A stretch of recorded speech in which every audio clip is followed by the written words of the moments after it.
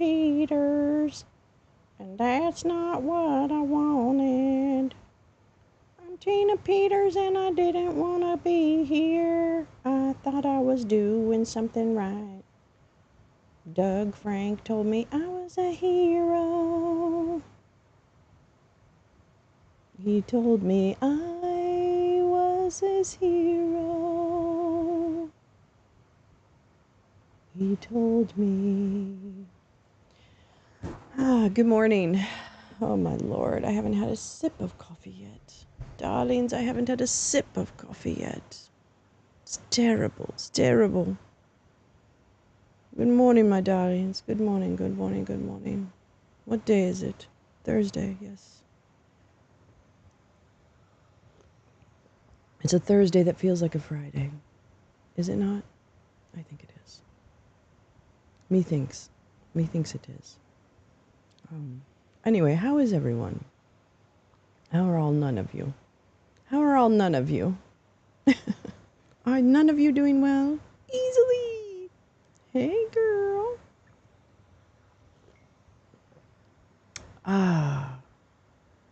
Cafe, coffee.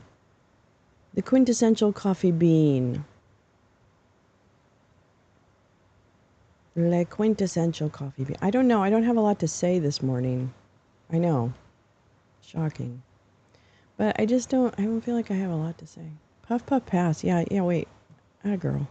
Wait. I got you. I'm catching up.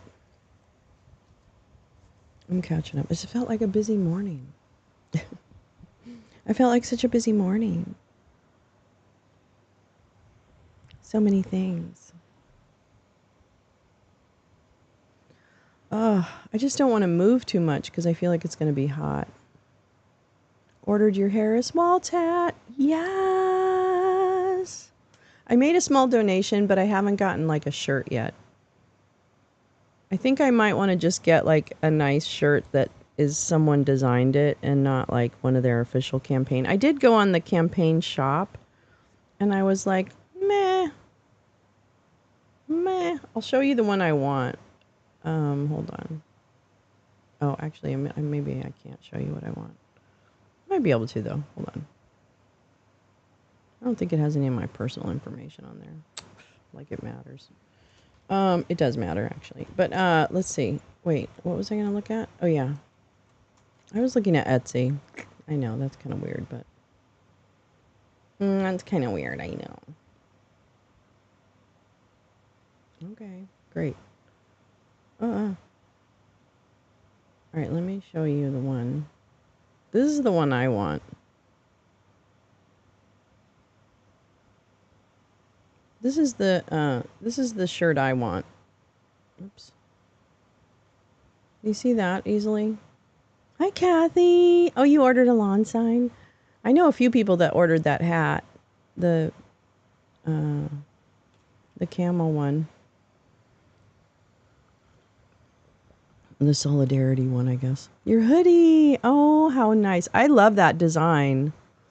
Is that the Wonder Woman design that you put in Discord? That's amazing. That is so amazing. I loved that. But I like this. I think this is cute. It's kind of me, right? Anyway, I was thinking of getting something like this. I don't think it would be a good idea either, Max. I think you're a little bit surrounded where you are. Good morning, Max. I think you're right. Yeah. But yeah, I like this one. And I figure it doesn't really help the campaign that much if I buy a shirt from them. So I might as well just give them straight up cash. And then if I need a shirt, I just get a shirt from Etsy. You know what I mean? Anyway, this is the one I was thinking of. I kind of like it. It's kind of groovy. It's groovy. My neighborhood voted 70% Trump. I just don't care anymore. You know, there's nothing wrong with that. Good morning, Oomph. There is nothing wrong with that. Anyway, that's what I was thinking. I was thinking of something like that. And I think you can get it for like $20 or something on a shirt, I guess. Anyway, good morning. Good morning. Good morning. Sounds great to stay up late. I did stay up a little late yesterday, but I'm really trying not to. I'm trying to go to bed at, like 10:30 or 11 at the absolute latest. It hasn't worked yet. I'm just saying that's what I was trying to do. I didn't say it worked. Let's see. Okay, so today's Tina Peters. Tina. I just want to thank everyone who has come by. I know you can't spend all 8 hours with me. I understand that. I would never expect that people would spend the whole 8 or 9 hours when we do a stream, but I feel like I see a lot of you here for different parts and many parts of the day, if not the whole day. And I just want to say I'm really grateful for that, because I know you have choices when it comes to your online entertainment. No, I'm just kidding. I know you can also open multiple tabs, so I'm not. I just want to be one of your tabs. Hi, Grace. So yeah, too occupied dealing with storm damage. Oh shit. Max, are you okay? That's right. Damn it. Are you all right? Is the house okay? God, I'm sorry about that. I should have asked first. I'm sorry about that. Man, that's bullshit. Hi, Badger. My neighbor behind me is MAGA, but we have an understanding, so we get along unless politics comes up. I never mention politics first, never needed to. But once I say what I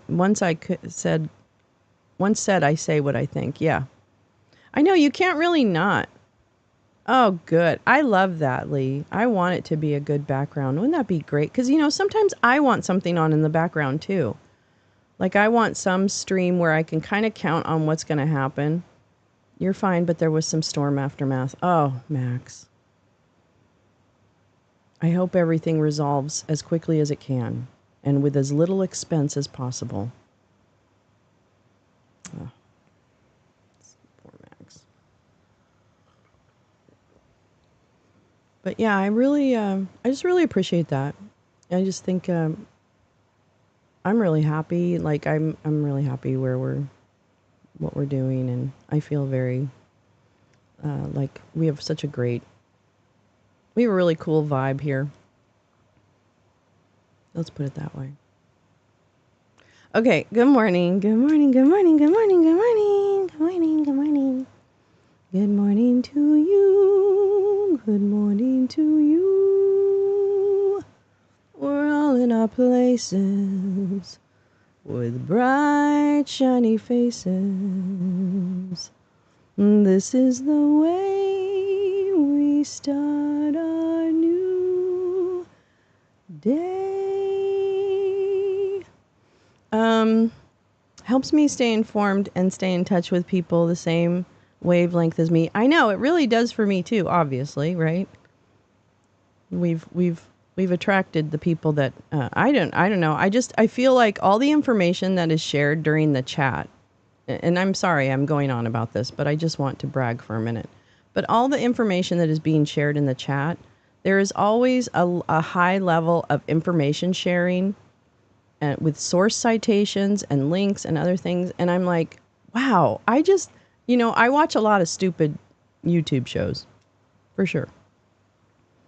But, and I know the chats are dumb. They're just like echo chambers, and they're like, grievance parties, and, how much can we dox or talk about other people? And I mean, literally the streams are built around conflict, grievance, and payback. I don't know. I can't even really get it. It's mid-70s still there easily. That's amazing. That's amazing. That's kind of, I know a little, not where you are, but I know what direction you are. And it's like, that's amazing.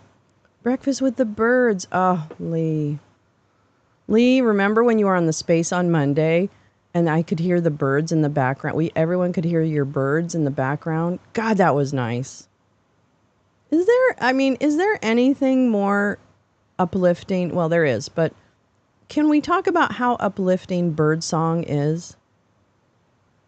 I am telling you right now, bird song. Do you remember during the pandemic? Okay, so during the pandemic when it started, Chicagoland has a beautiful week ahead. Nice. Do you know when we had the pandemic, I lived in Brooklyn in Bushwick, in the Bushwick neighborhood. And it's Brooklyn. I literally lived under the L kind of thing, right? Like the tracks are above my house kind of thing.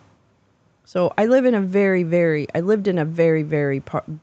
busy part of Bushwick with the M train going through it. Anyway, the point is, that's not the point. The point is, I remember during the pandemic and being home after a couple of weeks of not a lot of activity out externally was like the birds. All of a sudden you could hear birds in Brooklyn. And that was the loudest sound. It was so glorious. There was something so like nature overwhelming you. You know what I mean? The strength of nature is what it really struck me at the time. Is like that resilience and kind of like, I don't know. I probably wasn't. It probably just was, oh, you were listening to birds now instead of trains. You know? They probably were always like, we've always been here, stupid. Stupid bitch. Good morning, Muskie. How are you? Welcome. But that's so, what a gift. Birdsong is just really fucking transformational, I think. I don't know. I think it is. So good morning, everyone. So I know for a fact that they're going to start the trial this morning at 8:45 my time. Wait, is it? No, maybe 7. No. I think 8:45. Hi, butterflies. How are you, love? I think they're going to start at 8:45, which is an hour. What is it? I don't even know what time it is. 6:30? No, 6:45. 2 hours. Okay, so 2 hours. So we've got 2 hours, which is great. We've got stuff we can talk about. But I first wanted to play, if you would indulge me. I just found this as we were moving along. And it's about 20 minutes, and it's an interview from the local news station in Colorado with guess who? Jerry Wood, the real Jerry Wood. And I feel like since we know some of these characters, we should find out what Jerry Wood had to say off the stand. Let's see, when was this? This was 2 years ago. Okay, this is Jerry Wood from I love this, right? Do you not love this fucking stuff? Okay, just indulge me for a second. I love having paid attention to something that happened a couple of years ago, and you think, oh, I hope somebody does something about that. And then years later, you get to see some of the fruition, and then you know kind of some of the background. I don't know why I love that so much. I just love that whole concept. I love that whole concept. Like living in the country and going to a city. Yeah. Early morning global meeting today, so I'm ready to go. Second coffee. Girl, you're fucking killing it. You're fucking killing it. I remember living in LA and the Mockingbirds making their own. Mockingbirds making car alarm noises. I haven't heard that yet. Oh my God. That's hilarious. That's hilarious. God, I hate car alarms. You get her done. That's right, Lee. Get her done. Lee, get out there and get her. Get her. Get those globalists. I'm kidding. Lee knows I'm kidding. It is satisfying. I don't know. I feel like we have very little, passing pleasure. I love burbs more than people. Fuck yeah, Muskie. I like just about every animal more than people. Except for I don't know, snakes, I just don't feel like snakes have any kind of regard for you whatsoever. They pretty much just, well, they want to survive. So that, I can't begrudge them wanting to survive. Anyway. Okay, let's go to, yeah, that's right. Give it your effort, Lee. Lee, please. Represent the lounge to the globalists. Well, the lounge people say, I'd like to just weigh in on what my colleague was saying here by what the loungers were saying this morning. I'd just like to double click on what my colleague here was saying by invoking the lounge. All right. Anyway, so this is Gerald Wood from a local TV station. It's about 2 years ago now. So right when all the kerfuffle was starting. So let's see what Jerry Wood had to say for himself then. We'll see. Here we go. Whoops, maybe not. Why can't I see anything? Get out of my way. Get out of my way. Heckle and Jekyll were... Oh, what kind of birds? I thought Heckle and Jekyll were crows. Oh, magpies. Ended up solving... Oh, my God. Magpies. God, I haven't thought about that word in a long time. Muskie, I love birds, too. I feel like a lot of people that hang out with us love birds. Jen Griffin is the bird queen. The burb queen. Jen Griffin, if you don't follow her, which I'm sure all of you know her. Hello, Teresa, my love. If you don't follow Jen Griffin, she has the best bird cam. And so for me, she is queen of the birds. Queen of the birds. Yeah.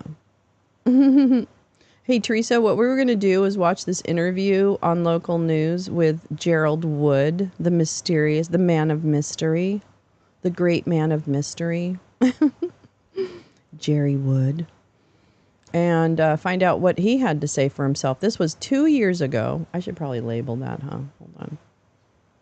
I should probably label that. Do-do tonight. Do-do-do.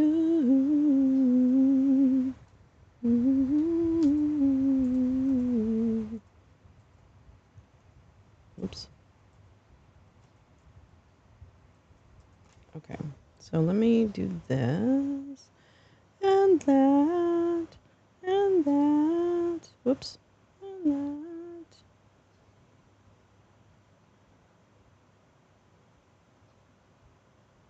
Okay, there we go. Now we've got some good labeling. There we go. I have a couple of bird baths and watching them bathe is, I mean, I would imagine, Grace. I was thinking I want to get one of those window bird feeders, you know, where you suction cup it to the window. I want to get one of those. I just feel like I don't know. I don't know if I feel like there's an obligation there and I'm not sure I'm ready for the obligation. So I'm kind of thinking it through. Bird bath for me. Everyone else has bird feeders. Bird bath is nice. I think the bird bath is a great idea. Hey, Neil. Bonjour. Bonjour. Bonjour, mes amis. Mes amis. Mes amis. Là, c'est le bon temps pour les. Je regrette, je n'ai pas foncé. That's my favorite line when I'm in France. Je regrette, je n'ai pas foncé. I'm sorry, I don't speak French. When it is so hot, I feel like a hero. I bet, Grace. And you are a hero. You are a hero. Oh, family of doves. Yes, butterflies. I miss living in the northern part of Wisconsin. I used to feed the birds by hand. Oh, my God. I live in the city now and hate it. Brother in common, too. I am thinking of moving out of the urban into a little more of a not urban. Turkeys. Yeah. Is that what turkeys make? The sound that... What sound do turkeys make? What sound does the turkey make?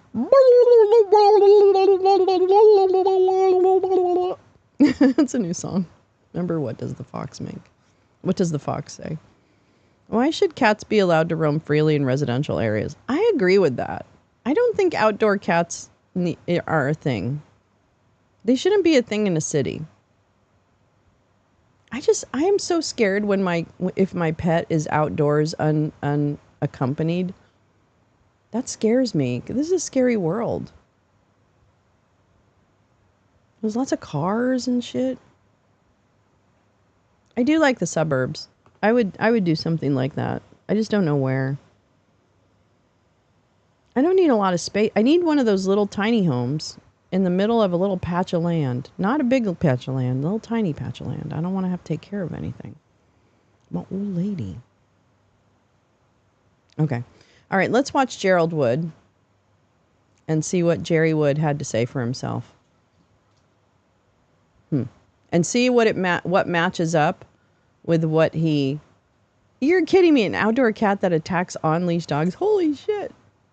Around here, a hawk will get a kitty sandwich. Oh, I imagine. See, that's the other thing that's scary, man. Birds of prey. Yeah, mine are indoors. Mine wouldn't survive. Are you kidding me? My cats would become Scooby snacks so fast. It wouldn't even be funny. Okay, all right. We're really going to watch Jerry Wood now. All right, I'm going to shut up and drink some coffee and smoke some weed and listen to this butthole talk about shit. Gerald and Wendy Wood, thank you guys so much for being here. Oh, and his today, wife. And interviewing with me a little bit just about your whole story, which is crazy. Yeah, well, thank you for having us here. Yeah, of course. So would you like to tell me kind of a little bit about your interaction with any of the Dominion equipment or anything like that?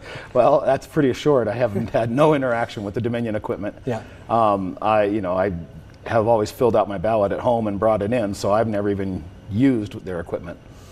So I don't know. Yeah. Okay. Well, so when this all happened, you were just hired for a routine IT job. You know, something that you've community probably done television 100 times. Right. And I would say I was never hired. I was vetted to be used as a consultant when needed. Okay.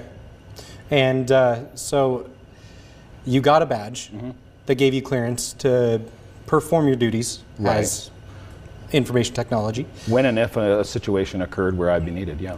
And somebody kept that badge. Yes. Who was that? Do you know? Well, Tina's office, technically I handed it in to her deputy clerk, Belinda. She's got a peacefully ending abortion I assumed shirt Belinda on. was doing that by Tina's direction. And so after I had spoken to them for a little bit, after going into the office, meeting with them and having been issued the badge, Tina said she had some other things to deal with, left the room, and that's when our discussion was essentially over, but Belinda asked for the badge back to hold it for me until I would need it. Interesting. Yeah, that's definitely kind of a strange situation to have happen. I've never had anybody take any badges of mine, so I can... I don't know what was going through your mind at that point.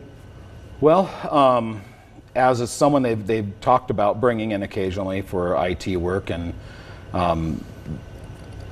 if they ever asked about security measures and things, because that's kind of my background, not software security, but I know a lot of different things in network security and things, and if they ever asked about that, I would certainly mention that sort of flaw in their policy. A badge can be deactivated and made useless.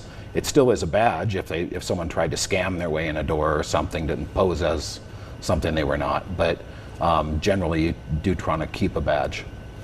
And so it's because of this badge that you're now at the center of this whole controversy. Apparently, yeah. That's what it seems like. How has this affected your guys' personal life? Well, I'll let Wendy talk to that more, because when this whole started, I was out of state, so I wasn't even in the town when our house was first raided. So you have more experience with that. Well, we had, from the time that he first met with Tina, that was in May of last year, and 3 months went by without a word from her until we had a knock at the door, 9 p.m. on a Wednesday night, August 11th, and the DA's office and the Sheriff's Department was there. And the kids and I were on the couch, jammies on, hanging out, and there were about a dozen officers that were swarming our house. And immediately came in, took our phones, had us sit on the couch, detained us for a couple of hours while they searched and seized our electronics. So it was pretty harrowing for a while. It was stressful. And then they came back in November. The FBI came. And they still, they took whatever electronics we had left. Jerry was home at that point and took his stuff. And we still don't have any of those things back, other than, yeah, we don't have those back. Yeah. Wendy and the kids got their phones back from the sheriff's department the next day. Right. I assume they downloaded whatever they needed. And we were told later they weren't supposed to take anything from the kids, but they still have some things. Nevertheless. Yeah, they still have. Well, things. I guess don't get involved with criminals. So we're still waiting to have that all resolved. We're told maybe in 3 to 5 years. We'll see. Wow. Yeah. Well, we've been involved in election integrity efforts here for a while, since right after the 2020 election, really. That you're probably aware of that for a raised while. some eyebrows as to various things that just didn't seem right. And so there was a small group Which forming ones? here in the I need area one of where these we were bitches to be concerned specific. and wanted to figure out what we could do and how we could get to the truth. And we had started initially organizing just to confirm the voter rolls. Knock on doors, validate that where it says a name and address match where someone actually lives. And through that, as we were organizing, Tina No, had that's come not and all they spoken to the did. group, and we had met just informally in different ways. And I don't know if she would even remember who I was, but we just in passing, meeting people. And then I had been asking, since my computer background as a software engineer, I had been asking around as we started doing that, and different people were involved in collecting the data and compiling it. I said, I can help with that kind of thing, and I can probably Okay, streamline great. What it. data? And wasn't getting anywhere with finding a Because there way is to no really data. get my foot in the door and help with that effort. And so I've been asking around. And then in April of 2021, Dr. Frank came to town. It was an event that we understand Sharona organized and invited him to come. If you've seen the Tina Peters ads, it says Sharona Bishop, registered agent. She was worked in political campaigns. I think was at one Lauren time Boebert. attached to the Lauren Boebert campaign, the original Lauren Boebert campaign. Dr. Frank, if you're not familiar with him, is kind of a nationally known new celebrity, I guess. He's Not to anybody a but you renowned guys. physicist, well known. He's not a who, renowned physicist. Doesn't really work That's in a physics lie. anymore. He has several patents on bowling equipment, bowling things in pro bowl shops, and that's where he makes his money now. But he initially started crunching data, trying to investigate the 2020 election, and has been traveling around the country presenting what he finds, and Which he and didn't just find things anything. that don't look quite right. No, that's not Tina what he had said presents. was You're lying. she needs help from time to time that either goes beyond the abilities or she said her local IT can't or won't do. And she had mentioned that she would like to back up the Dominion machines, and that she was legally required to preserve the data, that Secretary of State had told the clerks that they need to back it up, but had provided no instructions on how to do so. And at that time, I told her I don't know much about the machines other than they are voting machines. So I said if I could spend some time learning about them, give me some notice, I can figure out what sort of backup could be done. But I found out later that they were just Windows computers, which have a number of options for backing up. But yeah. It came to our attention 2 weeks ago, about a Ooh, week a and a half bowling ago, impresario. that Tina was I on air see. on Jimmy Singenberger's radio show, saying that Jerry had perjured himself to the grand jury. That really was probably the final catalyst to us speaking out, just for the truth to get out there. His name was blasted out there on the Daily Sentinel, and the article. Oh, I didn't picked it see up, that, and butterflies. So that was part of the reason we wanted to speak the truth and get it out there, was that that's a blatant lie.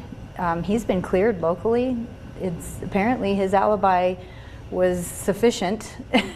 Significant. Significant and sufficient. Yeah. Right. Yeah, I mean, I can't even imagine going through what you guys have gone through.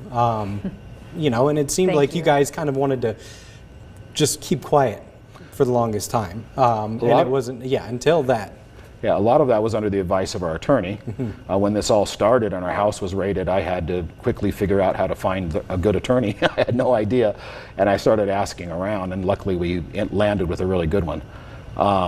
But he has told us to stay quiet, and he's still not happy that we've come out to talk about this, but we're just talking on a very limited basis about these slander charges, and you know, that I did not perjure myself.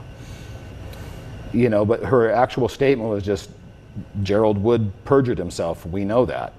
And, well, the questions I was asked when I was called in front of the grand jury, I was still a target of investigation. So we were around lots of people all day long. And it was very easy to show that.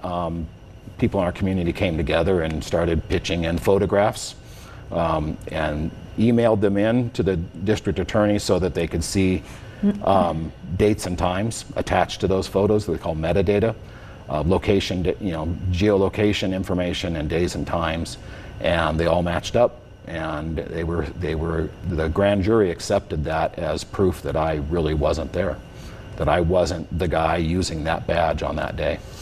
Do you have any idea who it was that did use your badge? I have read articles. I have read the names that are thrown around. Apart from that, I don't know. Well, I would reference the New York Times article. The New York Times article, right when we started coming out to answer these slander charges, the New York Times published an article naming the guy, that he's running around bragging about it.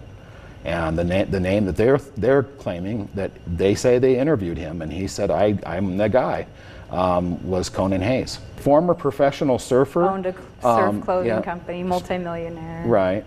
And then sold that company and made a bunch of money, and now he's turned into I don't know, some cyber investigator of some sort. He's a moron. So do you feel your identity was stolen? I mean, if they made a badge for you, somebody used it and it wasn't you.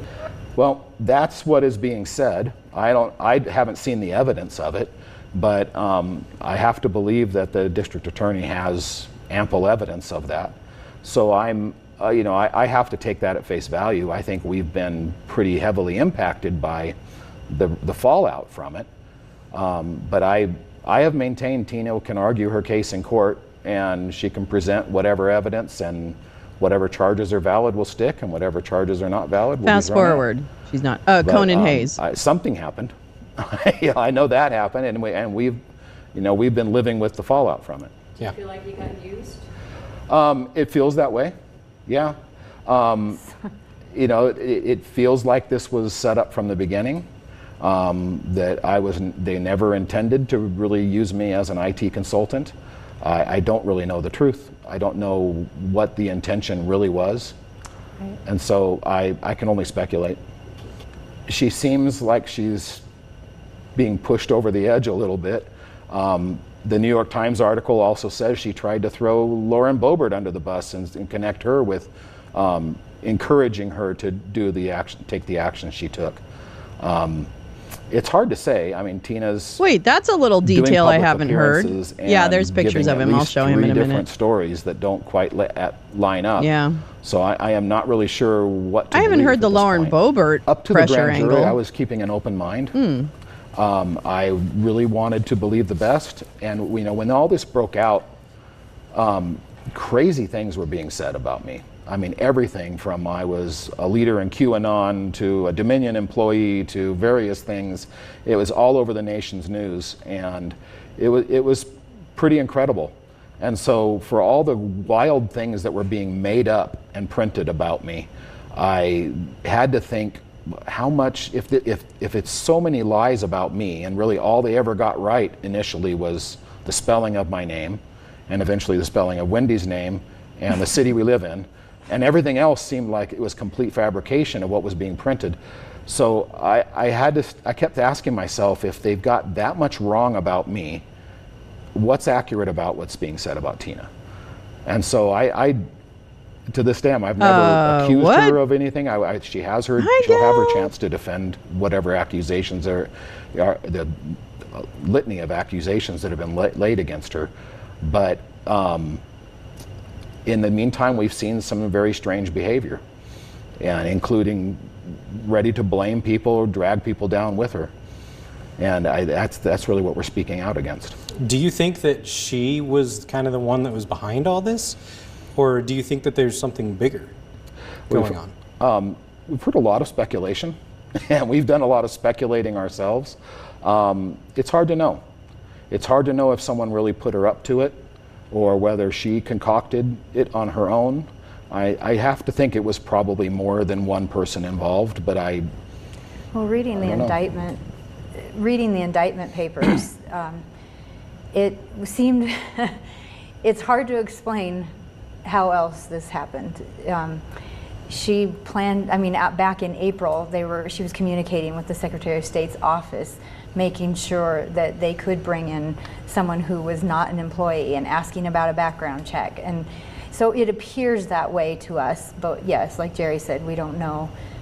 Sure. Yeah, and having a muzzle on us too all this time has been extremely difficult, because we've watched Tina stand up and have a platform and speak so many mistruths that it's been really hard to swallow. It's been extremely difficult on our kids to see that. They're so justice oriented. And kids are. They want to see the truth in things, and it's hard for them to see her up there slandering their stepdad, or me, or whatever. And you said in the article that there were people attacking you. Obviously, Tina Peters is attacking you. Is there anybody else that is, like any other groups in town that are attacking you? We've within some of our social circles that are very loyal to Tina.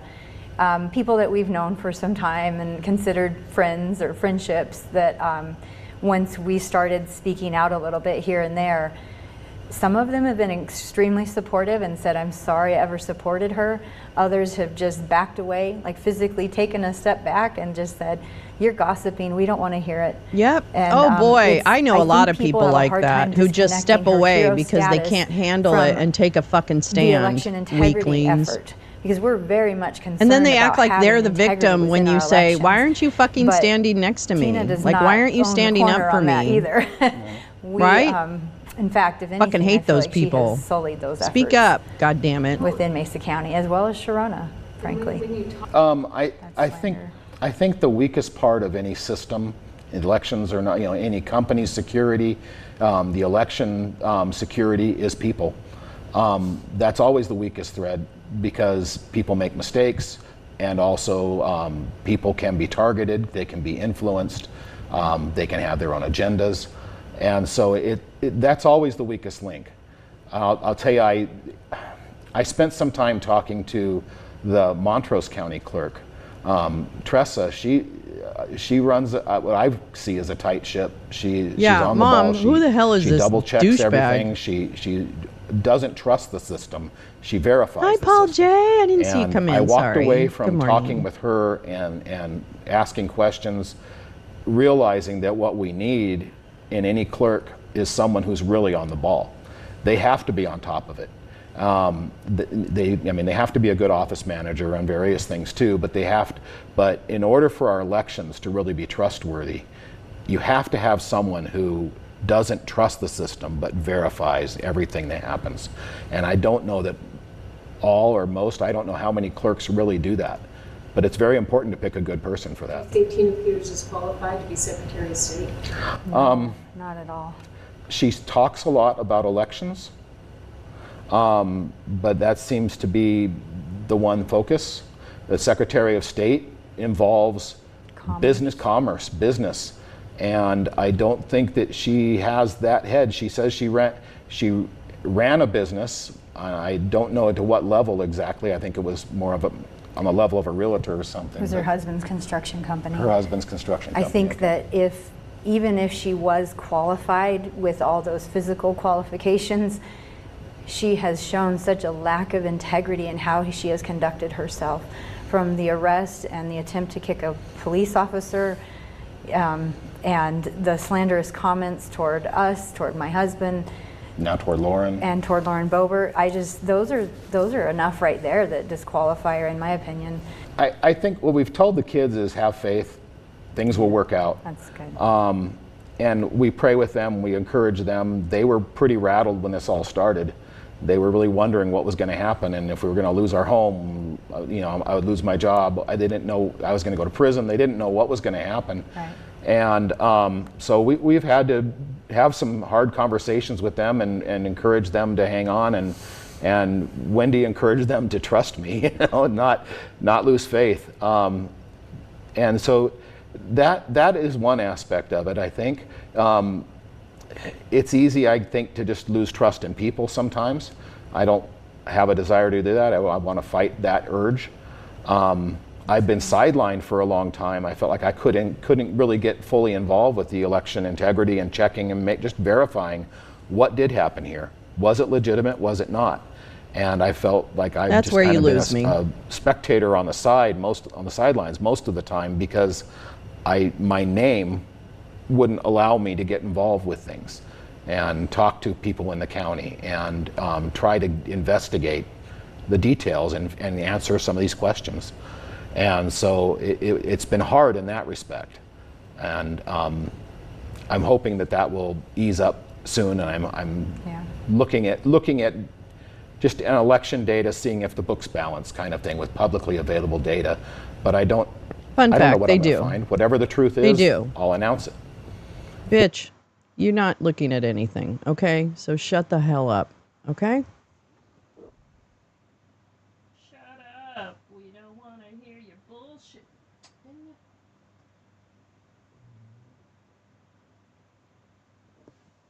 All right, hold on. Let me show you what I have. I have a couple of articles. All right, so this is from Surfer Magazine in 2023. This is Conan Hayes. Oops. Can't really see him. Oh my God, I really hate websites. Let me make it. There, now you can probably. Okay, well there's probably a better article. I'm sorry. Forgive me. But Conan Hayes looks like, oh shit. Where is it? Oh, there it is. There it is. Here we go. He's the founder of RVCA, which is a huge surf clothing company too. Or, like extreme sports clothing company. I don't think it's just surfing. I think it's all like whatever, skateboarding and shit like that. Snowboarding and all that shit. Anyway, this is Conan. There he is. That's Conan Hayes. Doesn't look like the guy we just saw, does he? The lawyer told him to shut up, but he does interviews. I think, they just decided they wanted to do that. That was Gerald Wood, whose identity, Tina Peters used his identity to get an access badge to the ballot room for this guy, Conan Hayes, who is a idiotic bro with too much money and time on his hands, who now works, I believe, with Mike Flynn. I believe Conan is directly tied to Mike Flynn, who Mike Flynn has had his hands, and I think when the stories come out about Arizona and what Mike Flynn actually did in Arizona in relation to election fuckery, I think it's going to be surprising to people. I think they're going to be surprised at what Mike Flynn has been involved with when it comes to intimidating election workers in all of this. All of it. So anyway, that's who Conan is. This is a Daily Beast article. Yeah. Former pro surfer and RVCA founder Conan Hayes is at the heart of the Stop the Steal mania. This was a 2021. This is August 2021 article from Daily Beast. Let's just read a little bit about this. I have another, timing. Oh, the Arizona trials? No, I don't know what the timing is for that. That's a good question. It's a good question. On November 27th, 2020, as then President Donald Trump promoted election fraud hoaxes, one Twitter user appeared to share exclusive pictures from inside the right-wing Stop the Steal operation. Let's see. I think I can make that. Okay. Oh, that's okay. Oh, sorry. Well, there you go. Oops. Sorry, let me get my little words off of here, please. Hold on just a minute.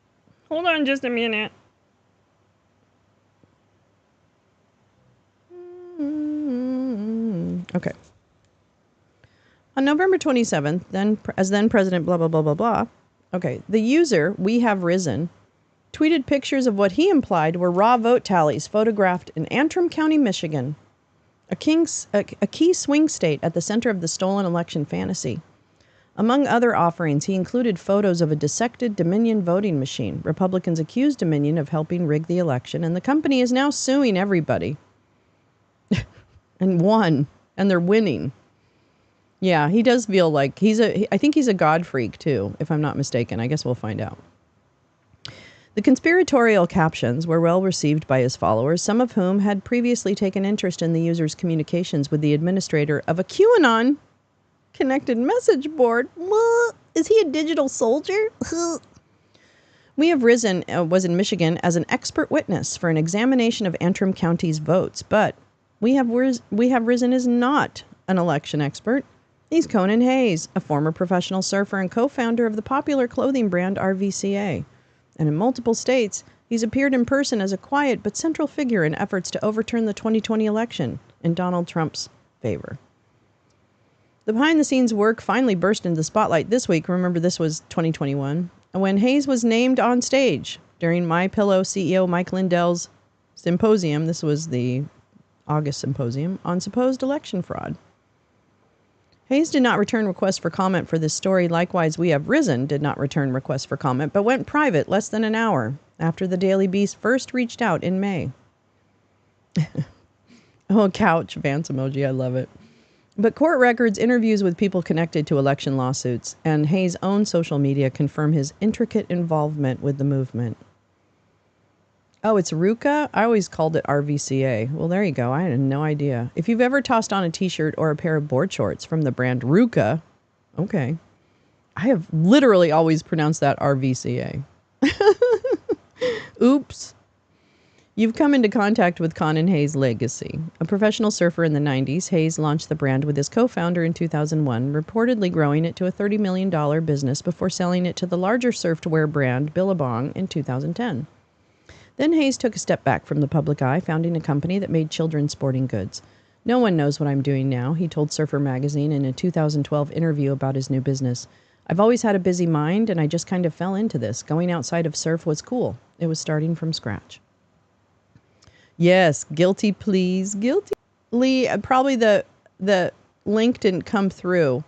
Put the part after the www, and then it'll come through. I'm so sorry. Since 2017, Hayes acquired a very different following. Under We Have Risen, a Twitter account that promoted the QAnon conspiracy theory during the movement's still young days in 2018. That year, the account even reached out to the Daily Beast, tweeting a QAnon graphic at a reporter who noted that QAnon fans were trying to attract journalists' attention. The QAnon conspiracy theory falsely accuses Trump's opponents of a variety of crimes, sometimes including drinking children's blood. We Have Risen's account is sparse with identifying details. Last May, however, the user tweeted a picture of a certificate listing their name as CJ. The user attempted to blur out his last name on the certificate, but as Twitter user Get Innocuous noted, failed to fully redact it. When Get Innocuous, who first identified Hayes on Twitter and tipped the Daily Beast to We Have Risen's likely name, raised the contrast on the certificate, it revealed the last name to be Hayes. The Daily Beast ran the same experiment with the same results. Oops.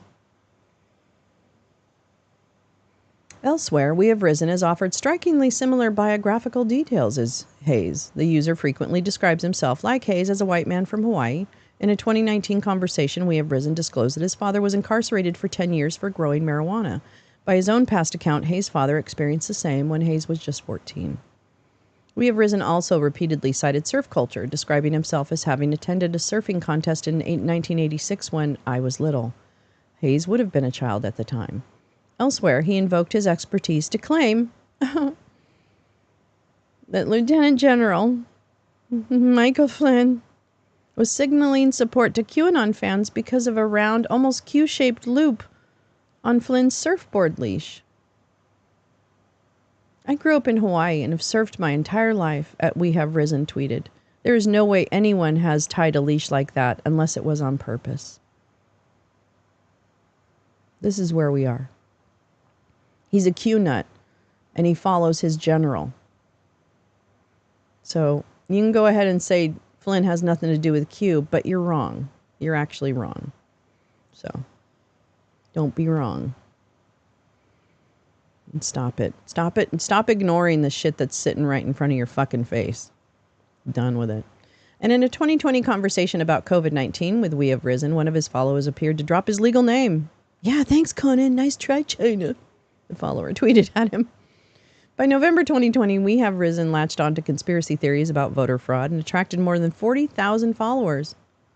On 8chan, the forum that hosted the QAnon theory, that would be Fred Brennan. And, oh, man. Oh, it's a small world after all. It's a small world after all. It's a small world after all.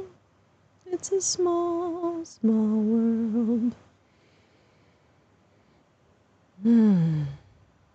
Users frequently shared We Have Risen's post, especially when he interacted with 8chan administrator Ron Watkins.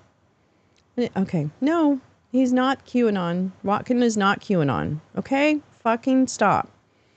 On November, that is something that idiots who like to stalk people want you to believe. Okay? So stop listening to the stalkers. I mean it. On November 11th, after Trump's defeat was official, Watkins tweeted his interest in reviewing the source code for Dominion brand voting machines. The devices became a focal point for voter fraud conspiracy theories after Biden's victory, feeding a right-wing media echo chamber that resulted in a series of massive lawsuits. I will definitely pull that up.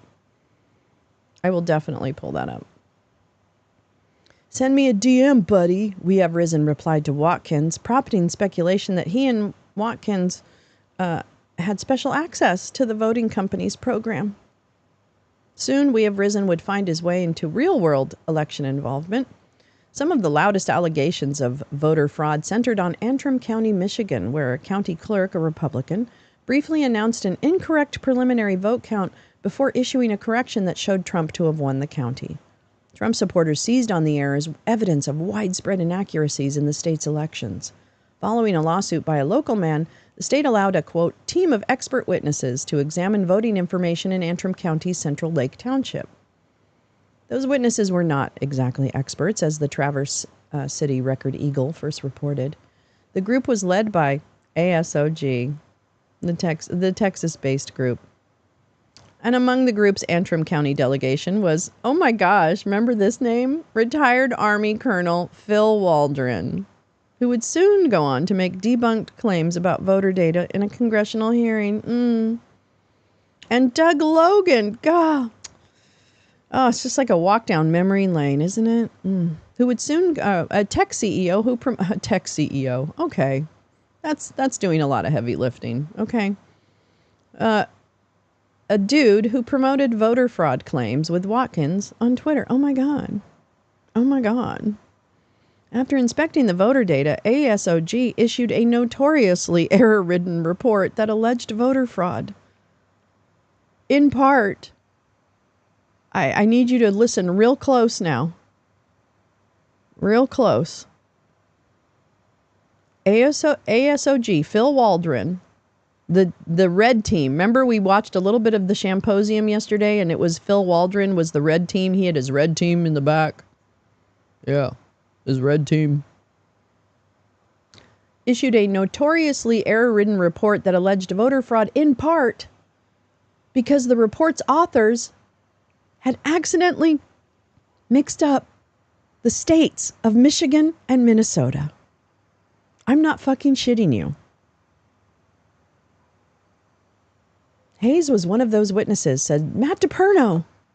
The attorney arguing the Antrim case. Well, Matt DiPerno is a fucking insurrectionist bitch. And we know all about Matt DiPerno. I knew him from when he came to Antrim County and helped with the collection of forensic information and the analysis of the info we put into the ASOG report on December 14th, DiPerno told the Daily Beast in May. That's his involvement in our case. Days after that conversation, a judge dismissed the case. DiPerno, who is appealing the decision, did not respond to new requests for comment this week. Clowns. Absolute clowns. I'm not kidding. No, it's not just like a news person mixing them up. It is the whole fucking team issuing a written report based on that error. Okay. Yeah, I don't even want them walking my dog. Okay, much less running anything. Hayes or attorneys appear to have obscured his name in an early list of expert witnesses, where he was listed as C. James Hayes, his first initial and middle name. An updated witness list filed in April when the plaintiffs asked to re-examine voting machines named him as Conan Hayes. DiPerno confirmed that Conan Hayes and C. James Hayes are the same person. I thought his name was C. James Hayes. DiPerno told the Daily Beast, we amended it. I'm not sure it makes a difference.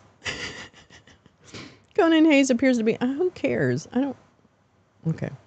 Really? Conan Hayes appears to be the only person of his first and last, not to mention middle name, living in the U.S.? Really? That's crazy. I'd go right out and name a child Conan if I had the last name Hayes. Just to be number 2. Hayes' work as an expert in Antrim late last year raised concerns about the plaintiff's professionalism, as he appeared to share pictures of his work alongside conspiratorial captions on Twitter. On November 27th, when the group was conducting its forensic analysis in Central Lake Township, the We Have Risen account tweeted pictures of what appeared to be unfurled rolls of voter data, part of a Dominion voting machine, and at least 2 other documents, a barcode and a spreadsheet. The rolls of voter data were spread out on a carpet with gray stripes that ran in alternating directions. A report by ASOG appeared to show the same 2 rolls from a different angle on the same gray carpet, also photographed on November 27th. We Have Risen also included his own analysis alongside the images. Who showed up for Trump? Big time, he wrote above the picture of the rolls. What I picked up on was a pattern of 1122334455, and repeat from the 1s and 2s, then 4s, then back to 1s after a big adjustment. On December 6th, the ASOG led team returned to Antrim County for another analysis. Once again, We Have Risen suggested he was in attendance tweeting pictures from a local airport. I hope We Have Risen is in Michigan today, one of his fans tweeted. Thank you, my friend. We Have Risen replied, you called it. Experts on elections told the Daily Beast that tweeting from inside an investigation was at the very least unprofessional. Quote, if this is a person who is part of a team of experts who, because of their expertise, have been appointed by the court to conduct some kind of review of voting practices, then regardless of whether it's illegal, it's certainly a violation of the professional code of ethics that applies to expert witnesses doing forensic analysis. University of Buffalo law professor James Gardner told the Daily Beast, there are professional obligations of impartiality, of professionalism, and somebody who is sharing stuff on social media would seem to have kind of a conflict of interest that would preclude them from serving as a neutral expert. Do you think? Can we just start calling shit a little more seriously like it is? Hayes might also have been involved. This is where I think part of our problem is that we do so much corporate speak, then everything is watered down. Hayes might have also been involved in an ongoing vote, quote, audit in Arizona led by Doug Logan and the Cyber Ninjas, who also served as an Antrim County witness. In May, political analyst Garrett Archer of Arizona's ABC 15 tweeted that Hayes had been at the audit site where he was described as a subcontractor. A spokesperson for the Arizona audit did not return requests for comment. But Arizona and Antrim were not the end of Hayes' alleged involvement in voter fraud conspiracy theories. On Wednesday night, his name was invoked in a symposium on voter fraud by one of his former allies. The symposium, hosted by Mike Lindell, was a disaster writ large, with one of Lindell's own cyber experts admitting to the Washington Times that Lindell's claims of voter fraud could not be proven. That's Josh Merrick. That's Josh. He gave a story to the Washington Times about the fact that they found that there was no evidence of election fraud. So, in a standout moment of confusion, Ron Watkins, who was teleconferencing into the event, interrupted himself while discussing a voting machine breach in Mesa County, Colorado. Oh my God. My lawyer just called me, Watkins said. He did this on, I have a clip of this somewhere. He said I should put out this statement. I just learned that Conan James Hayes may have taken this is his bestie, without authorization, the actual hard drives from the Mesa County or the Mesa, Colorado County clerk, and he needs to produce those hard drives immediately and return them to the clerk, and we should stop this data review until he produces the hard drives. We Have Risen, which had gone public again in June after going private when the Daily Beast reached out in May, went dark again after Watkins' announcement. If Hayes had taken hard drives without permission, it would be cause for concern at the symposium. Mesa County, Colorado is the latest focal point for election truthers after a pro-Trump county clerk, that'd be our little Tina, allegedly leaked her county's voting machine passwords to a conspiracy site. Well, I mean, it's Conan's, or Ron Watkins, rather, before heading to Lindell Symposium. Colorado's Secretary of State accuses Clerk Tina Peters of turning off video surveillance systems and allowing an unauthorized person, Conan, to access voting machines in May. Peters did not return a request for comment. Investigators say the unauthorized person used the name Gerald Wood, although they are uncertain whether the name was a pseudonym. Metadata from the leaked voting machine information shows that it was accessed by a person who signed in with the username CJH.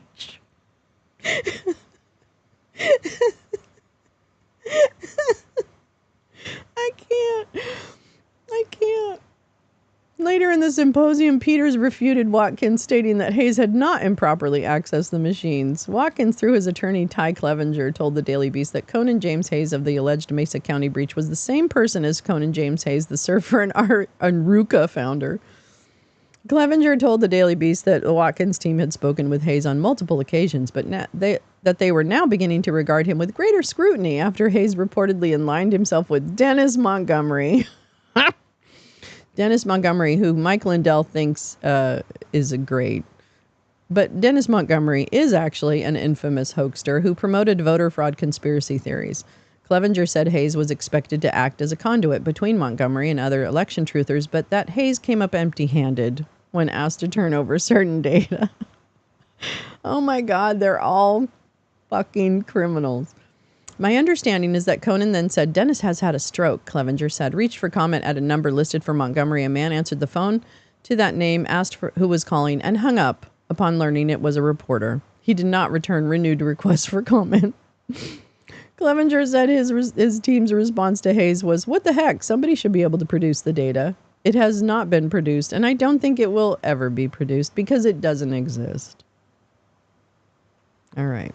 Okay, that's that one. Now I want to go to what Gal shared with us. It's really unbelievable. Can we just say it's unfucking believable? Ooh, it's a government document. It's a transcript. Yeah, babes. I just can't. I can't with these people. Wow, this is taking a minute. What is this, the Magna Carta?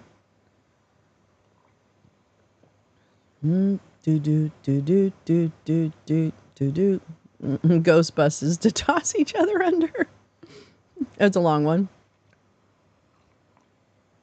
J6 trans. Oh. What is this? Select committee. Oh, this is. Oh, Patrick Byrne. I fucking love this. I fucking love this. Search Conan. Okay. Hold on. Bump, bump. Where's my search function?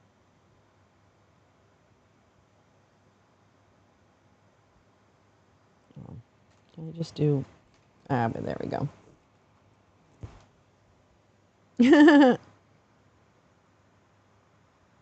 Here we go.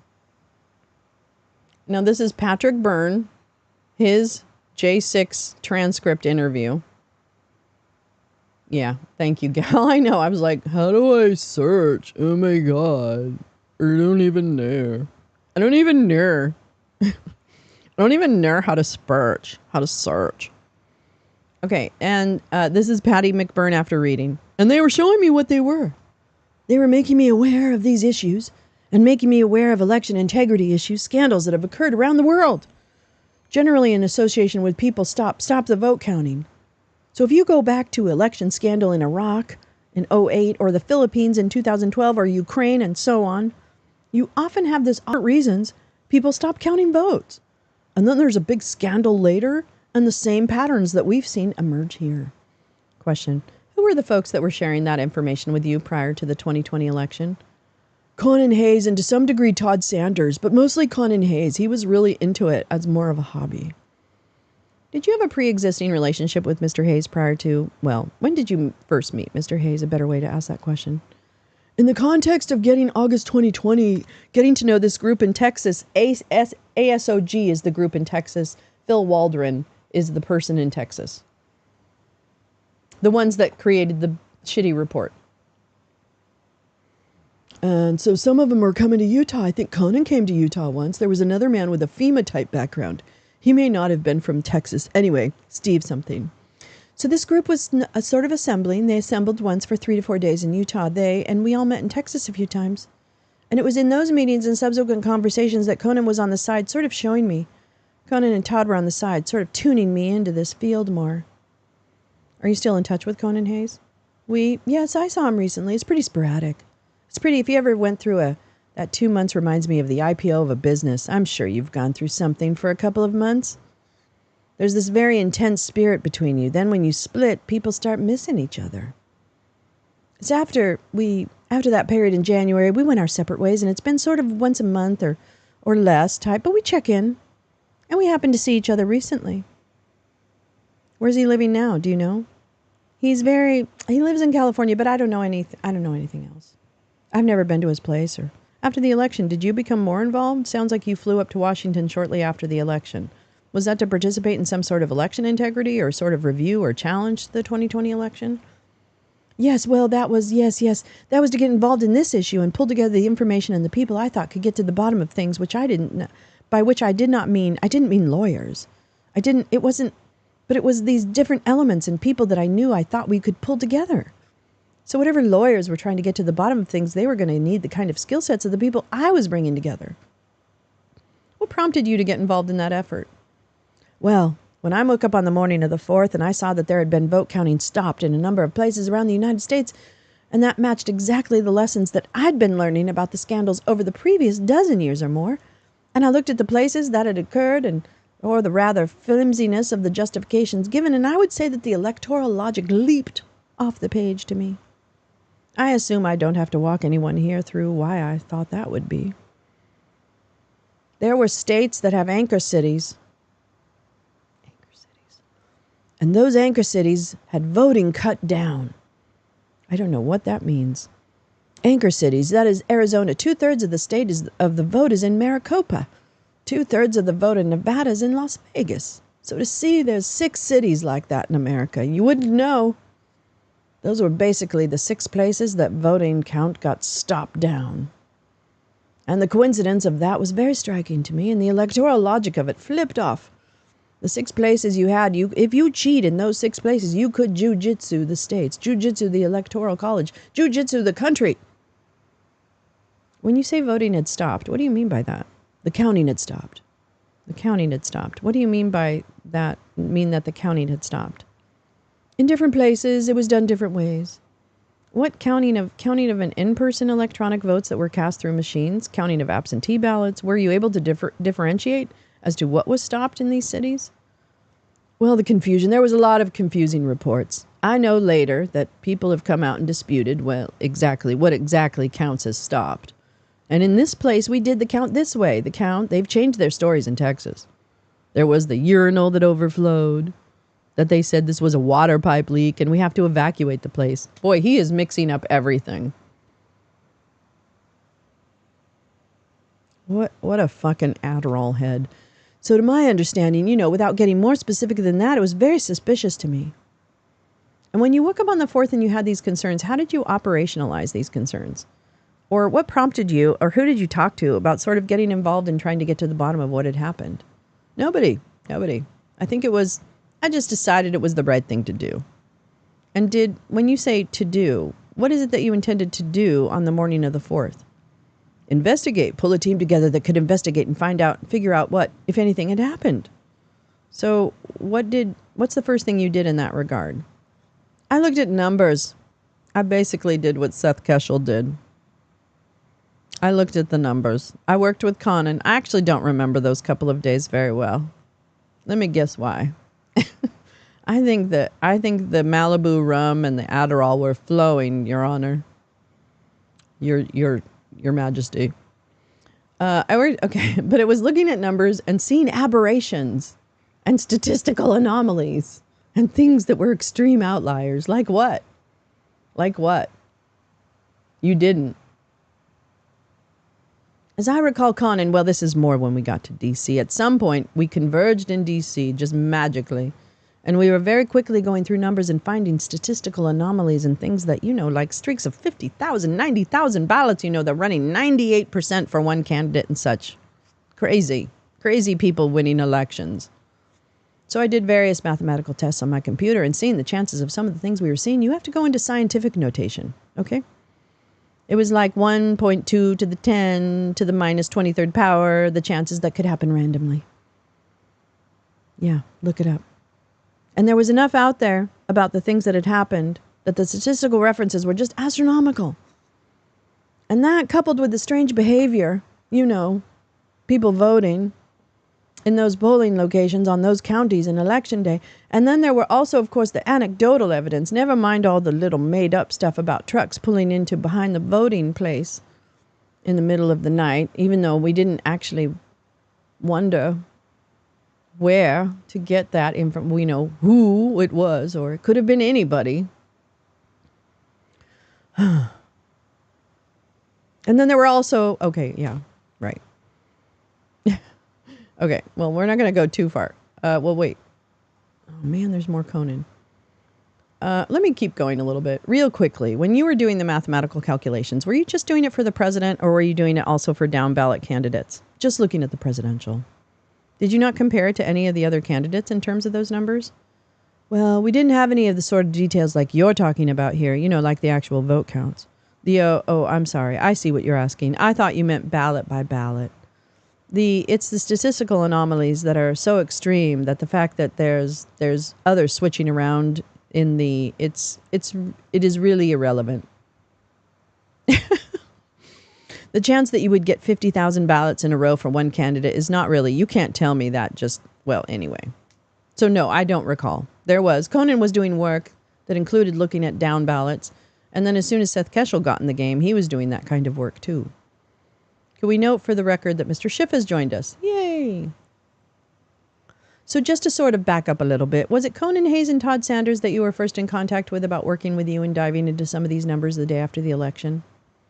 Well, I had been in contact with them related to this anti-cartel activity that I'd been asked to get involved in. And I had known them since August, September, October. But they were the ones that you reached out to the day after the election to start this sort of working on some of these issues. Am I getting that right? I think so. I think I'm a little vague. I may have gone to Texas and spent a day or two there. I don't remember. I just know that within a few days I don't remember my day movements, but within a few days I was in D.C. with Russ Ramsland. See, these are the names, like Russ Ramsland and some of these less well-known names. That's the part that I don't have as big a command of, but the Gal Squad absolutely have command over who Russ is and all these other people. So I encourage you to search threads related to some of these names, because you will find Gal Suburban and 5GW and Clayburg and Tina and Jay Rance have a lot on these guys. So you had this connection to Hayes and Sanders and Phil and Waldron and maybe Ramsland as well. A few days or a little bit before the election, sounds like. Right. I didn't understand him to have anything to do with elections until I was on the plane with him to D.C. and we got to talking. And I discovered he's not just a guy who knows Sidney Powell and can get me an introduction. He's a guy who actually knew this field, and that's why he was interested. I think I maybe could be off by a few days. No, I think that's how I remember it. That is on the plane. But I went from thinking he could introduce me to, oh, he knows something about this. He had other materials to discuss, and he knew something about it. Well, so Ramsden, Waldron, Hayes, and Sanders, you guys, did you all come to Washington in the days after the election? Well, there was a guy named Robert Carone who was kind of floating around the outside of this. Do you know the name? Well, he was a guy. He was kind of floating on the outside of this. I wouldn't include him in that group or with me or anything, but he was floating around. There's others. There's a guy named Steve, a big FEMA guy. That's right, the big FEMA fellow. I don't remember his last name. No one else top of mind. Okay, and when was that the group came to Washington? Where'd you go? Went to the Trump Hotel. Had you been in contact with anyone related to the Trump campaign prior to going to the Trump Hotel? Zero. It was entirely based on security. What do you mean by that? That I figured it would be kind of a tenseful period and I had to worry about physical security. And my top physical security would be the place where was, the biggest threat against, and that clearly people at that time, Trump Hotel, had thought through what they were going to, had thought through the security. So that would be a very safe place for me. I didn't get any discount. I paid full rack rate and everything. Oh, so you were ripped off by your friend? Okay. So I see. Maybe a better question, why did you all come to Washington? Wanted to put our heads together and work together to get to the bottom of what happened. We still don't know what happened. I got a chunk of rooms. We set up one room while some of the cyber guys, I just wanted to deal with the cyber guys. I didn't want to deal with, I knew that whatever evolved, I thought of it this way.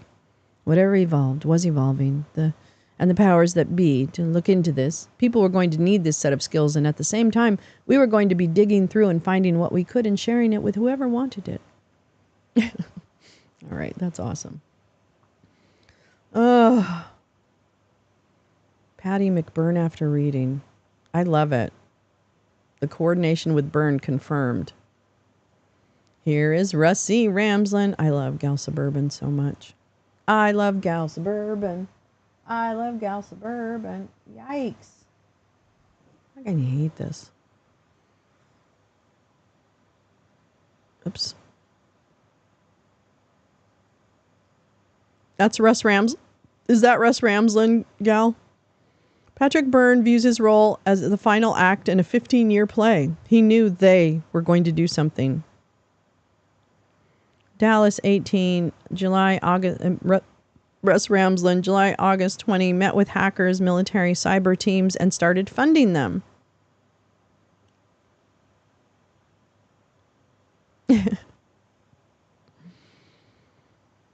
There's so many names. I'm telling you, it's going to be harder to keep track of. That. But what about all of this intrigued you to get involved in election fraud as an issue? Patty McBurn. I view this as the completion and the final act of a chapter that started 15 years ago, frankly. And you know that I jumped from Overstock.com a year ago and came forward about my involvement in certain matters. To me, this is the last act. Screwing of that play. I knew that they were going to do something. A Russian spy. It's too much of a backstory to know why, but I knew that they were going to do something. Around July, August, I fell in with a team of cyber professionals. And let me tell that side of the story, too, which will get to your bigger question, which is in Dallas, 2018, there was an election that was compromised. There were so many irregularities in it. The government of Texas had a governor's blue ribbon panel, and they hired this cyber team to study what was so strange about why all these irregularities in the Dallas 2018 Phil Waldron. election. So that team had 2 years to put together what the rest of America has had about 20 days to understand. And that is that there's about a dozen ways you can hack these systems. They're quite porous. So I got mixed up with them and a related cyber group in August and started funding things. And then it kind of turned into, let's say, a bad news bears, we like to call it, where it's various cyber sleuths and hackers and military intelligence personnel and investigators and just honest, concerned citizens. And it turned into this bad news bear. So we had a lot reverse engineered before the election even went down. He loves this. In fact, the sideline is a footnote. Oh, that's Kevin Freeman. I'm so sorry. Forgive me. Host of Economic War Room. That's right. Council on National Policy. The cyber infrastructure group sorry. Thank you. To attend the meetings. The group that is in charge of signing off on this stuff refused to attend the meetings within the DHS. That's shocking. The same group that said this is the most secure election in history refused to look at it. You know, we actually had refused to look at it. On no, Economic they War did. 2 years ago, codenamed Jekyll, and he walked through all of this stuff on our show 2 years ago, and we tried to send it to people to take a look at. It was all documented, and they didn't even pay any attention. It's very sad. Well, it's sad, or it's coincidences this big, maybe aren't coincidences. All right. Russ Ramsland attempted to persuade failed Republican. This is the 2018. In a hangar outside Dallas in 2018, Russ Ramsland attempted to persuade failed Republican candidates to challenge their election results. This is Allied Security Operations Group. That's Phil Waldron. See, do you see there? It's not that anyone claims that they're connected. They fucking are connected. And not only connected like they have brunch on Sundays, they plan projects together. They do their own investigations together. So, let's see. Oh, wait, is this? Did I get that first one?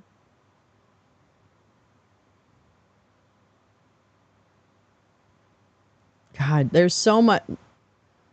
This is why I love Gal Suburban so much. Group. We specialize in cyber operations, but we also do physical security. And we became very concerned. A lot of our guys are pretty accomplished people. A lot of them came out of three-letter agencies. Some of them were very disenchanted with what they saw happening in those agencies under the previous administration.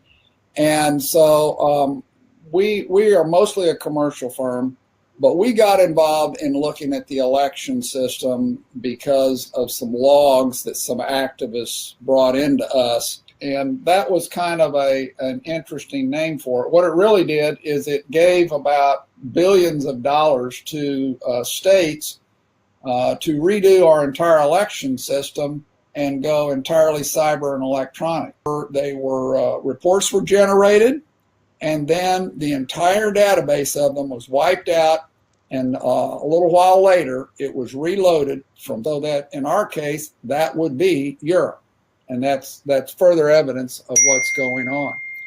Now, it's also important that you understand that this unofficial database is connected intimately with all of these. They update this a second after they get the update from Clarity up here. So let's just look. Right now, Andy Beshear, who is the guy that upset Matt Bevin, the governor at the time, Andy Beshear has 673,948 votes. That ties to what the ribbon from CNN says.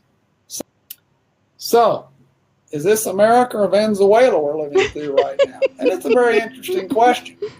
Essentially, 5 key battleground states with Democrat governors all suddenly quit counting at the same time in the dead of night, and then they suddenly resumed 3 hours later. Trump was comfortably ahead in all 5 of them when they stopped. When counting resumed 3 hours later. This is what their evidence of fraud is. This is their evidence of fraud. 5 out of 5. That suddenly Biden is caught up. Okay, that is their evidence. Their guy lost, so that is their evidence. I am not kidding.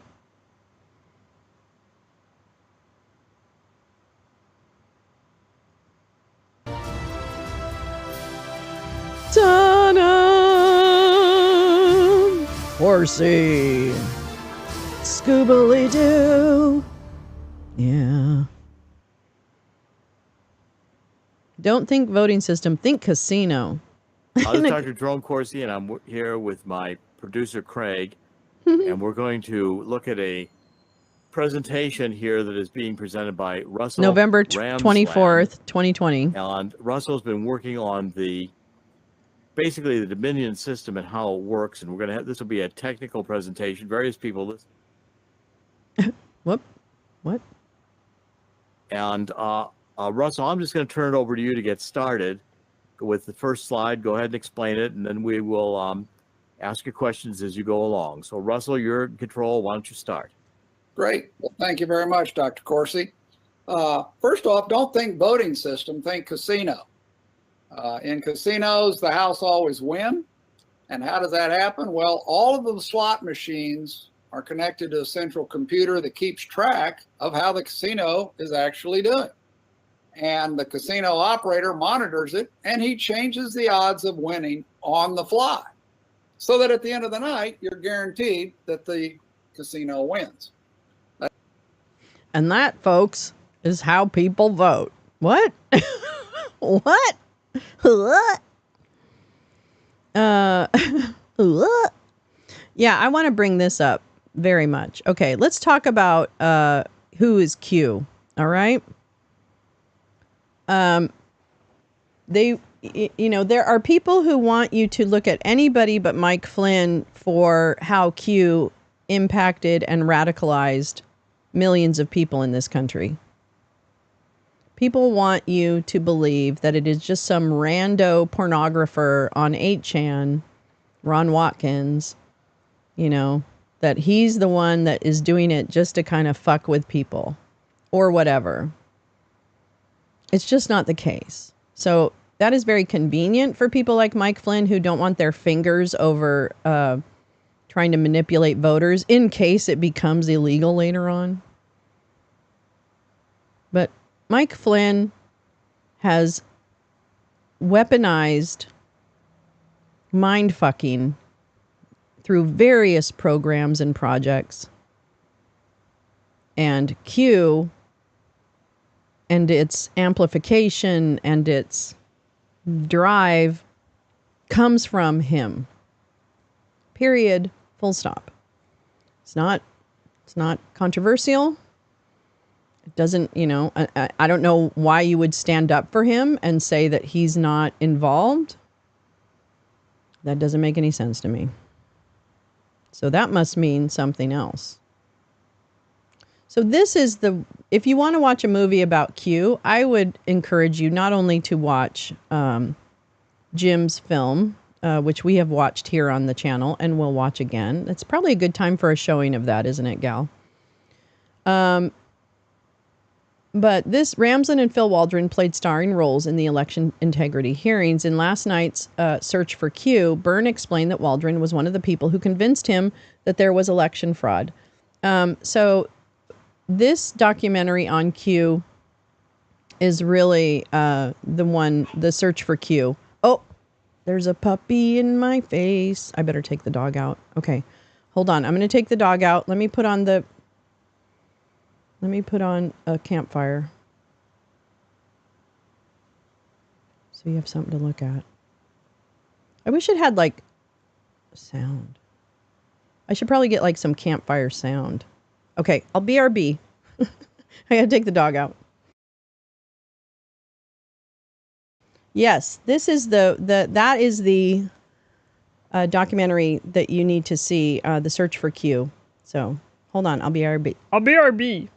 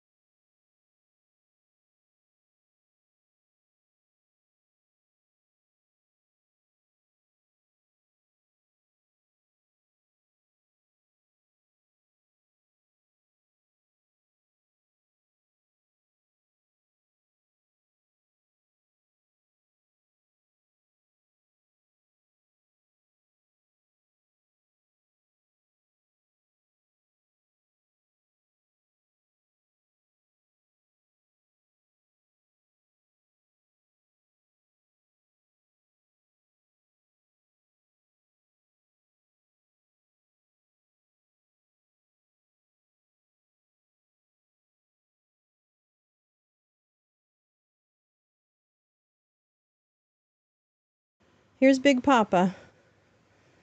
This is Papa. There's my little old man. There's Papa. There's Papa. I say hi, Papa. Say hi, Papa. There's my Papa. There's Papa. There's Papa. There's Papa.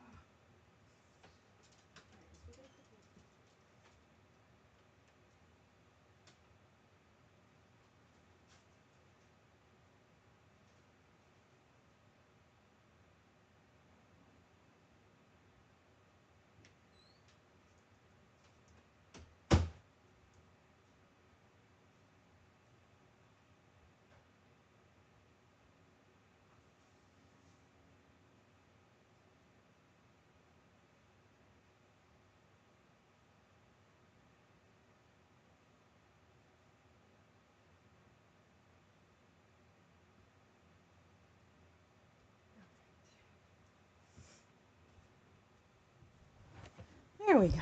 All right. That's Papa. Let me be the Papa.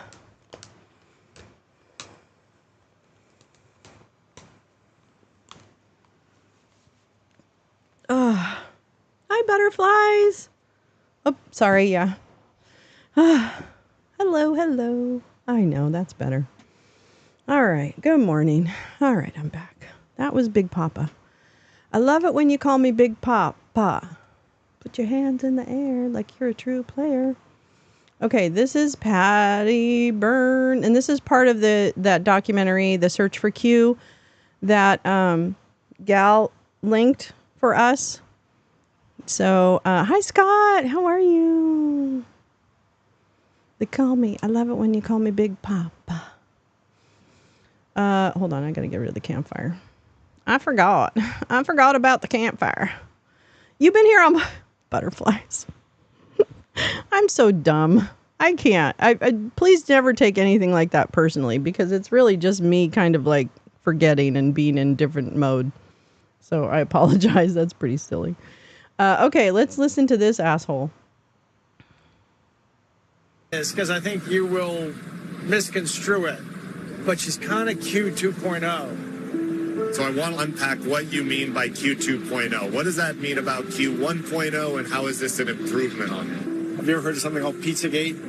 I have, yeah. So I can tell you in the last 2 years, my eyes have been open to the significance of human trafficking. I was asked to go down and help some people in Texas who were working for law enforcement. It's very serious, very sober fellow about my age, and he tuned me into so many things about COVID were wrong, and the response to COVID were not based on science, and he turned me into that. One was Phil Waldron. Former Army Colonel Phil Waldron is a top expert in psychological warfare and served with Flint for many years in Afghanistan. We gotta watch this.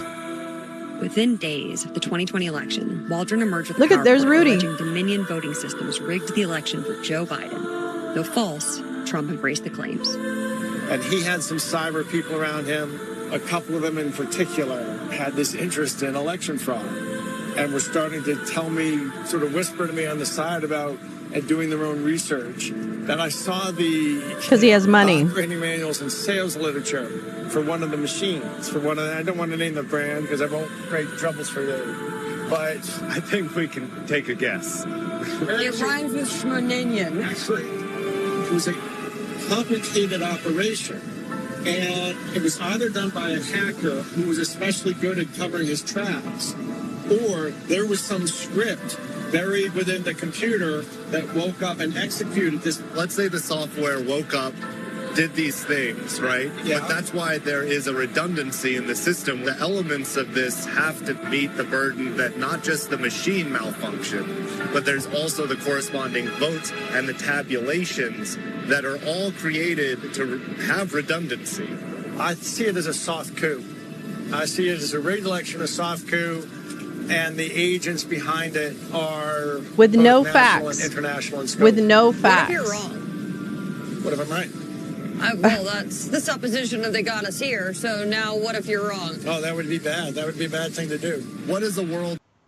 Yeah, it would be a bad thing to do, wouldn't it? We should really watch that. That would be great.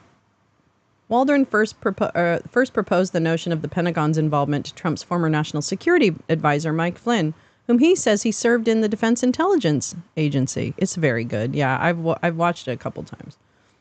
The accounts about the voting machines emerged after a weekend when Mr. Trump declared at a rally in Texas that he might pardon people charged in connection with storming the Capitol last January 6 if he were reelected.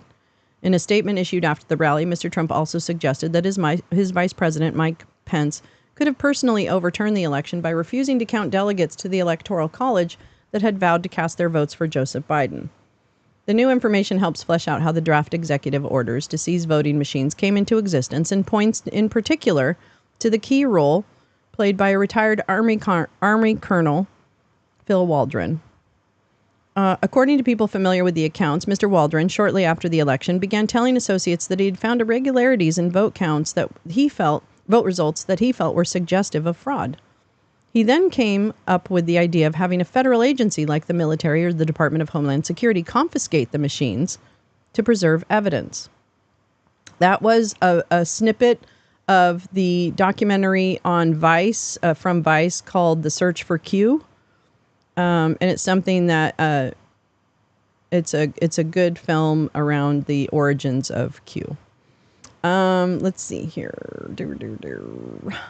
According to people familiar with the accounts, Mr. Waldron, shortly after the election, began telling associates that he had found irregularities in vote results that he felt were okay, blah, blah, blah, blah. Mr. Waldron first proposed the notion of the Pentagon's involvement to Mr. Trump's Michael T. Flynn, whom he says he's... Oh, yeah, okay, sorry. I read all that. Bill Waldron, a retired Army colonel who specialized in psychological operations and is now chief executive of a cybersecurity firm, appeared as a witness at each of those hearings. He said he was working with ASOG to examine the 2020 election.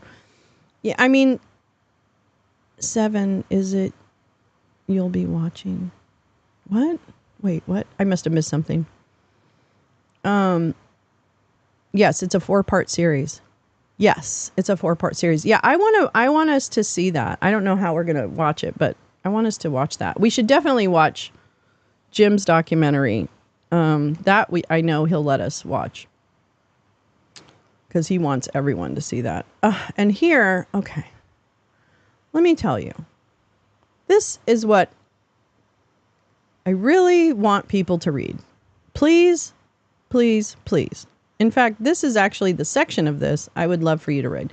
This is Jim Stewartson's Mind War, The Psychological War on Democracy. That's his Substack. And this was a piece written by both Jim and our very own Gal Suburban. That's right. Our very own Gal Suburban, who also is known as Mindfuck. It's a long story. Oh, what is it you'll be watching? Oh man, I don't even know. I don't even know what I'm doing. This is a really good. Actually, we should probably really read this. We should probably read that. It's so good. Here we go.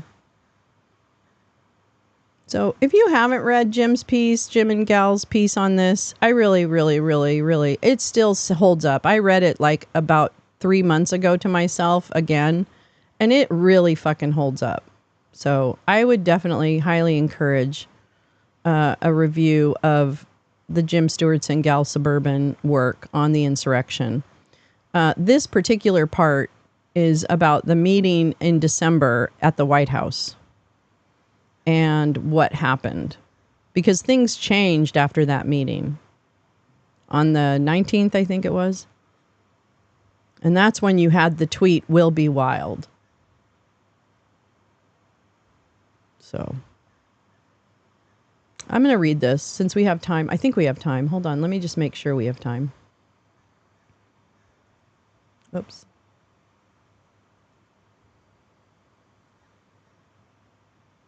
Tina Peters, you're my Tina. You're my Tina Peters, and I love you. Yeah, you're my Tina Peters, and I love you. Okay, that's turned up, so if they go live, we'll know. But I'm going to read as much of this as we can get through. But There's so much. It's so good. All right. Okay. Here we go. On December 18th, 2020, a loud, chaotic meeting took place in the White House that meandered through the building with a rotating cast of characters over the course of more than 4 hours. During this meeting, let me do this. Oh, I can make this bigger.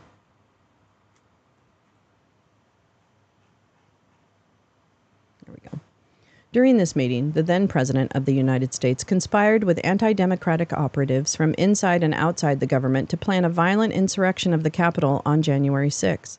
They started in the Oval Office, moved to the Cabinet Room, and finally, the residence. Caress that like. Yes, please caress the like. Share, share. Let us learn together. They started... Okay, yeah, blah, blah, blah. This meeting was widely reported, but mostly misunderstood. The purpose of the gathering was to shift the strategy to overturn the election from Plan A to Plan B, which they immediately started planning and executing. Big protest in D.C. on January 6. Be there, will be wild.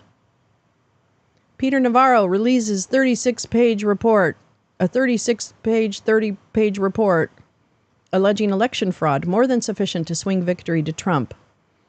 In the Washington Examiner, a foreign rag. A great report by Peter. Statistically impossible to have lost the 2020 election. Big protest on D.C. on January 6. Be there, will be wild.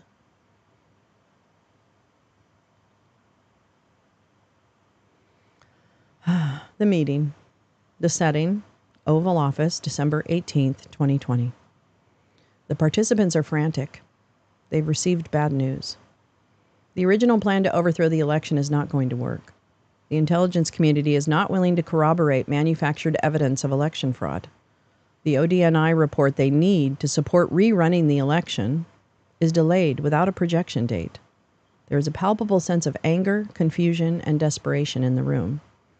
The President of the United States, having lost a free and fair election 6 weeks before, has gathered his lieutenants to figure out how to fix the plan to keep himself in power, at all costs. Trump wants to know, what is Plan B? The fact this group of people were in the White House discussing the overthrow of the government represents a titanic failure of our entire system. Nevertheless, here are the people who were in the room at different times. Patsy Baloney, White House counsel. Marky Meadows, disgraced chief of staff. Who's this? Oh, wait. Emily Newman, who Gal knows much more about than I do. That guy. Little Mikey Flynn. Little anus mouth Sidney Powell. Mike Lindell, Patty McBurn, and there's Rudy. Wow, what a cast. The second son of a racist New York City slumlord, Fred Trump, Donald Trump took over the family business in the 70s and extracted himself from a series of financial disasters by becoming heavily dependent on Russian money and transnational organized crime. He was the perfect asset for Vladimir Putin. For 4 years, Trump tore at the fabric of democracy from the inside out, turned the American public against itself, negligently allowed hundreds of thousands to die by weaponizing a pandemic, and got impeached twice in the process, once for trying to compromise Ukrainian President Zelensky. The meeting is an existential moment for Trump because he knows if the plan doesn't work, he's likely going to go to prison for the rest of his life. Mike Flynn. Mike Flynn grew up in a family of 9 kids. Always a bully and a manipulator, he ultimately made his way to the apex of military intelligence, the director of the Defense Intelligence Agency. He was elevated to this position after several tours running special operations against civilian populations, including PSYOP in Iraq and Afghanistan. He worked extensively with Eric Prince in Blackwater there. In 2014, Barack Obama fired Mike Flynn and later warned Trump that Flynn was compromised. Flynn met with Putin in 2015 and has been running psychological warfare tactics on American citizens ever since. This includes stealing the 2016 election, MAGA 3X, Pizzagate, QAnon, the Insurrection, and the fascist cult that has captured 30% of America. Donald Trump pardoned Mike Flynn a few weeks before the meeting, and on the same day Flynn was pardoned, Trump gave Mike's brother Charles Flynn a 4th star and a position that would allow him to interfere with the defense of the Capitol, which he did. Like Trump, Flynn was certain that the meeting was do or die for him. He was ready to use any levers he had to available to ensure that Donald Trump would remain president, to keep his mission moving forward and save his own skin. Mike Flynn, I remember this. The day before the meeting, 12/17/2020, suggested using the military to overturn the election. I hear some murmurings, about the staff shakeup at the Pentagon. And they're putting people in place who might not be opposed to aggressive action. And the president does have some options, at least on paper. Can you tell us what those options are and your opinion, if he might take any of them? Well, I don't know if he's going to take any of these options. I mean, the president has to plan for every eventuality, because we cannot allow this election and the integrity of our election to go the way it is. I mean, this is just totally unsatisfactory. There's no way in the world that we are going to be able to move forward as a nation with this. So the president has and I just mentioned one of the options. I mean, he could immediately, on his order, seize every single one of these machines around the country on his order. He could also order within the swing states, if he wanted to, he could take military capabilities and he could place them in those states and basically rerun an election in each of those states. I mean, it's not unprecedented. I mean, these people out there talking about martial law, it's like it's something that we've never done. Martial law has been instituted 64 times, Greg. So I'm not calling for that. We have a constitutional process. We clearly have a constitutional process. I think you highlighted some of that in your previous segment. That has to be followed. But I will tell you that I'm a little concerned about Chief Justice John Roberts at the Supreme Court. I mean, we can't fool around with the fabric of the Constitution of the United States. And I think that right now the Constitution, if the Supreme Court doesn't get involved in at least making sure that the fabric of that Constitution is held together, and all they have to do is look at the evidence. They have to look at the evidence. I'm not certain. In fact, I don't believe that the Supreme Court of the United States has even looked at the merit of any of the cases that have been put forward yet. What they've been looking at is process files, whether somebody crossed a T or dotted an I. And that's unsatisfactory. That is, to me, that lacks courage. It lacks moral fiber within the Chief Justice, and frankly, within the members of the Supreme Court. And I actually. Oh, Mike, come on now. Dummy dumb. Yeah, that was kind of an amazing moment. I remember I actually was watching Newsmax at that time, and I remember seeing that and going, wait, what? Wait, what? Patrick Byrne, former CEO Overstock.com and a billionaire. Patrick Byrne was the flamboyant CEO of an online shopping company before he had an affair with a Russian spy, Maria Butina. In 2019, Butina was arrested and charged, and immediately thereafter, Byrne began to cooperate with Mike Flynn and others to finance propaganda operations. For example, Byrne spent $3 million of his own money to fund the Cyber Ninjas audit in Arizona. In this clip from a podcast 3 days after the meeting on 12/21/20, Mike Flynn's employee Tracy Diaz, who ran Q in 2018, Byrne lays out his impression of what they were doing in the White House. Well, I've spent $500,000 of my own money here in his hotel trying to reverse what is a coup. This is it's a psyop. He's the head of the Pacific Theater enough evidence for the Navy. A ton of evidence. If he would sign the right piece of paper today, we would come up with Armed a ton Forces. of evidence, which would force Congress to look at the evidence and follow the Constitution. Follow the Constitution. We should do what we did on the Michigan machines. Should be done in about 6 states immediately. And we could have it done in 14 days. And on January 4th, we would have an answer. On January 5th, there'd be 1 million people or more marching on the mall. There'd be millions of people marching around the country. And on the 6th, there would also be millions of people protesting around the country.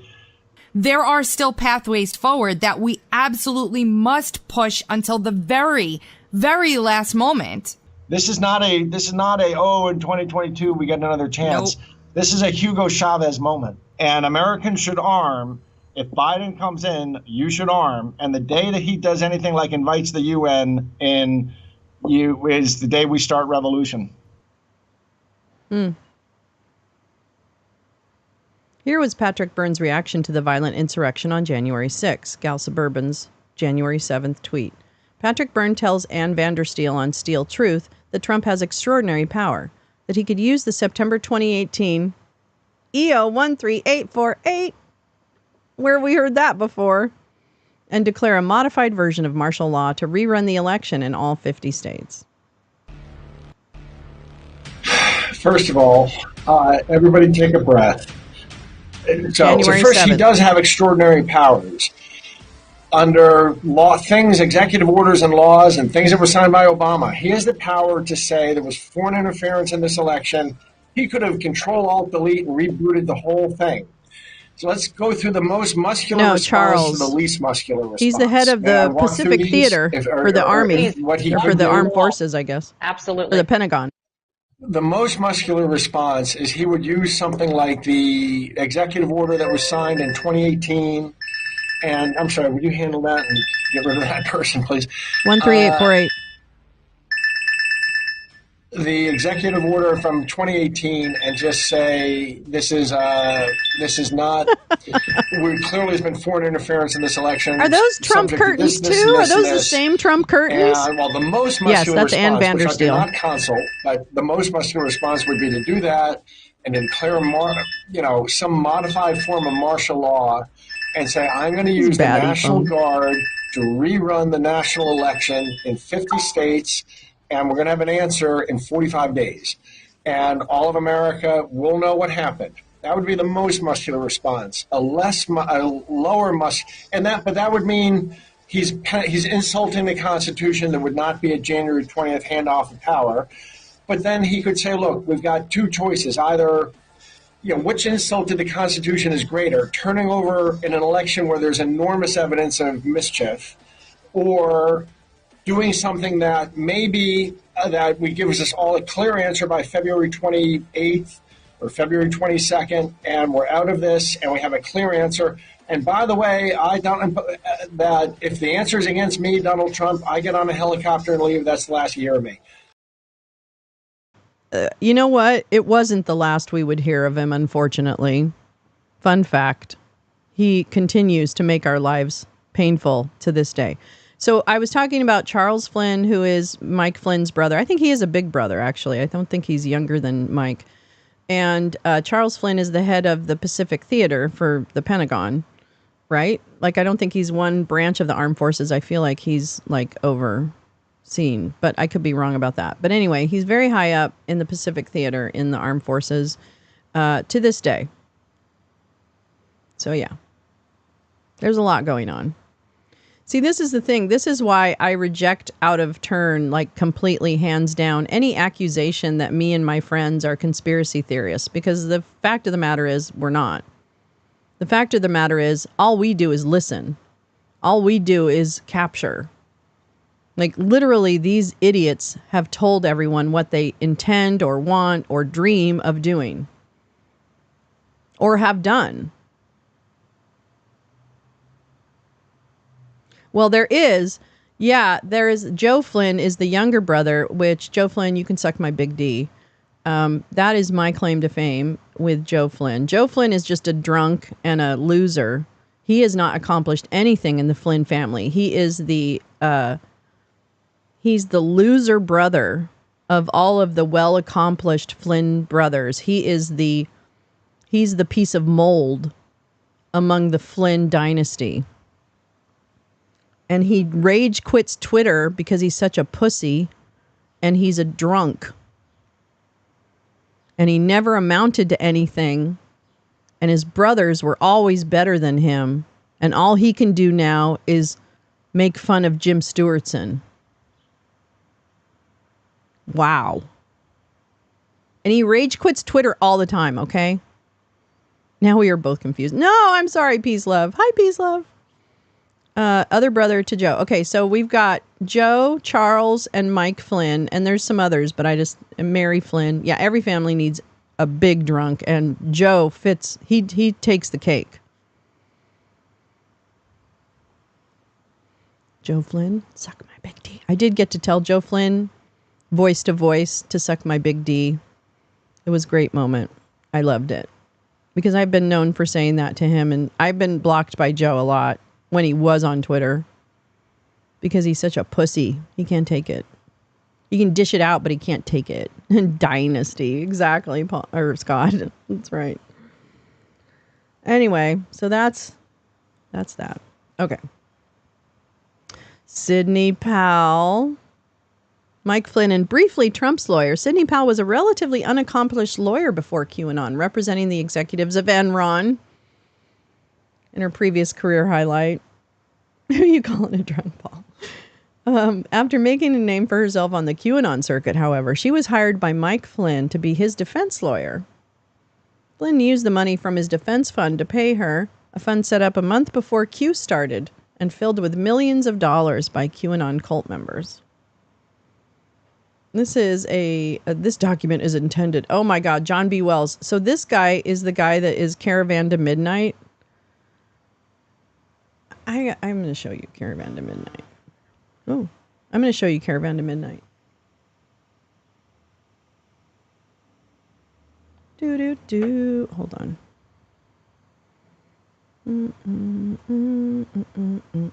Oops, no, that's not what I want. Well, you're all welcome to be here with your brain on drugs. Oh, I also have this. Oh my God, I have so much. Okay, wait. Let me go to Caravan to Midnight.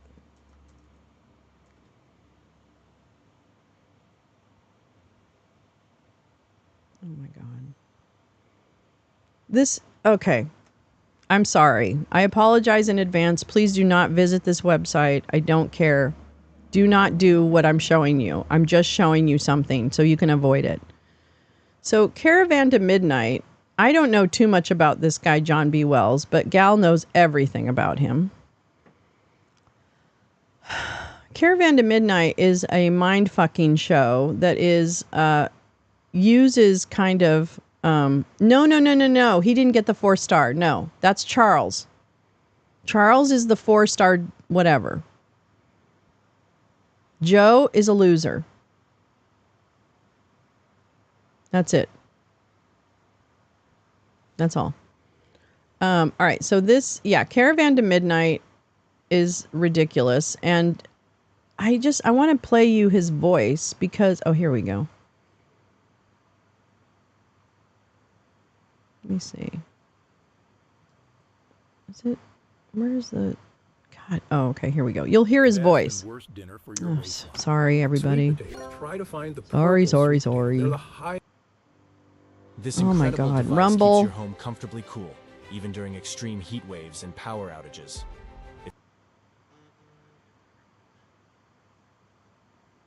This is Caravan to Midnight. Oops. Hello.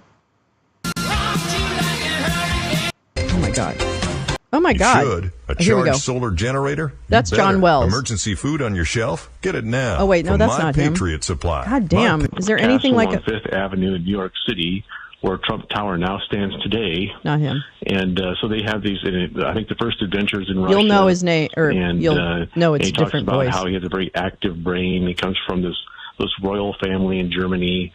And so there's sort of parallels to the Trump family. So it's sort of this literary mystery that we... It just pushes, it pushes all the conspiracy theories. Astounding. Drawing from biblical passages about Enoch, Elijah, and the Apostle John, the Mount of Transfiguration, and a mysterious verse in Ephesians on how Christ's followers are seated in heavenly places, along with theories of time travel by Albert Einstein, Nikola Tesla, and others, the Trump Code connects the pieces of this riveting puzzle, posing the question... Okay. By the way, I also have I want to play this because going back to Conan Hayes, here is Joe Oltmann and David Clements, who I got fired from his job as a law professor at New Mexico State University. Thank you very much. I can't remember exactly what the name of the college was, but anyway, I brought to his boss's attention that he was engaged in this sedition tour. Anyway, so that's my claim to fame. Fuck you, David Clements. But here he is talking about Keep in Tina mind Peters. that Conan Hayes is a government informant. Let's unpack that. Because he's not Conan, a government we know, informant. During a deposition, had under sworn testimony had to admit that he was a government informant in a different matter, and I believe it was a deposition conducted by Matthew DePerno. Yes. So we're not speculating. No, The you are. question You're that I just have making is, shit up. and this is rhetorical. What obligation does the state district attorney's office have to discern and understand whether or not you have another government informant in the midst of this whole thing? There's an interplay, presumably between the FBI, state officials, and the reason why this is important is that there are certain cases like Brady, Gerald Wood. They're throwing Gerald Wood under the bus. Exculpatory evidence that tends to prove the I know. There's a innocence of lot. It's a someone. lot, Scott. Has there been any investigation from the district attorney's office to discern the informant status of Conan Hayes? It doesn't look like they have, because they haven't subpoenaed to testify at trial, is my understanding. Number two, there's also a case called Giglio. When you have informants and there's a question about the credibility of an operation to go after someone, have you disclosed that as well? And so you've got this giant question mark. And I don't know what the motives of Conan Hayes were. They could have been virtuous. There could have been entrapment that was going on here.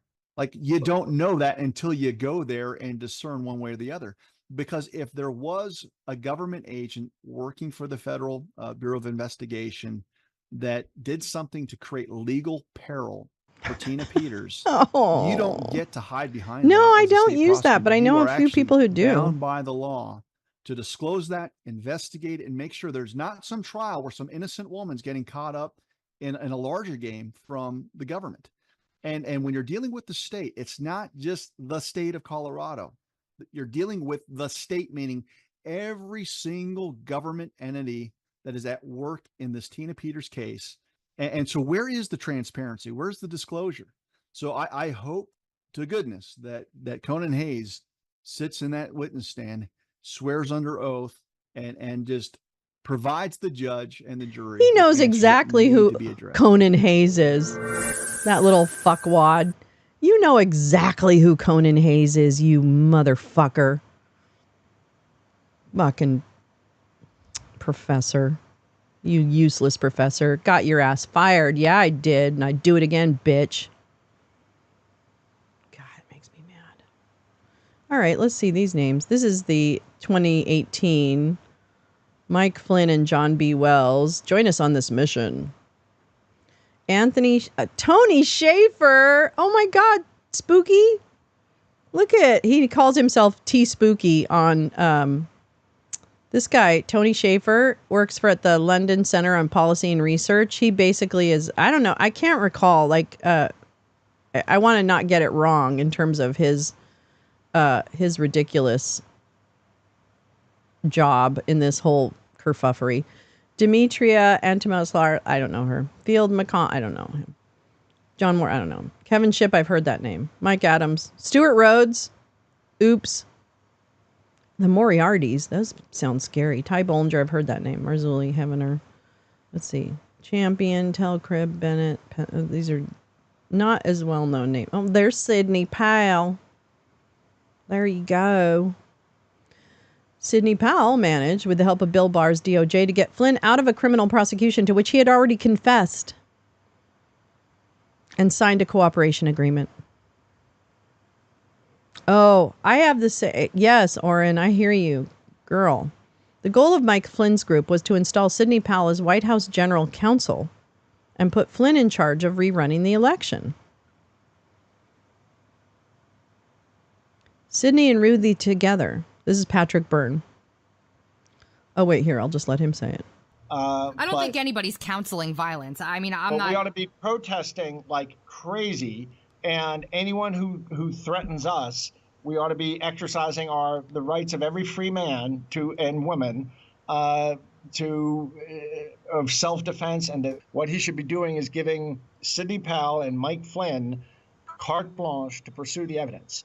And there's a single piece of paper he can sign that's all been written up that would give Sidney Powell the ability to pursue the evidence. She will bite the ass off a bear. This is one ball buster of a woman, and she will have that evidence, and it'll be all written up by January 4th. It ain't that hard. Unleash Sidney Powell is what he needs to do. And listen, Rudy, oh, by the way, none of that negative stuff I said goes for Rudy. Rudy's terrific, and he's got a fine team, and the president should appoint Sidney Powell special counsel to investigate this. By January 1st, we'll have or 2nd or 4th. We'll have all the evidence. She'll have people indicted. If he signs that piece of paper, there'll be half a dozen people indicted by January 1st. You know, can do Sidney and Rudy together. If the president signs that paper and makes Sidney a special counsel, we're off to the races. I know. Well, Sidney Powell's kind of nuts, actually. So, release the Kraken. The deteriorating ex-mayor. Oh, Rudy Giuliani. Wait, what?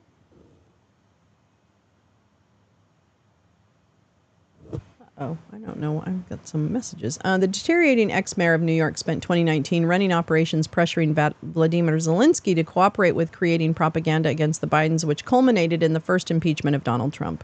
Rudy recently, yes, he is done. We all know what happened to Rudy.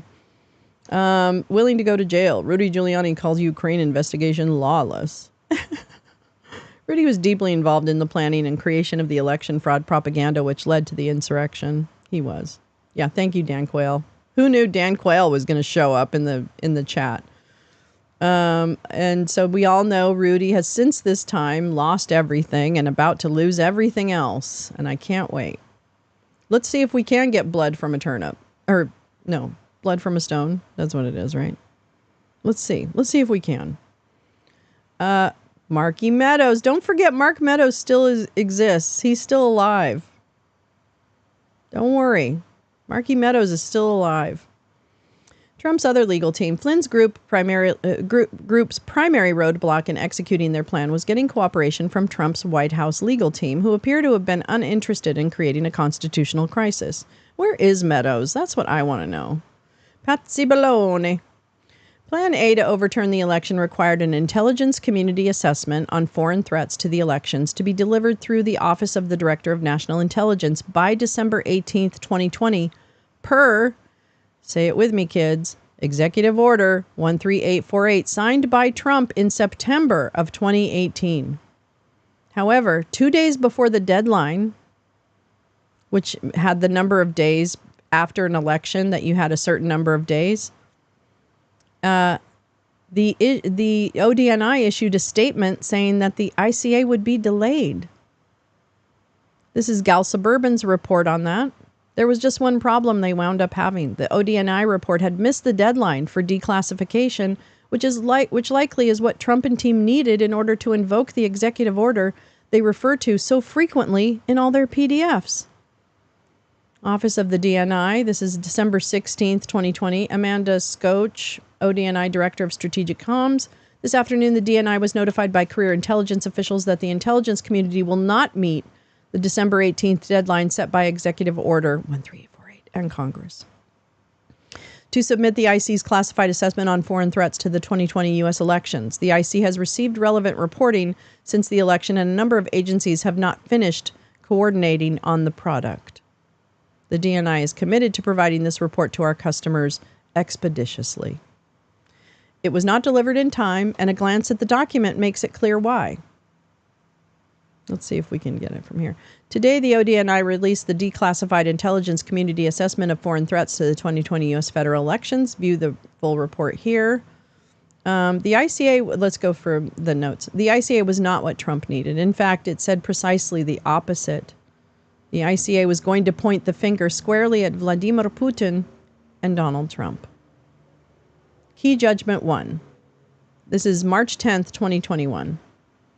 We have no indications that any foreign actor attempted to alter any technical aspect of the voting process in the 2020 U.S. elections, including voter registration, casting ballots, vote tabulation, or reporting results.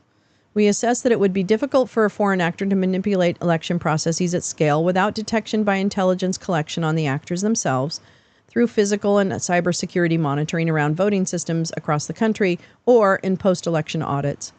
The IC identified some successful compromises of state and local government networks prior to Election Day, as well as a higher volume of unsuccessful attempts that we assess were not directed at altering election processes. Some foreign actors, such as Iran and Russia, spread false or inflated claims about alleged compromises of voting systems to undermine public confidence in election processes and results. Key Judgment 2.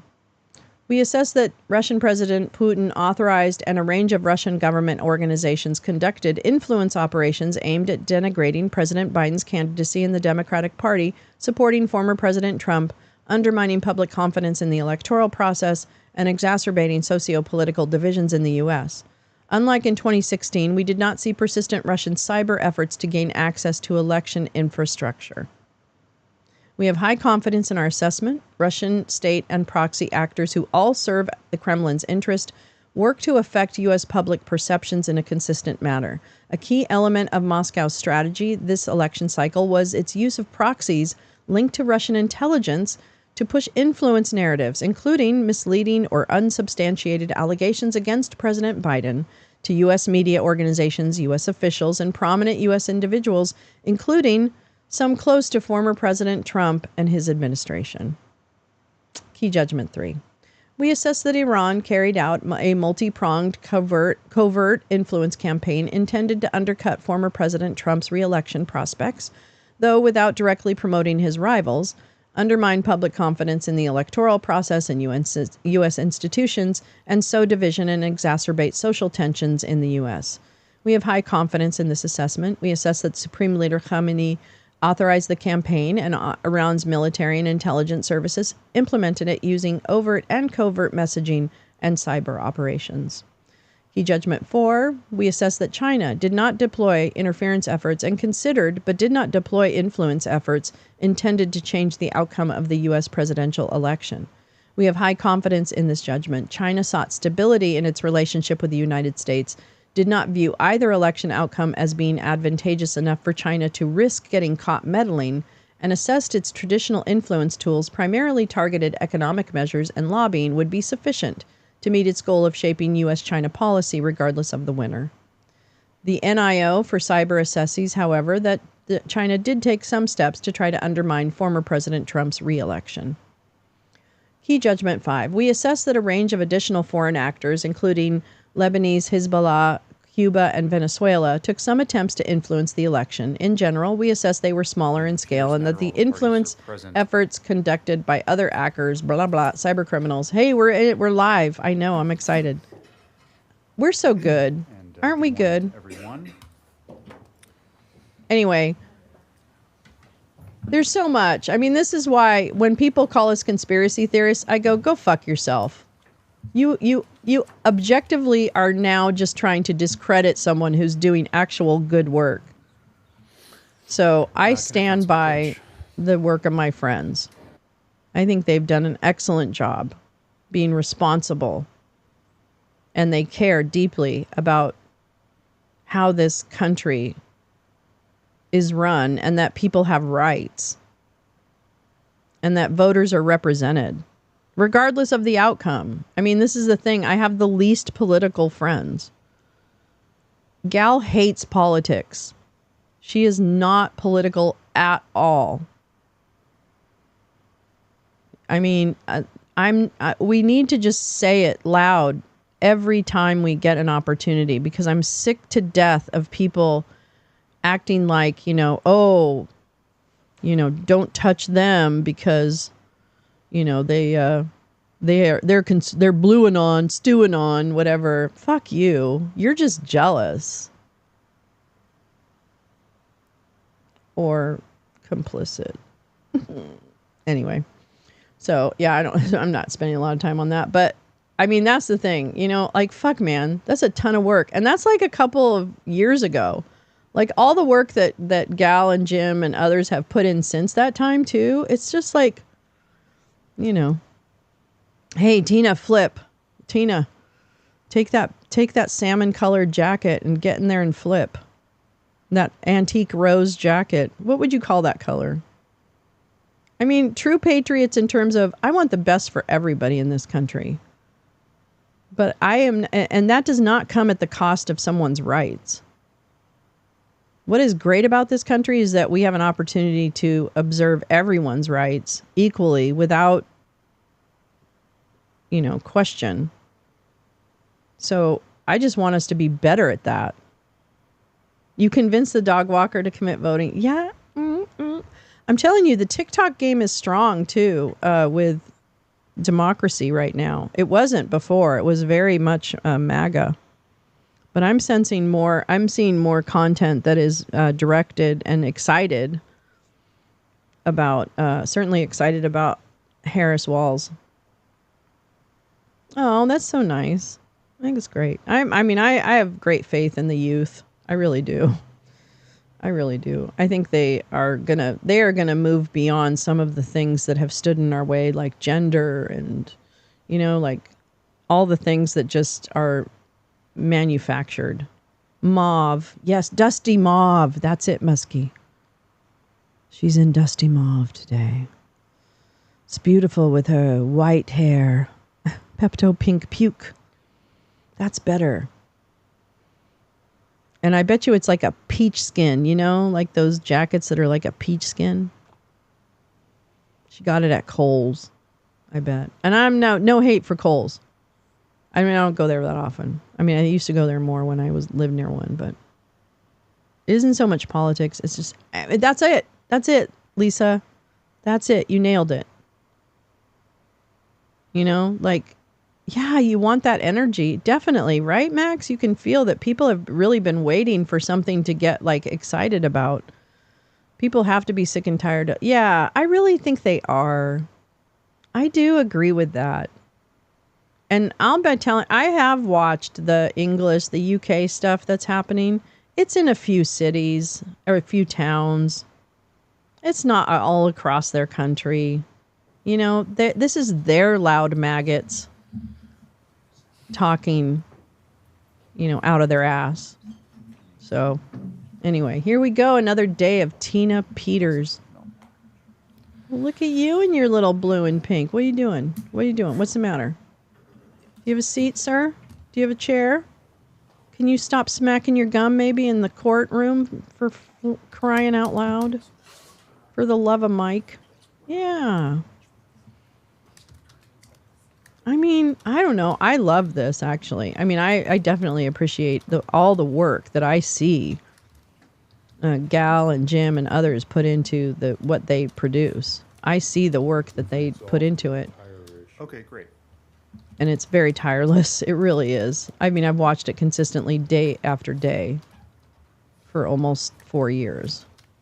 And I just came in at the end of it. So they've been doing it before I came along. So anyway, yeah. Do I think the judge is already annoyed? Oh, I don't know. Let's see. We'll see. We can tell, though, can't we, Kathy? Because he has a tone. If this judge is mad, he's going to have a tone. And he's not going to spare you that tone. Yeah, I don't want people to be bigots, okay? I want us to be better to each other. I don't want to make people feel like they're pointed out. I want them to feel like they're meant to be here. You know what I mean? Everybody is meant to be here. That shouldn't be very hard. Very oh, wait, let me get the thing. Putting time limits on it, 3 minutes that you wanted to add, Mr. These guys are so low. Waiting for we'll defer to the court to provide its order and provide what parameters, if any. If Mr. Thornton's permitted to render an expert opinion, I will follow the parameters and guidelines that Your Honor, as the gatekeeper, will bestow upon me. I think there's a variety of different options. One is obviously asking him, what is the rule? What does the rule mean?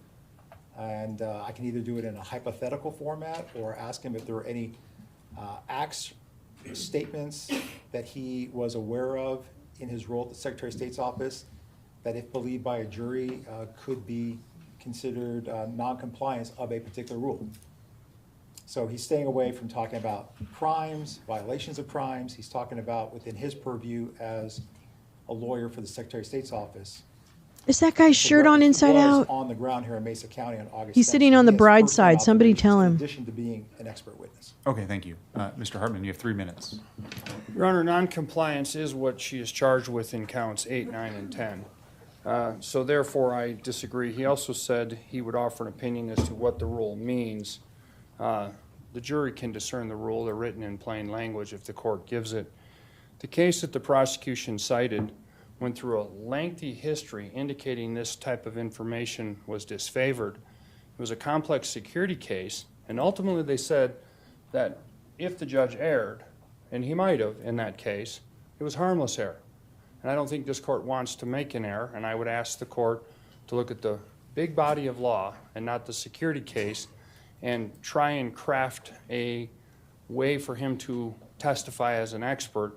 The court rightly stated, you're the expert on the law, we're not the lawyers. We're not wasting any witnesses. time today. You define the law, sir. Thank you. All right, so the issue is that the prosecution has, I believe his name is Mr. Thornton, who is an attorney for the Secretary of State's office, a purported expert in certain areas of the law relative to his position with the Secretary of State. I note that this witness has been offered, at least in his report, to testify about a whole host of matters related to rulemaking, statutory authority, and then specifically rules that are in place that must be followed by the Secretary of State and clerks and recorders as well. And then finally that there were certain breaches of various rules and statutes that were at play by the defendant as part of the alleged criminal conduct here. The expert also talks about the directive that was issued by the Secretary of State to the defendant that she allegedly didn't follow subsequent to the video being Our law's posted legal. of the trusted Our bill law's in even real. audience. The expert, according to the report, at least would be testifying as to his expert opinion, and specifically that not only did the Secretary of State have the authority to do these things, not only were these rules in place, but that the defendant violated those rules in various ways. It is long settled that the court has the gatekeeping role here in the determination of what is and is not admissible, and that is not limited to just general evidence that may come up in a case, but also to proffered expert testimony. Rule 702 provides that if scientific, technical, or otherwise specialized knowledge will assist the trier of fact to understand the evidence or to determine a fact and issue, a witness qualified as an expert by knowledge, skill, experience, or training may testify thereto in the form of an opinion or otherwise. I must determine that the evidence offered is not only reliable but also relevant.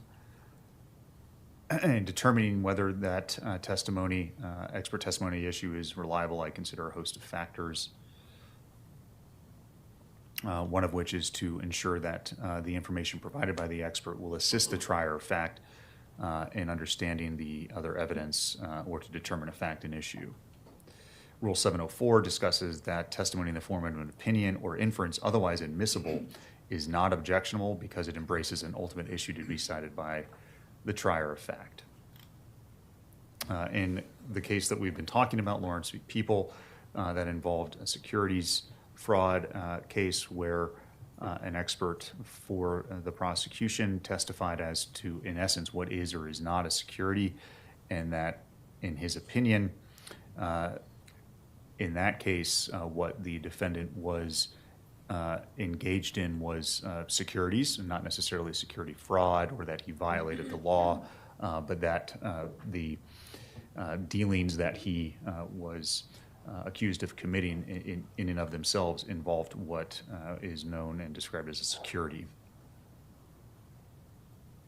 The Supreme Court found that that testimony was permissible because that testimony was narrowly tailored and did not go into the issues of violations of law or the like, but also because the matter at issue there was particularly complex, or to specifically deciding a novel form of transaction that involved the security. In other cases, such expert testimony is not necessary and may not be needed to assist a jury. Lawrence cited a federal case that noted that a jury doesn't need expert testimony that merely states the legal standards or draws legal conclusions by applying the law at issue to the facts of the case. So, as it relates to this matter, the defendant has at various times throughout the trial questioned the Secretary of State's authority to issue various orders to make certain rules.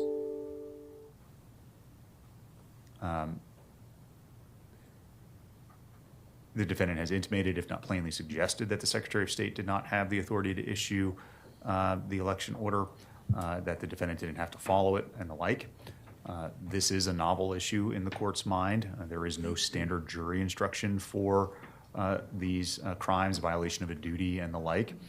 The crimes also are interplay between two elected officials and who has authority over the other, if at all. Given the state of the testimony and the nature of the laws at issue, some juror education in the court's opinion, and I would find, is necessary to dispel confusion, should the jury believe it, regarding the authority of the Secretary of State vis-a-vis, not vis-a-vis, but and as it relates to the defendant's responsibilities. But the nature of the opinions offered go far beyond just that, such that the court's finding is going to allow some exploration about these general issues and these general rules. I would like people to stop sharing just the other broadcasts of my fucking show and just show my fucking committed any crimes. So Jesus. This witness may opine regarding this Secretary I of don't State's care authority to issue such an order, such as the one at issue here. He may discuss the general and specific. Yeah, please, by all means, go watch it on C-SPAN, not with me. Associated with Jesus Christ. The election order that was issued. He may discuss in a limited fashion, tailored surgically to get to the point, the rulemaking process and some of the relevant rules at issue. And finally, he may discuss the law that requires clerk and recorders' compliance with directives from the Secretary of State. To be clear, however, he may not opine as to whether the defendant complied with any directive, violated any directive, or committed any crime.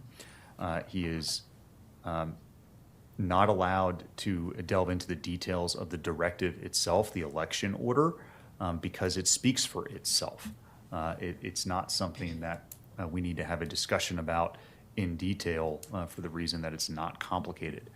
What is somewhat unique, and I think, and I would find at least the jurors would benefit from education on, because this was something the court is not particularly familiar with and is learning as we go, is how these various statutes and rules interplay with the allegations here. And I do find that there is enough of a argument that, I don't want to say argument because we're not at that stage yet, but there's enough suggestion through the evidence so far that the Secretary of State didn't have authority to do this or that, and the defendant didn't have to listen to this or that, such that this type of testimony would be very helpful to the jury if they believe it.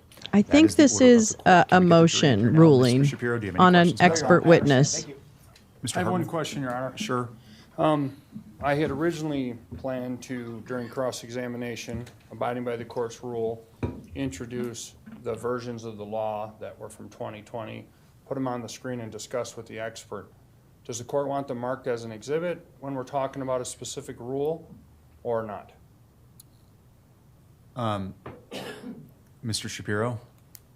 Your Honor, I plan on, with the court's approval, I plan on tendering People's Exhibit 62. Here's, if I may approach. Okay. I think you already gave this to me, didn't you? Is this? I think if I give this to the court, then my apologies. That's okay. I don't have it up here with me anymore. I think it's innocent. Like, So, Your Honor, here's I the guess here's then the if he's live tendering stream, this, and I'm then like, dude, the live I stream don't is have an right above objection As you. long as I can introduce and present the rules You don't need to go anywhere else. and discuss the rules around the rules. There are other terms. They don't need any definite promotion. Definition I need terms that are not promotion. included in here that we will need to examine. Because this is 8 hours of improv for me. I guess okay, it sounds to me like it's just 8 something I need hours to of take up as they improv. come up, but I was going to unless say, case by case basis, but I mean, not good improv. I'm not saying the quality. parameters. I'm saying the and the order quantity. that the court has issued Okay. regarding Mr. Thornton's narrowly tailored expert opinion.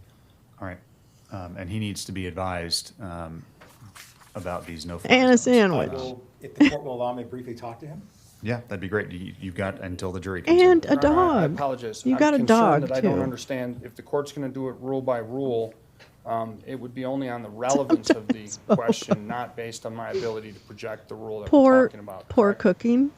Because otherwise, I want to know, because he's going to go first. If he gets to admit this document, I want Dinosaurs. to know that I can discuss the laws that I need Come to on now. object as well Come without on now. having those objected to unless they are not relevant. Yeah, I don't know, so I think you're certainly fair to ask. Oh, first really? As you without think putting you up have on 5 the to screen. 10 minutes? And then Is that what you way think? You know if there's an objection that I'm going to sustain. And Is if that I really overrule what the you think? objection or Really? There's no objection. Then you can put the rule You think up that on, much? on the I'm screen, and we can talk about it that way.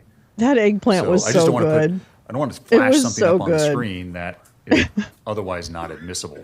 But I mean, that's all I can say about that. I mean, some of this stuff. Well, we all have our talents. I mean, I just can't look make a at bulleted 62 sign with and- 7 messages on it. So I'm kidding. I'm sorry. I'm just like tired and a little bit hungry. The constant refrain for Maybe me a is little bit hangry. There's a lot of stuff we seem to be getting into from both sides that just I don't know. So Seems dumb and not related to the Well, woman who actually Before the jury, I would crimed. like to prep Mr. Yeah. Thornton so he knows the go, no-go areas. yeah, we're just gonna have to take it up as it Oh, comes, no, Mr. jackhammer, Hartman. I shit. think you can. I think you can thread this. I don't even think you have to thread the needle. It's just, are you Well, familiar I- with this rule?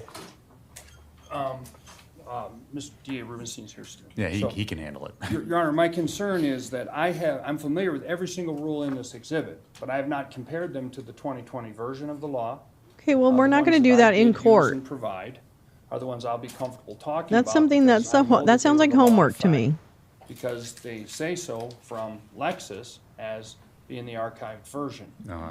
I do know that in 2021, in July, Mm. I think it was July 17th, they amended rules, and then they passed a law which substantially rewrote sections of the Is it election noisy? code. That's too bad. in Because he's 22, wearing 23, linen. Okay, and then Kathy. 24. And linen So I will do my is best to like endeavor to go through this never exhibit. a good idea. But I don't Light know colored I can linen wholesale concede is about this the entire dumbest thing. If you have to document unless sit, I mean, if you're going to like my take version of pictures these and rules stand, probably great Well, you don't- choice. Yeah, you don't have to concede anything. Okay. But the not if you're witness gonna be if the sitting witness lays an appropriate foundation and having poorly tailored. Yeah, don't makes it wear, admissible, then especially it's if you're admissible, you know and your then you ass get is to going to be cross. on camera all day. So if you find out that the witness is wrong, and I don't know. then that sounds like a really good thing for cross. But I'm sure he has Yes, a sir. great legal One mind. last thing, Your Honor. I provided the doesn't. court Fun both fact. the bound copy and then my loose leaf copy, which I wanted the court to take home. May I have the book copy back? Are you talking about the federal prosecution thing? No, well, that whole file, Your Honor. Yes, sir. Okay, there you go. Could we please get on with it? It is great for standing around. It's great for Okay, let's get to pictures, but not if you're going to show us your ass all day. That's right. Oops. Judge Chill as Fuck. His Honor. Good morning, Judge Chill as Fuck. How are you today?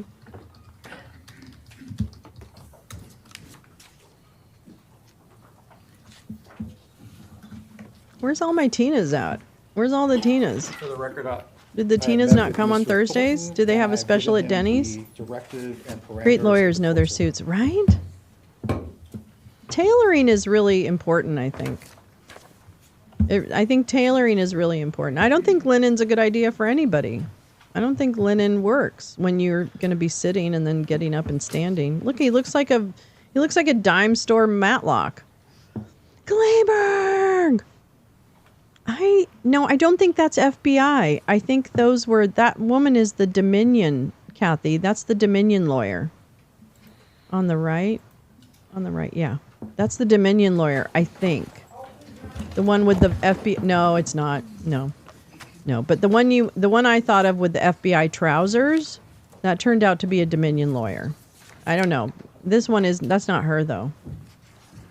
Why does she have a computer out? Are you allowed to have your computer out if you're sitting in the gallery on the groom side? Hey, baby Clay, I love you. Go ahead and take a seat, everyone. He does look like Matlock. It's 10:09. Not keeping my promise of getting this started at 9:45, but closer. Yeah. So there's that. We do have the jury here, and we are ready to go with the state's next witness. So, Mr. Shapiro. Thank you, Your Honor. At this time, the prosecution calls Caleb Thornton. The flag violations are redunculous. Yeah, wrinkles galore in the Colonel Sanders suit. Jesus. Okay, let's find out who this clown is. He brought a suitcase. The whole truth and nothing but the truth. Yeah, in the pew. On the bride side or on the groom side? Please state your name and spell your last. Hey, nice sideburns. This guy plays in a band on the weekend. No, I'm kidding. My name is Caleb Thornton. Last name Thornton. He's your witness. Thank you, Your Honor. Good morning, Mr. Thornton. How are you? I'm fine. Where do you work? I work at the Colorado Secretary of State's office in the Elections Division. And what is your role or duties with the Colorado Secretary of State in the Elections Division? My title is Legal Policy and Rulemaking Manager. That encompasses a variety of activities, including promulgation of election rules, assisting county clerks with following those rules, assisting county clerks when they are working to basically follow what they're required to do under Title I. I also assist internal folks when they have questions about how rules apply to the work that we might do internally. That's just some of the stuff that I do there at the state. Understood. You used the word promulgate. Thank goodness. Or promulgate. What I does hope that so. word mean when it comes to a rule? Yeah, basically what that means is that we draft and then put out for publication election rules that are applicable across the state of Colorado. So there are two sets of kind of rules. There's emergency rules and then there's permanent rules. A permanent rule would go through like a rulemaking process. So we would put out a draft. The public would be able to comment on that draft. We would take those comments in, and then we would basically come to a final conclusion on what the rule is going to look like. An emergency rule is something that we would publish, and it would become immediately effective, but it's only effective for a certain amount of time before it basically expires. Okay. And you mentioned Title I. Title I is what? Title I is basically it's law, so it's the statute that governs how we run elections in the state of Colorado. I want to go briefly through your curriculum vitae or resume. Again, how long have you been with the Colorado Secretary of State as a lawyer? Well, first of all, are you a lawyer? I am. Okay. How long have you been with the Secretary of State as a lawyer? I've been with the Secretary's office for 8 years now. Okay. And you were hired when? I was hired in August of 2016. And are you a political appointee or a career public servant? I am a career public servant. Okay. And how many different secretaries of state have you served under in that role as a career public servant? I've now served for 2 different secretaries. Wayne Williams was the person I was hired under, and now Jenna Griswold is the current secretary. Okay.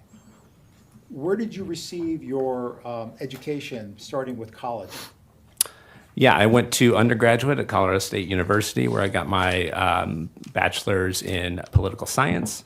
I then went on to law school at South Texas College of Law, where I got my JD. That's my education. And upon graduating from law school, did you get admitted to the bars of one or more states? I did. Which states have admitted you and have permitted you to practice law? I've been admitted to the bar in both Texas and Colorado. In terms of your role as the legal policy and rulemaking manager, how many rulemaking sessions or rulemaking opportunities have you had a leadership role over? Yeah, I've been kind of the leader on 8 different permanent rulemakings and 15 emergency rulemakings since taking over as legal policy and rulemaking manager. Okay. And does the election rules continue from secretary to secretary, or do they get completely wiped away every time a new secretary is voted into office? The rules continue as they are until they're changed in like a permanent rulemaking or an emergency rulemaking. And in terms of the rules are contained where in Colorado law? If they're not statutes coming from the legislature, where are the rules contained so the public can see them? Yeah, you can find all our rules basically on our website, but they're also in the Colorado Register, which is a publication that basically contains all of the rules in the state of Colorado from different agencies. But generally speaking, the place I find them and the place that the public finds them is on our website. Oh, so they're not real. And are you, in other words? Isn't it true, sir? The internet isn't real. Knowledgeable about Colorado's election rules? Yes. Do you know approximately how many rules we have currently available to guide and direct the administration of the election process? If you're looking at rules and subparts of rules, it would be in the hundreds. And how many pages would those hundreds of rules be contained on if you printed off Rule 1 through the last rule? Yeah, I think it's like 500 to 600 pages or something like that. Okay. Have you memorized all the rules? I have not. Okay. Do you know how to access the rules? I do. Do you know how to interpret the rules? I do. At this time, the prosecution would like to offer Mr. Thornton as an expert witness in Secretary of State procedures, rules, rulemaking, and applicable statutory authority for both the Secretary and county clerks. Objection? Voir dire, sir. Okay. Voir dire, I want to challenge this Have you been witness. qualified as an expert in this area in a courtroom before? I have not. Have you published any treatises or written documents to guide other members on these areas of expertise? I've not published any treaties, but part of my role at the Secretary's office is to publish written guidance. I do that on a pretty frequent basis. So the written guidance would be interpretive statements about the rules? Correct. But you have not been offered as an expert or been published ever for the process of making rules. Well, he's kind of the expert, actually. I mean, if we're going to be technical about it, he's kind of the expert. I do. Have you held a position where you made rule making or legal policy for any other entity? No. Your Honor, I would object to his qualifications as an expert. All right. Mr. Shapiro, any response? He can go fuck himself, Your The Honor. court finds that the witness is qualified through his experience and education to offer his expert opinions in the fields of Secretary of State procedures, rules, rulemaking, and applicable statutory authority for the Secretary of State and clerks. Oops. It's up to No, the that's not jury to it. decide what works for the evidence that's provided. There we Go go. ahead, Mr. Shapiro. Thank you. Mr. Thornton, what is the primary statute in the Colorado Revised Statutes, the CRS, that confers the powers He's and literally duties the for the guy Secretary of who State? tells everyone how That's to interpret the rules. 11107. So Literally, he's Title the guy. 1, Article 1, Section 107. And is there a similar statute in the Colorado Revised Statutes that confers the powers upon a county clerk and recorder? Yeah, that would be 11110, Title 1, Article 1, Section 110. Okay. What are the key takeaways from the statute that confers powers and duties upon the Secretary of State? Yeah, I would say there's a couple things. First of all, the Secretary of State, generally speaking, has been provided with the authority to supervise elections in the state of Colorado. So she has supervisory authority, meaning that she can review the practices of county clerks. She can provide, again, promulgate rules that county clerks must follow. Basically, she oversees elections in the state of Colorado. And in this particular context in your testimony, you use the pronoun she. Are you referring to the current Secretary of State? I am. What was that same statute in effect when Mr. Williams was the Secretary? It was. And prior to Mr. Williams, Scott Gessler was the Secretary? Correct. Okay, thank you. Thank you for clarifying that. Remember Scott? He argued for Trump's Colorado Revised qualification on the ballot in Colorado. 1-110 that confers the powers upon the county clerk and recorder. Under subsection 1, what is the most important takeaway from that statute? Yeah, I would say, the county clerk does have authority. They basically run elections in their county. However, they do that under the supervision of our office. They need to follow the rules and orders promulgated by our office. And is the county clerk required to consult with the secretary when rendering decisions and interpretations under the election code? Correct. They need to talk to our office if they're going to look at the code and try to apply it to, any particular scenario. When the statute says the code, what part of Colorado law is the statute talking about when it says the code? Yeah, the code is speaking to the uniform. It's called the Uniform Election Code of 1992, but basically it's Articles 1 through 13 of Title I. And so that's kind of the body of law that governs everything about state elections in the state of Colorado, whether it be voter registration, mail ballots, certifying the election. It's the governing body of law. So when it's speaking to that, when you hear me refer to that, generally I'm talking about the Uniform Election Code. Are county clerks considered election officials? Yes.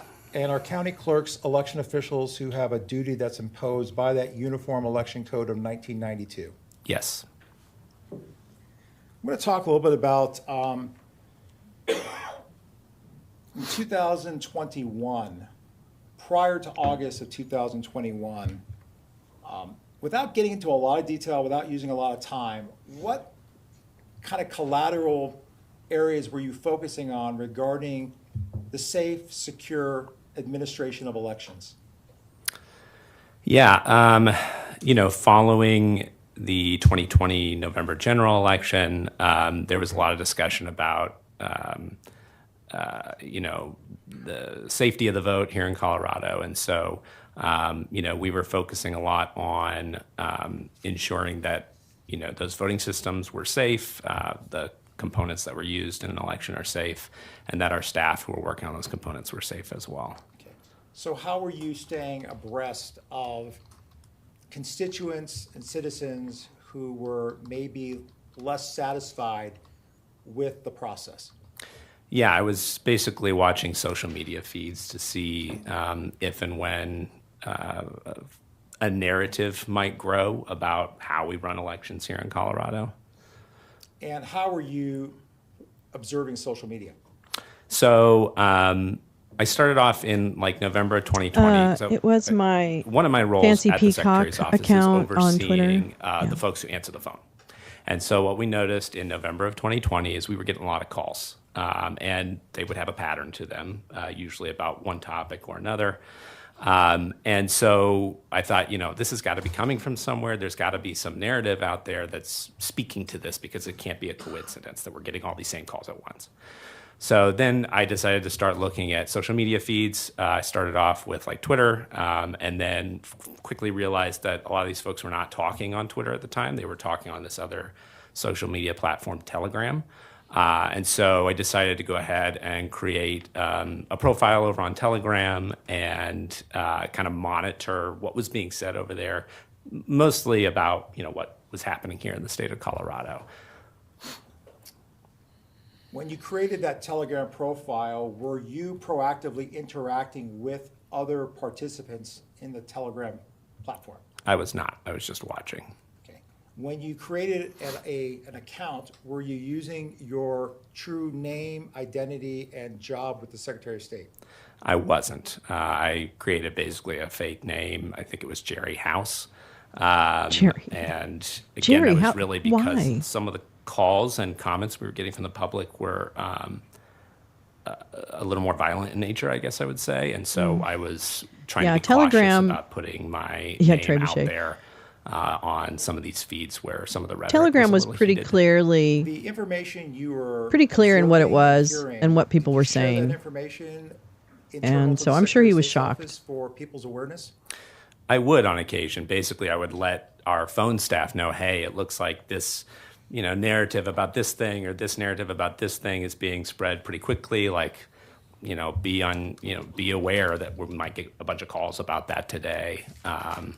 So that was really the purpose of and it's really monitoring those easy to feeds. watch and not interact on Telegram and to be invisible. Were you It's actually familiar very with the easy. preparations leading up to and the ultimate execution of a trusted build that occurred in Mesa County in May of 2021?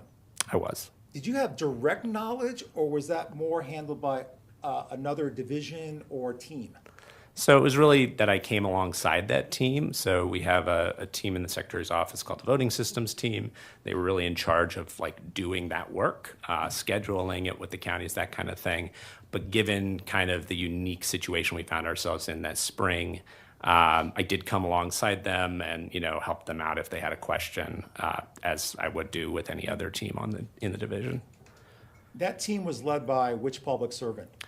His name's Jesse Romero. And under Jesse Romero, did he have other public servants who worked for him? He did. Was one of them a gentleman by the name of Danny Casillas? Yes. I'm going to move you forward now to August 2021. Did you observe any issues or publication of an unusual video on the internet? I did.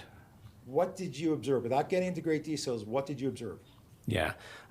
Basically, I was still monitoring Telegram, noticed that there was a bunch of screenshots, basically, of a video that had been posted online claiming that a whistleblower with Dominion had,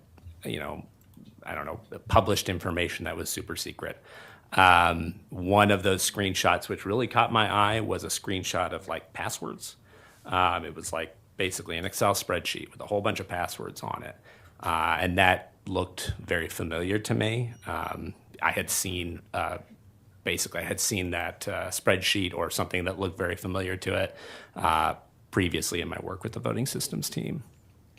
Yeah, just crime it out. Given your initial crime out loud assessment, what did you do to follow up to figure out if they were valid, and if so, from what jurisdiction? Yeah, I pretty much immediately took a screenshot on my phone of what I saw. I sent that in a text, I think, over to Jesse and said, hey, this looks a lot like passwords that we hold. Can you confirm that? What's going on here? Oh, my God. Poor Jesse.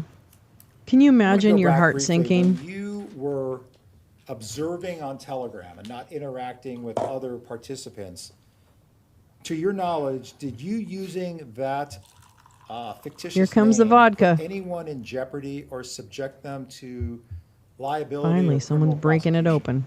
Absolutely not.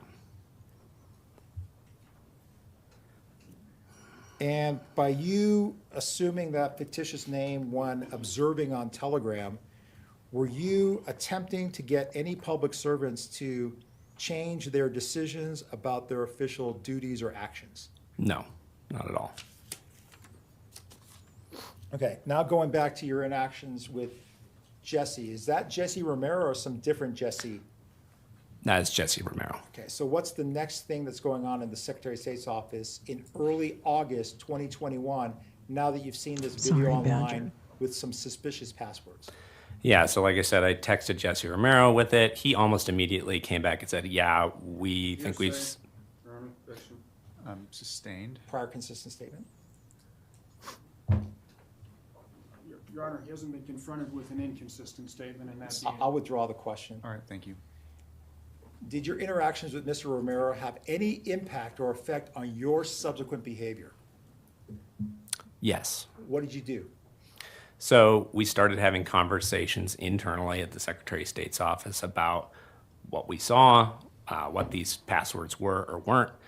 We pretty quickly confirmed that these, in fact, were the passwords, the BIOS passwords specifically for voting system equipment here in Mesa County. And then conversation went from there about, what do we do next? What's the next step? Those Mesa County specific BIOS passwords, does your office consider those BIOS passwords to be confidential information? Absolutely.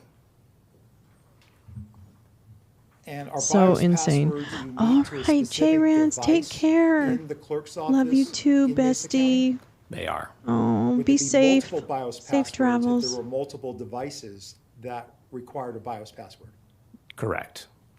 Each device had its own BIOS password. What was the secretary's concern about Mesa's BIOS passwords? It's all right, Badger. Love you. Withdraw that. You care a Know lot from about what trusted happens up build there. those BIOS passwords were associated with? Which year? We knew that. Your Honor, I asked for a foundation to be laid that this witness has firsthand competent knowledge. The question is, did you know? So that is a foundational question, overruled. It's a yes or no. I'm sorry, could you repeat the question? Yes. Did you know from which particular trusted build involving Mesa County that the passwords in question were from? Were they from 2019, 2017, or the most recent in 2021? So the question, okay, yes, you knew. Is that right? I did know, yes. Okay, go ahead. Which trusted build did you know them to be from? I knew them to be from from the trusted build in May of 21. So the active BIOS passwords. That's correct. Okay. Did that cause the Secretary of State's office any concern that the most active BIOS passwords were now out for public consumption? It was extremely concerning, yes. Why? The BIOS passwords That's why I basically love protect, Free Badge. like at the most basic level, these voting system components. And so there is a reason that the Secretary's office maintained those passwords at our office. Unlike most passwords, which would be out at a county, county users would have access to that, so county election officials. BIOS passwords, on the other hand, are there to protect the voting system equipment, to make sure that the most basic settings on that equipment do not change. And so knowing that those BIOS passwords had now been basically floated out to the public became a major concern for the office. We didn't know who had access to them. We didn't know what they had used them for, how they had gotten them. So all of that combined led to a very high level of concern for the office. What major decision was then made by the Secretary of State's office regarding that assessment? So what we decided was the only way we could really kind of get to the bottom or try to start unraveling this was to go they on did? site Oh, in you mean Mesa people are County to greedy? inspect their voting system equipment. Darn it. And under statutory authority, did the Secretary have that ability to go on site to conduct an inspection? Yes. And under statutory authority, is the clerk required to cooperate? That's correct. And what is the mechanism that was created or drafted or issued that kind of memorialized what the Secretary planned to do regarding that on-site inspection here in Mesa County? It was an election order. Which order was that? Election order 01, 2021-01. And Your Honor, if I can briefly approach the clerk and retrieve Exhibit 51. You may.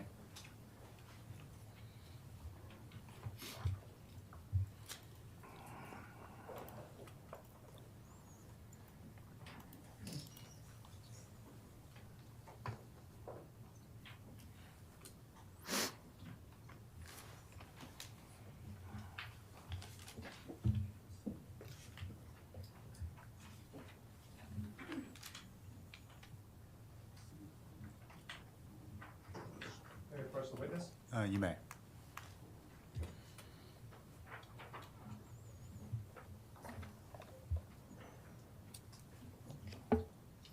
Mr. Thornton, is People's Exhibit 51 the election order that was issued by the Secretary regarding Mesa County's trusted build? Yes, this is that order. And did you have any role in drafting this order? I did, yes. Basically, as legal manager, I would help to draft the first iteration, I would look up the statutory authority to basically do what we wanted to do. I'd make sure that the references were correct when it came to statute or rule. And do you know if this order was I brought the donuts on transmitted to Thursdays, the you clerk know, and the recorder usual. of Mesa County, Colorado, Tina Peters? I do know, yes, it How was. do you know it was transmitted to the elected clerk? Because I saw the email that was sent to Ms. Peters. Had you ever met Tina Peters, the elected clerk, prior to this election order 2021-01 being issued? I had in passing at different events. Your Honor, can you please identify Ms. Peters? Maybe we shared nachos. I don't know. accept the stipulation. I can't recall. Reflect the witnesses, identify the defendant.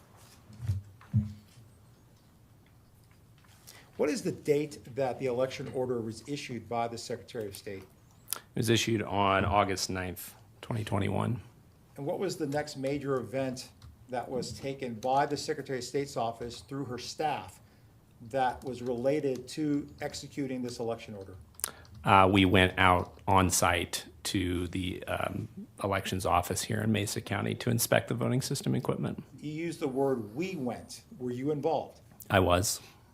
What was your role with the on-site inspection of the elections office within the clerk and recorder's office here in Grand Junction, Mesa County? The secretary asked me to lead the team of 6 who went out on site, so I led that team as we traveled, as we did the inspection, and then as we returned and reported back.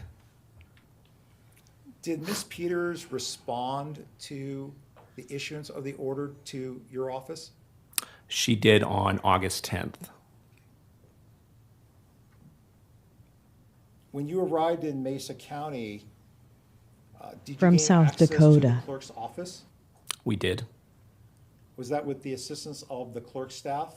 It was not. Were you able to gain access to what is known as the tabulation room where the voting equipment is housed?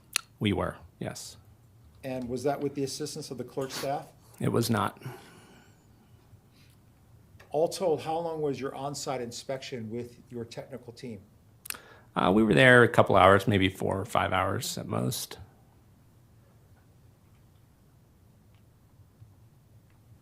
What were any key observations that you made regarding Mesa County's voting management system?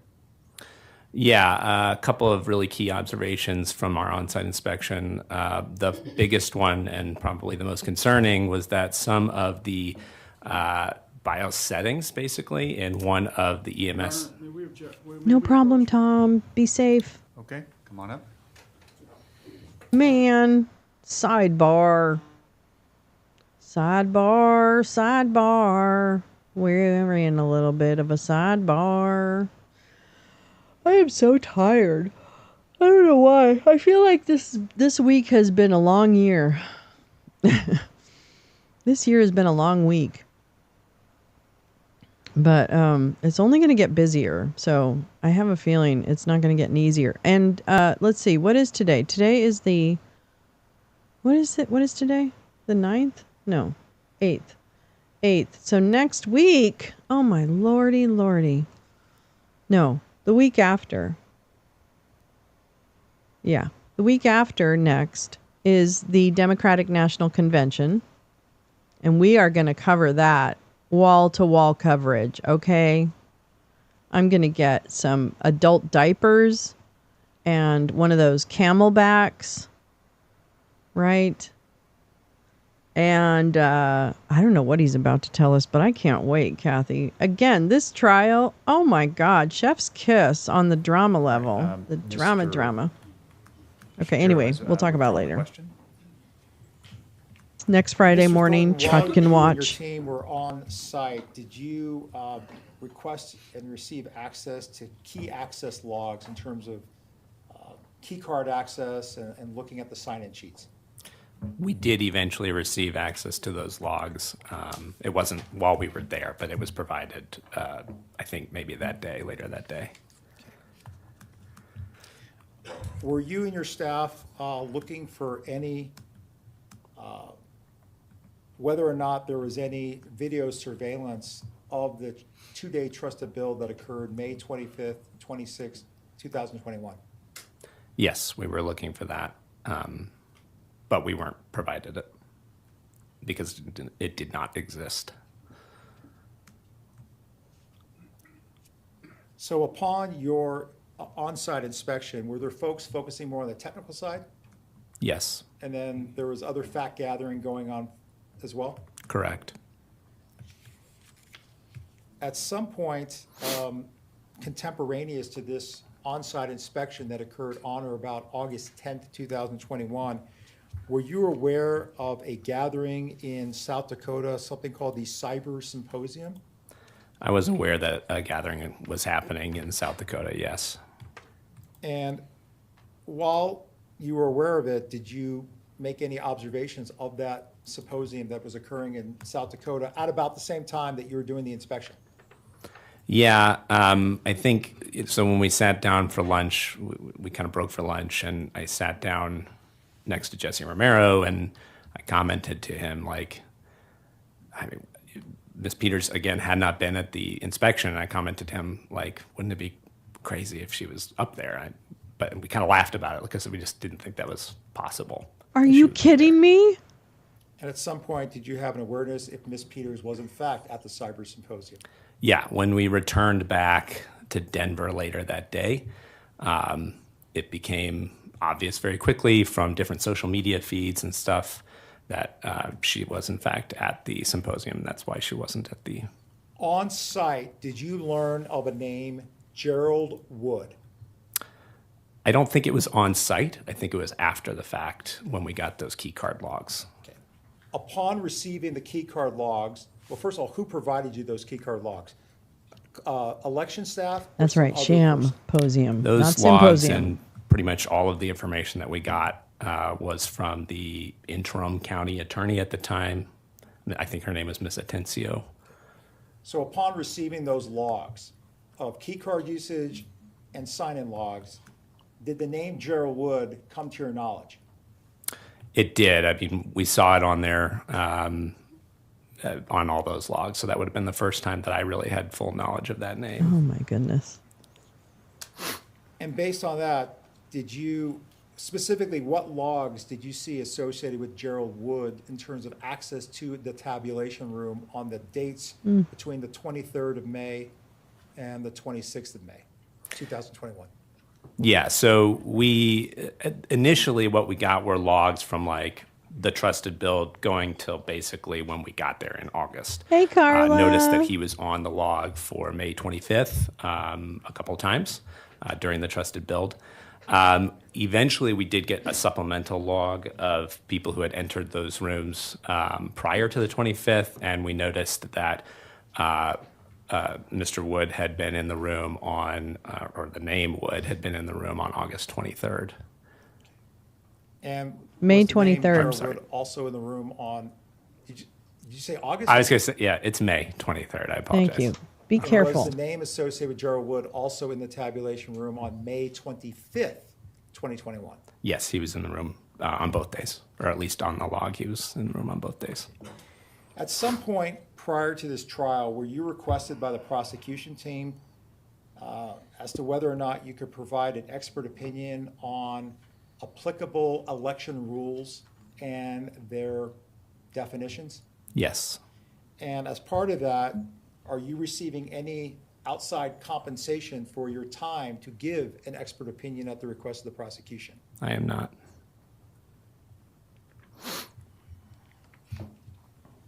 At this time, I'm going to approach and show defense counsel. First of all, I'm going to show defense counsel what's marked as People 62.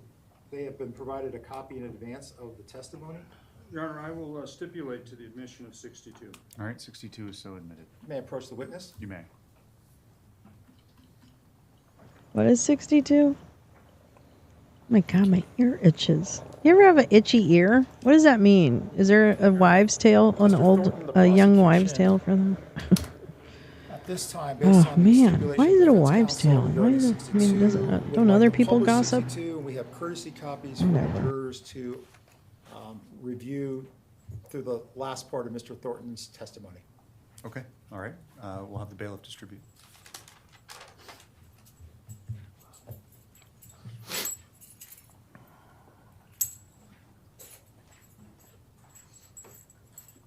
really like the way this woman dresses. Someone is talking about me? Oh, is that what it is when my ear itches? I guess that's what it is. I thought that was ears ringing. Like if it's your left ear, they're talking bad about you. And if it's your right ear, they're talking good about you. Oh my God. The obsession. Oh my God. I already beat myself up enough. I should not even pay attention to those things. I always not assume that people are talking about me. I don't assume that. Here, Miss White, you can. I've been given a copy. The court has an extra copy. Uh-oh. Uh-oh. Here, I have a copy. This is crazy. Everybody stop. We'll share copies. Mr. Thornton, What are those shoes? kinda Oh, wanna she's move, wearing flip-flops. Expeditiously quickly through this. I want you to kind of just guide. Please stop it. I don't have fleas. It's in my ear. Don't say that. Election rules so they have a better understanding, and then we'll just leave it at that, okay? Okay. All right. Again, you earlier testified about the powers of the Secretary of State. What statute is that? That's statute 11107. And then what part of that statute do you propose the jury be 11107. most informed to understand the powers and authority of the Secretary of State? I would say 1A and 1B are pretty important to what we do every single day. Again, we supervise the conduct of elections and we enforce the provisions of this code, which again is the elections code, how we run elections in the state of Colorado. And then 2A is also important because it talks specifically to our authority to promulgate rules to govern elections in the state of Colorado.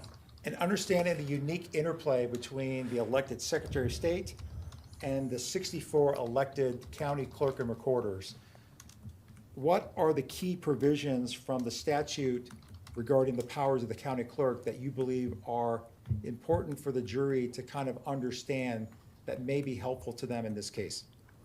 Yeah, I think if you look at 11110, subsection 1, specifically the second part of that, the county clerk is required under the law to follow the rules and orders promulgated by our office. Let's move forward now to the key rules. I know there's some. But are rules followed by trees in the forest when they fall? No. From No. 8 Colorado Code of Regulations, also known as the Tina's a tree. CCR 1501-1. She's one of those smelly ginkgo trees. 1501-1.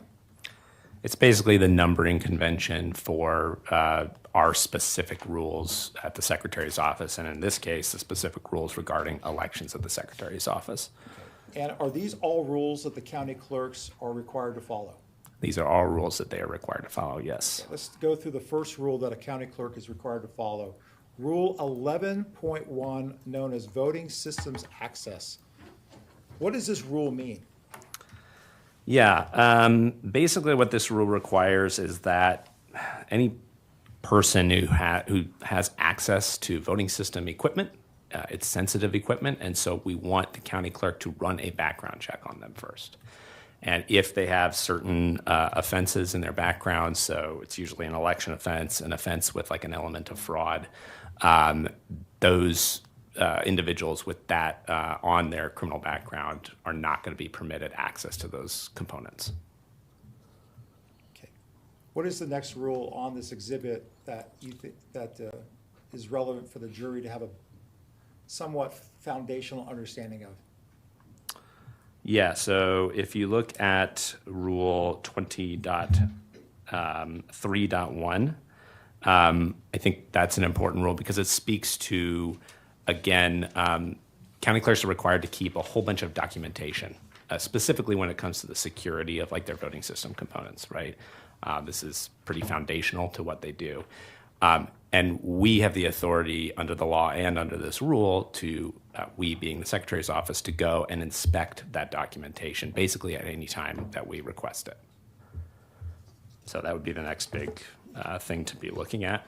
And then what about Rule 20.5, and specifically, is there a kind of subsection of 20.5 that is important for the jury to have a fundamental understanding of?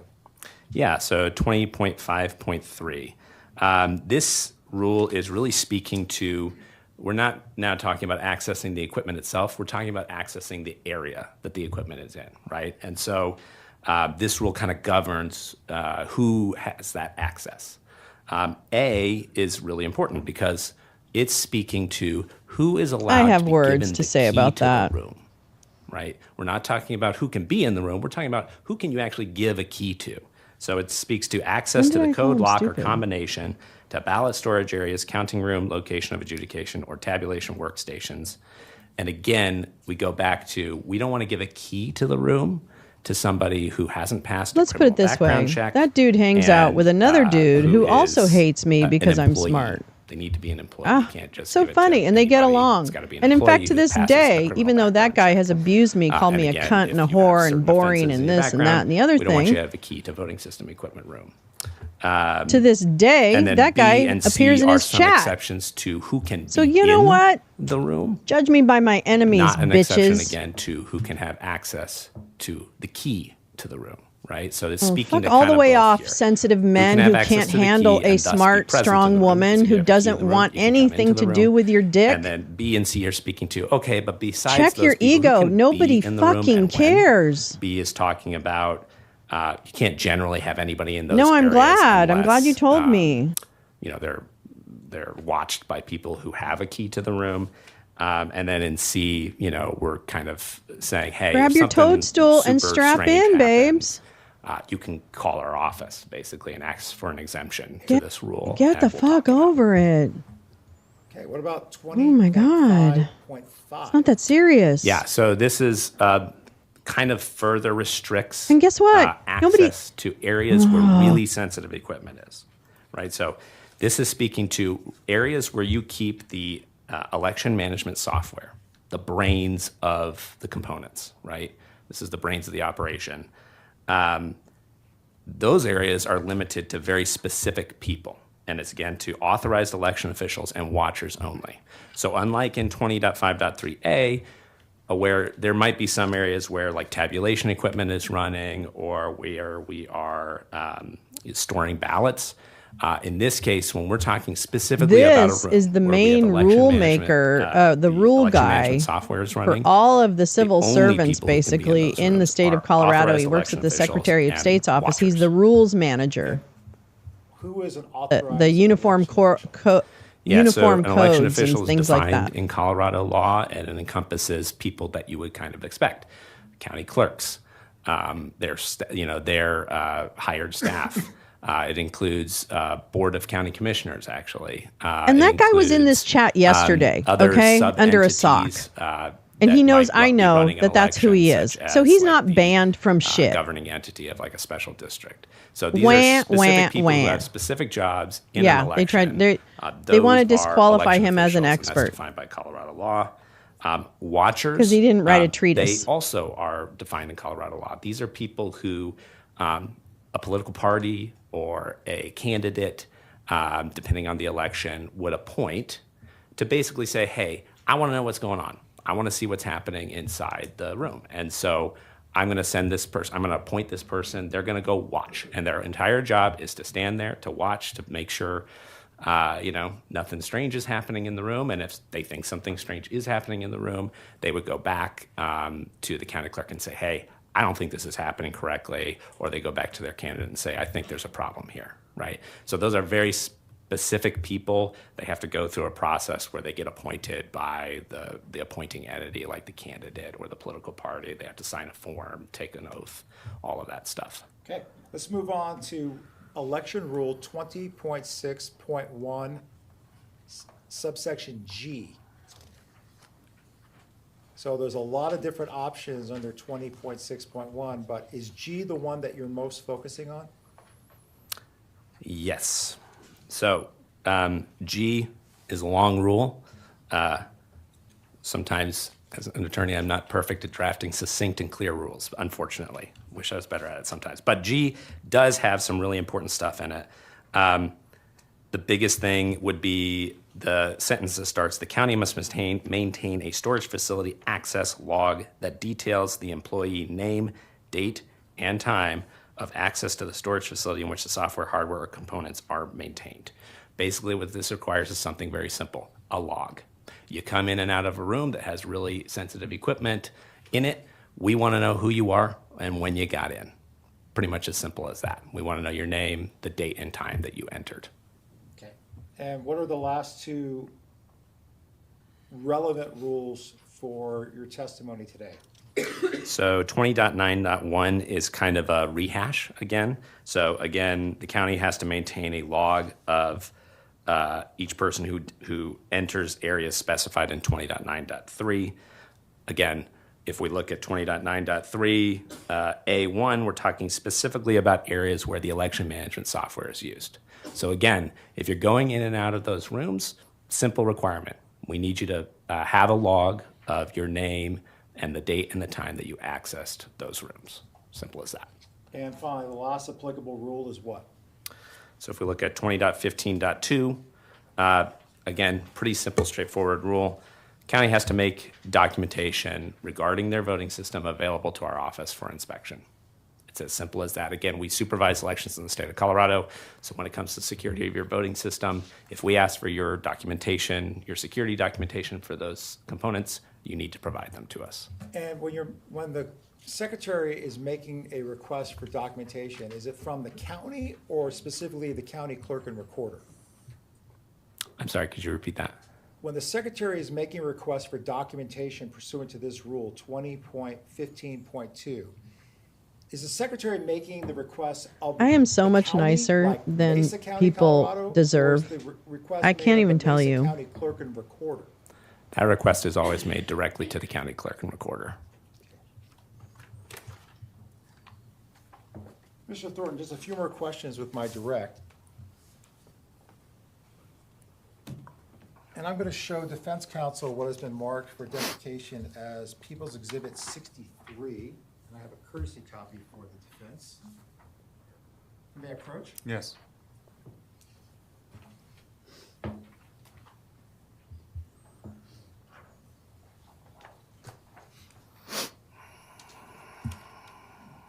Sir, are you familiar with People's Exhibit 63? I am. Yes. What does it appear to be? This is a section of the code that talks specifically to who can prosecute criminal activity under the election code. And you're at this time the prosecution would like to offer People's 63 based on the foundation laid by this witness? Any objection? No objection. Well, yes, but we can't really formulate it. So I'm going to ask a couple of questions and then we'll get back to the statute. Did your staff at the Secretary of State's office conduct a criminal investigation into alleged violations of revised statute Title I? Did your office conduct a criminal investigation? No, we did not. Does the Secretary of State and the office have the authority to conduct criminal investigations of Title I violations? We do not.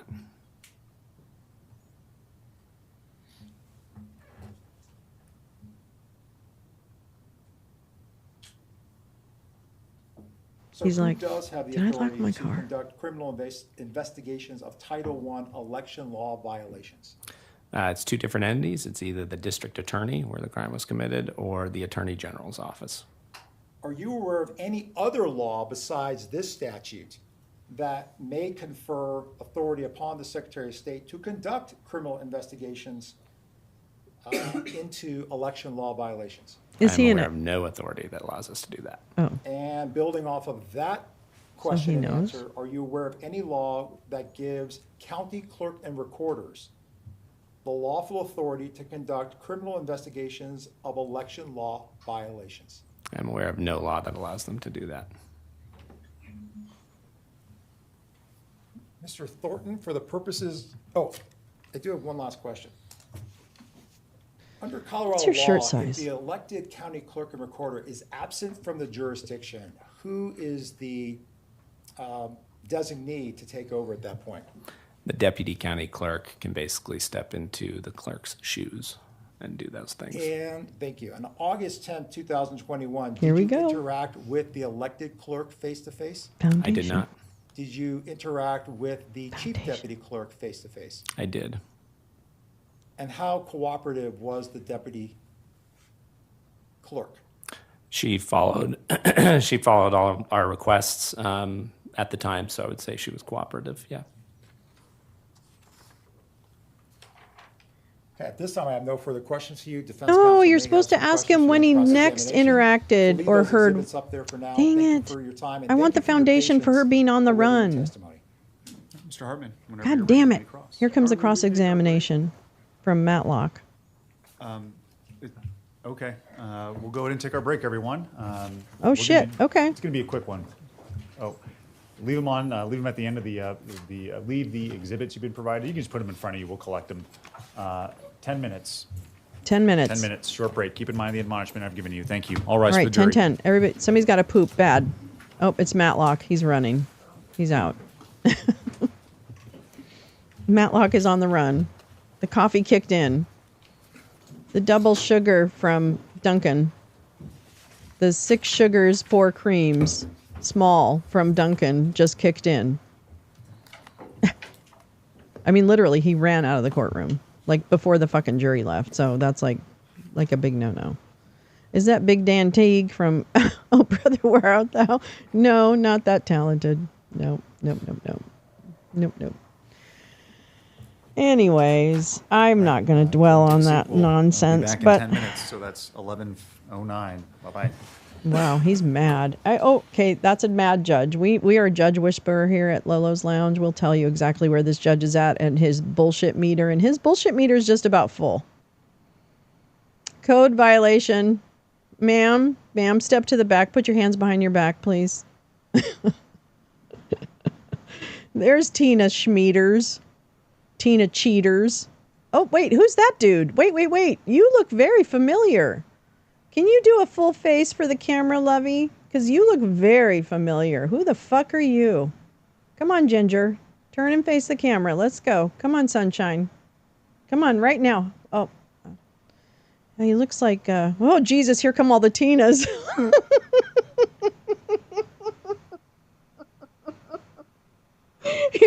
That's where they've been hiding. Jesus Christ. Tinas, where have you all been? Where have you all been?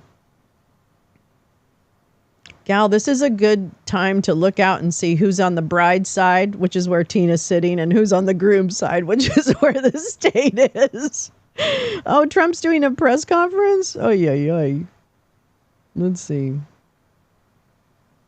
Anyway, the point is I'm a very nice person, and I really am here to do what I do for just about 9 hours a day in the last few days, last couple of weeks. And that is just try and help increase media literacy for people because I care about it and it's interesting to me, right? So here's the thing. I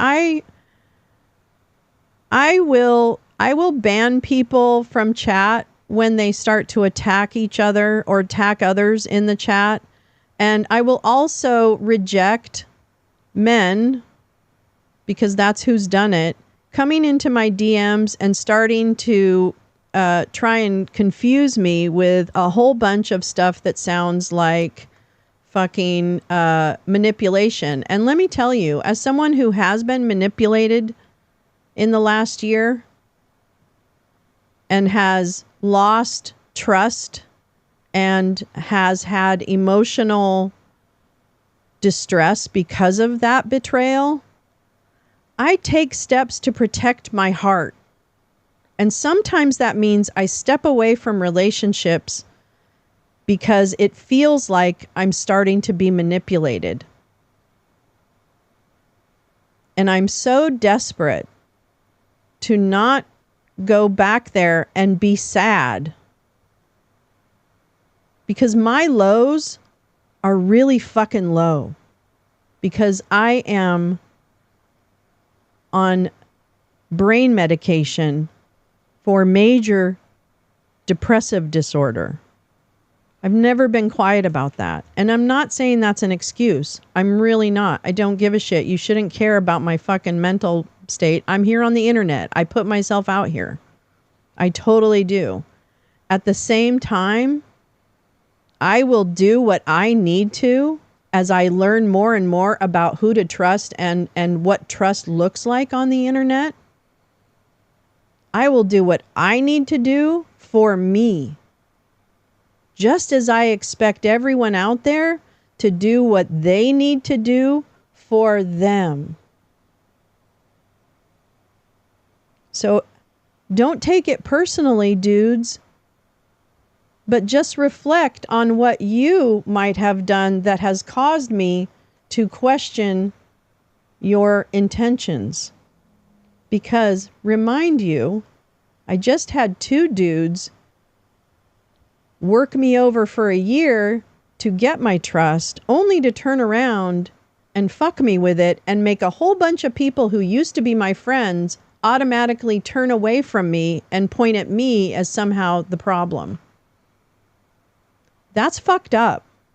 And that's why I block people, is because I get attacked from behind blocks. I mean, I'm not making this up. I'm just telling you, and you know why I block them? So that I don't have to see any kind of commentary on what I do, so that I don't react to it. So I am generally ignorant. But I will say, you need to understand, I'm actually pretty fucking nice when it comes to some of the people who have come in and out of my life on this thing called social media. Because I would never, I'm just not that person. But for some reason, you all think that I play by the same rules you do on this app. But I don't. I'm here to do what I'm doing right now. I'm here to talk about this trial and the fact that I watched this happen in real time and was like, oh my God, oh my God, oh my God. And I couldn't be more excited right now. I could not be more excited.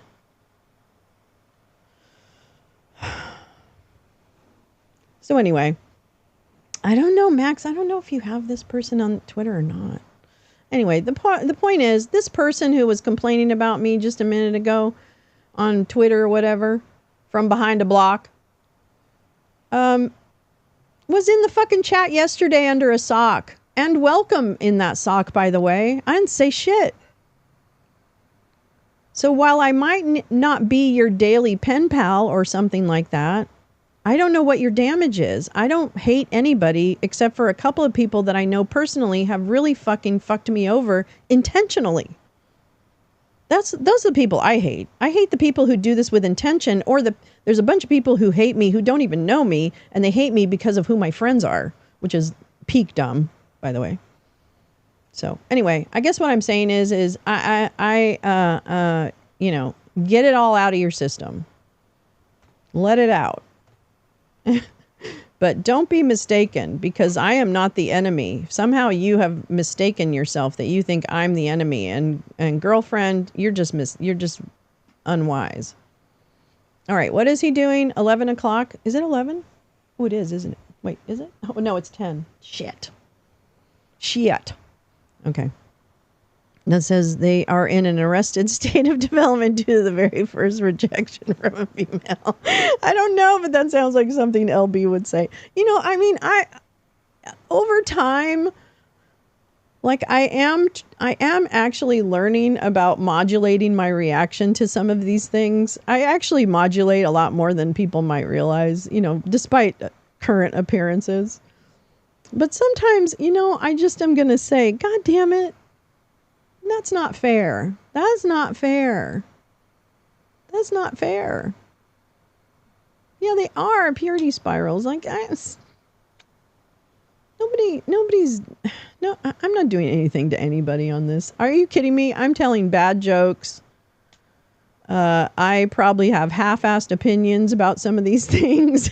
That's the biggest damage I'm doing on the internet. Anyway, okay, enough of that. I'm sorry. That was kind of self-indulgent. Thank you for indulging my... I know. Hello, big head man. Hello, big head man. A big head man. What? Hey, that's like discount Ted Cruz there, too. Yes, of course, Max. So counterproductive. Although the processing feels a little good. I'm not going to lie. There's a little tiny bit of relief that comes in letting the steam out a little bit in a public way. I've tried to, but again, I feel like this is a constant learning process of like shit you need to kind of do, you know? Anyway, yeah, I know. Okay, wait, so he's doing it at 2 p.m. at Mara Flarto. Okay, great. Well, we'll probably be live for that. Trump, okay, here we go. Re-up. Trump happened to call what he calls a news conference on the 2-year anniversary of the search of his beach resort. He's doing it at Mar-a-Lago, not Bedminster. I would be wildly unsurprised if Trump told the same lies he has about his document case as he has before. I did a handy post on how to fact check Trump if he does tell those tired old lies. Service journalism, yeah. I do subscribe to Marcy's Substack, Empty Wheel. Highly recommend. If you don't follow Empty Wheel, please do. And her Substack is fucking chef's kiss all the fucking time. Hunter Biden, she knows fucking everything about the Hunter Biden cases. She is so good. So good. Let's see. Yeah, I only explain myself when I want to, which is the way to do it. This is very small, print friendly. Let's make it really big. Oh, I think it is. I think it is really big. Oh, keep clicking? Oh, I see. Well, can I close this part? Can I? Ay. These people are killing me.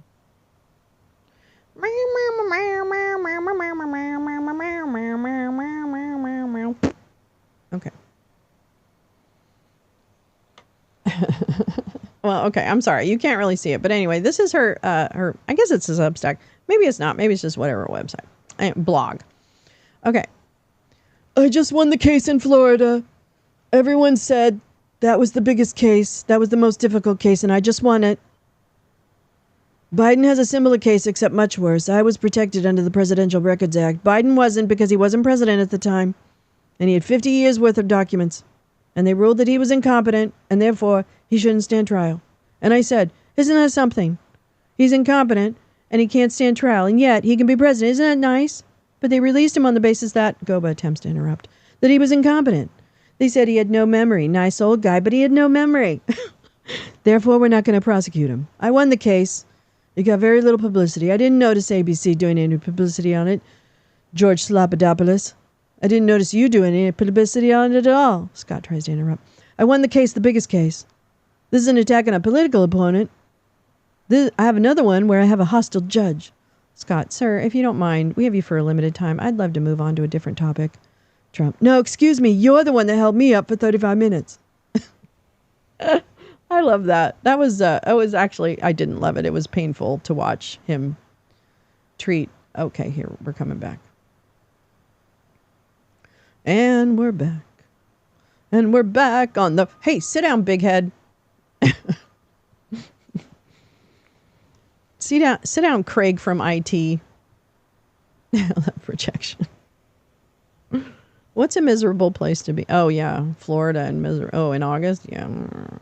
I always forget. I don't need... Well, I mean, you know, again, only do it if it's fun. Todd. Oh, yeah. Todd Starnes? Or Chuck Todd? Tina in her dusty mauve. Oh my God, everybody with the wrinkled suits. Jesus. Does anybody think about the fact that their ass is going to be on television all day long? No. They don't, do they? Wait, you guys don't go on the record yet because your mics aren't on. Come on now. What the fuck? Hello, Judge. Your Honor, chill as fuck. I'm the Honorable chill as fuck. Sir, can you hit the audio? Oh, wait, the jury's coming in. That's what it is. Okay. Never mind. You're telling me this dude's wife didn't call him at the break and say, "What the fuck, honey? You have that little steam iron in your duffel bag at the office. Go get it. Have Cynthia go get it for you." Okay, I have the sound on, so I don't know what their Mr. Thornton, problem I'll is. remind you that you're still in Ah, oath. here we go. And Mr. Hartman, whenever you're ready, you can engage in your cross. Oh, cross-examination. Mr. Thornton, I want to start by putting up the exhibit, and the jurors have a copy, and so we'll use your exhibit number 62. Put that up. So I want to first direct your attention to a caption. Yes. Your Honor, may we have the projector, sir? Sorry, I switched it down here, but I forgot to turn it on.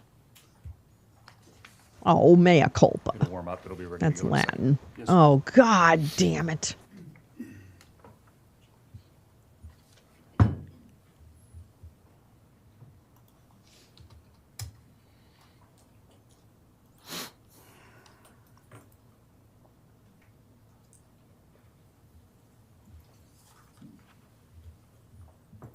We zoom in. All right, if you could bring it up just a little bit so that we can see the whole part of right there. Yes. Okay. Turn this on here. And we're off and running. So, sir, I want to look here at CRS 107. It says power and duties, correct? Correct. What is power mean? Authority, what is it that the secretary can do? All right. So to be clear here, we're a body of government where the people pass the Constitution. True? Yes. I mean, there's a constitution here in the state of Colorado. And Yes. you're familiar with the Colorado State Constitution. In Article 3, it says that we have three separate bodies of government: executive, legislative, and judicial, correct? I'm familiar with that. Yes. All right. And so the legislature makes laws. True?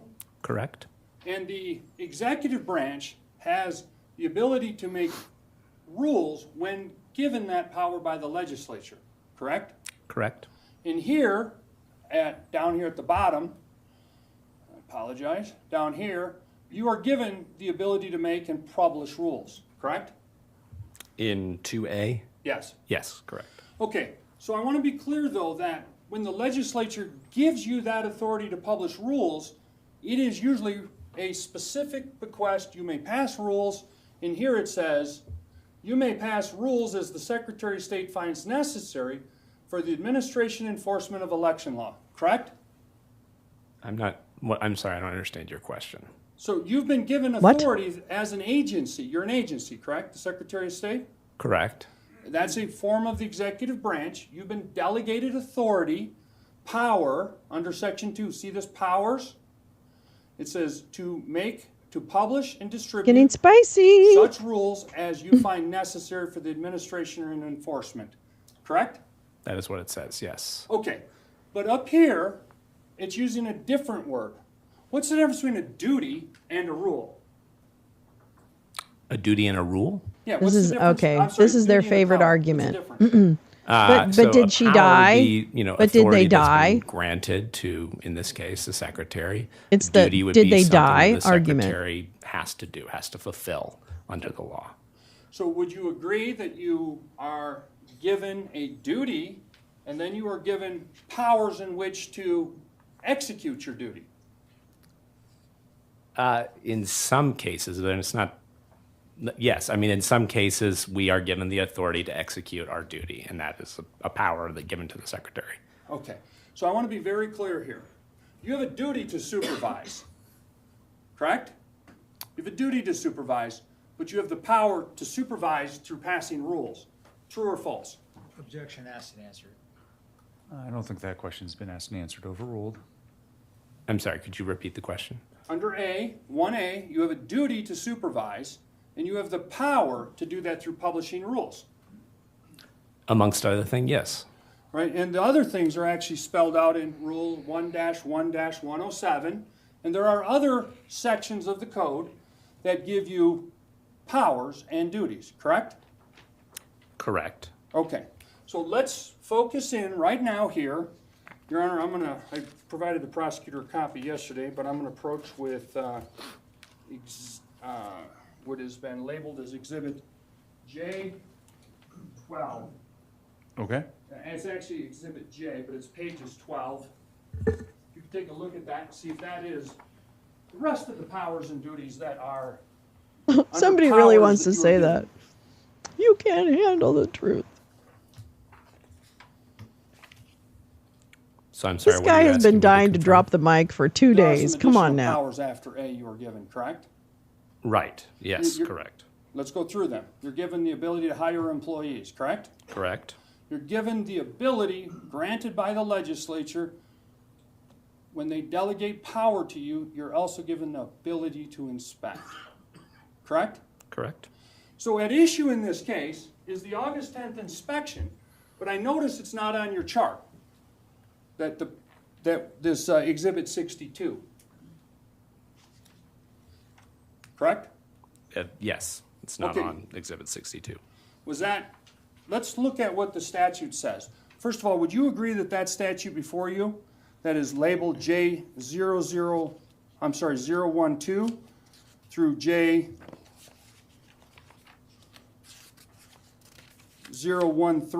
it's like a is word the search game. full section of 1-107? Just the first 2 pages, sir.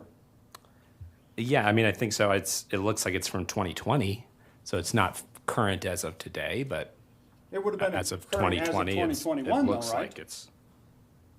Yes. Okay. And the history is actually on the second page, correct? Yes. Do you have any, I'll ask you, sir. I would move for admission of J012 and J013. Objection. Counsel never showed me the exhibit. He gave me something unrelated. I gave you all of them yesterday. Your copy. No, you didn't. But I'll show it to you again. Here it is.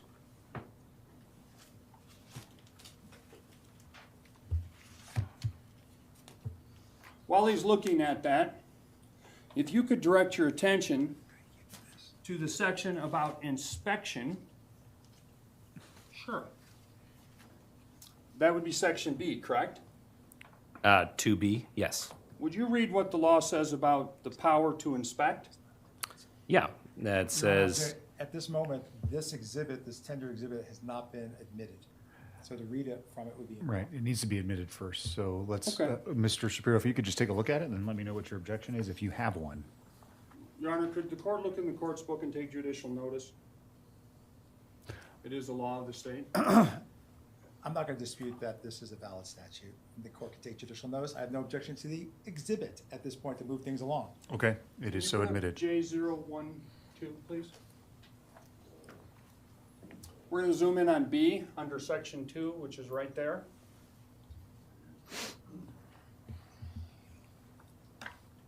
Can you read that into the record, please? Sure. It says that in addition to any other powers prescribed by law, the Secretary of State has the following powers. B, Google. to inspect with or without the filing of a complaint by any person and review the practices and procedures of county clerks and recorders, their employees, and other election Matlock. officials in the conduct Really? of primary, general, and congressional vacancy elections and the registration of electors in this Too much state. Matlock. Okay, so we're going to look at that a little bit closer. When you sent the order 2021-1 that you called in a order, that document, you crafted that to inspect, correct?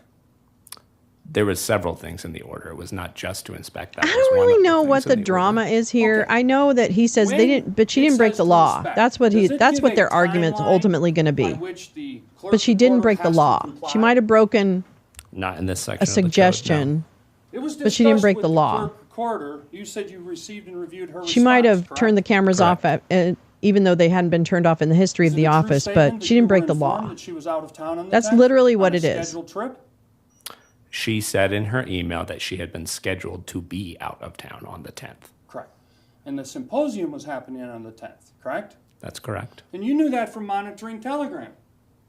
True? I did not know she was going to be there. But you knew about From the Telegram. symposium. I knew about the symposium. It was something that had been scheduled for a while. I don't recall how long I knew about the symposium, but yeah, I did know that it was happening.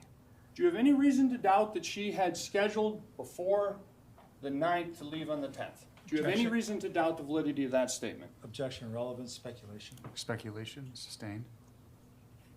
Okay? So Clerk Peters responded she was out of town and that she would schedule your inspection the following week. True or false?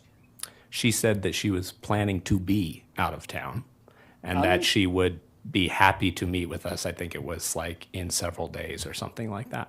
Okay. So she didn't refuse to comply with your right to inspect, did she? See what I said? She absolutely refused to comply with our right to inspect. She refused to comply with your timeline, correct? No. Again, inspection is more than just us coming on site. There's several things that go into inspection, including providing documentation. All right. So we have a little statute here that talks about what the statute gives you authority to do for an inspection. Does it say anything about setting a timeline for an elected official? No, it doesn't here in Objection, this. relevance beyond the scope of the direct. Overruled. It does not in this section of the code talk about a timeline, no. Show me where it does. Where she has to respond to an order that you publish on the 9th, on the 10th, and make her office available on the 10th. There's no timeline in the code because, again, we don't know what might come up. And so while there is no timeline in the code does say that she has to respond to our orders. Okay, so we're going to talk about the order in a minute. So I want to just be clear here that there's no timeline. And here what does or anywhere respond else mean in in the this code. setting? Not in the code. How about in an election rule that you have the right to promulgate and write yourself? There's not that I can recall a specific rule about the time that you have to respond to, request to inspect. Okay, so I'm going to show a graphic here. Would you go with the first graphic? I'm going to show you, for demonstrative purposes, you can agree or disagree, a graphic to help us understand this law. Will you zoom up in here in the top right corner? Up here? So basically, we say that the Secretary of State has been given power, and this is different than duties under Section 2, and there's a code here, and let's go down to the center of this graphic here. This gives you the right to act as an agency. We're going to go over here. It says under Section B, this right to inspect and review that we just talked about, correct? Correct. It says under Section C that you can employ personnel as an agency, correct? Correct. And that's part of the exhibit we've just moved to admit, we've just admitted. And then it says you also have the right to enforce by injunctive action in court. You have to go to court when there's a dispute, correct? We don't have to go to court immediately when there's a dispute, but yes, we do have the authority to go to court if there is a dispute. So when you and her disagreed about the timeline, did you go to court before you raided her office on the 10th? Oh, I'm going to object to the that's discrepancy. ridiculous. Please rephrase the question. Your Honor, that came from another witness earlier. I apologize. I will rephrase it. When you visited her office, I'm sorry, could you sack of repeat the shit. question? when she said she needed a couple of days to comply, did you get a court order for your Secretary of State inspection? We did not. Okay, let's go over here to the top, up here. Now, this is a rule section of law called the Administrative Procedures Act. Your Honor, I'm going to object as relevance regarding this graphic and any questioning from it. Overruled at this time. Are you familiar with the Administrative Procedures Act? I am. So when we talk about a title, I know, he's 24, ridiculous. That's different than the election Matlock. code, which is Title 1. True or false? That's true. All right. And under the Administrative Procedures Act, it has a rule on how to make rules. True? That's correct. And that rule is broadly known as promulgation. That's a fancy $2 lawyer word, correct? You can call it whatever you want. It is a lawyer word, probably, yeah. It's a word. And Section 24-4103 defines the process, which you talked about, where you have the ability to promulgate a rule or even to publish an emergency rule, correct? I am familiar with the APA. I don't have the sections of the APA memorized, so I would have to look to confirm what is where. Okay, we will do that in a moment. Let's scroll down on this exhibit and we're going to talk about rules here. Would you agree that within the administrative code somewhere there is a difference between a rule, which is binding, and let's slide over here, and an interpretive That's a normal statement word. or a guidance? That's a normal word. Advisory. Objection 401, 403 at this point. Camp council approach. God, now we have to do this again. God dang it. We can't get through one fucking witness without nonsense. This is ridiculous. Where are you going? You know where he's going with this? He's going to the fact that they didn't give Tina enough time to destroy evidence before they did their inspection. I would think that I would refer to the fact that it is department policy that on an inspection, given the potential for criminal misconduct, you take actions immediately. You know, why isn't it not realistic to bring that up as a context for why they didn't give her time to destroy evidence? Which, oh, by the way, she didn't come back for 2 months anyway, because why? She was on the run. Because she said, and I quote, to her assistants multiple times and multiple assistants, "I'm fucked." Bitch knew exactly what she was doing. And she didn't get away with it. Because she's goddamn dumb, stupid idiot who right now should be confessing and saying as many hail, Mother May I's as possible, because she could flip on Patrick Byrne and Mike Flynn and Mike Lindell and all the rest of the Mary fuckwads. But no, she's too So in general, a rule has whatevered. to go through the process before She's got her it's really TV show. She's happy. It has to go through a specific process Crazy. depending on if it's a permanent or an emergency rule. Crazy. Right, and, we're not going to dig into the Administrative Procedures It's Act here, nutty. but I want to be clear here.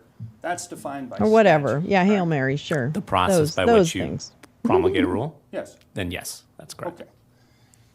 Now, a lot of witnesses in this case talked about rules that came into effect now and after. As a lawyer, are you familiar with the concept of ex post facto? She is a true believer. She's a Q nut. Not with like She's a lot also of a detail. I damaged have a general person who concept of the term. timing was You're our perfect for legal her. expert today. What is the general concept? You're not going to object as to relevance. What's the relevance of ex post facto to this case? Your Honor, it's relevant that laws that are passed after the effect don't control the criminality or the charges in this case. I don't find that to be relevant to the issues at hand, so the objection is sustained. Thank you. Okay, what we're going to now do, sir, is we're going to return to exhibit number 62. So Tina, One the jury has in front of them, and we're going to look at CRS 1-1. Tina and et al. Also met each other through these different weird groups, right? They talked about Sharona Bishop meeting Gerald Wood through Stand for the Constitution.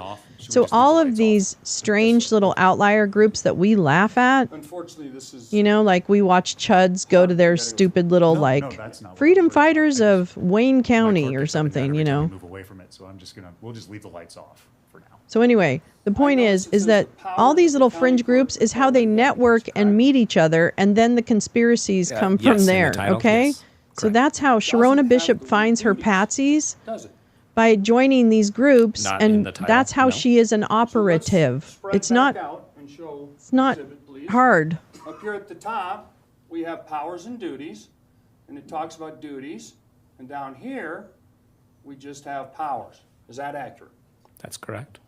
Okay, so you have mentioned that under Section 1, it was important to emphasize in your direct that in rendering decisions and interpretations under this code, the clerk recorder shall consult with the Secretary of State and shall follow the rules and orders promulgated by the Secretary of State pursuant to the code. True? That's correct. So in other words, up here under your power, under A, if you've passed a rule, they have to follow that rule. They shall follow, correct? Correct. And that creates a duty on them to follow a rule that is promulgated. True? True. And it also talks about authority that is granted to the clerk and recorder to render decisions and interpretations. Are those terms of art? I don't know what you mean by that.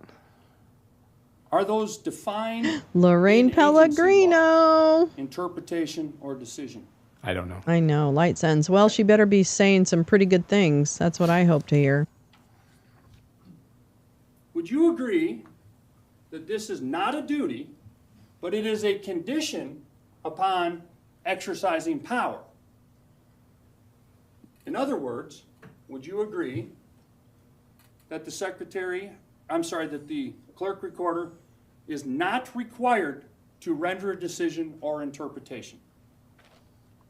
That's correct. The clerk is not required to render a decision or interpretation. I mean, it would depend on the situation, though. Right. Well, okay, it might depend. But if they are rendering a decision or interpretations of the code, they must consult with you. Correct. All right.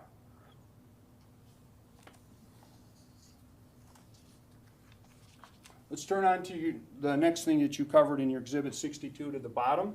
I want to zoom in on section. It's like Sudoku, watching where they're going, where they're going to end up, Caleb, if you could zoom in on this section. or whatever. I don't know. Maybe not Sudoku. I don't know how to play Sudoku, so it's probably a bad example.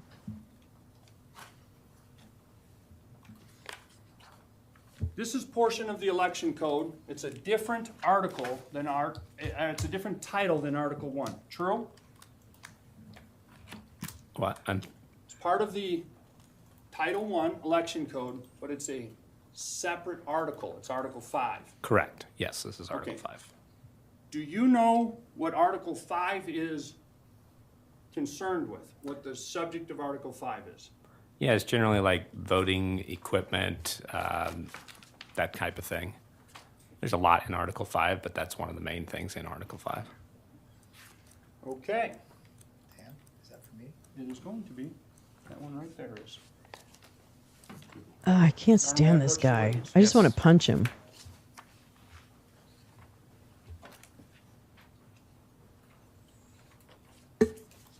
So that we understand the context of this article,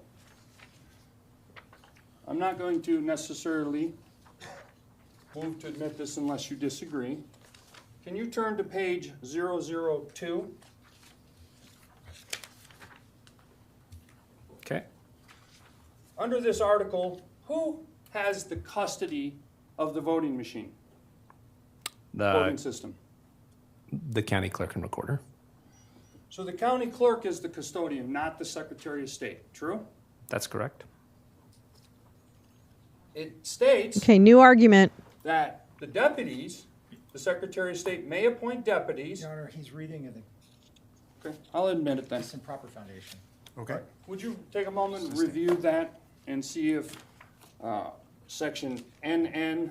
I'm telling you, listen to these cross-examinations by the defense attorneys, because they literally have given up on lines of questioning because they know they don't have anything. And guess what? People aren't as stupid as they are in the Steve Bannon War Room posse. 1 through 10. Your Honor, to speed things along, if the witness is able to authenticate the purported statutes, I will not object and stipulate to move things along. Okay. Everybody's getting annoyed.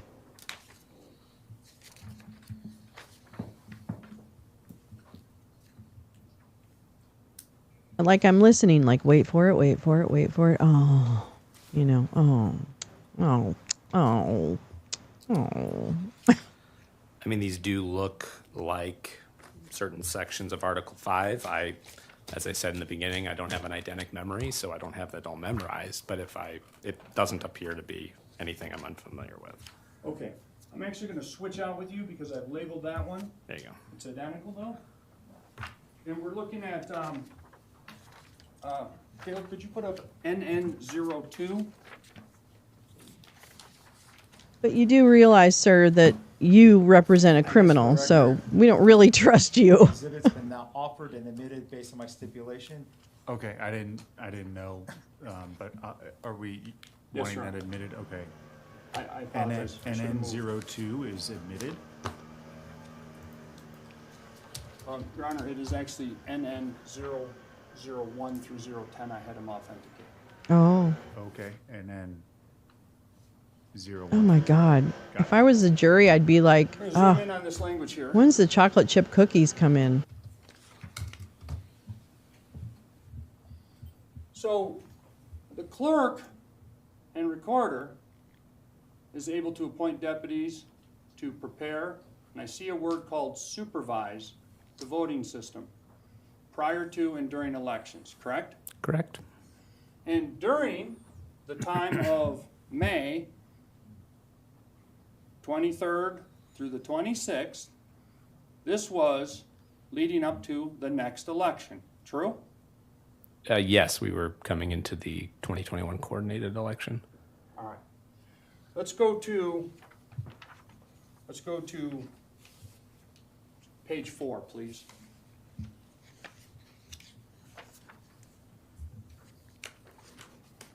Just to be clear here, an elected official is not entitled to personally handle the voting equipment. True or false? I'm pretty sure we will. Well, it depends. I just cannot At wait for this the defense time, it witnesses. I'm depends. Are sorry. you talking I'm about very today? excited Are we about talking that. about 2021. Very much looking Well, in forward May of to 2021, it would depend that. Okay, be on careful, Sam. the size Sam of the your cat county, is as currently going 15607 underneath all of talks the about. camera equipment. You need to be in a political subdivision of 100,000 or more. Clerk Peters was restricted from handling her voting equipment or device under this statute. True? I think she was over 100,000 at the time. I'm not certain on that, but that sounds right. Okay, but under section 2, it states, I'm sorry, not under 2, it says,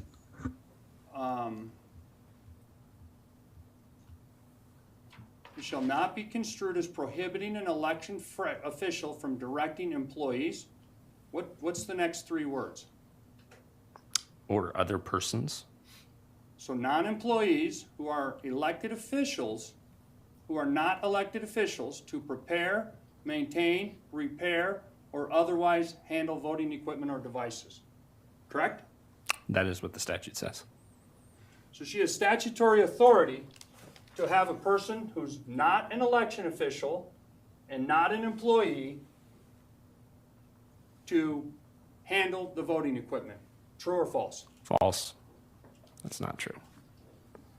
Please show me where that does not say that. Well, again, you're citing one section of the code, but again, there are several sections of the code that, again, give us supervisory authority, allow us to promulgate rules, and those rules specify who can and can't, be in a room with election equipment. And handle equipment. What's the law if a rule contradicts a statute? Which takes precedent? Generally, the statute would take precedent if they are completely in conflict.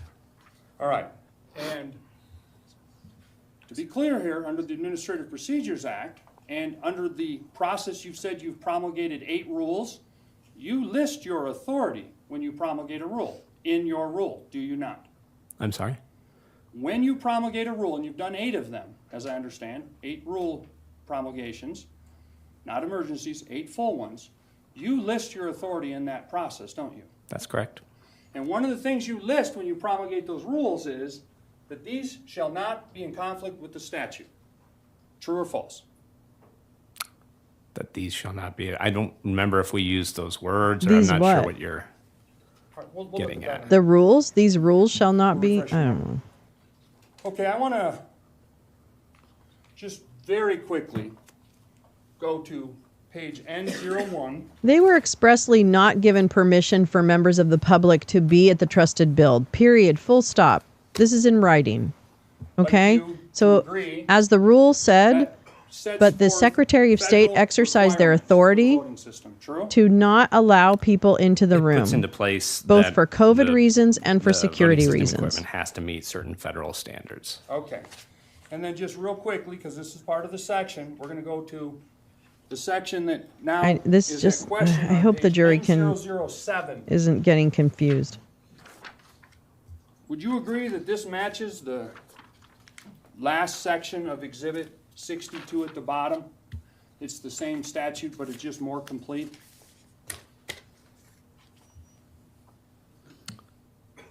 Yes, that Okay. is. This is like the full rule, the full statute. Okay, so you have provided for us, and thank you for that, that the Secretary of State, under here, we're going to dive in here under Section 1, please. It says that may review rules adopted pursuant to section, no, up above, please. Can we approach? Sure, come on up. Me too. I'm getting annoyed too by it. Or irritated or something. Oh, for fucking out loud. You know, I understand what he's saying. No, and if he can really pull this thread through to the end, bravo. But the facts also exist that Madam Clerk got a background check and badge for one person to help with the trusted build when her IT department said they could not offer a person to help.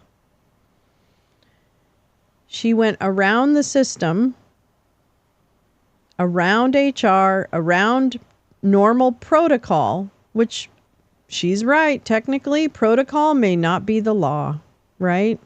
It may not be the law. But so the facts, unfortunately, and her actions before and after really belie any kind of innocence, frankly. She lied about Gerald Wood in order to get a badge for a person who could pass the background check. So she obstructed who the identity was of the person who copied the database, backed it up for her,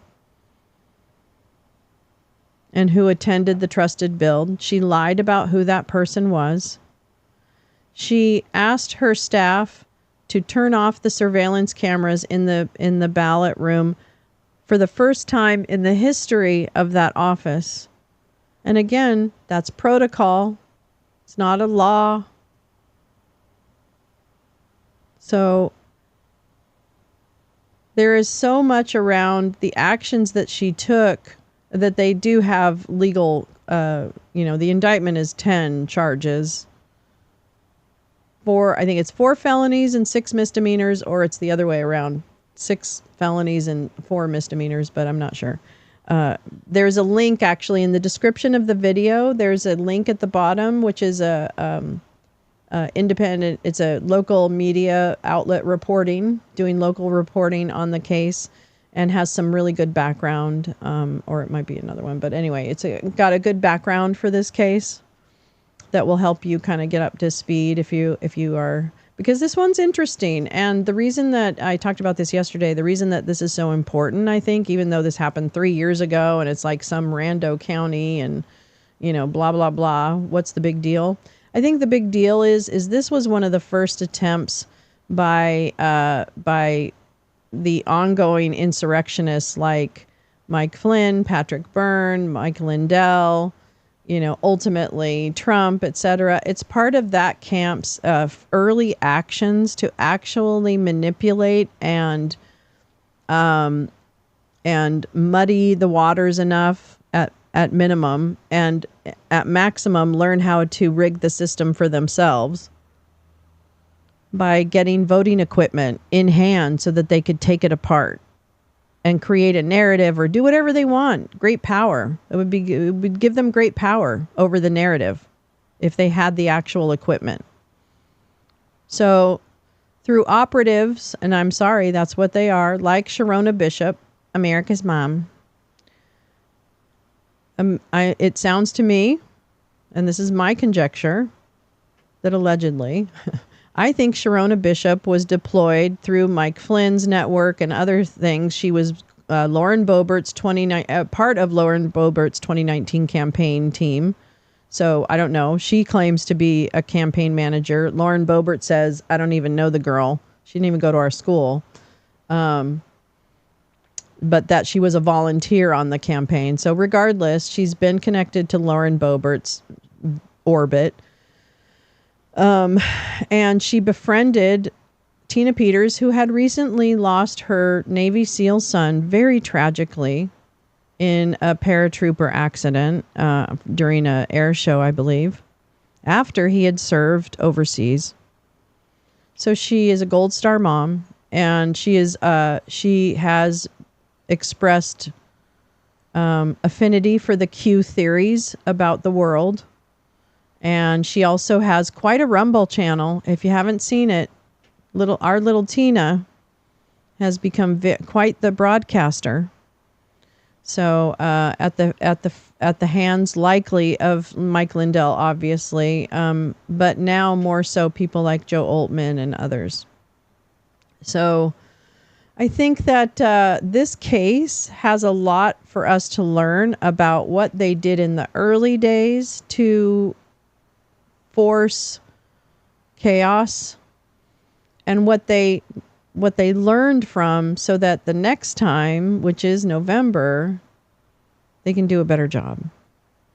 Because it's very clear to me and others that there's been a lot of work by folks in this universe, Roger Stone, etc., to think about what their legal strategies were or weren't, and what worked and what didn't work. And they're getting to a point where they could probably get some states to refuse to certify the election results in November. So yes, that's briefly, true. In December, rather. I just want to just cover this because it's So covered here. read. I'll put out the article again that 62. Mark Elias from Democracy Docket wrote about the race to decertification of an election. All just about. And I urge everyone to read it and be knowledgeable. And this, I think, this court actually, this case is a fascinating way to learn about it. 1-5. Thank you for coming to my TED Talk. Yes. You can look at Exhibit 62 if it would be easier. Just the bottom section there where it goes on to 1 and then the top of page 2. I mean, 15616 generally is about the standards of voting system equipment. Right. So I'm not sure I understand you. Is it relevant to this case? Is that what you're asking me?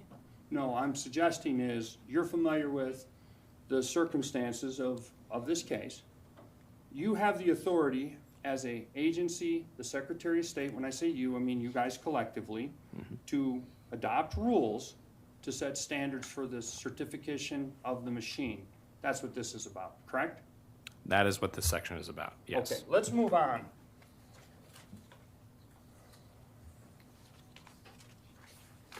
I want to just briefly touch on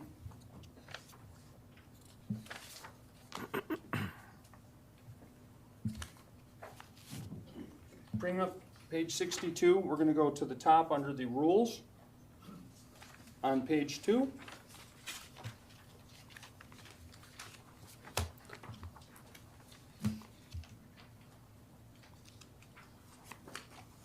I'm going to direct your attention to zoom in here on 1-146. That's just a definition of what a voting system is, correct? Correct. Let's move to B.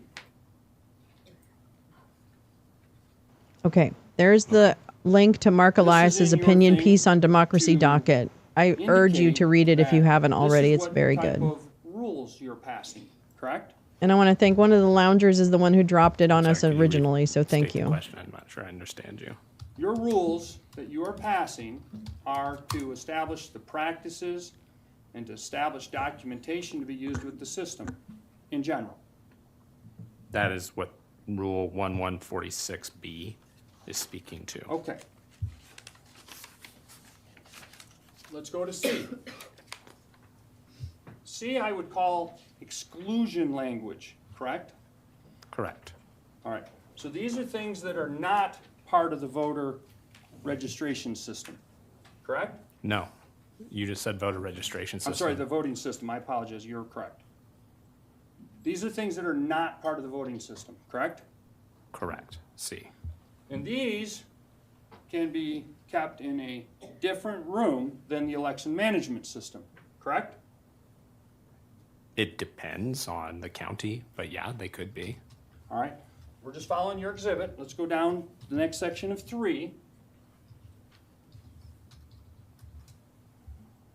One right here, this section, Caleb. Right here, it defines what election management system is, correct? Yes, 1122. Yes, that's correct. And we can see on the board, this is what the system is and what the management software is, correct? I don't know that it's... 1125. Oh, 1125. Yes, 1125 speaks to the software. Now, this is going to be important. This definition is going to be important when we get to the access rule of Rule 20.55, which talks about the election management system, correct? It speaks to the election management software, but yes. Software. Okay. So now, just moving on your form I mean, that's here, a thing. I want to make sure we're clear Just on the software Rule thing. 11.1 to make sure we know what the rule says, right here. It states, and this is what you've selected as relevant, Rule 11.1.3. It states that all permanent and temporary county staff and vendor staff who have access to the voting system or any voting system or county equipment must pass a criminal background check, correct? Yes, that's what it says. Is staff defined? I don't know that it's defined, but I think it's Oh, boy. obvious what staff would be. People Employee? hired. Correct. So it would not apply to a non-employee, correct? Are you saying would 11.1.3 not imply to a non-employee? Correct. No, I don't think that's a fair reading of this. Yeah, no. Okay. What about the vendor? It says vendor staff, correct? It does talk to vendor staff, yes. All right. It doesn't say anything about a requirement of the Secretary of State staff, though, correct? Not in this rule. So Secretary of State staff doesn't fall under this rule, correct? Not under this specific rule. All right. And so you mentioned that it must pass a background check. Is the only authorized background check a background check run by Brandy Bance? I'm sorry? Who does the background check? Your Honor, I'm going to object to relevance. And the state's the evidence. Bance didn't do the background check. I'll rephrase, Your Honor. I'll Okay. withdraw those. All right. Does it give any guidance as to who does the background check? No, it would just be the general rule, which is if you're talking about a rule, we're directing the county clerk to do that. All right. Does it require that the county clerk use a designated staff member to do the background check? No. The concern, you said, was to ensure that a person has not been convicted of an election offense or an element containing fraud, correct? That would be the thing that would disqualify you from being able to access that, in this case, access the voting system. And because background check is not constricted to clerk staff, a clerk could get that information from an outside background agency without her staff's knowledge. True or false? Are you asking me if it's possible? Yeah. Then sure, it's possible. And she could comply. No, I would not say that. No, that's not compliance. Where does it require that she has to See, this is what they're doing.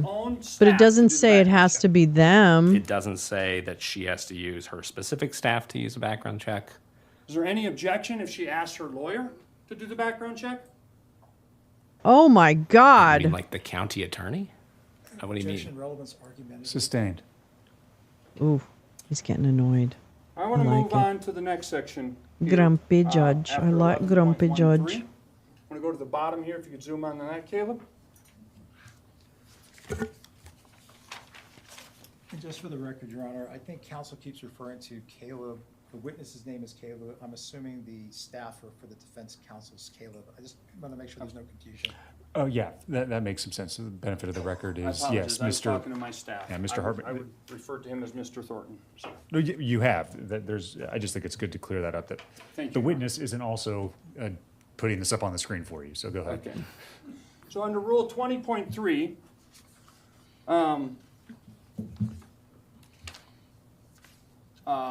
I think it is important to note here, it states a county has a duty imposed by this rule. True?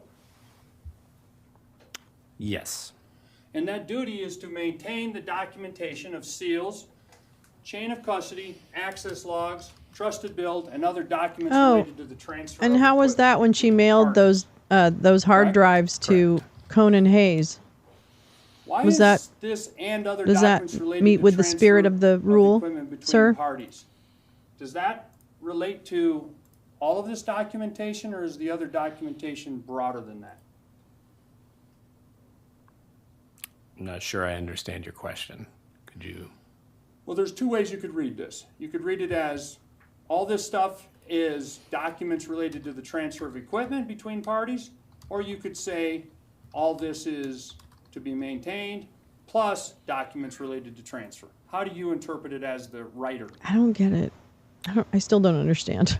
It basically what this rule says is anything having to do with any of those. So, documentation of seals, chain of custody, access logs, trusted build, and documents related to the transfer of equipment. All of that has to be maintained.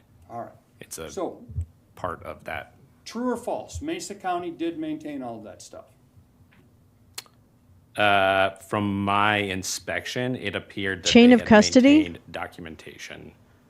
Chain of custody? Yes. No, sir. Objection Hello. was to the accuracy, not the fact We have a that they fucking maintained the FedEx envelope from correct? Tina Peters' office to Conan Hayes. Again, it would just be Oh my that God. is what's required under the rule is that those things be accurate. Okay, where does it say that? Show me the section. That says that logs need to be accurate. Well, I want to make sure that I understand that if a clerk has an employee that does or does not Please, properly jury, sign please. in, I want to know that she's out of You've compliance got with a rule. to see through If she's all this maintaining the law, BS. It and one of is her just so employees failed terrible. to adhere to her requirement. Please, to follow jury, the law. please. Okay, well, I'm a little confused by your question. Let me rephrase it then. There's a difference between a clerk recorder that doesn't have logs. She should be held accountable. Agreed? Yeah, if you're not maintaining logs, that would be a violation under the rule. But should she be held accountable if somebody doesn't properly sign into the log? If, like, somebody just doesn't do it correctly? Yeah. Yeah, ultimately, that is her log. It's still her responsibility. And so Dumb if question, she delegates counselor. to an election director into a back You're going to throw Belinda under the bus? Are you suggesting she should be criminally I don't recall accountable if that there's an happened in the error presence of the jury or not, Lisa. Objection, argumentative. Sustained is to argumentative, if you'd like to rephrase. Is your interpretation of the law that she could be held criminally liable if there's an error in documentation? Continuing objection.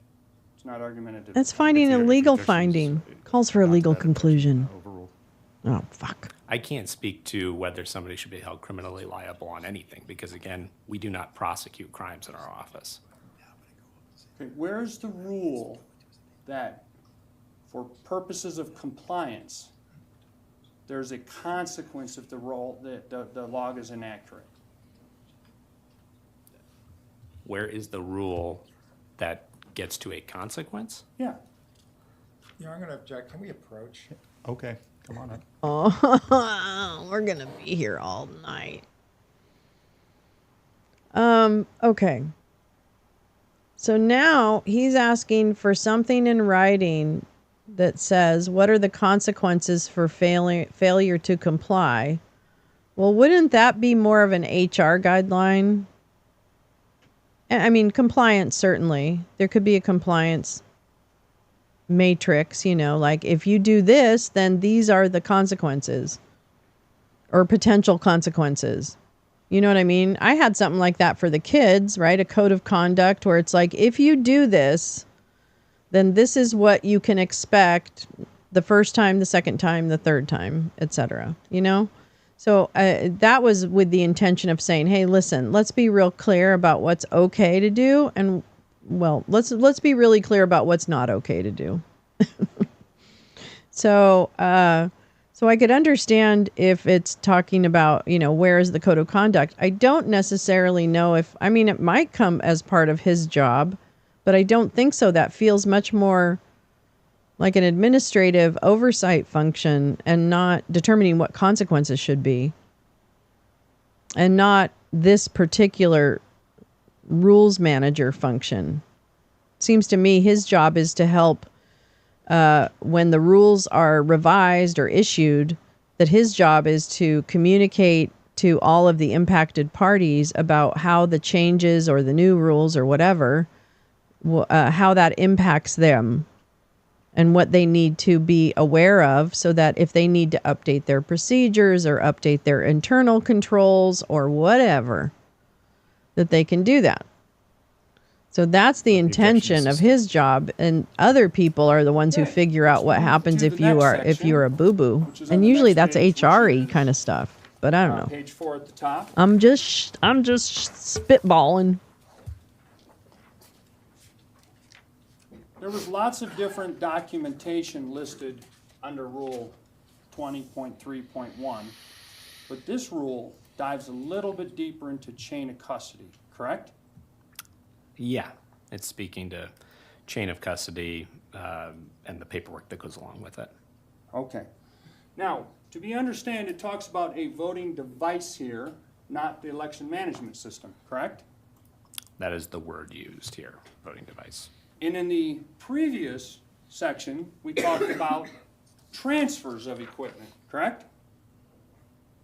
I have not heard any financial benefit issues arise during this trial. Management system does not move. Although from the clerk recorder's she was office. flown around and housed by Mike Lindell for Should not. during that Generally, time. It should be maintained by the clerk and recorder. Correct.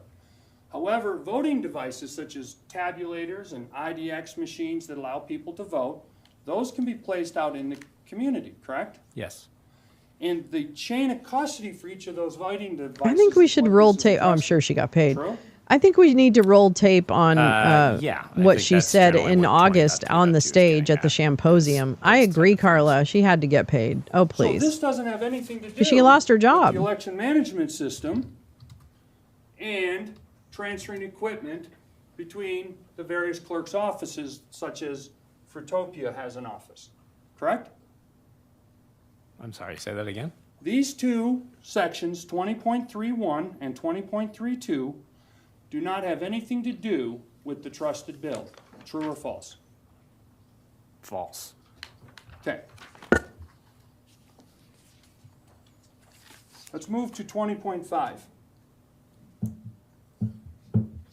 Well, that didn't work. You have taken great pains to explain the difference between Section A and B. You have suggested, under Section A, true or false, that this is access to the area. True? False. A is speaking to access to the lock. To the lock. Key. The thing that gets you in and out of the room. Okay. And that is the lock, correct?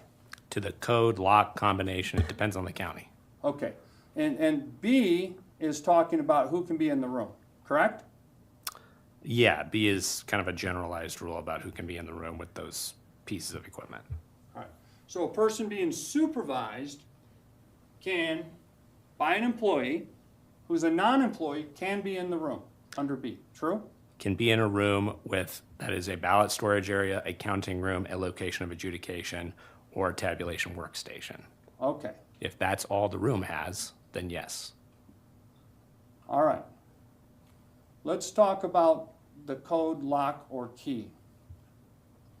Once it says it's restricted to employees who have successfully passed a criminal background check. Correct? Correct. Does a background check, is it defined here? It's not defined here in this rule. This Gerald is for Wood the key to a had the ballot background storage check. area. Gerald Wood was not the person Location of adjudication in the room. or tabulation workstations. Do you know if the trusted build took place in any of those areas? I was not there for the trusted build, so I can't speak to where specifically the build took place. My understanding is that it was in the room that I visited on August 10th, which contained a bunch of equipment. Okay, it contained equipment. Did it contain ballots, sir? I don't think it contained ballots, no. Okay. Was there any counting going on?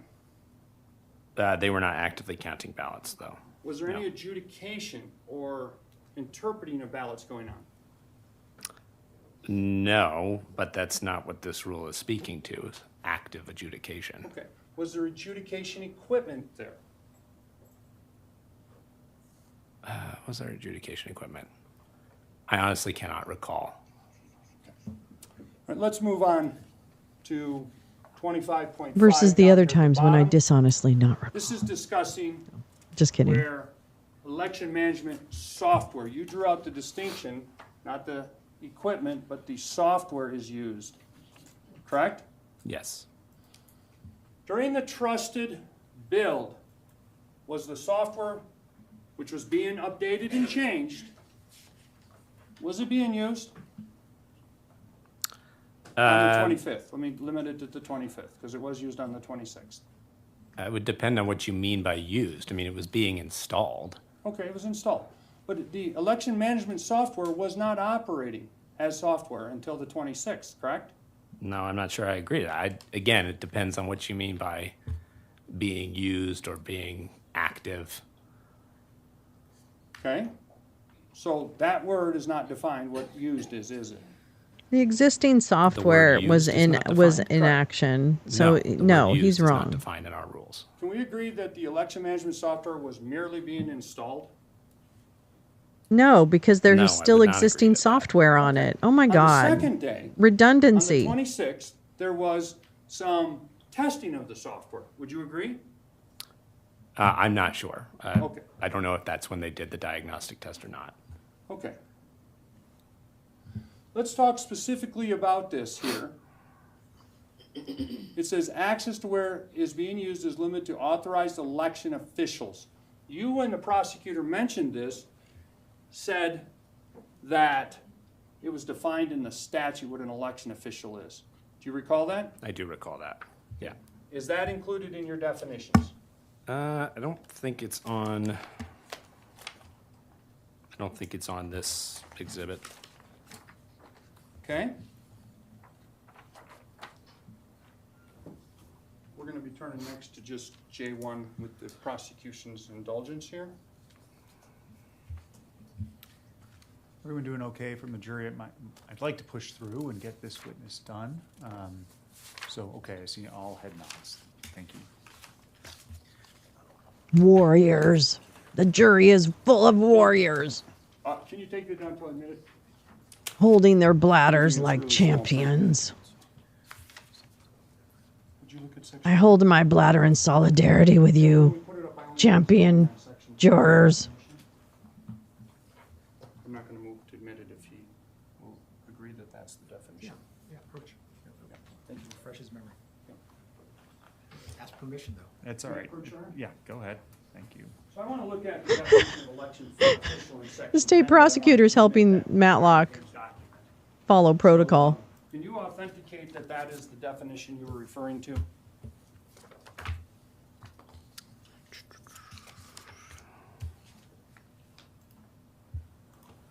Yes. It's 104 subsection 10. Okay. This is 2020. And would you read the page number on the lower right part of that exhibit? It's J002. Okay. Would you just zoom in, by agreement with the prosecutor, to the definition of election official? Okay. Would you read that out loud for me, sir? Sure. Election official means any county clerk and recorder, election judge, member of a canvassing board, member of a board of county commissioners, member of or secretary of a board of directors authorized to conduct public elections, representative of a governing body or other person contracting for or engaged in the performance of election duties as required by the code. Okay, let's be clear here. Does not include the Secretary of State, correct? No. It does not include the facilities director from the county, correct? Facilities director. It I don't has know who to be that a is, person but who works in elections, correct? to be defined as an election official, yeah. Okay.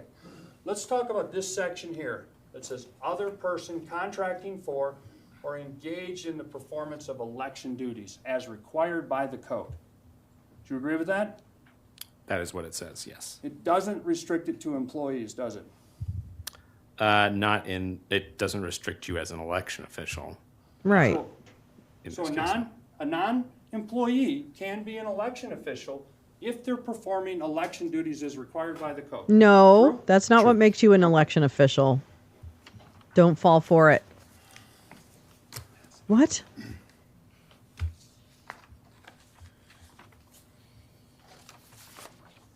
Your Honor, may I approach the witness with Exhibit 8? Sure, yes.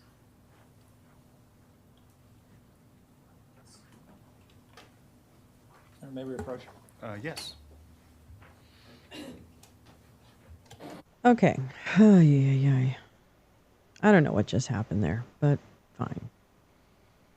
Whatever. I understand. And I think it's I'm not a lawyer, obviously. That's painfully clear, I'm sure. And I understand the vigorous defense and all of that. And I would want the same vigorous defense played out for me, but that's why I don't crime, so that I don't need to have a vigorous defense played out for me. Anyway, however, I don't know if this will be successful with the jury. I don't know. I don't know if we'll get to the point where they have demonstrated enough that, no, these technicalities actually do make a difference and they are part of your criminal mind. And I don't know if any of the stuff she's said outside of the courtroom, not recently even, but even during the time before she was arrested and all this kind of stuff, during the symposium and all that. It's just curious to me if they, I didn't see them play any of the commentary that she made, which I guess is relevant to the fact that it doesn't have to do with any of the actual charges. And again, maybe I'm wrong about that. It's come in as testimony about what happened on the stage at the symposium on August 9th and 10th. She got there on the 10th, the second day. But so I don't know. I mean, I imagine that's not going to be necessarily that part of the evidence that's offered. But it seems to me that there's a lot. Oh, and then, I mean, the turning off of the cameras, the directing people to get Gerald Wood a security clearance that is one of the top security clearance profiles in the state and get him a key card, only to turn around and say, oops, we don't need you, Mr. Wood. Please give us the key card back. And then to give that key card to Conan Hayes, who has already been part of Antrim County and other election denial bullshit cases, and conceal his identity and put him forward to her staff as Gerald Wood, this supposed background check cleared. I'm getting to those. And then before you do the trusted build on that Thursday, you get IT to turn the cameras off, which is the first time they've done that in the history of the office. And then on the Sunday, before they come in and do the software update, which is really what a trusted build is, the fake Gerald Wood comes in with Tina. It's already been stipulated and proven that he's the fake Gerald Wood, by the way. The fucking defense stipulated to it yesterday. They already said, yeah, okay, you're right. Gerald Wood wasn't the guy. We used that name and it was for this guy, Conan Hayes. They've already admitted it. It's on the record. So then what she does is comes in on a Sunday with Conan, aka Jerry, who makes a copy of the database prior to the software update that's going to happen on Tuesday. So that happens on Tuesday. Jerry, fake Jerry, again is in the room, just observing because he doesn't have to. He's already copied the database. And then Tina arranges to have another copy of the database made because, again, her defense is, I was just doing my job. I was just making copies of things and backing things up. So then she makes arrangements for a copy of both databases, the pre and the post, to be sent to Conan Hayes using the fucking department credit card and FedEx account or whatever. Now, this is around August, I guess, or July that she does this. She has kind of seconded her staff. Well, actually, no, we get to that. So then that happens. Then she, on August 9th, which is a Monday, it is the first day of Mike Lindell's first symposium on so-called election fraud. And at that symposium, he was going to present the PCAP data, right?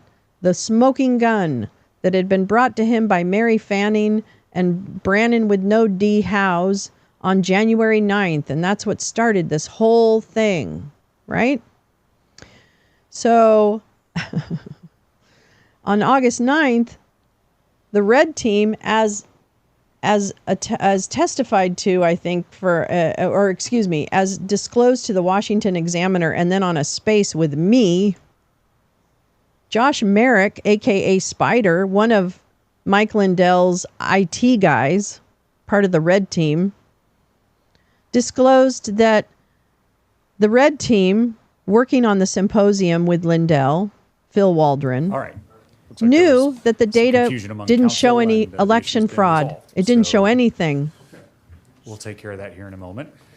So they had to tell him on August 9th, dude, we don't got it.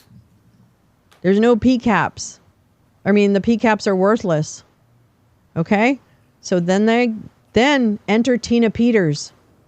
Sharona delivers the whale. How much longer are you thinking you might be? Because on Monday, August 9th. The rules section, then I have to get into the facts of. Oh, man, I don't want to stop. And no, I'm going to stop this for a minute. Prior to that, when Tina had mailed Conan Hayes the drives, shortly thereafter, and part of when she said, I'm fucked, is because Conan Hayes gave the drives to his bestie, Ron Watkins. Oh, yeah, 8chan, that dude, the one who they played around was Q. He's not Q. Mike Flynn is Q, period, full stop, rewind, and you can hear all about it. But so he gave it to Ron Watkins, who fucking put the screenshots of the videos that they took during the trusted build, which is a no-no, on the fucking internet, along with the passwords to the Dominion voting systems for Mesa County. Well, guess what? This guy on the stand right now, he just happened, because he had been hearing about the kerfuffle around the election, started monitoring Telegram and saw or heard that the document or that the photos existed. He's like, what the fuck is that? Because Ron Watkins has a big account on Telegram. He was Code Monkey Z. He was Ron Watkins, Q or whatever, but he's not Q. Okay. Oh, the Trump presser. Oh, God damn it. Okay, hold on. Everything everywhere all at once. Hold on. Let me. Anyway, so you guys, I mean, I'm sorry. I know a lot of you know already what I'm talking about, and I'm real sorry. But this is my jam. and they said she was the worst of all. In other words, she was the worst out of the 10 people and her.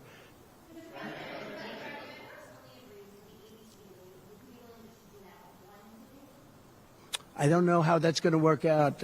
We'd like to do 3 debates. We think we should do 3 debates. We think Fox and ABC, and we also have CBS is going to do the vice presidential debate. So Does he sound CBS will sick? do vice presidential, and I have to tell you, J.D. Vance has really stepped up. He's doing a fantastic job. Oh, he's stepped up, has he? Say it. Oh, give me a break. Listen, I had 107,000 people in New Jersey. You didn't report it. I'm so glad you asked. What did she have yesterday? 2,000 people? If I ever had 2,000 people, you'd say my campaign is finished. It's so dishonest, the press. And here's a great example. I had in Michigan recently 25,000 people, and 25,000 people we just couldn't get them in. We had in Harrisburg 25,000 people, and 20,000 people couldn't get in. We had so many. Nobody ever mentions that. When she gets 1,500 people, and I saw it yesterday on ABC, which they said, oh, the crowd was so big. I have 10 times, 20 times, 30 times the crowd size. And no, they never say the crowd was big. That's why I'm always saying turn around the cameras. I'm so glad you asked that. I think it's so terrible when you say, well, she has 1,500 people, 1,000 people, and they talk about, oh, the enthusiasm. Let me tell you, we have the enthusiasm. The Republican Party, and me as a candidate, but the Republican Party has the enthusiasm because people want to see crime stopped. They want to see a country that's respected. Think of it. If I were president, you wouldn't have Russia and Ukraine, where it never happened. 0 chance. You wouldn't have had October 7th of Israel. You wouldn't have the horrible withdrawal. And I don't mean the withdrawal, because the withdrawal was fine. I was ready to withdraw from Afghanistan, and we were going to do it with dignity and strength. And we were keeping our equipment. We weren't leaving $85 billion worth of equipment behind. And we wouldn't have had 13 great soldiers. I know the families of those soldiers well. We wouldn't have had these soldiers killed. And we wouldn't have had 45 soldiers obliterated. No legs, no arms, the face. None of that would have happened. And you wouldn't have had inflation. You wouldn't have had any inflation, because inflation was caused by their bad energy problems. Now they've gone back to the Trump thing because they need the votes. I can't. You know, I don't know if you know, they're this is drilling a hurtling train. You know that word, hurtling? I love that word. Gasoline was going up to $7, $8, $9 a barrel. So they said, we better do what Trump. But the day after the election, if they won, you're going to have fuel prices go through the roof. Everybody's going to be forced to buy an electric car, which they're not going to do because they don't want that. It's got a great market. It's got a market. It's really a sub-market. People want gasoline-propelled cars. Man, they you want Republicans hybrids. They are want to have dumb everything, and they want electric. You maggots, you are But they want one set everybody of to dumb have an fucks. electric car. We don't have enough electricity. We couldn't make enough electricity for that. And you know what else? The weight of a car, Did you watch the weight the of a truck. hearing They the want other all day, trucks to sir? be electric. No, you didn't. Little things that a lot of people don't talk about. The weight of a truck is 2.5 times heavier. You would have to rebuild every bridge in this country if you were going to do this ridiculous policy. So, but on crowd size, in history, for any country, nobody's had crowds like I have, and you know that. And when she gets 1,000 people and everybody starts jumping, you know that if I had 1,000 people would say, that's the end of his campaign. I have hundreds of thousands saying it now. of people in That's the end of his campaign. South Carolina. I had 88,000 This is the end of his campaign. In Alabama, Right I had there. 68,000 Him people. talking. Nobody says about crowd size with me. But she has 1,000 people or 1,500 people, and they say, oh, the enthusiasm's back. No. The enthusiasm is with me and the Republican Party, because they want to stop crime. They want to stop people from pouring into our country from places unknown and That from face countries when you have to unknown, from countries that scream it. nobody ever heard of. That's where the enthusiasm.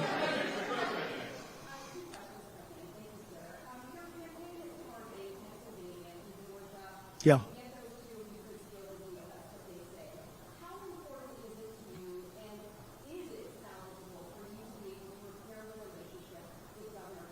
I don't know. I don't know if I can or not. I got him elected. Without me, he wouldn't be governor. I got him elected.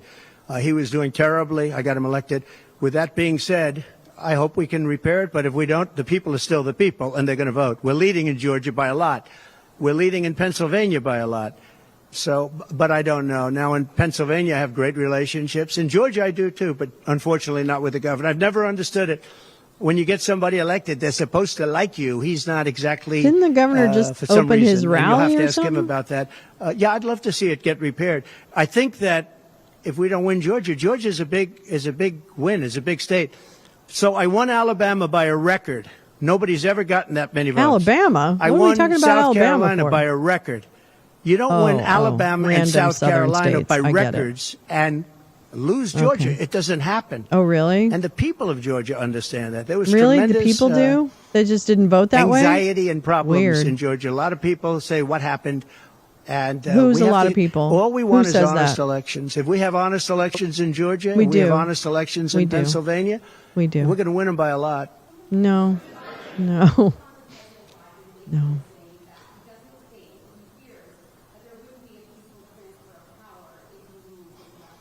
Well, he actually said it two ways. First, he said it incorrectly, then he corrected himself. Do you agree with that, right? You know, if you watch him, he said it two ways. No. I mean, he said it two ways because he doesn't really know what he said. Why didn't he bring it up at the debate? You know, he had a chance for 90 minutes to bring it up at the debate. He could have talked about that at the debate, and he didn't do it. Everyone said, oh, he said this and he said that. He's just, you know, they give him something to read off. He read it very badly because he actually said it the opposite. Then he had to go back and correct himself. He said the opposite. He should have brought this up at the debate. If he had a problem, of course there'll be a peaceful transfer. And there was last time, and there'll be a peaceful transfer. I just hope we're going to have honest elections, that's all. Oh, so it was about the transfer of power. He didn't bring it up. What's wrong with his lips?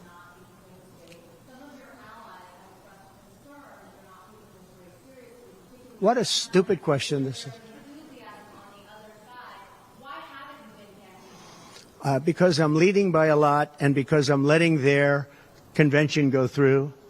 And I am campaigning a lot. I'm doing tremendous amounts of taping here.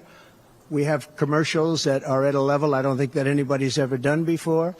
Plus, in certain cases, I see many of you in the room where I'm speaking to you on phones, I'm speaking to radio, I'm speaking to television. Television's coming over here. Excuse me, what are we doing right now? She's not doing any news conference. You know why she's not doing it? Because she can't do a news conference. She doesn't know how to do a news conference. She's not smart enough to do a news conference. And I'm sorry, we need smart people to lead this country because our country's never been in this danger before, both economically and from an outside perspective. Russia doesn't respect us anymore. China doesn't respect us anymore. North Korea, Kim Jong-un, liked me a lot. He doesn't like this group. We are in great danger. We're in great danger of being in World War III. That could happen. No, after their convention, yeah. And I'm going out to certain places to help certain senators get elected. Not even for me. I'm trying to help when I go out to Wyoming or when I go out to Montana or I'm going to different places to help people. And I don't have to go there because I'm leading those states, as you know, by 35, 40, 50 points. I'm leading by record numbers. I'm going because I want to help senators and congressmen get elected. Congressmen and women get elected. Yes, please. Yeah, go ahead. The upcoming what? Oh, yeah.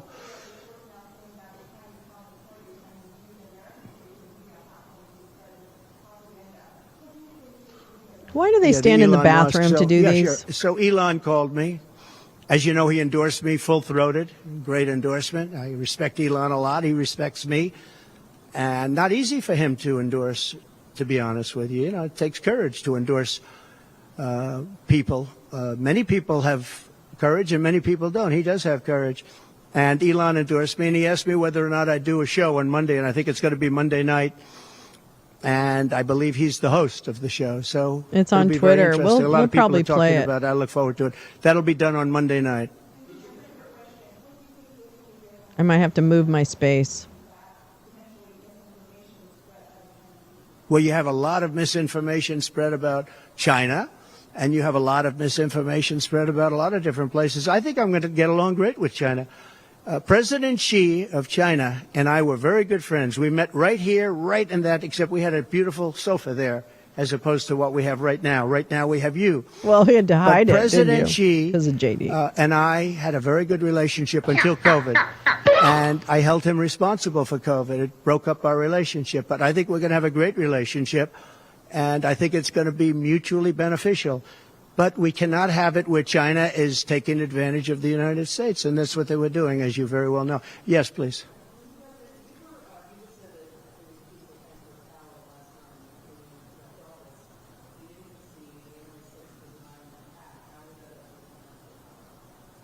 What's your question? No, I think the people that, if you look at January 6th, which a lot of people aren't talking about very much, I think those people were treated very harshly when you compare them to other things that took place in this country where a lot of people were killed. Nobody was killed on January 6th. But I think that the people of January 6th were treated very unfairly. And they were there to complain, not through me. They were there to complain about an election. It wasn't my fault. And, you know, it's very interesting. The biggest crowd I've ever spoken to, and I said peacefully and patriotically, which nobody wants to say, but I said peacefully and patriotically. No, we The know. biggest crowd I've ever spoken to, and you've seen Maggie, I was It's actually not at the mall. Not the I crowd. was Oh, at Maggie the Haberman. Washington Monument. I was at the whole thing. I had crowds. I don't know who's ever had a bigger crowd than I have, but I had it many times. The biggest crowd I've ever spoken before was that day. And I'll tell you, it's very hard to find a picture of that crowd. You see the picture of a small number of people relatively going to the Capitol, but you never Why does see he the have like picture of Dracula the furnishings? crowd. The biggest crowd I've ever spoken. I've spoken to the biggest crowds. Nobody's spoken to crowds bigger than me. If you look at Martin Luther King, when he did his speech, his great speech, and you look at ours, same real estate, same everything, same number of people. If not, we had more.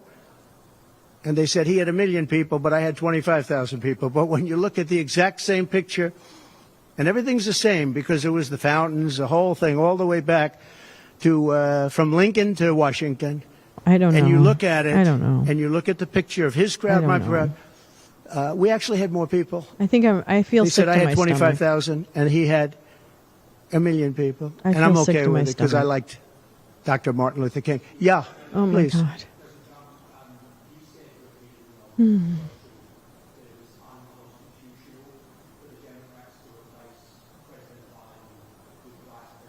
Yeah.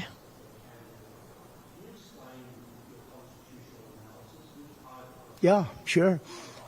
We have a constitution. It's a very important document, and we live by it. She has no votes, and I'm very happy to run against her. I'm not complaining from that standpoint. And I hate to be defending him, but he did They not want love to leave. this He one. wanted They to love this little see if he could line, like win. it's a soft coup. They said, you're not going to win after the debate. They said, you're not going to win. You can't win. You're out. And at first they said it nicely, and he wasn't leaving. And then you know it better than anybody. Wait a minute. So when you think about it, That's the they said post-lie at first they were going to go out to another snort. vote. They were going to go through a primary system, a quick primary system, which it would have to be.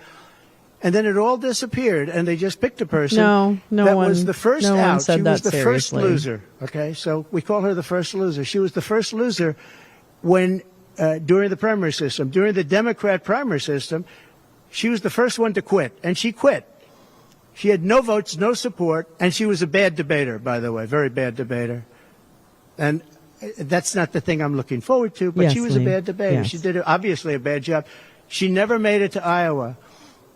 Then for some reason, and I know he regrets it, you do too, he picked her. Well, that's another sign and of a lie. She turned on him too. She was working with the people that wanted him out. But the fact that you can that's an interesting get no votes, accusation. lose in the primary system, in other words, you had 14 or 15 people, she was the first one out, and that you can then be picked to run for president, it seems to me actually unconstitutional. Perhaps it's not. Please. He doesn't know. Against Joe Biden, are there any ways that you see her as a more challenging opponent Finally. than those other two? So I've run against Hillary, and I've run against various other people. I would say that in terms of intelligence, Hillary was far superior. I would say that. Hillary was smart.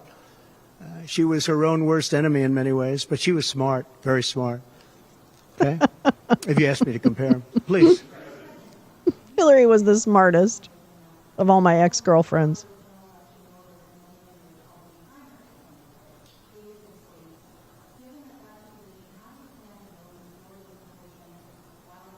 It's a question about division. Would you repeat that question, please? Do you have to speak up? It's a hard room because it's very big. If you know, so it's in the this bathroom. is worth $18 million. Oh, I see. On abortion, that was probably more popular with general election voters than many of your Republican rivals in the primary did. You said leave it to the states. Given that Florida is a state voting on that this fall, how do you plan to vote? Do you plan to support? So I think the abortion issue has been very much tempered down, and I've answered, I think, very well in the debate, and it seems to be much less of an issue, especially for those where they have the abortion exceptions, issue's tampered down, as you know. And I think it's when I look for 52 years, they wanted to bring abortion back to the states. They wanted to get rid of Roe v. Wade, and that's Democrats, Republicans, and independents, and everybody. Liberals, that's not conservatives, true. Everybody wanted it back in the states, and I did that. Now the states are voting. That's not true. And frankly, some of the votes are much more, if you could say, liberal than you would think. Ohio turned out to be, they had a big vote, and it turned out to be a much more liberal standing than people would have thought. Kansas, the same thing. And then you have Texas, and you have other places where it may be different. But the issue has been brought back to the states now. And like Ronald Reagan, I believe in the exceptions for rape, incest, and life of the mother. I believe strongly. I think that that's a very important thing. I think when you have to follow your heart. But when you don't believe in the exceptions, I think it's much tougher. It's a much tougher issue. But about 82% of Republicans do believe in exceptions. I think and a Where lot of did he them pick are that number out of? changing their mind and coming even further. I think that abortion has Max says, become "You're on much less of probation, an issue. bitch." It's a very small. I think it's actually going to be a very small issue. What I've done is I've done what every Democrat and every sir, when's your Republican wanted to sentencing have date done, again? and we brought that issue back to the states, and now the states are voting on it. And frankly, some of the votes are a lot different than people would have thought. But it's the vote of the people is taking care of it. Oh, you mean like people And, do reject when you think about the Handmaid's Tale? radical, Okay. the Democrats are really the radical ones in this because they're allowed to do abortion on the 8th and 9th month and even after birth. Okay, that If is you look not at true. your new, Okay, and if you need an explanation of why governor that's from not true, I would give you Minnesota, one, but you'd have to pay talking me. about, he's So. like the governor previous, the 'Cause former you can governor. I don't Google want to that get him mixed yourself. up because Glenn is doing a good job and he's leading our whole campaign in Virginia, Glenn Youngkin. But previous to Glenn, the governor, I hope so. he said the baby will be born. We will put the baby aside and we will decide with the mother what we're going to do. In other words, whether or not we're going to kill the baby. The Minnesota gentleman, this guy It's agrees 21. with that. It's 21 now. He is the most Plus liberal. TikTok. I've got Between TikTok her there too. and him, Rich. there's never been anything like this. There's never been a combination. So I'll use the word progressive. You know, they want to go progressive. They don't like the word liberal. I like liberal better. I think it's more appropriate because nobody knows what progressive means. But they now like to use the word We do. progressive. But there's certainly never We been do. anybody so liberal like these two, or even close. I think the abortion issue has been taken down many notches. I don't think it's a big factor anymore, really. Yeah. And when people hear what I said in the debate, and I think I said it very well right? during Am the I debate. right, everybody? We brought it back to the Jeez. states. Everybody wanted it in the states. Nobody wanted And it in the states. Very importantly, and you think about this, assuming you have exceptions. If you don't have exceptions, it's a more difficult thing. At the same time, there are people that strongly feel that way, and you have to follow your heart, and you should follow your heart. But that issue is very much subdued. Yeah. It's a lot of verbal diarrhea going on here. About It's who? subdued for him. He doesn't need an abortion, folks. Did the fact that somebody used He's keeping the baby. an AR-15 gun at all change your impression of people's access to that weapon? No, I didn't. Look, if you take away guns, she wants to take away everyone's gun. If you take away guns, you can't do it because people need the guns for protection. Now, entertainment they wanted, hunting they would, different things. Go back But to the original question. They need weapons for protection in this country. People live out in the woods and they're not going to have a gun.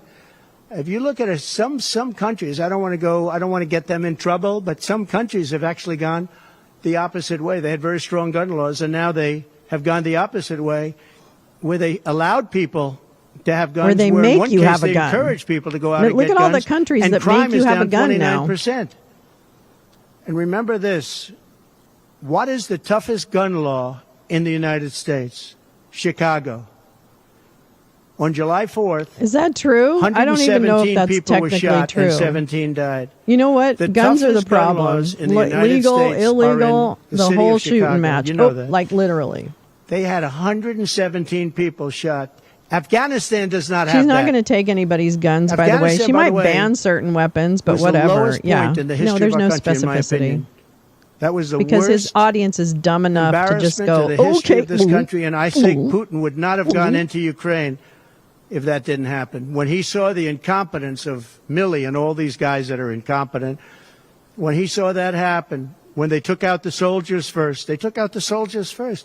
You know, if you go back and check your records. Sir, can you tell us what Mike Pompeo was doing and why you invited the Taliban to come to Camp David to negotiate the withdrawal and what would happen in case you weren't in power so that you could maximize any kind of fuckery along with the pullout from Afghanistan? Sir, can you care to comment on that? And then we had the that? disaster of the. Do you care to comment on Mike Pompeo meeting with the Taliban prior to that, sir? 3 times the Do you height remember of the that? World Trade Center. I mean, terrible. I do. But now our country has to be respected again. Please. Go ahead, please.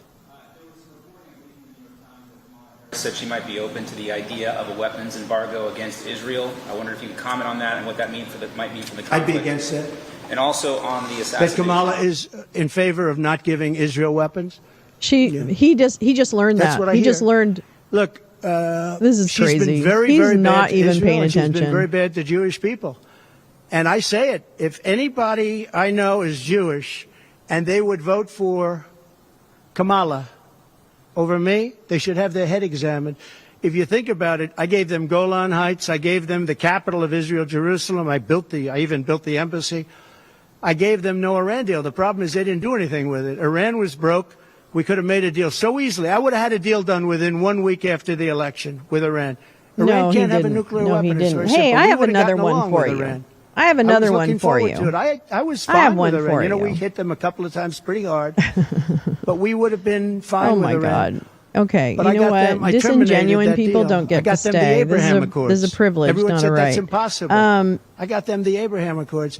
She's been very, very bad to Israel, and she's been very bad and disrespectful to Jewish people. Very bad. I'm and sorry, any Jewish Rich. person You have that not votes proven for yourself to be a Kamala worthy and her competitor. friend, You will her be new friend, leaving. You will be who I don't know if she knew him before, removed but I don't think from he's the too channel good. because but you just anybody can't. that votes for them, if you're Jewish or if can't you come, love Israel, you can't come you have to have correct your and head genuine. examined. So bye. Go ahead, please. He's no one. He's a troll. The shooter Matthew Crooks. MAGA and I was troll. wondering if the FBI and the Secret MAGA Service troll. are doing a decent job. MAGA the FBI came to see me about the shooter. MAGA troll. I think they've done a very good job. So he's going. Bye. And I think they did a very good job with respect to this other lunatic that they have in custody. Around Vice President Willie Brown, mayor of San Francisco, and how that might have intersected with her career trajectory. Thank you. So I'm just wondering if you followed that discussion at all and have any thoughts on that. Well, I know Willie Brown very well. In fact, I went down in a helicopter with him. We thought maybe this is the end. We were in a helicopter going to a certain location together, and there was an emergency landing. This was not a pleasant landing. I'm sorry, and Willie was he was a little concerned. So I know him pretty well. I mean, I haven't seen him in years. But he told me terrible things about her. But this is what you're telling me anyway, I guess. But he had a big part in what happened with Kamala. But he I don't know, maybe he's changed his tune. What the fuck are you talking He about? was I not know a what fan he's of talking hers about, very and it's much all at a bunch that of point. bullshit.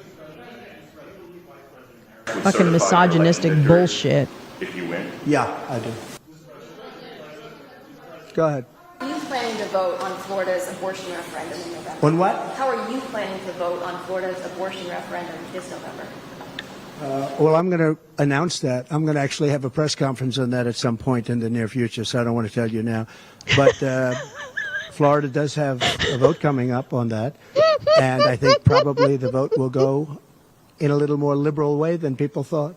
But I'll be announcing that at the appropriate time. Please. How about now? Coming up, fairly soon and potentially expiring. And I wanted to ask you specifically about the tax code favoring parents versus people who don't have children. There are a number of tax breaks for parents. Oh, we gave tremendous for child care and all of that. No, our tax, no, he didn't. No, he literally which are didn't. The biggest in history. No, they aren't. Our tax cuts. Okay, are coming Pew Charitable due, Trust. There's no debunking that is fast enough to keep up with him. Renew them or make it impossible to renew because it's pretty close. The tax cuts were bad. Okay, they were corporate giveaways. It's the equivalent of having a 4 times It didn't improve your tax increase from situation what if you were have middle right now, class. and It didn't. Do the math. I think they're under tremendous pressure to do it. I've never seen, all my life I grow up and I watch politics, and I used to be on the other side of politics, then I run for office. Yeah, because you're a Democrat. But in all the years of studying politics, I've never seen people get elected by saying, we're going to give you a tax increase. These guys get up. Think of it. We're going to give you no security. We're going to give you a weak military. We're going to give you no walls, no borders, no anything. We're going all these things they're doing. Stupid. That's just dumb. Transgender. How insulted are you, MAGA? Aren't you insulted that this is your?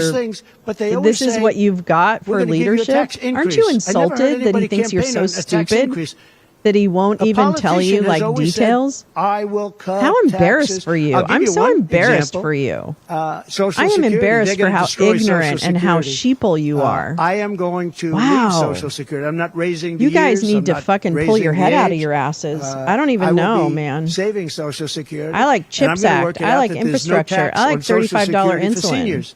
I'm also doing I'm embarrassed for you. On tips. God, no tax on tips. Ugh. So waiters, waitresses, I wouldn't want to be that people stupid. That drive cars, I want to be led around by the nose. Tips who have been harassed by this government. We're going to have no guys are weird, tax on tips. That's a big thing. You guys are weird. Here's your gold kit. Yeah. Oh, absolutely. Sure. Because other people have done far bigger things than Steve Bannon. Sure. It's politically motivated. I think it's a horrible thing they did. Look. They've weaponized government against me. Yeah. Look at the Florida case. Look at me. It was a totally weaponized case. All of these cases, by the way, weaponized? the New York cases are hold totally on, I got controlled something for that. Hold on. Out of the Department of Justice. They sent their top person to the various places. They went to the AG's office. Here we go. I got that one something for going. you, boss. Then he went to the DA's hold on, office. I got something that for you. one going. Ran through it. Wait. No, this is all politics, and it's a disgrace. Never happened in this country. It's very common that it happens, but not in our country. It happens in banana republics and third world countries, and that's what we're becoming. We have no borders. We have bad voting regulations. Anytime you have mail-in ballots, you're going to have problems. France learned that lesson. France had all mail-in voting, and they went back to paper ballots, voter identification, voter ID. They went back to a normal system, one-day voting. They don't want to be around, voting for 64 days. Shut up. Look, the election, I keep talking about November 5th, but the election really starts on September 6th. That's when it starts because it's early voting. We should have one-day voting. We should have paper ballots. We should have voter ID, and we should have proof of citizenship, please. Yeah, Mima, get your passport out. We're going to vote. That's going to work out real well. You're going to have to talk louder, sir.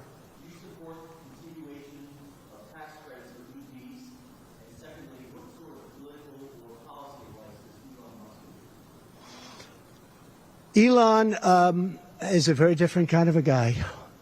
He's a very big believer in the country, but he's very worried about the country. He's very worried about the country. And I don't know if it's good for him politically to have supported me, although I think we have a vast majority of this country does support me.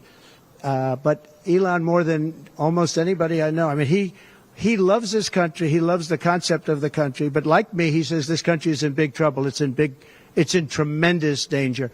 Okay, please.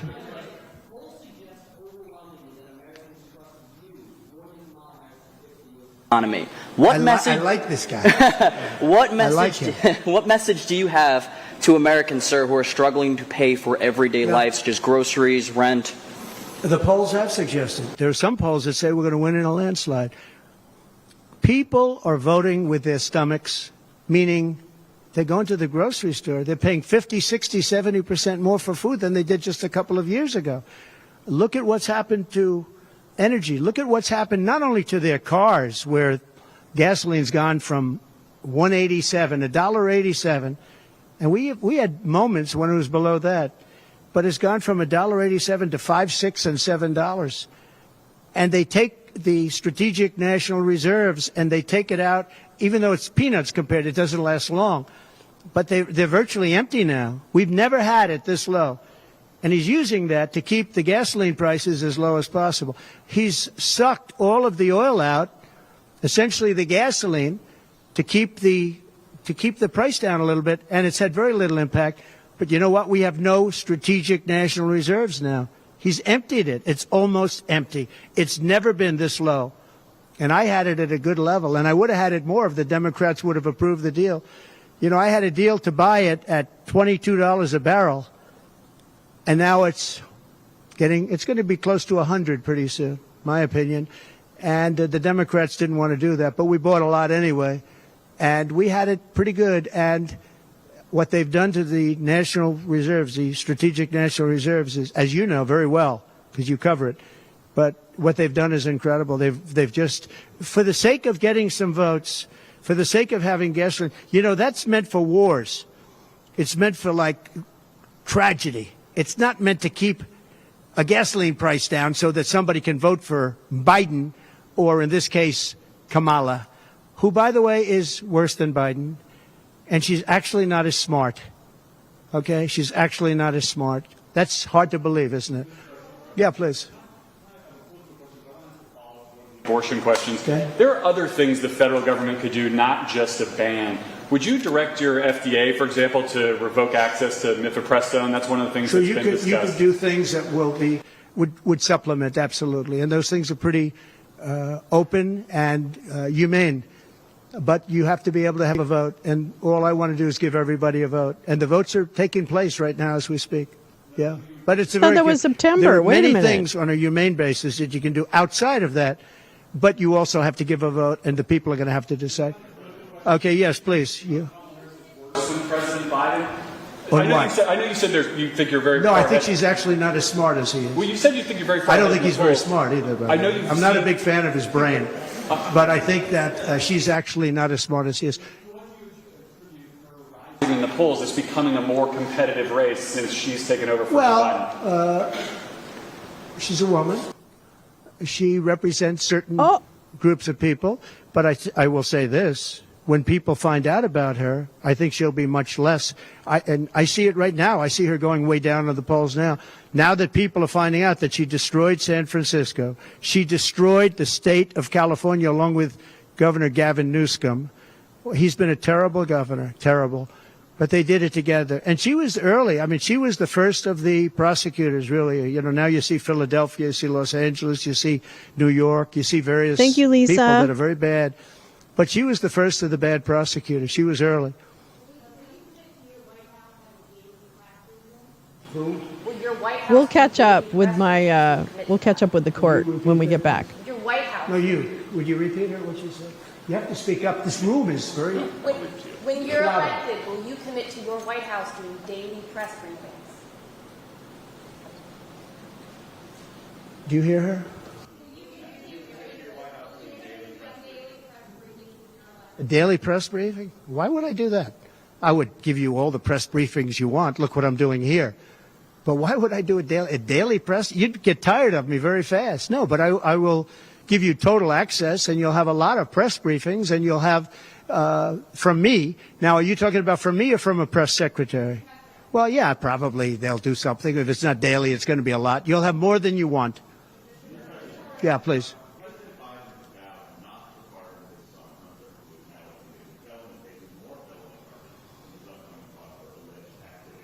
Would you consider granting clemency or a pardon to I don't think it's appropriate for me to talk about it. I think it's a tragic story. I want that You wanna know apprentice the truth.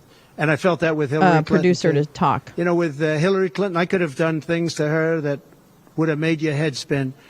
I thought it was a very bad thing. Take the wife of a president of the United States and put her in jail. And then I see the way they treat me. That's the way it goes. But I was very protective She was of her. investigated. Nobody would understand that. But There was no I think my crime. people understand it.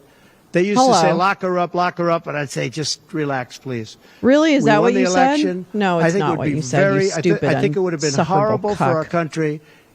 And we had her between This man's the a hammering traitor, of all of and he the should files face and- what Don't traitors forget, face, and she got that's a what I subpoena from think. the United States Congress, and then after getting the subpoena, she destroyed everything that she was supposed to get.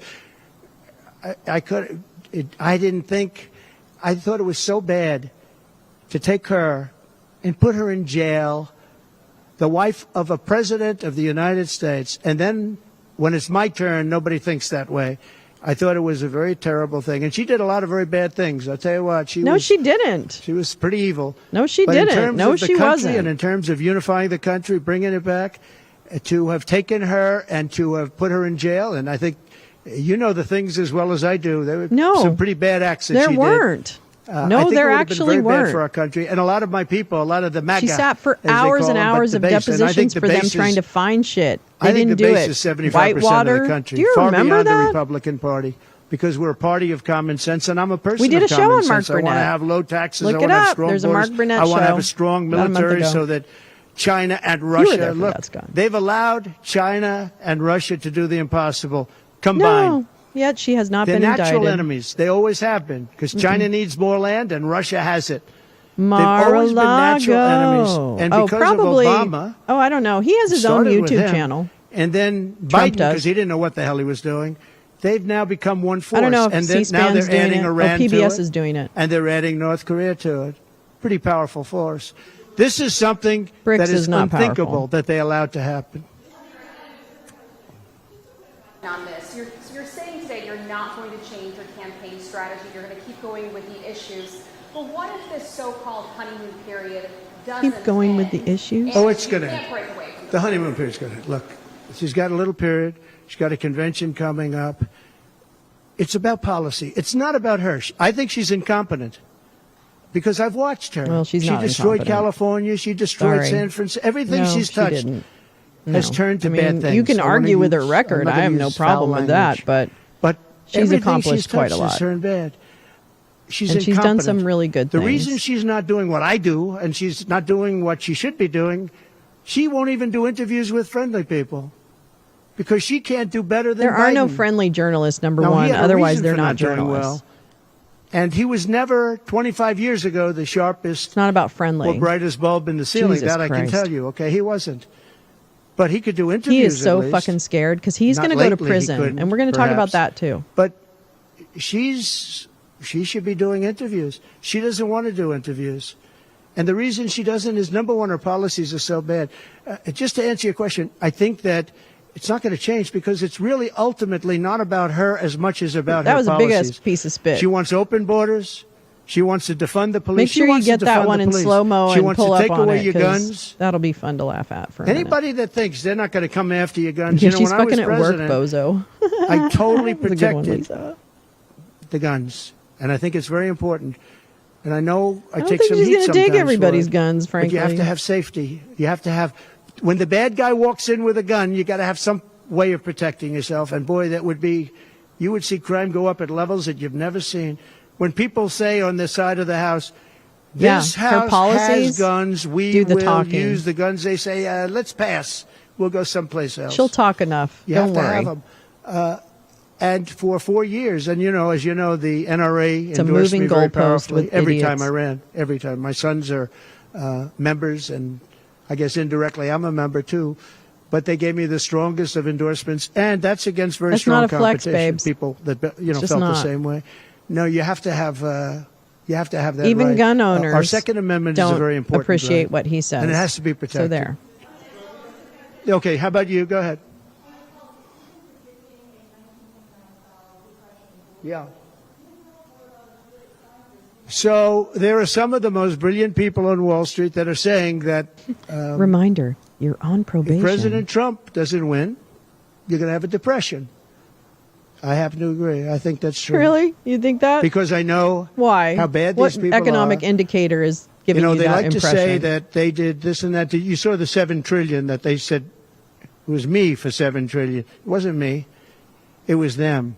They said that I had inflation. They took over 9% inflation. No, I had 1% inflation. I had actually no inflation because if you look at the categories, we had just about no inflation. But I had a very minor. I actually had a positive. You inflation. killed It was hundreds a of thousands of perfect number. people with your 'Cause you don't want egotistical zero. approach I mean, I'm to not gonna a give you a whole course on pandemic. economics, Fuck but off. you don't Everybody want knows zero. that. Want to talk about something 1%, everybody knows? 1.4% Everybody knows is that, great. except You for the want a little bit, idiots 'cause you don't want to that have can't think for deflation. themselves, so they Deflation vote is, for you. in many ways, even worse. Dumb. I had a perfect number right around the 1% number. It was perfect. And to show you, it stayed there for 2 years. And then he did all of the different borrowings that he did. And then he did so many things wrong. Every time he would do it, I'd say, big mistake. And don't forget, what is they sell inflation hats at today? Like 3%? and they sell or stories. something? Trump was right about I'm not everything. saying I've been inflation right about is a lot. not Yes, bad, Maggie. but you know what his problem is? Corporate greed. High-level drug dealers who party with violent felons, including one man who had allegedly told a rabbi. How is that different than what you're saying? Well, we had a commission like other people do, and it's always complicated and it's always controversial. And we had commissions that, and I think of respected people, you know many of the people on the commission, and they would recommend to me certain pardons for certain people. Some people were treated very harshly. A fantastic woman, as you know, she served 24 years for being on a phone call having to do with drugs. You know who I'm talking about. She That was a great. commuted sentence, And but she had okay. another 24 years to go. And it was largely about marijuana, which in many cases is now legalized, okay? Okay, so But- you but commuted we the had- sentence of a but we woman had, that was many very highly overcharged, regarded definitely, people on the commission, and they'd a victim recommend- of the criminal justice and they put system. a reason okay. why. Some people were That's not the pardons. served time, but they served a lot of time for something that today people wouldn't even serve time by. Well, for the most part, I think they did. I mean, they did. They go through. They went through. I had a commission. It was a very important commission to me, Was and it? highly respected people. Mm. And frankly, they came up with some decisions that I wouldn't necessarily agree with, but I did. Really? But I let a lot of people out that had no representation. I Really? went to people Who? in jails, in prison that Who? were respected. When I did said, you do how that? many of these people should be let out? We let out large groups Where? of low-income When did people this happen? that were serving like 40 years for When did something this that today you happen? wouldn't even be put in jail for. There was an amnesty program that he was We in had charge of? very few people let Did out. he even 'cause talk I said, about I it? really don't want to let people out where they had a lot of violence, where they had killing, et cetera, et cetera. And for the most part, we didn't do He let that. out Yeah, those please. that war criminal and that political operative. Oh, and those 4 guys that killed all the children. Yeah. Bet on issues like the interest rate, and do you think that you On could manage defense? over the Federal Reserve? And do you think that Federal you could Reserve. manage a soft landing in the economy given with the current leadership in place? Right. Well, look, the Federal Reserve is a very interesting thing, and it's sort of gotten it wrong a lot. And he's tending to be a little bit late on things. He gets a little bit too early and a little bit too late. Yes. And, you know, that's very Currently largely 3%. it's a gut feeling. 2 million. Yeah, I heard you were believe asking it's 2 really million gut for a feeling. pardon. And I used to have it out with Let's him. I ask had it out Roger with him a Stone. couple of times very strongly. I fought him very hard. And, Who did he fight? You know, we get along fine. We get along fine. But I feel that the president should have at least say in there. Yeah, I feel that strongly. I think that in my case, I made a lot of money. I was very successful. And I think I have a better instinct than in many cases people that would be on you the are Federal actually Reserve or prohibited the from doing chairman. business Yeah. in the state of New York. That's how successful you are. Oh, Mr. Federal Reserve, sir. Oh, Harris supports Jerome Powell. rescheduling marijuana and also says that no one should go to prison for a marijuana offense. Do you agree with those positions? Well, as we legalize it, I start to agree a lot more because, you know, it's being legalized all over the country. Florida has something coming up. I'll be making a statement about that fairly soon. But as we legalize I'm it gonna learn throughout about the all these country, things I'm whether supposed to that's vote a good on thing or a soon. bad thing, it's awfully hard to have people all over the jails that are in jail right now for something that's legal. So I think, obviously, there's a lot of sentiment to doing that. Yeah, please. there's a lot of sentiment to doing that. What the hell is going on here? She went to a historically black college. How is she only recently deciding to be black? Oh, Well, you'll have to no. ask her that question because she's the one that said it. I didn't say it. So you'll have Racist. to ask her, and I very much appreciate that question, but you'll have to ask her. But I've known her for a long time. I actually contributed to her campaign a long time ago because I was a developer. I contributed to lots of campaigns of Democrats, Republicans, and some were liberal and some were conservative. But you'll have to ask her about that. But to me, it doesn't matter. But to her, from her standpoint, I think it's very disrespectful to both, really. Whether it's Indian or black, I think it's very disrespectful to both. To me, it doesn't matter. Please, redress. One in the assassination, is your ear fully recovered? Is there a scar? Do you have any hearing damage from that? Pretty much recovered, yeah. I'm a fast healer. It's a hell of a shot, but I'm a fast healer. Yeah, pretty much recovered. Can you even touch it? No, it didn't hit that. I got very lucky. Mr. President? It just Wait a hit minute. the lobe. I want to see the doctor report. On your ear? Yeah, Ears a little heal bit, very not much. slowly. Okay, I know this. On immigration. A little bit. Eels heal You've been very running on the idea of slowly. Mass deportations, you see the biggest in American history is basically I'm what you calling got. such bullshit when on Senator this. Vance has been asked about that. He's sort of suggested Not that really a hell of a only shot. go after people who've been convicted of crime. Well, we're starting that, yeah. So, okay, so what are you really talking about here? How will you pay for it? And do you think you can We pass are something going like to that start Congress? the largest mass deportation in the history of our country because we have no choice. It's not sustainable. And we are going to start with violent criminals, and we're going to start then with criminals. And our local police is going to work with us because they know everything about the people. They know their names. They know everything about them. They know their middle name. They know their MAGA, numbers. none of this is and real. As you know, the other side None is trying. of this is look, real, okay? For years I wondered, why are they allowing not- these people to come in at levels It's like not. this? It was incredible. You should demand And more I specifics. said two reasons. They're either really stupid. You and should I don't believe they're demand stupid. specifics. Because anybody that can cheat on elections like they cheat is not stupid. Or We didn't cheat. in the Nobody cheated. alternative, they have bad motives or they hate our country. And I used to think they hate our country. But lately I've seen where they're trying to sign these people up to vote. And they have to stop. They cannot let illegal immigrants vote in this upcoming election. All right, one more question. Go ahead, one more. Make it a good one, please.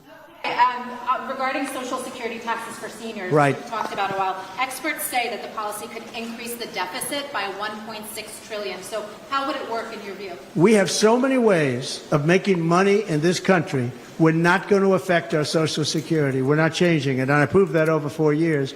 And we're going to do it. It's very unfair to people. They spend their life and they're great citizens and they pay in. We're not going to charge tax to Social Security, the seniors. We're not going to do it. Really? We're not going to charge. And also tax. I say the two things. We're going to have no tax on seniors, Social Security, and we're going to have no tax on tips. Very simple. And we are a country that has so many different ways to make money. We have under our feet more It'd be liquid insane. gold, I call it Exactly, oil, Gal. and gas than any Read country in this the out world. Much loud, more and than it's Saudi fucking- Arabia, much more than I Russia. can't tax what ain't there. We have so many different ways we can make money. We're not going to hurt our seniors with Social Security, and we're not going to charge them tax. Okay? Are you going to privatize it, sir? Are you going to privatize it, sir? If sanctuary cities or municipalities are unwilling to cooperate, how do you plan to enforce that and use the federal? We should not have sanctuary cities. Sanctuary cities is a way of protecting criminals, and we Really should not old have sanctuary concept, too, cities. but And if okay. you go to California, and I know it well, I have property out there, great property. If you go to California for long. and you ask the people of California, do they like the idea of sanctuary cities? They don't like it. They're tired of it. They're tired of crime. They're tired of what's happened to our country. Our country's I live in become East a Hollywood. It's crime-ridden fine. mess. And we're going to Everything's stop fine. it on November 5th. Thank you very much, You're not going to everybody. stop Thank it you. on November Thank you. 5th. Thank you. I'm thanking you right now. Watch me thank you. What? Clapping? Oh, please. Come on now. Let's stop this. All right. So that was that. I love sanctuary cities. I think sanctuary is a beautiful idea. And I say we need more sanctuary cities. Of course it's not. I lived in Hell's Kitchen and Brooklyn. I live in East Hollywood. It's fine. It's fine. Jesus Christ. All right. Anyway, so what we're going to do is we're going to go back to this. I'm probably going to speed him up a little bit. And then I know they go to lunch, so we'll be able to catch up with it. Oh, wow. That's dumb. Oh. I'll just do 125. All right. So we'll pick it up where we left off. Scheduling while the exhibit's being modified? All right. So he's doing his thing. We need to keep going. Yeah, that was disgusting. I mean... So do we stipulate to the admission of that then? Well, let me Okay, they're modify talking it. fast, so While it's I'm going to printing, shut up. Just show the bottom of H that deals with the Colorado Revised Statute. Let me get all our pictures off. Hold on. I will stipulate to the Colorado Revised Statute, the court can take judicial notice of it. It is a Colorado statute. All right, I'm not going to take judicial notice of it since it's going to be admitted as an exhibit. What are we calling this? H, Your Honor. H. All right, H is admitted. Sir, your document has other stuff we're going to trim, but can you reference that for now? Sure. Let's zoom in here. Caleb, would you please zoom in? Would you agree that the clerk did not have a duty assigned in section 1-1-110? Nice. I love that part. I love 10th Avenue, Yeah, actually. I would agree with that. It's nice and quiet. This is a duty that a clerk has, correct? But still That's very correct. fun. And it suggests that she has a duty to keep them for 25 months after the election. States that, correct? It states that the designated election official, which in this case would be the county clerk, has to keep election records for 25 months. Correct. And it says, would be needed in any contest proceeding, correct? That's the type of record she has to keep. No, an election record is a defined term in Colorado law. Okay. So do you have the definition of it? I could look back at... So let's go back to that previous exhibit that we were on 104, and we'll jump to the right section, and I would like to approach and have you review that one section.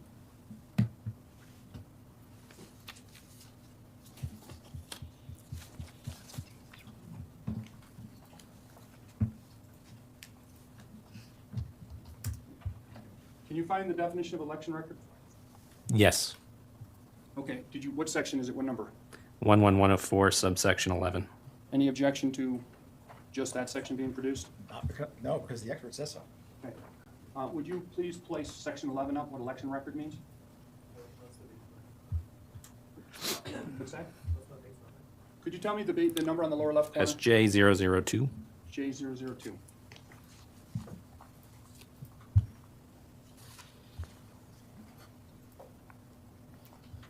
So scroll down to 11. Okay, let's get there here. Oh, I love Stuytown. It Lower indicates East Side, the yes. definition here, correct? Yes.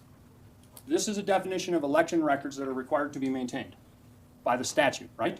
Statute says you have to I maintain lived on 9th election records, Avenue. which is a I defined lived term close to here you. Down in the 25 30s, months. though. Does the Secretary of In the State high speak 30s. to what an election record Oh, my that itchy. they must maintain is?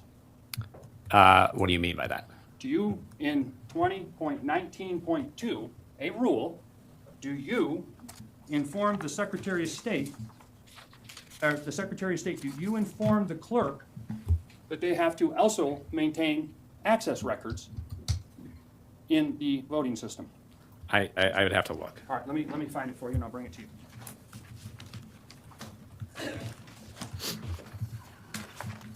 Is his shirt not tucked in? Your Honor, I'm going to object to Are you kidding me right now? 3, beyond the scope of direct. The objection sustained. May I have a sidebar, sir? We can talk about it after. I just want to, let's continue asking Cross, please. Yeah, just go. I just need guidance, sir. I don't want to violate the court's ruling. I heard the objection. I need to know my next question. That's why I was asking to approach. Okay, come on Not up. to Yeah, dispute sure, the come on ruling. up. Okay. Here they go again. Well, I guess I could just really speed it up. E says something to that effect. Says the county may not connect any component to another device by modem, correct? Correct. And then it says in here under G, the section that you're concerned about, says about filing a security It is, I plan, know. correct? Yes. I know it is. So it describes That spy store. that employees Across have from to the be meat listed in the market. security plan, correct? Well, the background checks for those Well, employees with catty access corner. to certain areas or equipment. All right. So, but that's an employee, correct? Yeah. Okay.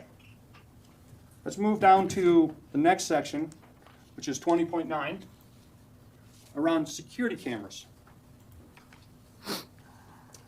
We've had lots of discussion about security cameras, when they're supposed to be on and off. Do you know off the top of your head what the rule was in 2021 at the time of May and the trusted build?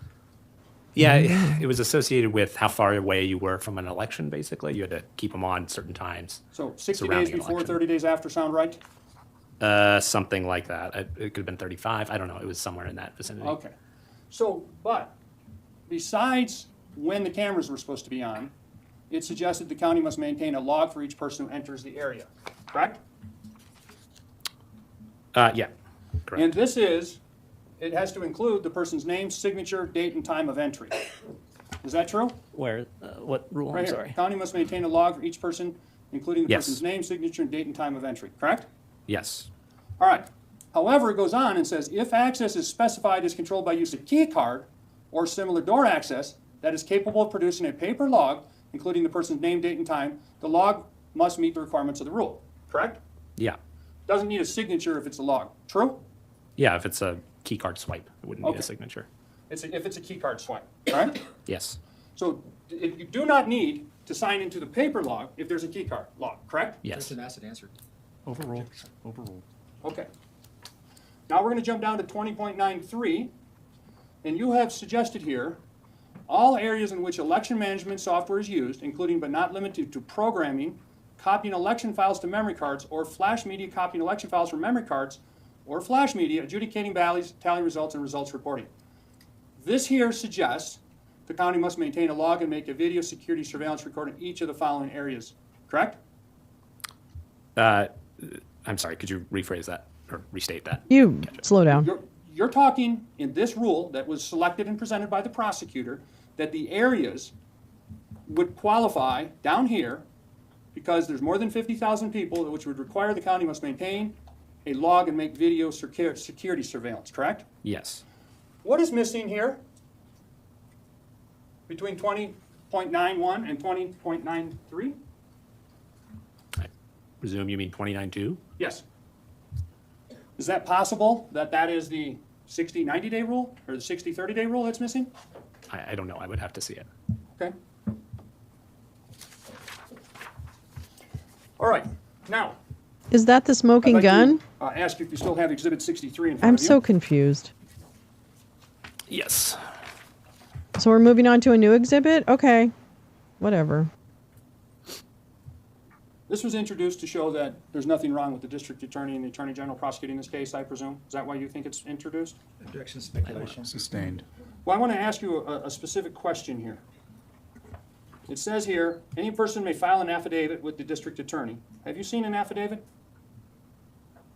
Like generally? Yeah, in this case, stating the name of the person who's violated provisions of this code. Objection, relevant speculation regarding this case. Remember, he introduced the exhibit. I'm asking a question of the witness. If he hasn't, he can answer. He hasn't. Where are It's we? not a valid We're on question. exhibit 63. 63? Yes, Your Honor. I don't have that one in front of me. And if we could take this exhibit down, Your Honor. Yeah, we can take that down. Do you have 63 in front of you? Can I show the clerk a copy? Sure.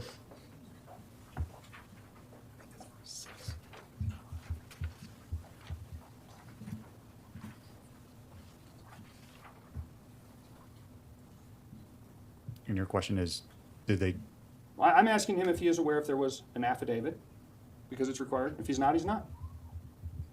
They introduced the exhibit, Your Honor. You're I just wanna saying ask it if he was knows. required but not done? Is that what he's claiming? Mr. Shapiro, please approach. Yeah. Oh boy. I'm telling you, I think this guy's going to smack this fucking lawyer into next Tuesday. I don't think I. Objection beyond the scope. This states the evidence. The jury knows what the evidence is, and the witness can answer the question if you believe that's something he discussed in his direct testimony. Overruled. Okay, so what was the unique situation that you were referring to when the team was getting ready to deploy to Mesa County? Yeah, I mean the main unique situation here was that there were security concerns over Passwords were on the internet. concerns for their physical safety, Okay, there was concerns for whose safety? for our staff's safety as well as Dominion staff's safety. When the election order was issued on the night of August 9th, Did you or anybody from the Secretary of State call Mesa County and tell them that that was coming down? I did not call them. I can't speak to the rest. Were you part of the drafting of the press release that went out on August 9th? That They're acting like the crime is that they didn't give Tina a chance to destroy evidence. That is outside the scope. Sustained.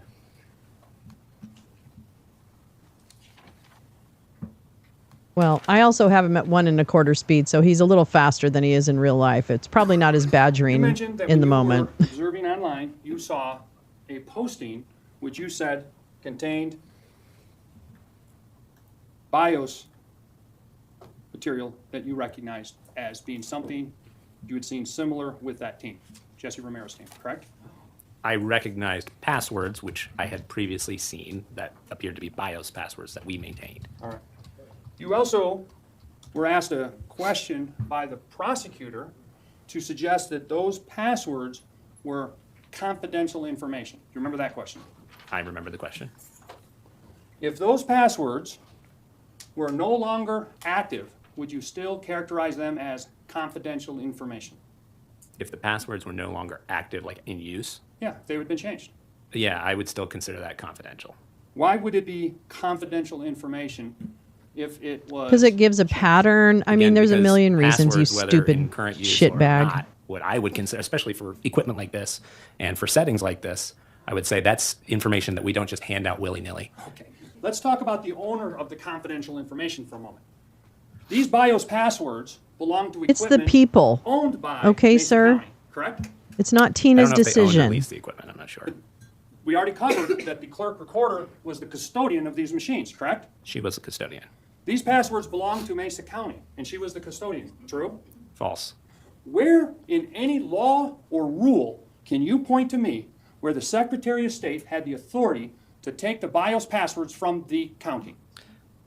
Well, we didn't take. They're anything from the Secretary of county. State This was something that passwords, we you set up stupid in the ass. trust to bill Internal process. controls. And again, the trust to bill process ensures that there's certified equipment or certified software on equipment in the county. Correct. So, us keeping the passwords for that, I would say, fits squarely within our It's an authority internal to certify control. and ensure It that is certified not- equipment is maintained It's in a county. not, no. Did the This is legislature actually give the that right authority, sir? thing to do. Section relevance 40143. Your Honor, he can't make a statement and I'm not allowed to cross-examination as to his authority. The objection is overruled. The legislature did not give you the authority to take the passwords, did it? It doesn't speak specifically It to the passwords, isn't but it does speak to our taking authority passwords to certify that are software theirs. used in counties. All right. Do you Those have any- are not and her you get the rule, passwords. or the She law, doesn't that says that actually. you, set up rules to do that. That's how you supervise and regulate. I'll as be an right back. I'm going to go agency, give myself a county lobotomy. clerk, Thank you, correct? Carla. Good That is joke. one way that we supervise. Can you point to me anything that is a published code, rule, or anything that you have issued that says that you have the authority over the BIOS passwords as the Secretary of State? There's probably an internal control somewhere. Beyond the scope of direct. The objection is overruled. I'm sorry, can you repeat the question? Sure, I'll read it to you. Can you point me to anything that is a published code, rule, or anything that you have issued that says you have authority over the BIOS passwords? as There's the probably Secretary nothing of State? he's issued because it's probably a Again, compliance I would point issue. to our authority to certify voting system software in the state. Exactly, and to ensure they're that the that ones. software is what's actually It being is used on 420, site. you're That's right. part of that authority. Okay, so the certification statute says that you can pass rules to make sure that it complies with a state statute and a federal statute. True? Yeah, that's part of certifications that we can pass some rules on what we would look for. Yes. And that is the setup of the equipment, not the control of the passwords that is spoken to in that section of statutes called Title I, Article 5. Objection argumentative 403. These are Secretary of State passwords. Article 1 They're not Mesa County employee Title I, passwords. Article 5 speak to anything beyond the credentials of the system that would give you authority to take the BIOS passwords. They didn't take them. Sustained. This is Jesus. asked and answered.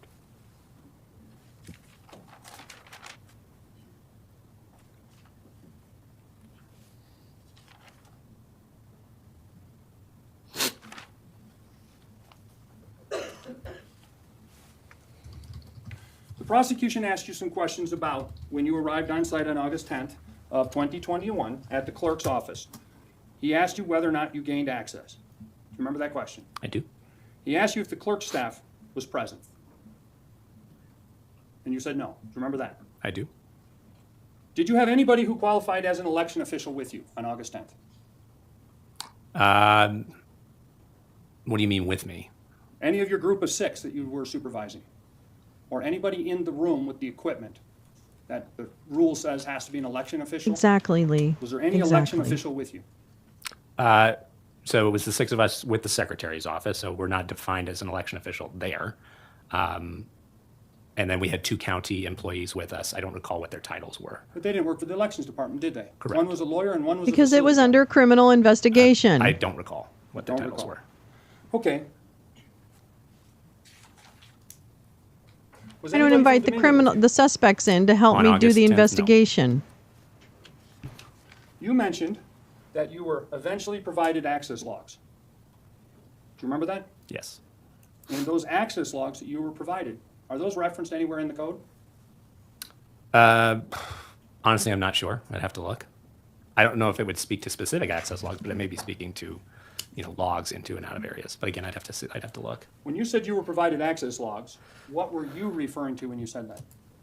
I was referring to the key card swipes that we were kind of discussing earlier in the rules. Okay. Are you aware of any omissions from that key card swipe as you sit here, Omissions? where somebody did not use their key card to make a log? No. But again, there was a lot of time in there, so it's possible. And you're objecting, as we know, to the ones where Mr. Wood is identified. What was Mr. Hayes, correct? I'm not objecting to anything. I'm just here testifying about what the rule says. All right. All right. All right, well, that didn't go anywhere, so. Why did you and Mr. Romero find it remarkable that a clerk would go to the cyber symposium to learn about concerns with the election system? On the day that the Secretary I of think it State was announced odd an in investigation that, most after county she clerks released understood passwords. That the discussions that were being had at that cyber symposium were based on faulty information. Are you laughing, sir? Did you attend? No, Are I was you here. laughing? So you don't know if the information was faulty or not? No, we do know. Yes, we do know. He saw reporting on it. Do you know what the other clerks thought? Objection, speculation. Sustained.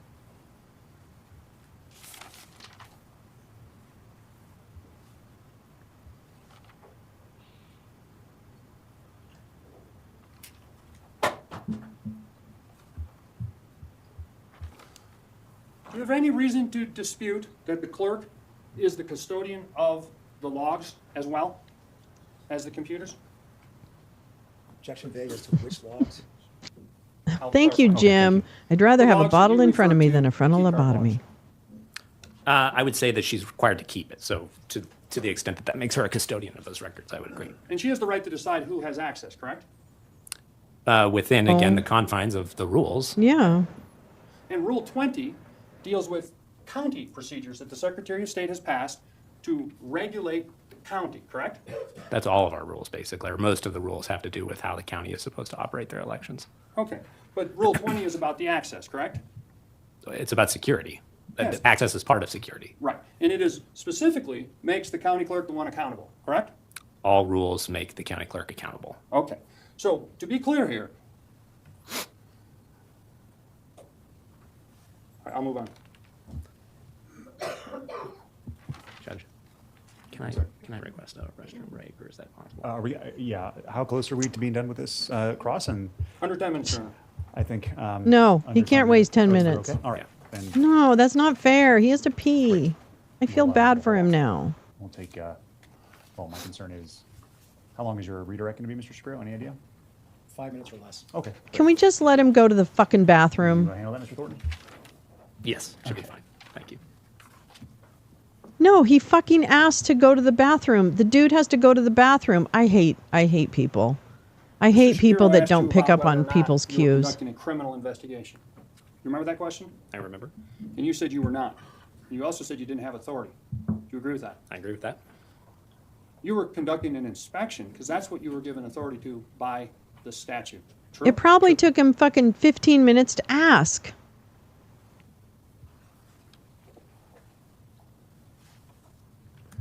After you completed your inspection, did you cooperate with the criminal investigation and give interviews? I did. Did you provide expert testimony and advice to them as they were preparing their case? I did, in some cases. I mean, I don't know what you mean by expert, but I provided them with information about rules, statutes. Did you make a statement to Inspector Cannon that the trusted build included, quote, wiping the old software version from the voting system? I don't think I ever spoke to Inspector Cannon. I did speak with an investigator at the Attorney General's office. Christopher Byrne? Yes. Okay, apologize. Did you tell Mr. Byrne that the county clerks were responsible for maintaining election records? Sounds like something I would tell him. I don't recall specifically. May I approach, Your Honor? I see it. Sure.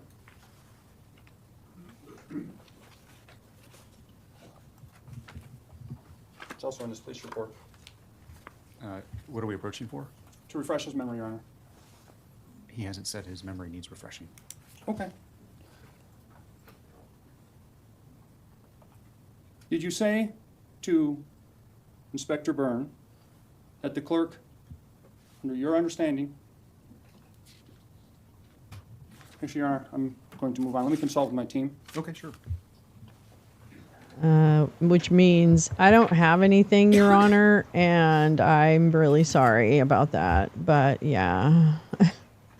Sorry, Your Honor. Sorry.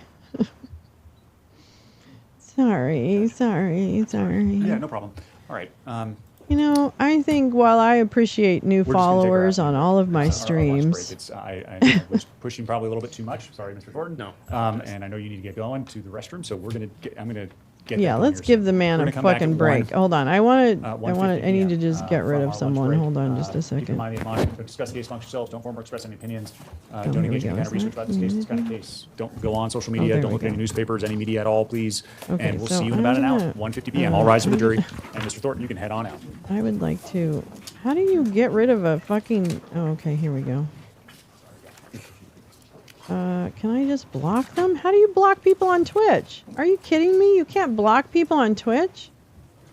What the fuck? How do you block? Oh my god, you cannot block people on Twitch.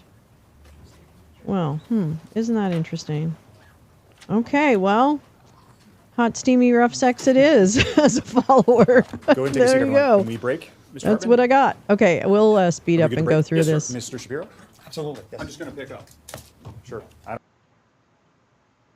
All right. Excellent. We haven't missed much at all. Oh my God, they're still on break. Holy mazzoli. Oh, they're on lunch now, aren't they? Wait, are they on lunch? I'm so confused. Did they go to lunch yet? Does anybody know? I'm sorry. Did we miss it? LL Cool J Merriam-Webster tweet yesterday. Tiny bit of fun palate cleanser. I like that, Carla. I haven't seen that. I haven't seen it. I tried. I went into my Twitch account and I can report the channel, but I can't just block it. Maybe it's just individual comments. No, unfortunately, Hot Rough Steamy Sex hasn't made any comments yet, but you know, the minute they do, I'll probably be on that. I think you can do it if they make a comment. Oh, this is the real lunch break. Oh, okay. Well, that's fine. I might have to go potty too because I was holding my bladder along with our friend, but I will in a minute. Oh, okay. See, here's the rub. Here's the rub. Like, for example, we had a troll come in the chat, Rich, who's probably not his real name. And he basically was parroting a couple of talking points. One is Kamala hasn't given any whatevers yet. And I don't know, he said something else. But anyway, here's the thing. That dedicated hardcore 25% of the country who really think that somehow this man has made their lives better, and that his crimes against their own sovereignty shouldn't be tried and should just be ignored. Those people, we're not going to convince them, and nor do I care, actually. I'm not trying to convince anyone, first of all. But I will stand up and say, no, I'm not going to we're not lying anymore. Okay. There is a difference between facts and lies. There are not two sets of facts. There is one set of facts.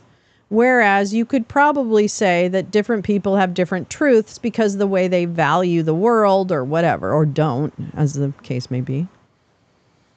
So I think you can, that's why it's not that it's a superiority. Well, it is actually, I mean, a moral superiority, just in terms of how I want to treat people in the world. And clearly that doesn't seem to be in simpatico with the way other people want people treated in the world.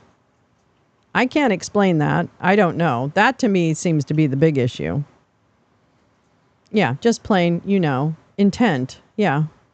So I get it. And I don't, I've kind of begrudgingly, I can agree that it exists in the world. I can no longer sit by and say, you can't, just as that weird kind of flesh bag that we saw talk said, you can't just stand there and outright lie about stuff. I mean, you can, because it's not illegal per se, but it can't be acceptable by any kind of regular thinking adult.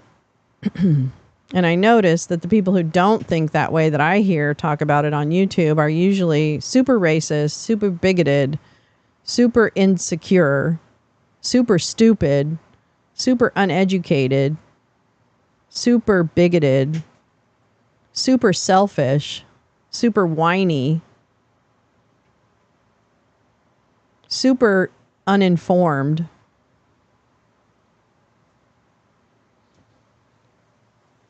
I had one maggot that came into our chat a couple weeks ago, Jared. He's pretty okay. He doesn't say anything really weird or mean or anything, but I had asked him when we first were meeting, and he's like, I like Trump, and he's from Australia or whatever. And I'm like, have you read Agenda 47? Which is literally like a stupid ass. Where is it? Hey, come on, wind. The wind is a little crazy, all right? I need the wind to be a little less crazy. No,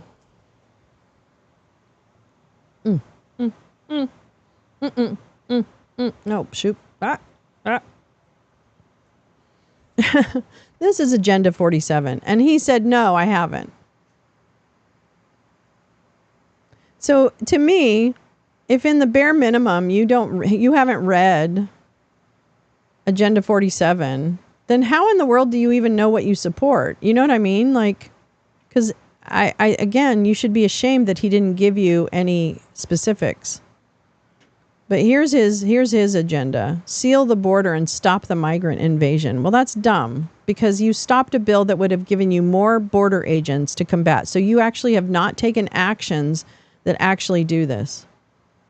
And you can't claim COVID because that wasn't your deal. That your hand was forced. Carry out the second thing he wants to do is carry out the largest deportation. How is that helping your life? Because there is no migrant crime wave there's a couple of very unfortunate, tragic cases that can be equally matched with homegrown murderers and rapists. Okay? And then some. There's just not data to support what the Republicans are saying justifies this. There's not. So again, at least just use your brain. End inflation. How? Does he even know what causes inflation? I don't know what causes inflation. And make America affordable again? How are you going to do that? Is he going to force corporations to price their products differently? Is that what he's going to do? Because it's not supply and demand, because that's not it. It's about fucking corporate greed. Okay, make America the dominant energy producer in the world by far. I'm actually reading a lot about, sharks and windmills cause inflation, actually. And if he deals with the shark and the windmill issue, maybe we'll have a better inflation. I don't understand about energy producing, and frankly, but what I do know is that the answer is not drill, baby, drill, and it's not fracking, and it's not coal. Okay? Stop outsourcing and turn the United States into a... How? How? You had 4 years to do it, and you didn't. So how are you going to do that? Oh, what did Joe do? Oh, the CHIPS Act. That's actually manufacturing superpower. Oh, infrastructure. That's manufacturing superpower. That's an action that was done. Oh, thank you, Lee, who actually works in an industry related to energy and commodities. The U.S. is already energy independent. Thank you, Lee. Yeah, Trump said there's not enough electricity. We're running out. It's pie. Anyway, and that's his little bullet list. Oh, this is the platform. Wow. Who wrote that?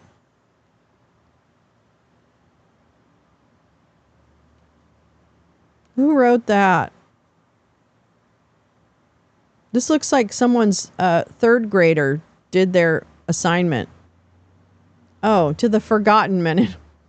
Well, then if they're forgotten, does it really matter? No. Sorry. Preamble. Ba-dum-bum. America First, a return to common sense. Really? Is it, though? Is it? But did she die? Did she die? Oh, my God. Gave everything. Generations of America. What is this with... here's the thing. The overcapitalization, I think a third grader did write this. Because the weird capitalization is definitely... Oh, my God.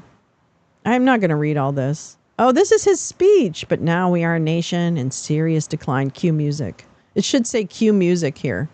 Like right here, it should say cue music. Our future and our identity and our very way of life that are under threat like never before. Never before. Now we have a raging inflation of 3%. We don't have open borders. We don't have rampant crime. Crime's down. Attacks on our children, says who? Global conflict, whose fault is that? Chaos, whose fault is that? Instability, whose fault is that? All right, I'm not gonna... Are they doing any... Oh, this is it! Oh my God! I thought this was a joke. I thought this... When I saw this 1 to 20 list, holy shit, that is it!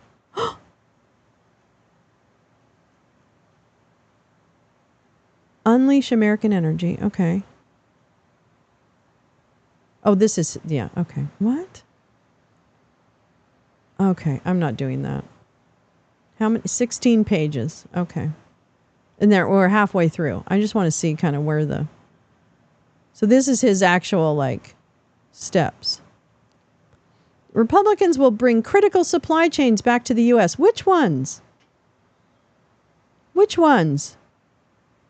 And what's the price of those goods going to be? I mean, not that you shouldn't have, I'll pay more for something if you want it to be made here. I mean, that's fine. People should I'll pay for it if it's made somewhere else and I want people to have a living wage.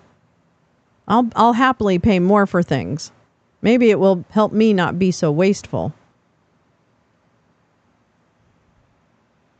But which supply chains are you bringing back, and how in the world do you expect to have the labor for, you know what I mean? And what price are you going to price these goods? Because your labor costs are going to be much higher over here, which is, probably still not high enough, but what they needed, closer to where they need to be for people, again, to have a living wage, right? What about that? Phase out imports of essential goods. Which ones? And how?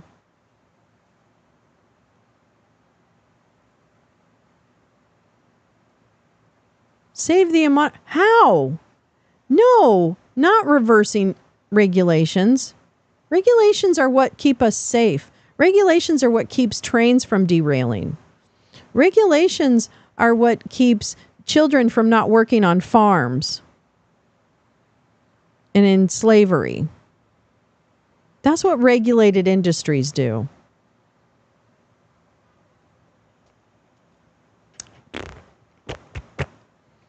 Republicans will strengthen the Buy American and Hire American, banning companies that outsource jobs from doing business with the federal government. Well, I guess that means Palantir is out of the game. And Blackwater. And Twitter.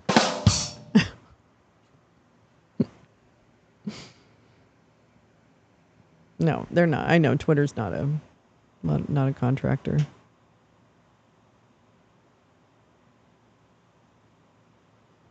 Looks like white chunks flew out of Donald's nose. Oh my God. The internet is going nuts. Oh my God. Putting it to music, that's great. I knew it. I knew when I saw it fly out of his wherever. Protect seniors. Wait, I want to strengthen. We vow to strengthen Medicare. How? Will support increased focus on chronic disease prevention and management, long-term care, and benefit flexibility. What does benefit flexibility mean? Holy shit. What does that mean? That sounds scary.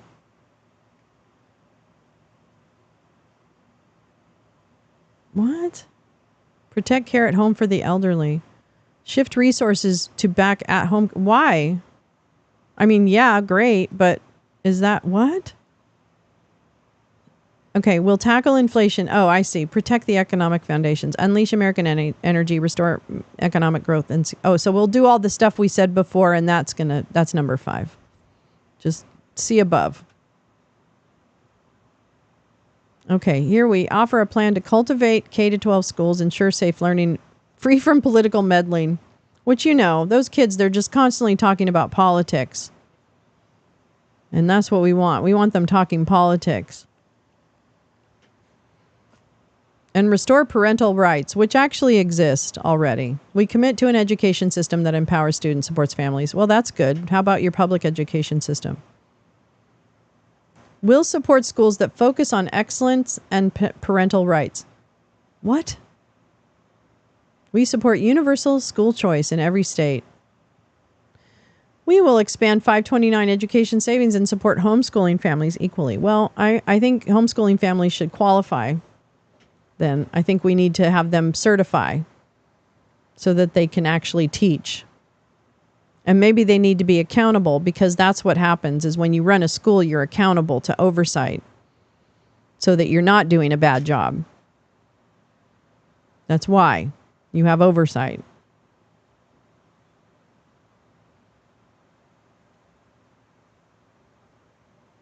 And I'm telling you right now, his ear, I am now convinced his ear was never injured, because your ear will not heal that fast, and the sensitivity of severe injury, like a significant injury to your ear, will hurt for months.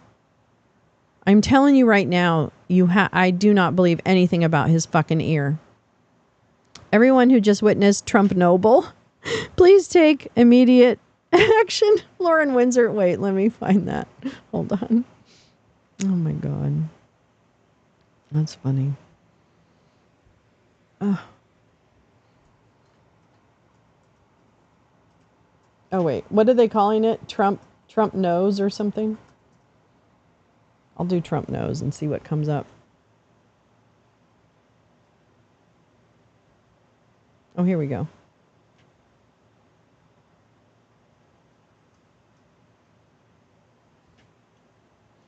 Sometimes I like petty. Ultimately not about her. Ultimately not about her. Ultimately not about her. Ultimately not about her. Ultimately not about her. Okay. Stop. That's funny. That's funny. All right. Okay, I ran a high school in Brooklyn for a few years recently. No CRT. There is no CRT. There's no gender indoctrination. It just doesn't happen. I would like for kids to eat their lunch. Okay, I had a hell of a time getting kids to just eat the lunch. Never mind learning everything else. I don't think anyone had time to talk to them about their relationship status or their preferences, unless it was to support them in the journeys that they were making, which we did. And we had one of the best gay straight alliances in the city. So there. All right. I'm not going to read any more of this. I can't even stand it. I can't. I cannot stand it. Hat tip Jim Stewartson. That's right. Oh, you did send me a Twitter. Okay. I'll take a look. I gotta go potty. I'm going to go potty. And I'm going to grab like one little thing to eat, but I'm not going to eat like on camera or for a long time. So yeah, media literacy is what my reason for living is right now on the internet. I want for myself to be informed and to understand how some of these things work and to understand the messages, because I care about how we communicate. Communication is fascinating to me. It just is. It's like a hobby. You know, how people like communicate with each other and how political environments change and how we got here and all that kind of stuff. That's fascinating to me. Thanks. So anyway, we're back. There are, in fact, portions that have been admitted, but this is what brings them all together so that the jury can reference the rule and the code. I know the court is going to give them the law, but this is necessary to understand in context the county security procedures and the rules that he has alleged that... This is the guy he wants to bring in to counter the guy we just heard from. That isn't in what's already been admitted that is relevant to the jury's determination. Thank you, Your Honor. In there is the discussions that we've had related to how long the video's on, 30 days before to 60 days, which I don't have to go through to introduce that exhibit. In there is the requirements about the access, not just the sections that were shown, but the different subsections. And Your Honor, there's nothing in there. If the objection is that it's cumulative, this in fact will organize and save the jury from being misled or confused. But from what? That's what I'm trying to get at. Like what in here, I'm going to give them let me finish. I'm going to give them the law. Yes, okay, sir. And I've let this kind of come in because of the reasons I stated this morning. This is not the law. This is an exhibit that they can look at and reference, but at the end of the day, it's not the law that they are going to be required to follow.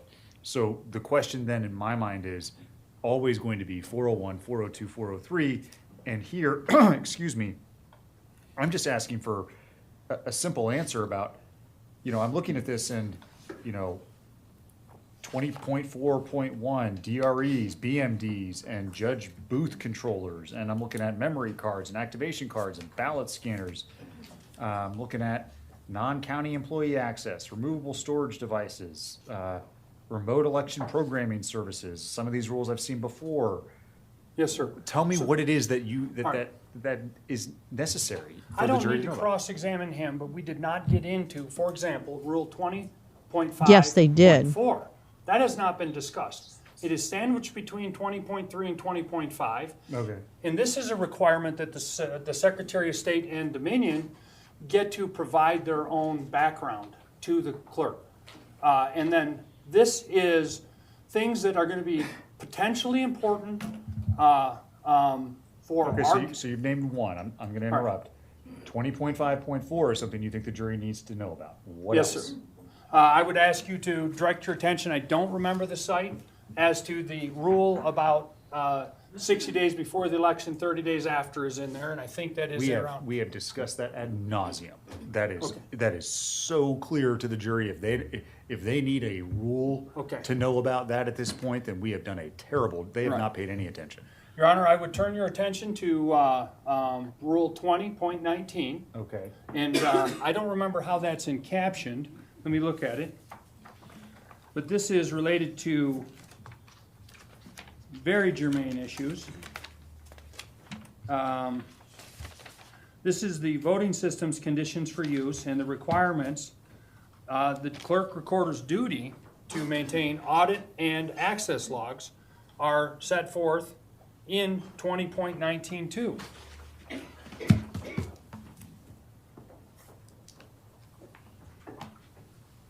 The rule of completeness, as I've been told, I do love this may, judge.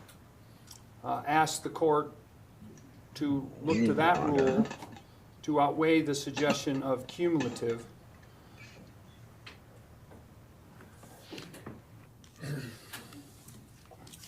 All right, Mr. Shapiro, any final word? No, Since Your it's Honor, your we'll rest on the objection. record. Before I lose and my our, shit. Evidentiary basis for exclusion. Oh, he's trying to So as it relates exclude the to witness. Surveillance, that's really just not an important issue in this case, to the other than it establishes that the defendant asked allegedly for the cameras to be turned off prior to the alleged criminal conduct occurring. That's what it's offered for. It's not offered to show that she broke the law by turning off the camera system or by not complying with the rule. Even if there was some concern about the That was a very important distinction. implication that she violated the law by turning off the cameras, it has been dispelled repeatedly. So we don't need the jury to get that rule under these circumstances. As it relates to, just trying to,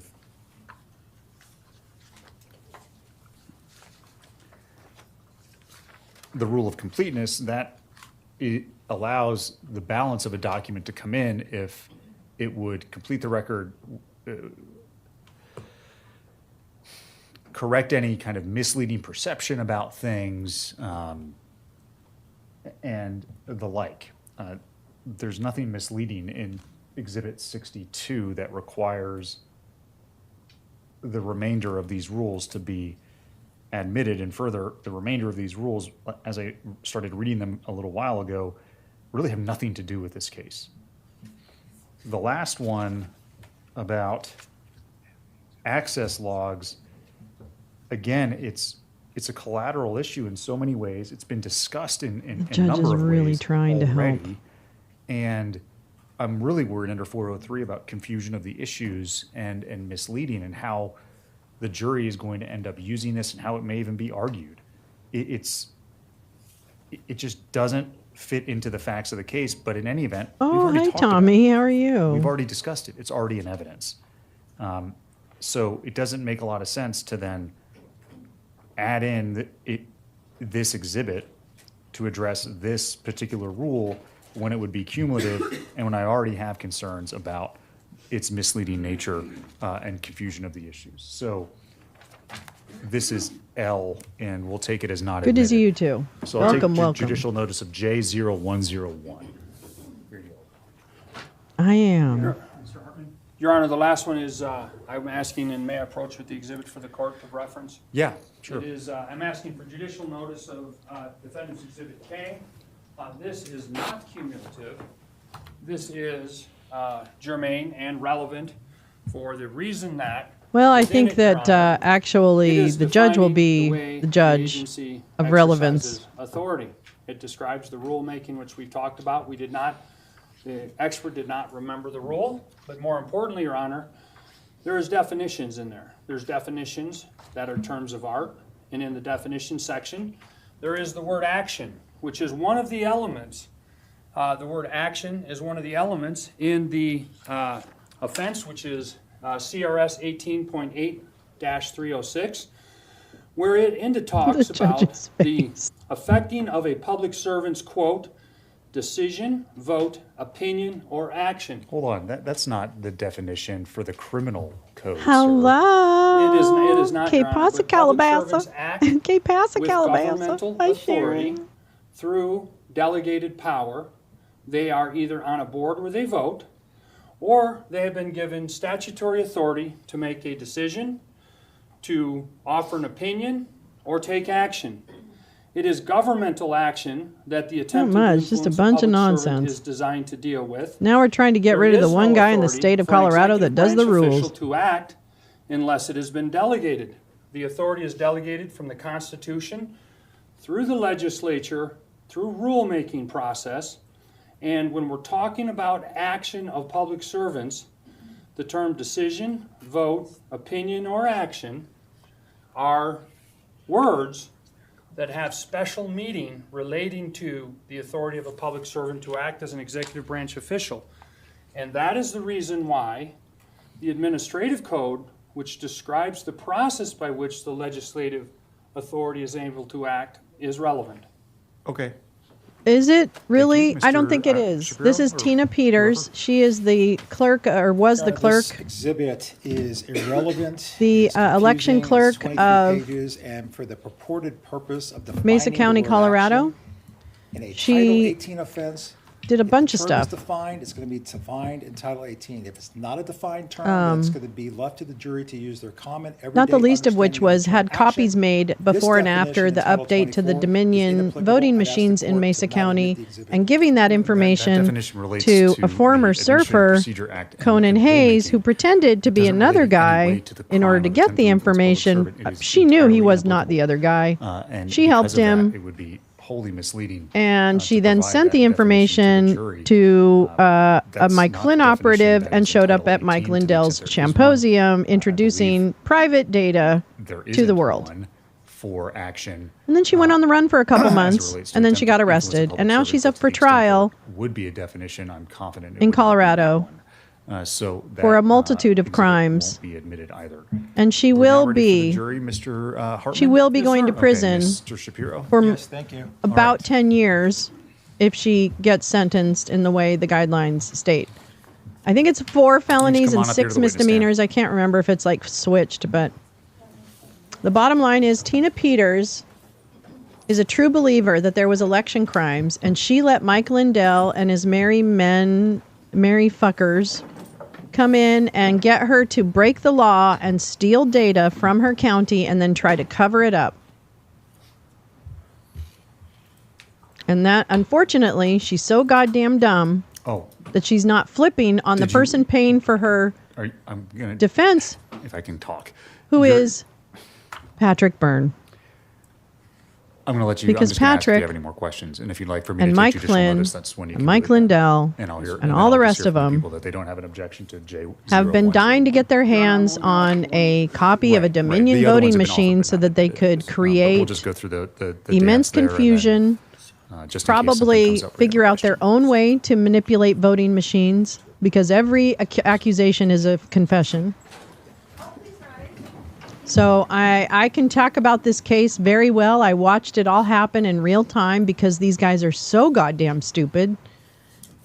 They go on each other's podcasts to talk about it.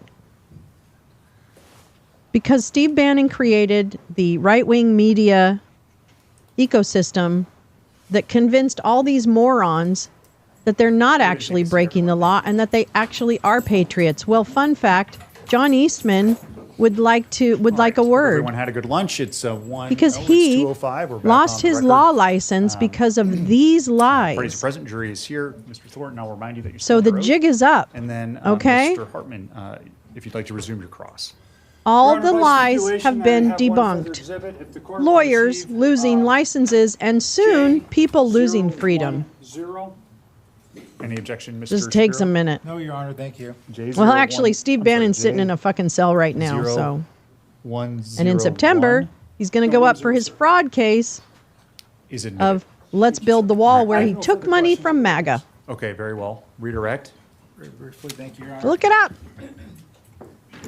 Mr. So it's not my Thornton, when you feelings. arrived on ground These are in Mesa facts. County I don't deal on in the 10th of feelings. August 2021, I deal in facts. and came to the clerk's office. So were you guys can expecting project that all the you want elected about clerk how of the court emotional would be there Democrats are or on blee the blah blue to blue to issuance of blue. the But election I order? look at outcomes that and was my facts, and I expectation, don't yes. fucking follow any Mussolini. And I why don't did you follow need any individual. 2 county employees to be present. That's to your be with deal, your not team mine. when you were on the You're ground the in drama, clerk's not me, office that babes. day of Not August me at 10th, all. 2021. Mm-mm.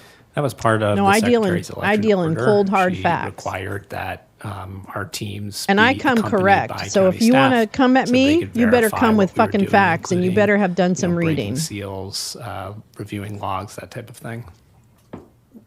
Did you physically go into Mesa County's tabulation room that day? I did. And when you entered, did you affixed your signature to a log? I did. Did you write your name out so it was legible? I did. Did you use Your Honor, your... this is outside the scope of the cross.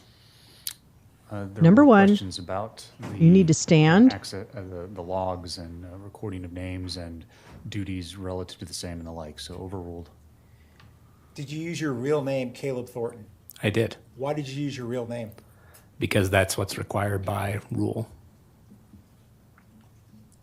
And was a card key access made available for you that day? No. And if you stand up Because for that Tina, was not allowed by what's rule. her name? You need to explain to me. You need to tell me that you've watched every day of this In your trial. expert opinion, does your office, And the point to Secretary of me State's where the office, evidence decide is what level that of she didn't security do is what they're needed saying she did. in preparation to certify the software? Yes. Yeah.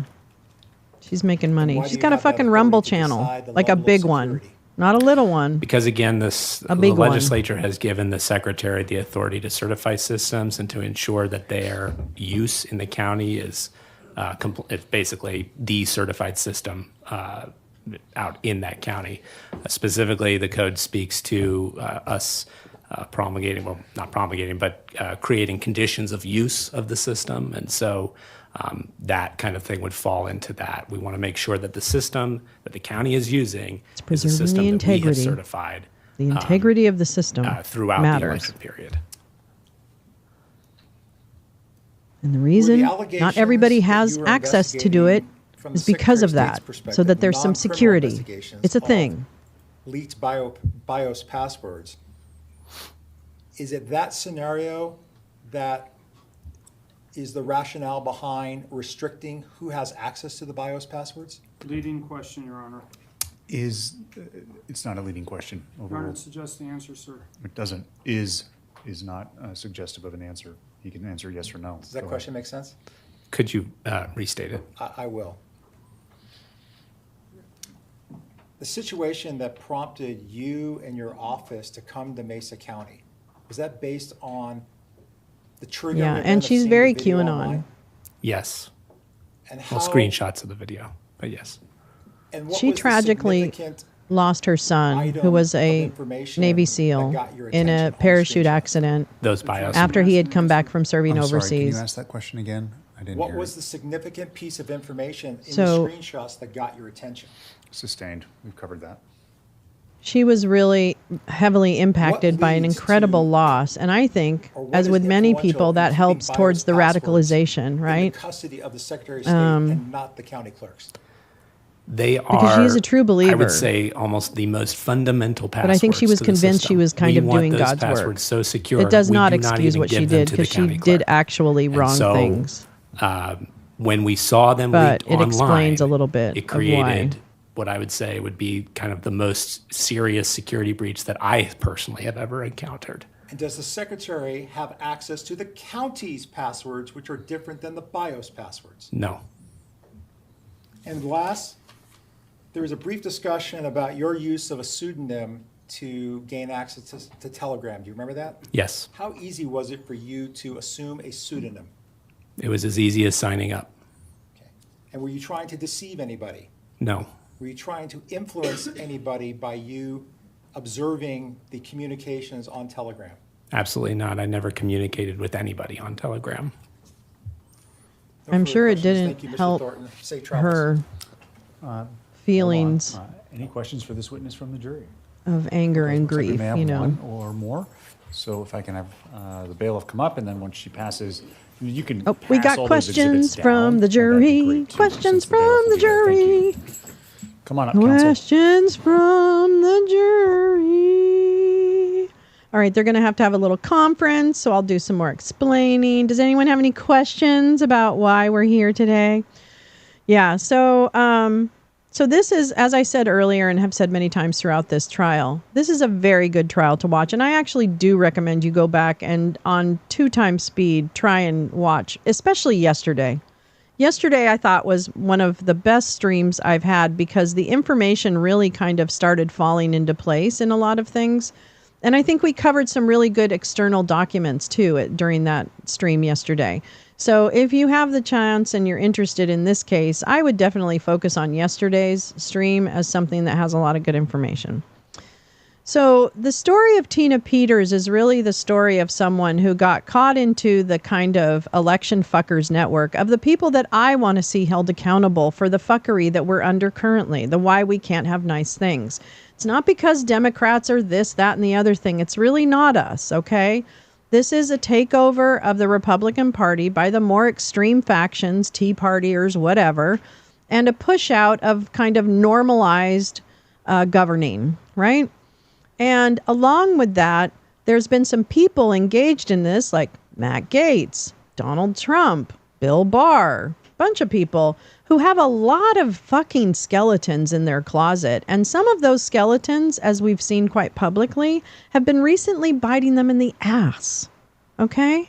So what's different about this particular moment in history, this particular election, is that when Donald Trump was first elected, there was a series of agreements that were made between the various parts of the conservative movement, the Council for National Policy, which is like the over umbrella of a lot of these organizations, the Heritage Foundation, the Claremont Institute, the London Center for Policy and Research, the, Judicial Watch. I mean, I can go on and on. There's a bunch, right? And that is really how it's not like Dr. Evil sitting in a hotel conference room somewhere, although that does happen because the CNP gets together. It's really much more like a lot of disparate groups who have these feelings about the world, whether it be women should be in the traditional role, whether it should be white people should be in charge of everything, whether it be I don't want to pay taxes anymore, whether it be I want to privatize education and get rid of public education so that I can make money on my charter schools.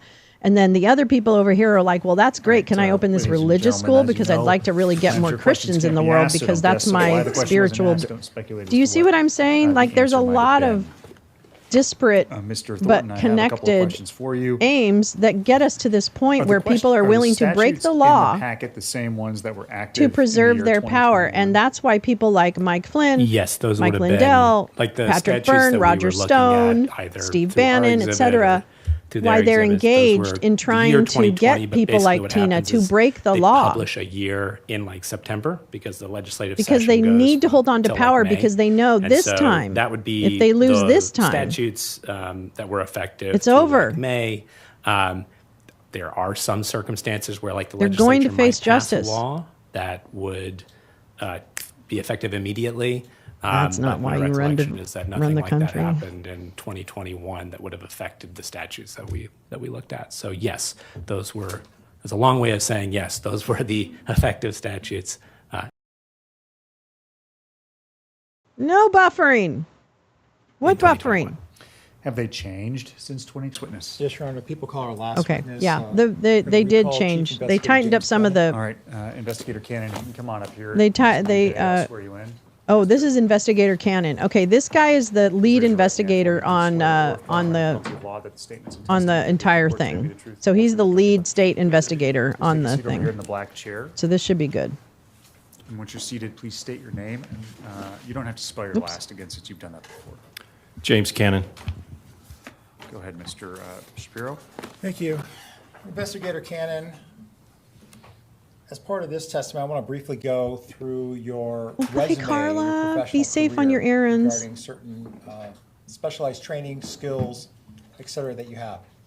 Can you emphasize or can you state for the jury your professional education that led you to be a chief investigator in the DA's office here in the 21st Judicial District, Mesa County? 2004, I attended Police Academy in Delta, Montrose. I'd already had a job offer at the sheriff's office in the jail. I worked 1 year in the jail operations, transferred to law operations. I'd had yearly training from then since 2004 up till now. I have over 3,500 hours plus of specialized law enforcement I know. Could we be making money, Carla? Homicide training, DA investigator training, cellular data analysis training, fraud training, yearly training, quite extensive. Okay.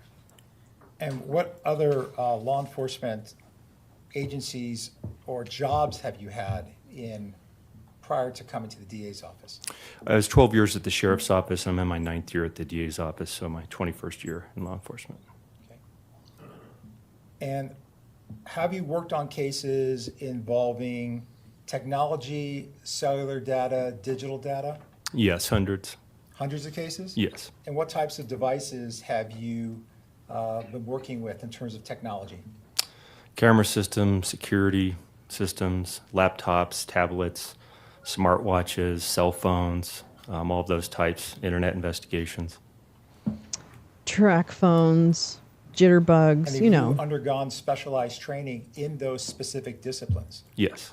Have you done any training or mentoring of less experienced peace officers on those subject matters? Yes.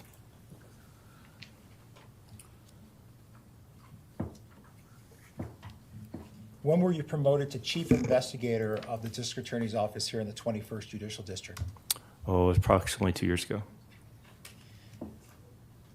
Have you received any statewide recognition or awards in your capacity as a peace officer? Yes. Your Honor, I'm going to object to relevance. It's cumulative. Overruled.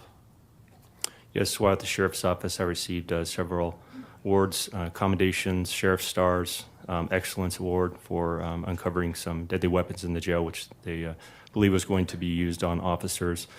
Received investigator of the year for Colorado. Received welfare fraud investigator nominee, also trial team investigator of the year for trial team. And when you were at the sheriff's office, did you yourself actually write software for programs that are still in use by the Mesa County Sheriff's Office? Yes. What background did you have that led you to be able to write software for computers? Objection is to relevance. Are we laying a foundation for? Yes, Your Honor. Okay, overruled. Yes, so my father and my brother were both software engineers. My father was also an electrical engineer. So they taught me at a young age. So instead of soccer camp, I was going to computer camp, literally, in elementary school. I authored software for a company when I was in high school that I'd base. It's similar to like DoorDash or Grubhub. I don't know what happened to that company. Perhaps they were earlier than today. But I designed their software basically to put menus in. Customers would take orders, keep track of that. I later, at the sheriff's office, I authored software. You know, right, for Jim? I patrol couldn't cars, debunk fast mostly enough. for traffic enforcement. Basically, you could put all the statutes in. It would separate the surcharges and whatnot, and had all the relevant parts for a patrolman to And you author can a traffic think, ticket. you know, I know a lot of Also authored maggots think software that for the we just finance hate of Donald the sheriff's Trump. office that That then has extract all nothing to those do with different how I surcharges hate and put them in the him. different funds Believe and me, whatnot. I hate a lot of Also authored people. software It for, doesn't the matter. jail. What does matter is As a rule of chief law. investigator And of the I'm DA's sorry, office, but if do you you haven't looked at the typically work the data, most then I don't even want to talk complex to cases in you. Mesa County? Yeah, But the sometimes fact of the simple matter cases, is, but I do this end up on man has more broken the complex law, Your Honor, at this time, is the probably prosecution breaking the would like to law, offer Chief and Investigator would break James the law. Conan of the District And I Attorney's don't Office want a president as who an breaks expert the law witness in like that. complex criminal No, no, no. investigations, as well as his I don't want a familiarity with traitor for a cellular president. records, I don't want someone cell phones, who hides documents from the government.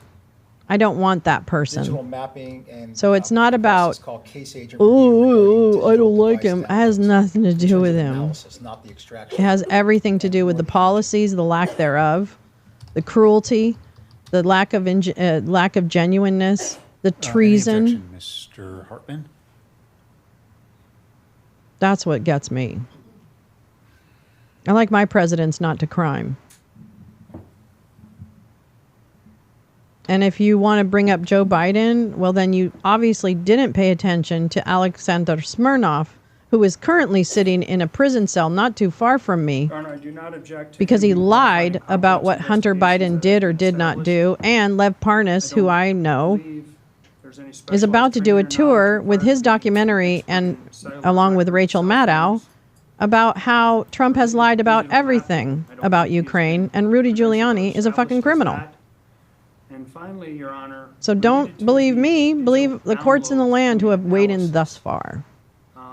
versus Some of them were extraction Trump of appointees. I would need a better That kind of gets me. I'm like, this isn't, I'm not so shallow like some people that I choose my leaders based on like or not like. Come on, that is so insulting. That's insulting. Okay, so I'll go ahead and ask for further foundation Yes, thank as it you. relates to those matters, digital mapping, case agent review for digital downloads and analysis. Thank you. Let's talk about digital mapping of cell phone data. What training do you have in that area?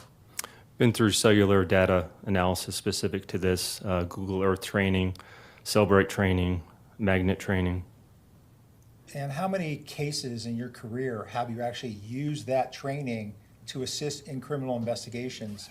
regarding- I've lost count. We've seized cell phones as recent as a couple in the last couple of months that we've seized and analyzed through search warrants.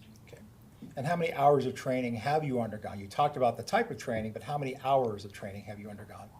Over 3,500 hours, I'm aware of that. Just in that topic? No, that's in total. Your Honor, I would indicate that I would say he's qualified in Google Earth training and Celebrate training, which is the software he's identified. If there's anything further? Does that include What? he's being offered for review Yeah. of digital downloads and analysis if they're from Celebrite? I will double check with the witness to make sure that he is satisfied with that stipulation in terms of Celebrite. Yes, magnet is another application in this case. No objection. Okay, all right, then I'll find he's so qualified to offer his expert opinions Hmm. in those matters identified by the prosecutor, expert in complex criminal investigation, cellular records. Look, he's cell phone smart. downloads, He knows if digital he's not mapping, and testifying case agent, review on an of exhibit, digital then he has to downloads turn and it over. analysis. Ultimately, it's up to you. Because some people have integrity. Evidence and testimony. That's what we're talking about here, is integrity. Chief Investigator Cannon, what were the key And the people entrusted with our investigative steps that elections. you and law enforcement undertook after I don't a want second criminals search who warrant turn off was the cameras executed at to the run my clerk's election. office here in Mesa County on August 16th, 2021? Your Honor, may we approach? Oh, Okay, come on up, yeah. no. Right. Okay. Tina Peters. Here. Oh, let's run down the highlights for everybody who might have just joined. Let me run down the highlights for you. Tina Peters, clerk of elections in Mesa County, Colorado. Befriended Sharona Bishop, America's mom, and someone who works for Mike Flynn, Mike Lindell, etc. After Lindell got hooked up with all the election fuckery, he also enlisted the help of someone called Douglas Frank, who is a fucking hack, the little douchebag in the corner that I have, one of my NEMCs. And Doug Frank came up with bullshit algorithms that actually didn't include any data or any fraud. And he helped push the bullshit about election integrity as part of the front-facing game.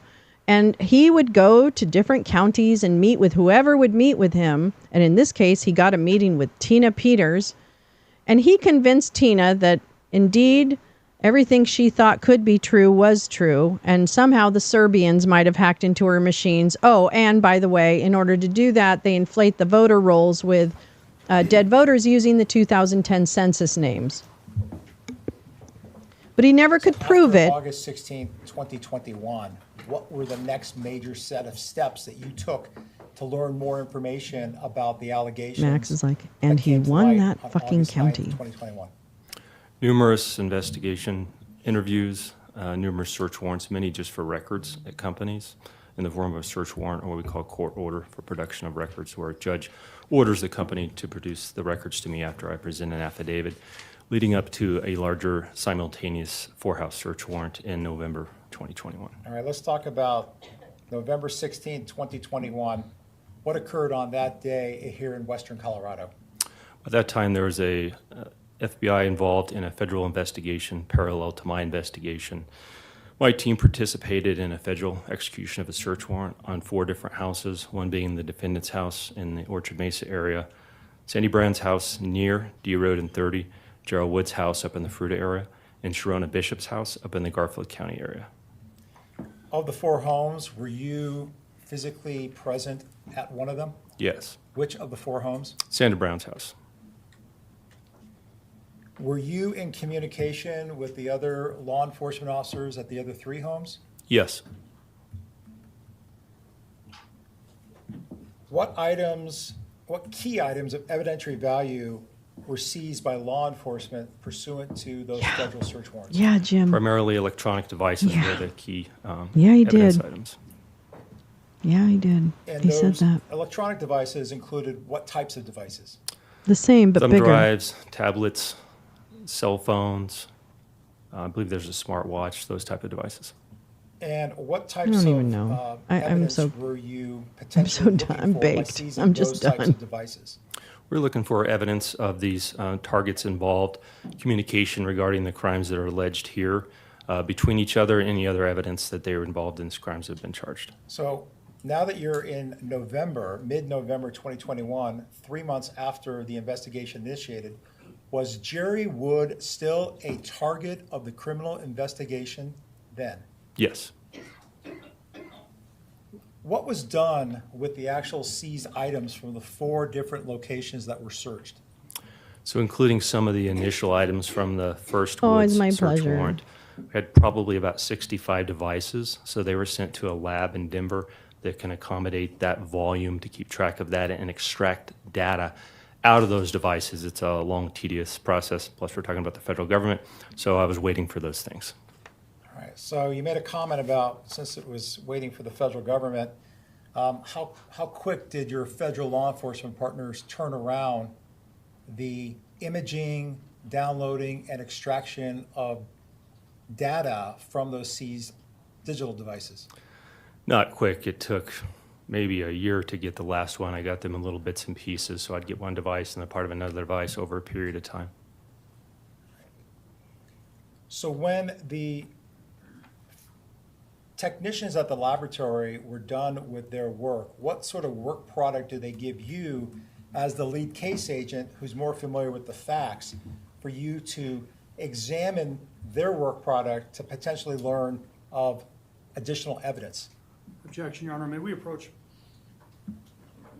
No, can you just state your fucking objection? May we approach? No. Come on up. Oh my God, he's so mad. Oh, he's so mad. Oh my God, I love this judge so much. He's so mad. He is so fucking angry. I wonder what, let's see. So he was talking about, shit, what was he just talking about?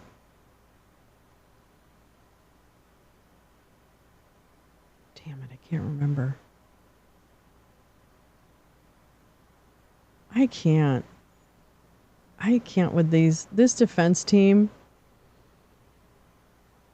Their argument is that they focus on the fact that Tina was just making copies of the database and she doesn't know how they got on the internet. The problem is that she's the one who mailed them to the guy who then gave them to another guy who put them on the internet. Oh, it's not boring at all. Are you kidding me? Oh no, Sharon. Oh no. This has not been boring. Oh, no, no, no. Oh, contraire, mon frere. This has been fascinating. It is. Yes. Wait. So, yeah, I know it feels boring. But let me tell you. I mean, yesterday's was like, it was this and that and this and that. Okay, so for example, in this trial, Gerald Wood had his identity stolen by Tina Peters so that she could give the access badge that she got for Gerald Wood to this guy who used to be a surfer who started the clothing company Ruka, R-U-C-A, I guess. I thought it was RVCA, but whatever. Anyway, Gerald Wood, she pretended that this Conan the surfer was Gerald Wood, brought him to make a copy of the database before they did the trusted build, which is just the software update of the system. But there's a lot of protocols around it because it's a very secure system, right? Then she makes copies of it and sends it to Conan, who then gives it to Ron Watkins. Yes, that one. One of them was who then puts it on the I'm gonna give you an internet. instruction that you've heard some And then evidence she that there shows may have up been a on parallel stage federal investigation going on at the same time as in the state Shamposium, investigation. You're not releasing to the draw data. any So negative she's done inferences far more against than the just defendant, as it relates to any parallel federal investigation that may have been ongoing. It's not offered for any purpose other than to help establish where some of the items went, and perhaps. No, because other people are how they under were received investigation back for to, this too. this That's why. investigator or the people. Go ahead, Mr. Thank you, Your Honor. Shapiro. So we briefly talked about search warrants Right. being executed November 16, 2021, correct? Yes.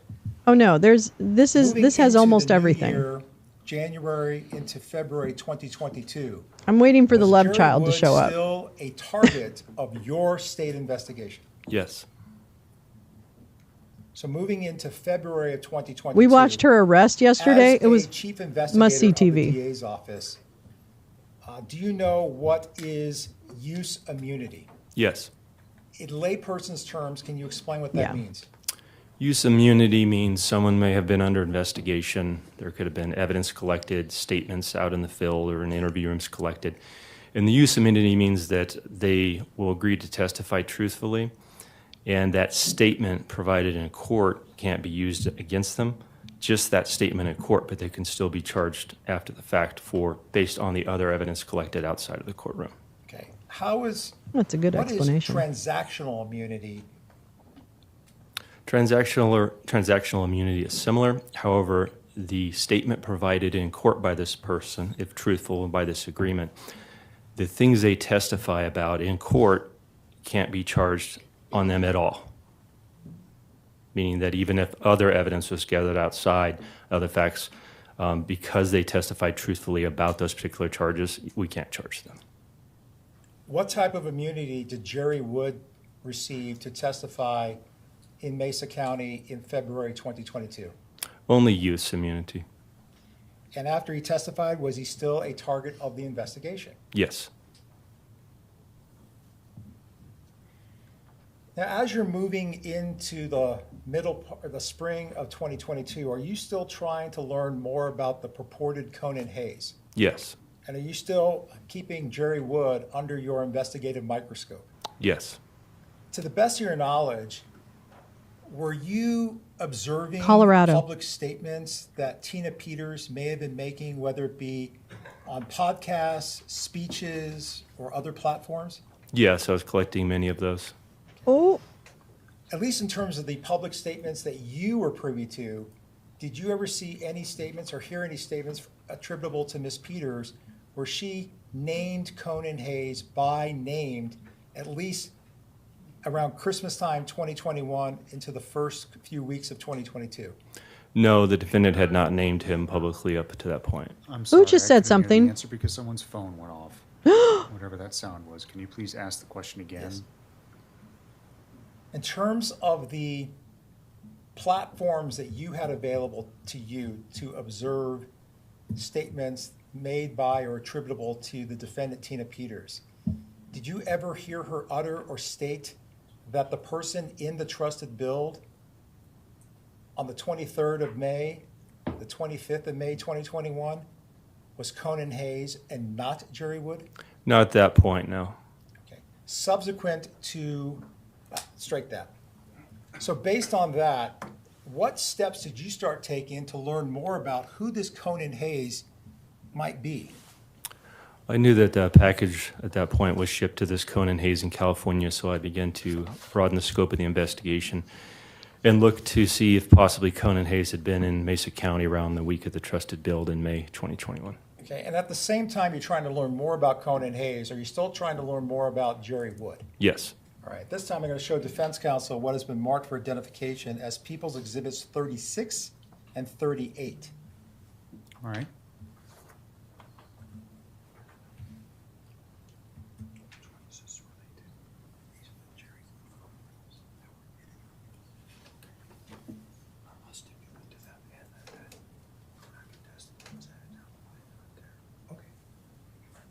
If I may approach, Your Honor. Yes, you may. Counsel stipulating to the authenticity of these and the admissibility of these two exhibits, so I'll just have counsel make a record. Yes, Your Honor, I am stipulating to these, Mr. Shapiro and the witness can explain how they relate. Okay. Furthermore, I'm not contesting that these authenticate that Mr. Wood, because the geo-mapping, was at his family reunion as he testified on the 23rd, 25th, and 26th. He was not at the Mesa County Clerk Recorder's Office. As a fact, we stipulate to. We will accept that stipulation by the defendant that I've Jerry been Wood to was some areas. nowhere near This is in clerk's Grand office the Junction. That's where this is 23rd, taking 25th, place. and 26th of May 2021. With that being said, so I'd like to approach the witness. Okay, go ahead. The stipulation is noted for the record. All right. So Conan Hayes is someone who works for Mike Flynn. He's a QAnon nut. And he co-founded RUCA, RVCA is what it looks like, but it's Investigator Cannon, RUCA, are you I familiar guess. with Exhibit 36? Yes. What does it appear to be?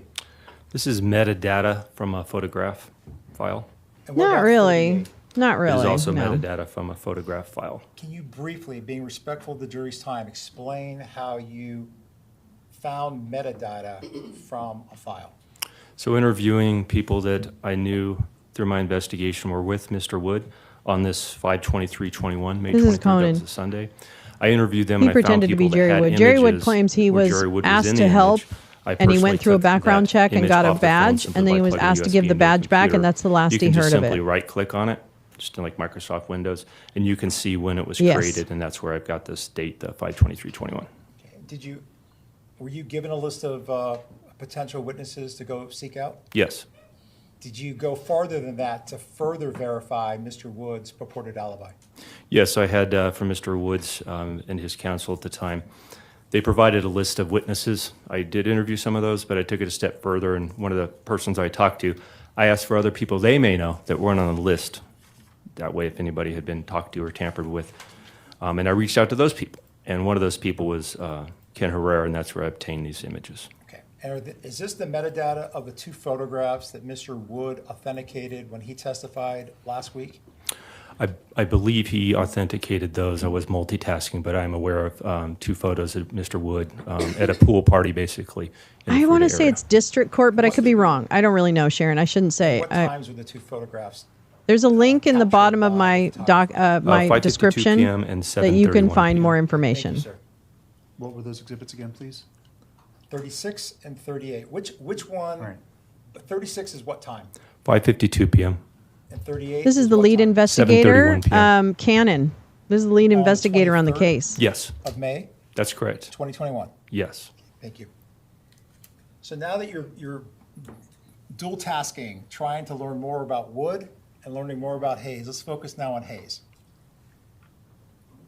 At some point, did the name Hayes get brought to your attention earlier on in the investigation? Yes. What are some of the actual steps that you took to learn more about who is Conan James Hayes?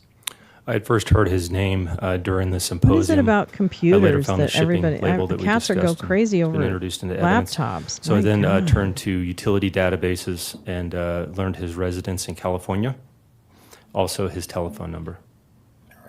I think they've done an Based excellent on job with this having case his so far. telephone number, what was the next kind of logical investigative step that you took? Most people have their cell phone with them, obviously, most times, especially when they travel. So I then sought out to get a search warrant for the cellular carrier, whoever he pays the bill to from the cell phone company, because I know from experience that the cell phone company logs, like how many minutes you're on the phone for billing purposes, numbers that are called, incoming numbers, but they also have the cell phone tower, which the device was communicated to, which has a location on Earth. And we've seen both kinds with these cases, right? Some great prosecutors and some not so great. Well, let's make a record of that. So, Your Honor, at this time, I'm showing defense counsel, and we're maybe working on a stipulation. I'm showing him People's Exhibits 31, 31A, and 31B, which is a notarized affidavit from a cell phone carrier. I'll let counsel see if he's willing to stipulate to these records. So stipulated. Okay, 31, and then A and B are admitted. This guy needs to go home. He wants to have a cookie really bad. Indicate that it is, for purpose of this case, we are agreeing that Mr. Hayes was in the Mesa County area on the 23rd, in the clerk recorder's office on the 23rd. Get out of there. Be careful. Be safe, Sharon. We will accept that stipulation, but I still would like to approach the witness. Sure, okay. The record will reflect the stipulation. Go ahead, Mr. Shapiro. I mean, really. And that guy stood up there yesterday. Come on now.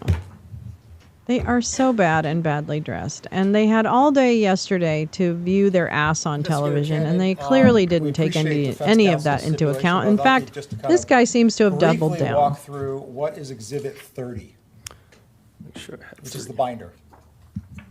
Yes. 30, this is a paper print-off of the call detail records from T-Mobile for the account belonging to Conan Hayes that I obtained with the search warrant. Oh, sorry. It's 31. Is that accurate? Yes, I was looking for a 30 possibly on the outside, but the 31 stickers on the first page on the inside. Okay, so to correct the record, we're talking about Exhibit 31. Yes, that's on the first page inside the binder of all this paperwork. Okay, so 31 is what again? 31 is the call detail records from T-Mobile for Conan James Hayes' cell phone account. And what is 31A? 31A is my work product. This is images from Google Earth of me plotting the latitude and longitude which I obtained from these records into Google Earth to plot it on the Earth to see which cell phone tower Mr. Hayes' phone was connected to during the week of May 2021. And for evidentiary purposes and to protect the record, 32B is what? Make sure I've got that one. It's going to be the last page. In this stack? Yes, sir. Okay. 31B. Yes, 31B. It's the last page in the packet that's not inside the binder. It's 31B. This is a notarized attestation authenticating from T-Mobile that these are true and accurate business records from the company. And when did you get these records back from T-Mobile? I can check the date. Just briefly. Yes, this would have been, the attestation was April 1st, 2022. Okay, was that after? Do you think they were kidding? Defendant was charged in this case? Yes, They it was were. March. Okay, so post-charging, you're still investigating Conan Hayes? Yes. Okay. So briefly, with that, with this volume, what was the time period of records that you received from T-Mobile of a cell phone assigned or associated with Conan James Hayes? So I asked permission from the courts from approximately February to June. That way I had some activity of where Mr. Hayes' phone was prior to the trusted build and after for a couple months. And the year would be which year? 2021. Okay. And then for your analysis for the benefit of the jury, what time period did you more focus your mapping analysis regarding the proximity of the phone? Just prior to May 2021, week of the trusted build, during and after. And based on that, what did you observe as to the location of a phone associated with Conan James Hayes in the evening of Saturday, May 22nd, 2021? So Saturday, May 22nd, 2021, Conan Hayes' phone was moving around California and went to a cell phone tower that's basically on the airport or near the airport there in California in Burbank. Okay. Also known as the Bob Hope Airport? Yes. Okay. And then what's the next Horrible parking. location where that cell phone seems to be pinging off of? Then going in through the night of Saturday to Sunday, the 23rd, May 2021, it then was pinging by the Grand Junction Airport on a cell tower. And from the morning of the 23rd of May, 2021, was a phone associated with Conan Hayes anywhere other than the Grand Junction, Mesa County area? No, it was in the Grand Junction, Mesa County area. Okay. And that phone was in Mesa County until approximately what date? May 26th, the Thursday of that week, which had disappeared from the tower information in Grand Junction. And just to be clear, was May 26th a Wednesday or a Thursday? That was a Thursday. All right. If the trusted build was Tuesday the 25th. Oh, sorry, Wednesday. Okay. See, I make mistakes, you make mistakes. Let's clarify it for the record. Correct. All right. Approximately when was Mr. Hayes' phone last kind of associating off of a cell phone tower in Grand Junction, Mesa County, Colorado on the 26th? On the 26th into that, during that day, it disappeared from the Mesa County towers. Okay. And where is the next time that a cell phone tower in the United States of America picked up a phone associated with Conan Hayes? That next day of the 27th in California. And did you map out those plots? Yes. Okay. In addition to the call detail records that you just testified to, I'm also going to talk about, based on your belief now that Mr. Hayes was physically in Mesa County beginning early on the 23rd of May, 2023, what was the next kind of logical investigative step that you looked at if someone was flying into the airport here in Grand Junction? Flying into the airport, from common sense and prior investigations, I know that they would probably either get picked up, get a rental car, get a taxi. Common sense, sir. So Is I it sought out common? the taxi companies to look for evidence that Conan had traveled from the airport to somewhere near the clerk's office. Okay, and before I move on, your plotting of cell phone data, that the cell phone associated with Conan Hayes was last observed in Mesa County on Wednesday, the 26th of May, 2021. Is that consistent with other testimony or other evidence that's been presented? Yes, it is. Okay, let's talk about somebody arriving in Grand Junction. How do some people get from the airport to Your hotel? Honor, I'm going to enter an objection. It's not leading to a disputed fact. This is, You need to stand up and make your objection. He's going to yell at you. Mr. Shapiro. Briefly trying to show the investigative steps this investigator took to confirm Conan Hayes' identity before we heard of public statements attributable to the defendant as to Conan Hayes. This is all being done first. it's not relevant to an issue of fact that investigator steps when the fact is conceded. There is some Relevant to her relevance in state of terms mind. Establishing the nature of the investigation, notwithstanding the stipulation. Let's keep in mind what the court has said previously to all counsel about timeliness. So I'm going to overrule the objection for now. All right. I'm going to show defense counsel as marked as Exhibit 33 and 33A, 33B. Your Honor, we don't object. Okay. And these are, for the record, from Sunshine Rides. It's 33 what? I'm sorry. 33, 33A, 33B. Okay. Your Honor, I will further stipulate that Investor Cannon diligently worked to obtain the records of his ride, and he has sufficient evidence to establish he rode in the cab and Okay. where he went. All right. Mr. Shapiro, whenever you'd like to approach. That's Thank fine. you. So weird. At least he didn't ask to approach.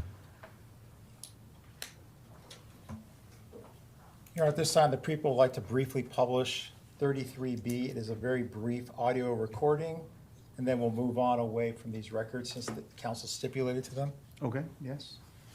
Permission to publish 33B Give me a moment. I need to pull it up. from the computer.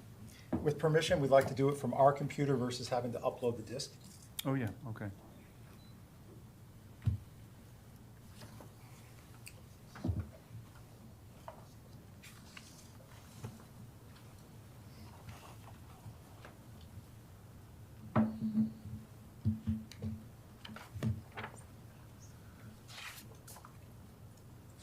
Bye-bye. Sunshine Rides, how can I help you? Yeah, can I get a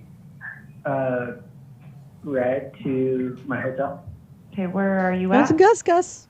at the airport? He weighs 27 pounds. And which hotel? What is it called? I can't even pick him up. Okay. Oh, Hampton Inn, Sure. in Grand Junction, on Main Street, I think. Yeah, that's Okay, is it Conan, just surfer you? dude. Yep. Okay. Let's see here. Okay, and a first and last name. Conan, C-O-N-A-N. And then last name is Hayes. All right. I'm going to put down for this phone number to call on arrival so you can kind of hang out inside because the wind is so horrible. I feel so bad that you had to fly in with this. It was the worst. I would have been white knuckled. It would have been no. Yeah. Thanks for that. Okay. I do have about 7 or 8 drivers out there, but I do have a couple ahead of you. If you do find anybody to like ride with, you know, like if you're standing next to somebody and they're getting a ride too, because I have another guy that's going to kind of the Fairfield Inn, which is kind of by where you're going to be staying. So if you're willing to share a cab, it would really, help. Okay. Okay. I'll try and find them, but if not, somebody's on their way. They're not yet. So you're about the you're the fourth person in line from the airport to call. Okay. Yeah. So if you can find somebody to share. Are there no Ubers? Really Were there not help you Ubers a in lot. 2021? Get, I'm confused. Closer in line. Okay, sounds good. Okay. Thank you. All right. Thanks. Bye-bye. Investigator Cannon, last question. What time was that phone call made according to Sunshine Rides records? Would have been May 22nd, 2023 at, they have in Julian time here, at 23:46, which is near midnight, like 11:46 p.m. Okay. And in a few minutes, it would have been Sunday, the 23rd of May? That's correct. Mr. Hayes talks about going to the Hampton Inn on Main Street. Yes. Are you familiar with that hotel? Yes. Your Honor, I'm going to enter another objection as to relevance. I'm going to overrule the objection in light of what we've talked about before. Go ahead. Thank you. I'm going to show defense counsel what has been marked as People's Exhibit 32 and 32A. May I approach? Yes.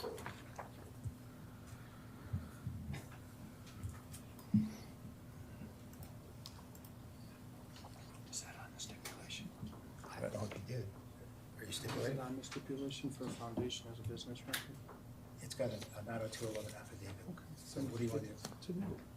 Let the court know, please. Your Honor, I have no objection to the record that he stayed at the Hampton Inn while he was here. And what exhibit is this again? So 32 and 32. So yesterday, All right. that guy stipulated to the fact that Jerry Investigator Cannon, you heard Wood was not Jerry Conan Wood, but Hayes was when he was, Conan getting Hayes. a So Sunshine literally, ride we from the confirmed airport. this through the He's going to a defense downtown confirming hotel. it Heard that? yesterday. Yes.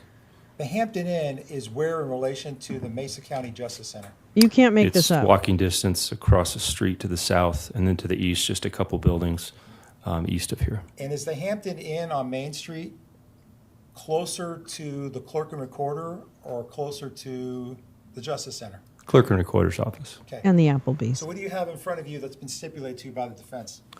32 is the business records from Hampton Inn showing the booking lodging for Conan Hayes is Exhibit 32.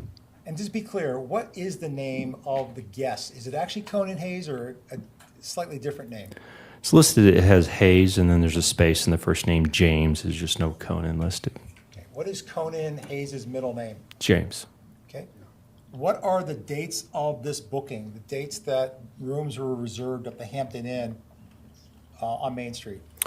May 22nd, 2021. The next day, the 23rd. The next day, the 24th. The next day, the 25th of May, 2021. And checkout would be what day?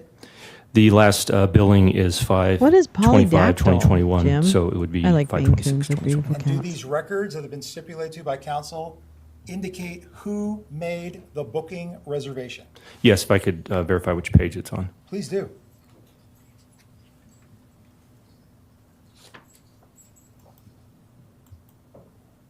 Yes, on page 3, I have the hotel payment collection screen, and the person that booked and/or paid for the hotel, according to the screen, is Sharona Bishop.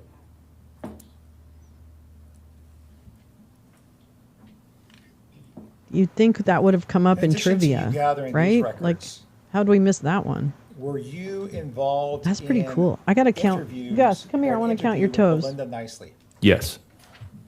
How long was that interview with Miss Nicely? Several He's hours like, in don't Denver. touch my feet. Were you present and involved in an interview of Sandra Brown? Yes. How long was that interview with Sandra Brown? Several hours. You talked about certain If you know, you know, digital devices that were polydactyl phobias. processed. At It's what better to laboratory smack were they you processed? with. RCFL, it's our regional computer forensic My lab in cat Denver. does It's used do by that, both Paul local law J. enforcement around the state and A terra other of agencies. dactyls. And before we move forward, I'm Too going many to, show defense dactyls. counsel what has There's been too marked many as people's dactyls on the exhibit. dance floor. Stipulate that that is Conan Hayes. May I approach? All right. Permission to publish. Yes. You want to see what Conan Hayes looks like? He looks like a strung out surfer dude.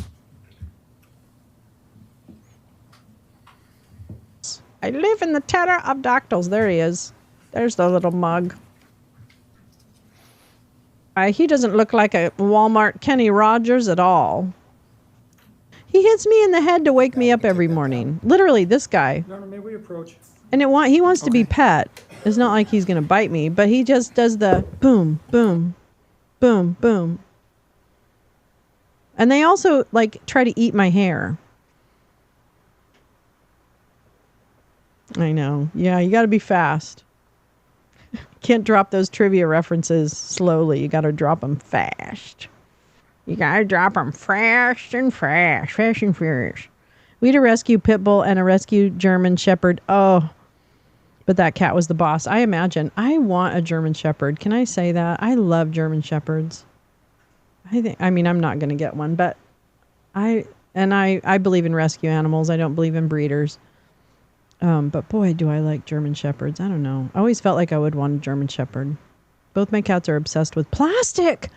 Paul, what is it? Is that like what is that? What is that plastic thing that cats have where they eat plastic? I mean, it feels like they're going to kill themselves. Obsessed. Yeah. Like, I don't get it. I would want all my extra fingers to be the middle one. Yeah. Oh, this one's all dirty. God, my middle finger got all dirty. I think I spilled coffee on it. I don't have a lot of middle fingers. I sure have a lot of hands, though.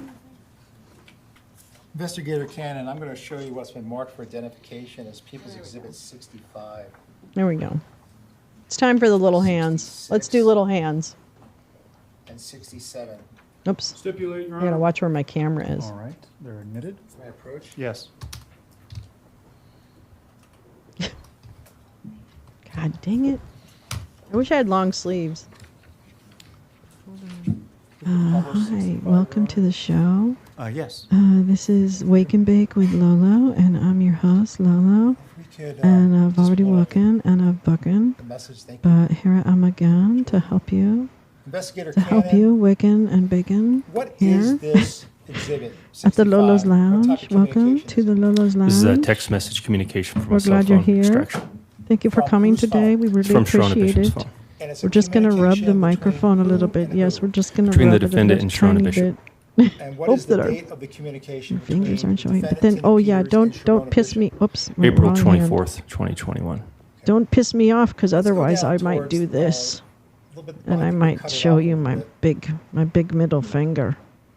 That's right. I might do that. So just be careful. I don't know. You can see everything. So there it goes. But no, sometimes I don't want to tell you to fuck off. Sometimes I want to tell you how much I love you. Yes.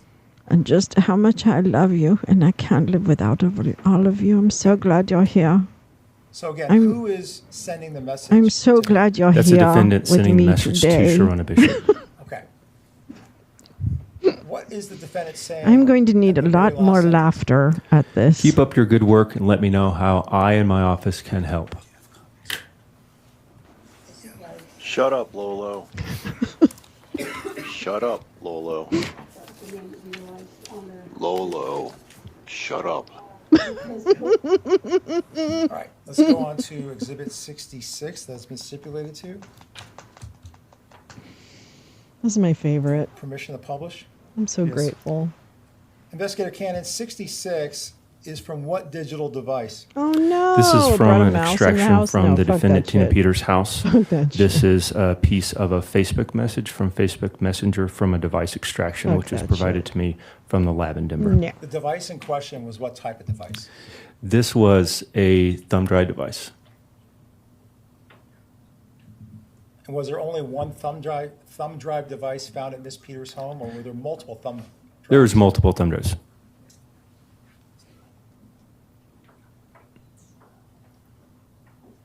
You know, I think I can honestly say I don't have one who is thumb drive in my communicating? house. Who's initiating this communication? Sharona I mean, I Bishop. might have one from like 1987 Can you read that into the I don't record? even know Sure. if it has. I have a computer Tina, that it what's can the go best in. email to email you at? We have Lindell's forensic team ready to work with you.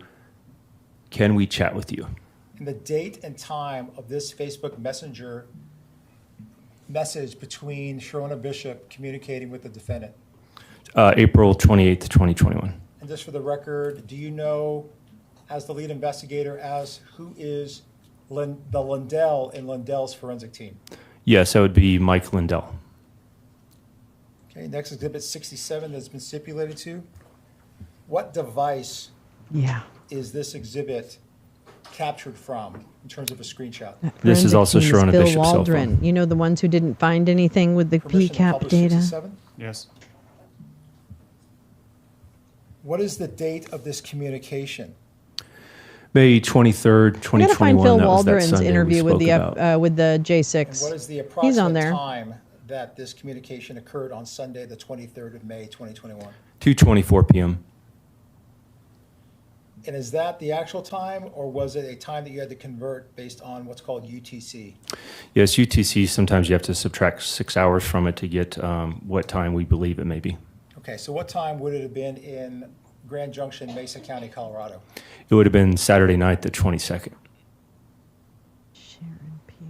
6 hours subtracted from 2:24 p.m.? Oh, I'm sorry. That would have been Sunday morning, not quite into Saturday. Okay. And who's communicating to who on this communication? This is the defendant communicating to Sharona, which was captured on Sharona's cell phone. All right. And if we can blow up the actual message from Tina Peters to Sharona Bishop, can you read it into the record, please? Sure. The message says, "Have you heard from Conan? Is he in town? I need to go up to Oh, Molina no. and I'm get not some even going tools and don't want outside. to be out of I have pocket my for him curtains drawn. to get in, but I Fuck need an nature. ETA." It's too hot. And from looking at the Yummy. I evidence love this ice in my case, cocaine. Did it Oh, appear just kidding. that Tina Peters, and now based on stipulation that Conan Hayes, met later that day at the clerk's office on the 23rd of May? I think they have a name for that. Yes. Isn't that what an 8-ball is?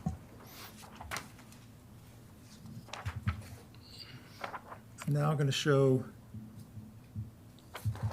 defense counsel 68, 69, and 70, and give him copies. A Coke on ice in a glass Both? is legit.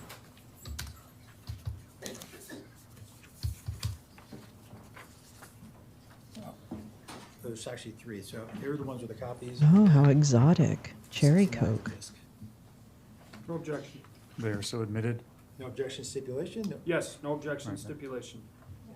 This guy, there is a margarita with his name on it waiting at the Applebee's. And yesterday, the cocktail waitress gave him a couple winks. And, you know, he's read a little too much into it. So he's going back there tonight to shoot a shot. Investigator Cannon. Little did he know, based she on was just had stipulation, something this in her eye. 68 has been admitted. Can you tell us what it is? 68 is a still shot that I took out of a video. The video I obtained on a thumb drive from Mrs. Peters' residence. You have permission to publish 68? Yes. I love it. Let's first talk about the, I actually like Still root beer. shot. I I wanna love zoom in. root beer. I don't know why. what does this show? What's this still shot capture that you saw on a video? I know those to be the BIOS passwords of the Mesa County election voting machines. And this still shot came from a video that you found on what types of device? On a thumb drive Okay, now in you're Ms. Peters' pushing it. residence. Okay, Sharon, slow down. Slow your roll. The videos in question, Flavored Cokes.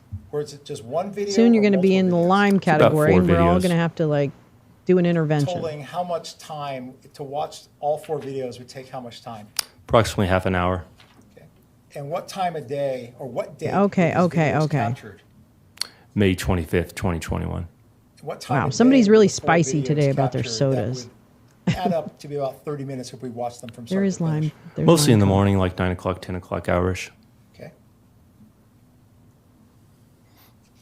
Fuck yeah, that sounds really nice, Lee. And let's Oh, go yeah. to 69, permission to publish. Yes. Yeah. Before we actually play it, can you tell us Yeah. what the disc is? 69 is a disk containing a video file, which was obtained from Sharona Bishop's cell phone during the search warrant in Garfield County. Your Honor, may we approach? I'm going to be honest with you. Okay, I come did on up. like the A&W when you went to the place, the A&W places, and they had the big barrel and you had to like pull your own root beer or whatever. I thought that was good tasting root beer. Now, I like the gourmet root beers and shit like that. You know, like small batch of shit. But I'm going to tell you, I was not a hater of A&W root beer. I know. I might be controversial, and you might be rethinking your subscription right now, but don't. Hear me out. It tasted very fresh. I don't think it was fresh, and it certainly wasn't really in the barrel. Yeah, you can go, of course. Tell her. Oh, God. Just resume when you're ready. Ay, ay, ay.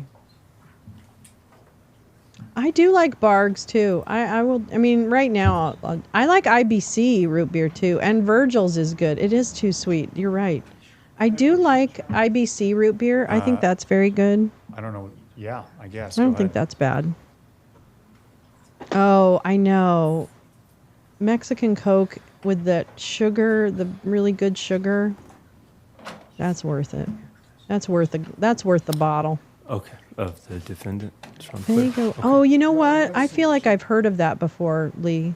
I'll make a record. Fago root beer. I feel like I've heard that. It's going to take too much time for us. No, to not for you, Lisa. Hey, you know what? copy that we It's plan to such a project personal this thing. photograph. So what we plan to do is the original. The main will flavor have in root beer is the wintergreen. requested item redacted. Wow, I'm I just did gonna not have know that. Investigator Cannon read. It's like a the trivia communication training camp start here to finish, and then from St. Arnold's that had too much sugar. issue that they were concerned about would Sure. not be Understood. published. Understood. That's good to know. St. Arnold's is in Houston. Okay. So before we get to that one, we still have to talk Okay. about 69. Yes. Yeah, I All right. thought, yeah, Oh, I that's thought we so were playing cool. something. God, thanks, Max. So, 69. okay, all right.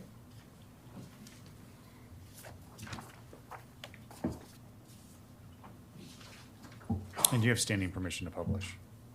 Wow. You have Look standing at permission to publish. Michigan with all Anything that's the been admitted. flexing on root beer. That's fantastic. You know what I'll say is when you go to a bar, So the QR code contains the information. when you get a root, if you order So a the bar, QR code contains the information that the tabulator, I'm this way. So say that one more time. The QR code holds the information That was tabulated by the machine. that was tabulated by the machine. It does not mean that the physical ballot has the same information, and that's the problem. If they take off That's the QR not true. code, we don't know what the machine tabulated anymore. Is that correct? Every election prior to this has the QR code. And every election prior to this one has the QR code, So once they including remove the the program- 2020 So once election. they remove the program, you'll have no way, unless you save the program, to interpret that ballot. Got it. that is not true. Investigator Cannon, the woman whose face is seen on this That's short America's video, mom. Are you familiar with that person? Sharona Yes. Bishop. Who is that? Sharona Bishop.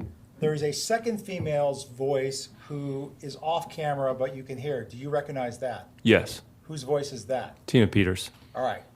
Now, earlier, the defense stipulated to the Sunshine Rides Is call from Conan Moxie Hayes. really Remember that? gentian Yes. Did you root? hear that voice? I've never had Yes. Moxie soda. That was a Male main thing. voice off camera in 69. Do you now have an opinion as to whose voice that is? Yes, I believe it to be the voice of Conan Hayes. What is the date that this video was captured according to the digital review that you did pursuant to case agent review? Been May 24th, 2021. At what time was this video captured according Drink to water, your kids. analysis? Drink water. Time, I don't know off the top of my head. I do know it was the 24th. And based on the backdrop, were you able to opine as to the approximate geographic location where this video was taken? Yes, so street signs and lights are consistent with the downtown Grand Junction area. Last exhibit is People's Exhibit 70.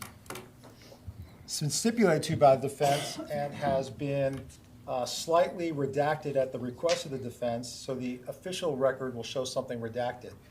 I'm not going to publish it on the screen. I've never but drunk, I would like you to tell us Moxie. what it is. Sure. I was always This is a scared. text message communication between the defendant, Tina Peters, and Sharona Bishop.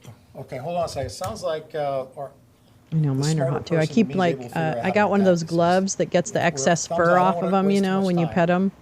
Those Let me things are know when it's lifesavers redacted, because we can Gus publish has so much hair. it can be published? Okay, it's been redacted. Max is brilliant. We'll publish it Max now. is one of the There's a smartest standing people I order to know. publish.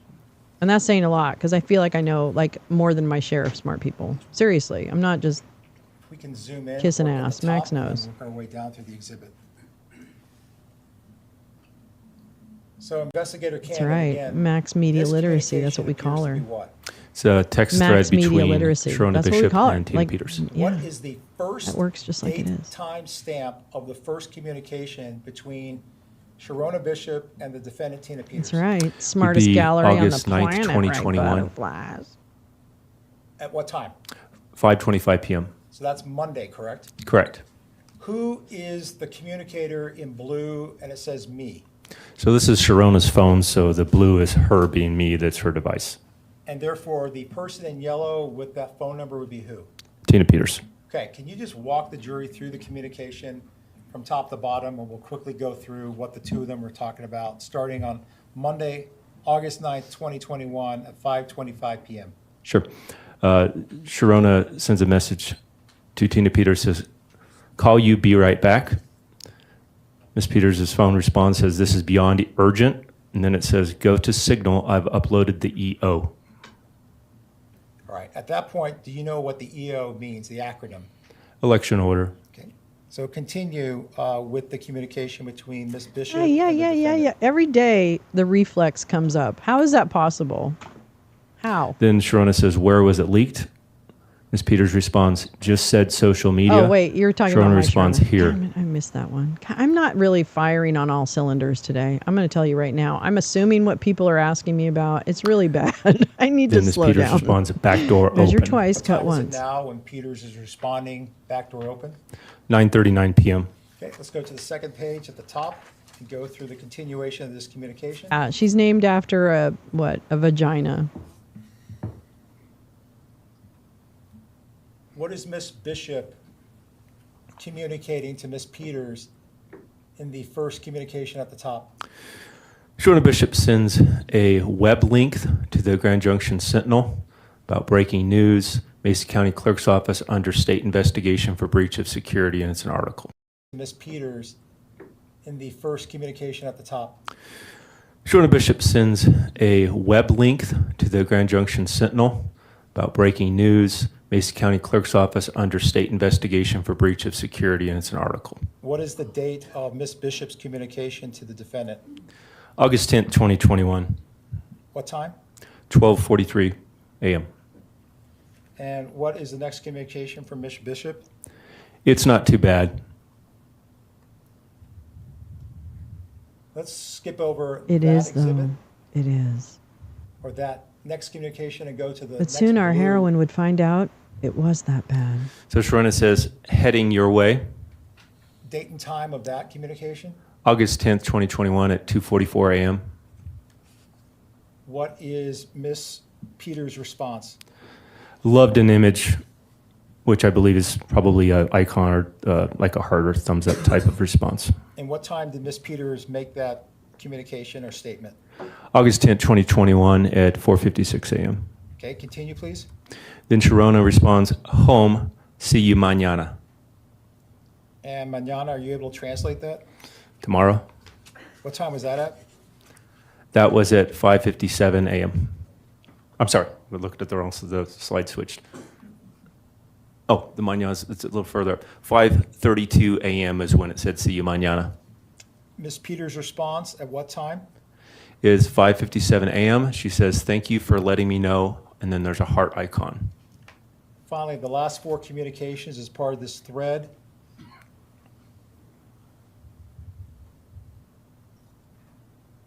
What is the date and time of Miss Peters' first communication? August 10th, 2021 at 2:56 p.m. It says, "Janet is asking me who Farrell Wood is," followed up by Gerald. And at that moment, as the lead investigator, were you able to infer who the Janet is? Yes. Who do you believe the Janet is? Janet Rowland, County Commissioner at the time.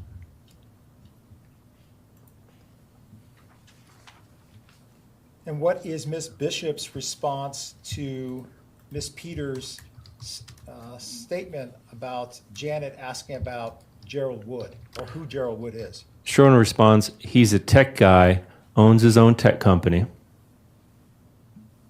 And she being Miss Bishop, ends what? We can address that when we get back. Avoid it for now. And that was in the 3 o'clock hour on Tuesday, the 10th of August, 2021? Yes. Where do you believe Miss Peters was now at around 3 p.m. that afternoon? South Dakota. And where do you believe Miss Bishop was at 3 p.m. that afternoon, Flip, August 10th, Tina. 2021? Meet South with your Dakota. lawyer today. See if there is any way you can throw yourself on the mercy of this court and flip on people. Chief Start with Investigator Brennan, Sharona. For the purposes of my, Flip.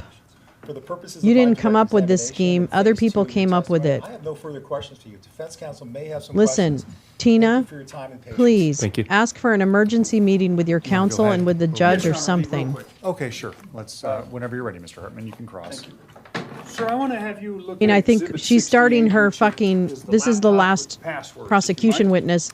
The defense give me a witness, moment. the defense puts on their case either today Okay, or got it. tomorrow. 68.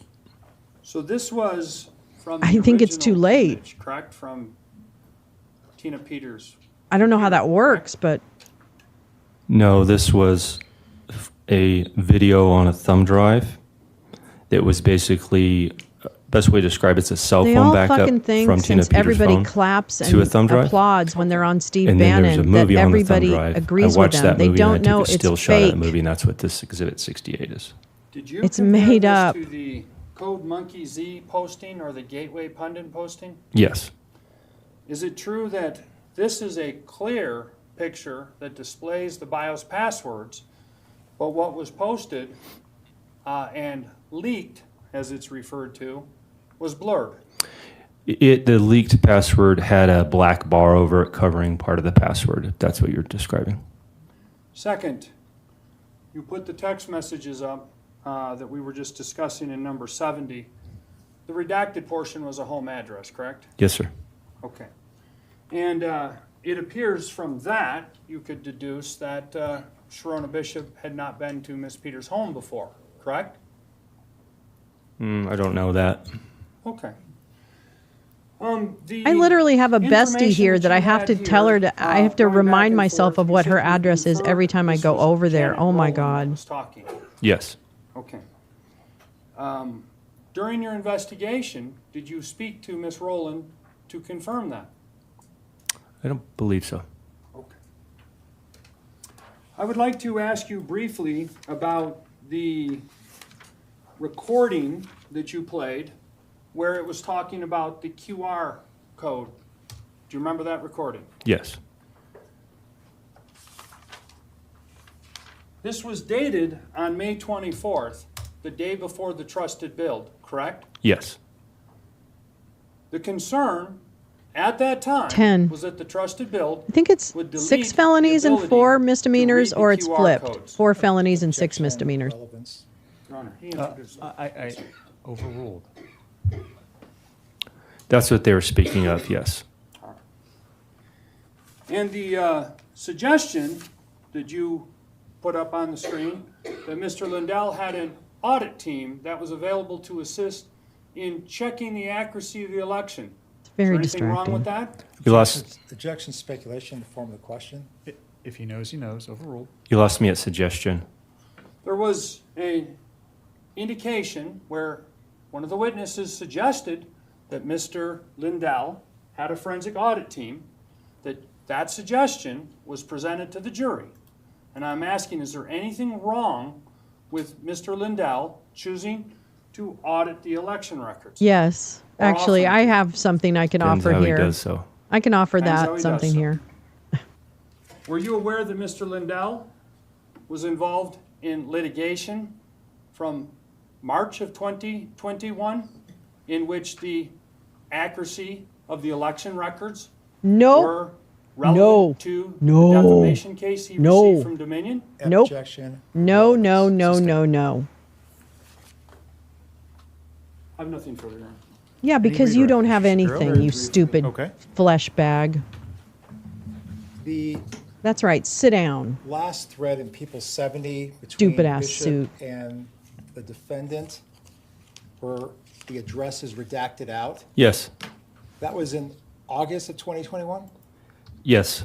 Did you have an awareness if I Ms. think it will Peters show the moved to a new conspiracy part. home in 2021? Yes. Thank you. No further questions. Any questions from the jury for this witness? I don't see any. Investigator Cannon, if you want to just collect those exhibits and bring them back to Mr. Shapiro, that'd be great. Yes, Your Honor. And Mr. Shapiro, any additional evidence or testimony? Your Honor, at this time, the prosecution rests our case in chief. Okay. So, ladies and gentlemen, at this stage of the trial, there are some things we need to address. I'm going to do that with the parties over our break. It could be about 25 minutes, might be 30 at the most. It's going to be no more than 30 minutes. So we'll see you back by 4 o'clock, and then we'll start the next phase of the case. Keep in mind the admonishment I've given you. We are now not at the point where you can start discussing the case. I hope you're going to let us hear all this. And the like. So we'll see you soon. All rise for the jury. All right. Rock and roll. Let's get going. Prosecution rested. They rest. Yeah, motion to dismiss is incoming. That's right. That's what's happening next. Oh, yeah. I need that. So, in the brief moment, again, for the people who are naysayers and think, oh, this is all just a witch hunt and all that kind of stuff, unfortunately, there's a lot of data that proves that it is not a witch hunt and that there indeed was a ton of coordination. And while I appreciate that they're trying to argue the specifics and kind of like the the gotchas and the loopholes, that's not where we are. Did you want me to bring that to your clerk or everything to Mr. Shapiro? Ask John Eastman about loopholes. My clerk for now, that'd be great. Yes, Mr. Hartman, do you wish to make any motions? Yes, Your Honor. I am going to file in 5 minutes a written motion and dispense with oral arguments as to our motion for directed acquittal. I have prepared That's that the motion so to the court dismiss, could directed acquittal. Do that and rule at the court's discretion. You don't have it ready? The prosecutor, if you guys I don't want to take a know. break, I will get it to I don't know who them the and to you, and then he can come in and respond. I can't wait for the defense list of witnesses. I cannot wait. So then I'll just let you respond to it after you. I don't know who I'm pointing to. Ms. Drake. Okay. Ms. Drake for the prosecution. So you'll see it, and then I'll give you 10 minutes to respond. Hopefully it doesn't take that long, and then once I make my decision, if applicable, I'm going to give Ms. Peters her When do you courtesy think you'd advisement have about the right to remain direct silent request and for the a right to directed or whatever? So that'll be what happens. Directed acquittal or something. We're going to come back in about 10 minutes, everyone, so we can get this ball moving. So go Maybe write your 15 fucking minutes, I memo, suppose, to let you digest flesh bag. the motion. All right, we're on break until then. Thank you. Okay, so, all right, that's great. Good. It gives me a chance to address other things. Okay. So, the defense basically, just to kind of sum up what I've heard in this, the defense is basically saying, yeah, but Tina was just doing her best, her level best to protect the integrity of the voting systems. And she was convinced by people that there might be something wrong. So she took these other actions in the interest of that, including fake identities, burner phones, threats, all kinds of good stuff, right? So while, sure, it could be true that there might not be a law that you have to have people sign a log, or there might not be a law that you have to, have a key card or have limited access to the passwords. It's in place for a reason, and to me, what it demonstrates is that she had intent all the way along the way to obfuscate and hide what she was trying to do.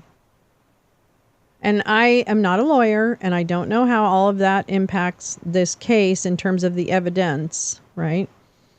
But I am telling you right now, as I have heard the evidence laid out by the state, it's pretty convincing to me that this woman took as many steps as possible to avoid doing her job. And she took steps to compromise. She mailed copies of the database of proprietary information, which, regardless of how you feel about corporations, they have proprietary information for a reason. And in this case, it's a pretty damn good reason. It's not even just competition, which it is competition. But it's also the fact that if the bad guys know exactly how your system works, it makes it easier for them to figure out how to break it. So that's why you don't see plans for Dominion voting machines all over the place, or there's not do-it-yourself voting machines, is because we try to have some internal controls. Okay? So yes, she also had voter information, right? So Tina Peters took it upon herself to share actual data about the one system that she has responsibility for maintaining its integrity. She gives that to strangers. And not only that, strangers that she knows are already, everyone at this point knows what Lindell is doing. He hasn't had he just in April of 2021, shortly before all this starts to happen, released his movie Absolute Proof, aka Absolute Bullshit. And that's where Doug Frank came in, because Doug Frank, Brannon with no D. House, Real Mary Fanning, Patrick Byrne, this Corey Buttface, the surfer, Corey Haim. No, I'm just kidding. He's not here. But he might as well be. You know, all of these people, Ron Watkins, they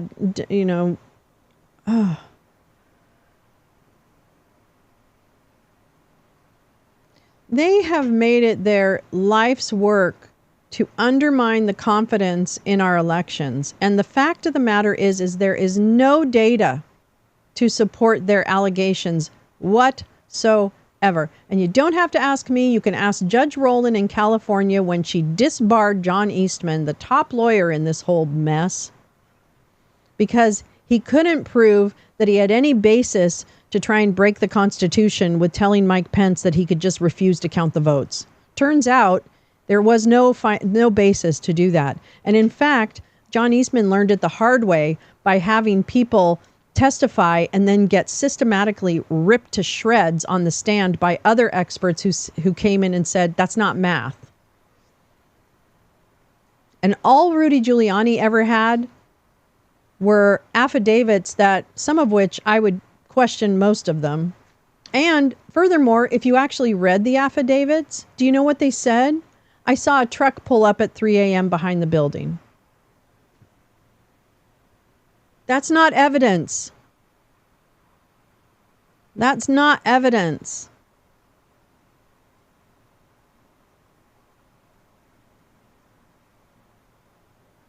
Which one? What was suppressed? What was expressed succinctly? Where?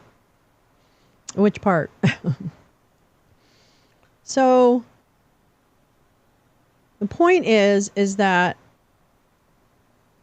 all the challenges to the 2020 election were heard in some way, shape, or form. And in these, I wonder, I don't know if there is anything on that, on how everything was debunked, but I bet you we could find some of it. That's kind of what I have a dream of, is debunking like point by point, but I'm not there yet. Anyway, as I've said before, and as I will keep saying, MAGA and the right-wing media machine, which is what I have been spending most of my time in the last few years, is really convinced that they created, that what they say and what happened and their claims of election fraud, that all of that is believable because their audience never challenged it, right?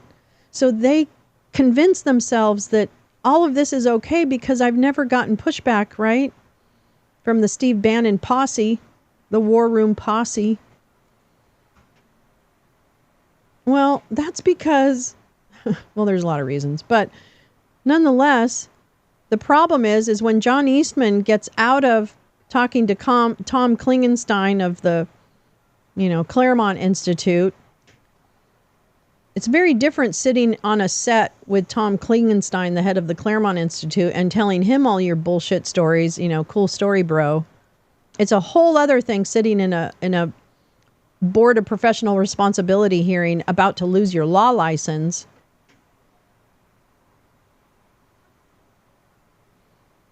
So the bottom line is, like, I know it's been slow, and I think that gives that gives MAGA some kind of like, well, but, you know, it's been 3 years and they haven't put anyone in jail. Well, it's, you know, there's a lot of reasons for why people aren't sitting in jail yet. None of those are good. But it doesn't make the evidence go away. It just doesn't. Yeah, 62, 64 or something. And guess what? If your case is dismissed for standing, that's a finding. That's a valid reason to deny it.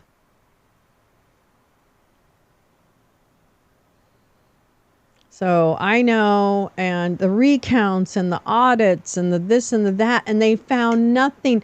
Fucking cyber ninjas were paid millions to find stuff. They found nothing. They found more votes for Joe Biden. So I will say to all of you maggots who just think that I'm an idiot, fucking demon rat, show me your data. Show me. Whose data are you following? Is it Seth Keshel? Is it Liz Harris's canvassing in Arizona? Is it the Racine sheriff? Is it Gableman? Is it Seth Keshel? Is it David Clements? Is it Doug Frank? Whose data? Is it John Yoo? No, not John Yoo. Who's the other guy? Oh, Garland Favorito. Whose data is it? Because I have looked at their data. And it isn't data. There's no data. There's a lot of hope, fever dreams. And, well, I think I saw a guy. I think I saw some ballots. I saw some paper, which you didn't. All of those things have been debunked. I'm so sorry. I'm so sorry you hooked your star to a fucking shit wagon. But there's a chance that you can get yourself, pull your head fully out of your ass. And you should vote. And in this case, you should vote for Harris Walls. Because not only are they not the people who do this kind of shit, regardless of what you think, they are also the people who bring you things like $35 insulin if you're on Medicare. And eventually, if you're on private insurance, they're going to bring that to you too. Because Medicare is step one to getting those pharma companies to do their fucking job. And no, it's not fast enough, but guess what? They did it. Infrastructure, bridges. That's what the Democrats are offering to you right now. CHIPS Act. We didn't have ventilators because the chips that go inside ventilators are made in another country.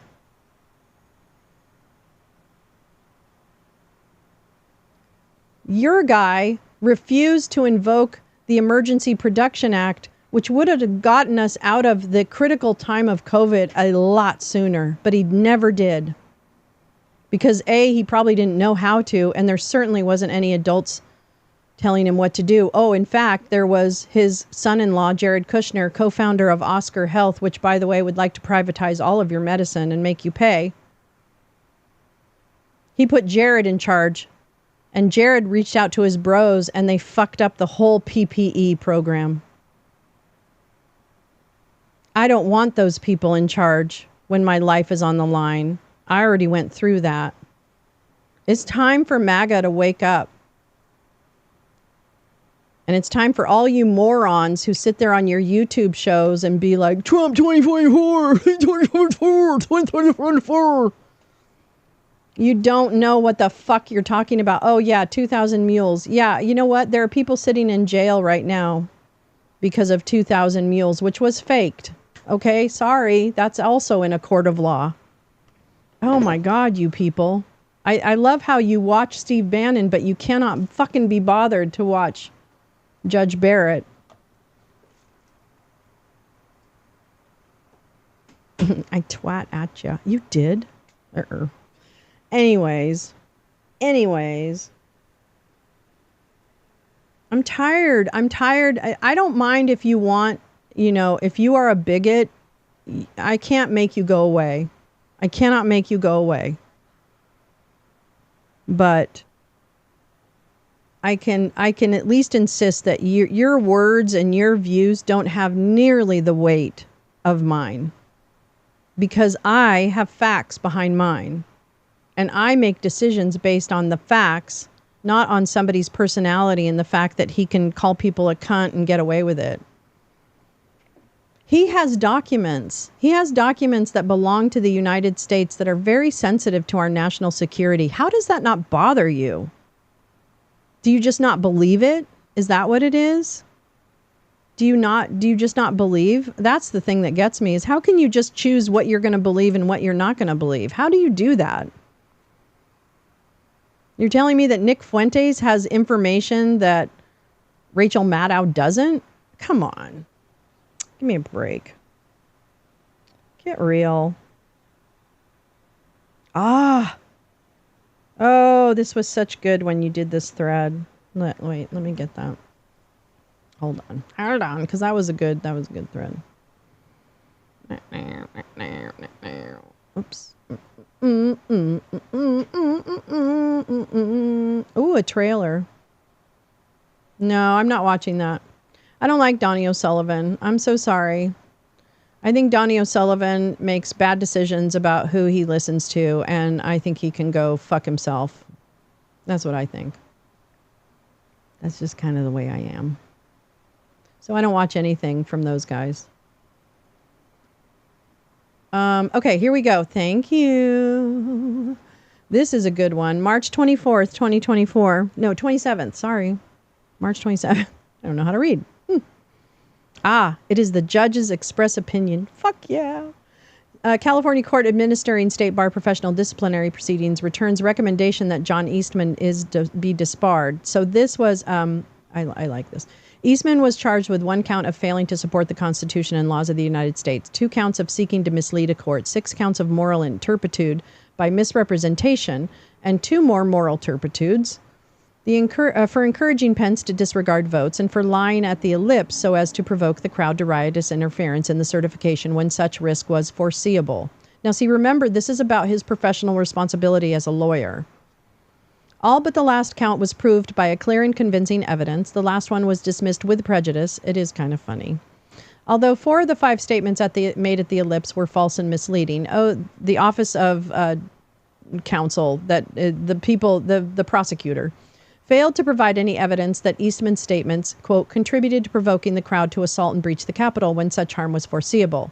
Eastman's statements followed Giuliani's comments, let's have trial by combat, and preceded President Trump's comments, fight like hell to save the country.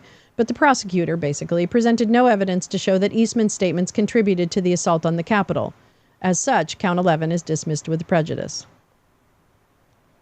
How could anodyne, technical, misleading statements have culpably and foreseeably contributed to the riotous incitement and sandwiched between trial by combat and fight like hell? A little disappointing, but 7 counts of moral turpitude are probably enough, plus the misleading the court, and the other one, oh yeah, failing to support the laws and the Constitution. Please follow is it at Cavalrest? Please follow at Cavalrest. Oh wait, this is so tiny. Why is this so tiny? There. I'm sorry. At Cavalrest. Not sure procedurally what happens next. Okay, yeah. And Dempsey too is also wonderful. And then in this tweet, he gives the link to her opinion. I don't know. Did we read this? I think we did, actually. I can't even remember what we've read. No, it's 128 pages. We didn't. But I would actually, I should probably schedule one to do a reading of that, shouldn't I? Do you think I should? Do you think that would be a good one to read again? I-35 stops in Dallas and merges into I-45. Well, yes. No, it was okay. The repairs and rebuilding are happening in New York. They hired people to work. It's a win-win. Our infrastructure shows the state of our country in some ways. Seeing that bridge collapse, exactly. Thank you, butterflies. I'm not misspelling words on purpose. Somebody dumped some glitter slime on my keyboard. Oh, that's fun though. Glitter slime. The bridge collapse was in PA. I can't remember. Was it in... I thought it was in Delaware. I don't know where it was. Isn't that terrible? And there was Minneapolis. Yeah. There's been a bunch. Oh, there's been a bunch of, like, we had one out here, too. We had a fire that killed, like, an overpass on I-10, which is a huge freeway coming into Los Angeles downtown and into Hollywood from the east. And they fucking fixed it in less than a couple days. It's crazy. Yeah, there's been a bunch of bridge collapses. Lots of it is in experts' bio footnotes. Some, I think, is included in the twit storm. Yes. I'm going to schedule something. Yeah, that's right. It was Maryland. I thought it was Maryland, but then I thought I convinced myself it was Maryland, so. Womp womp. Oh, I hate this guy. Colonel Cornflake is back, everybody. God damn. Anyway, the point is that I vote for people who do things for us. And right now, this administration is going to do things for us. Oh, and by the way, all I have to do is look at Agenda 47, Project 2025, the GOP platform, and pretty much the record to know that there's no way in hell the Republicans are interested in governing. And they're certainly not in it for us. And I don't want anyone that isn't in it for us. And no, they're not the same, okay? Democrats and Republicans are not the same. They're not. They're just not. And I know because I watch them almost every day. Do you? No. No, MAGA, you don't. You watch each other. And then you scream about being doxxed. And then you scream about bears. And then you scream about overpasses. And then you scream about whatever. Losers. So you know what? I'll save democracy for you. And get your bridges fixed. You stupid fucks. Ah, me. Anyway, that's what I think. Like, share, and subscribe. A programming note while we're sitting here.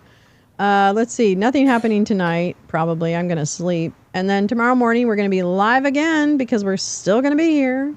So fun, fun, fun. Wake and bake with us tomorrow. Starting at 6:30, we'll do some fun stuff in the morning, just like kind of catch up with each other, smoke some weed, drink some coffee, and see what else has happened overnight that we need to lament over. And then this fun will be happening tomorrow, which is awesome. Love it. Cannot wait. Oh my God. Cannot wait. Cannot wait for the list of defense witnesses. I just can't. Yeah, and that's the thing. Those are things I want invested in. And you know what? There are things that the Democrats do that drive me crazy. I would like us to I would like us to be a much firmer partner with Israel and tell Bibi, number one, you're a criminal and you need to get out. Number two, you are going to stop bombing Gaza right now.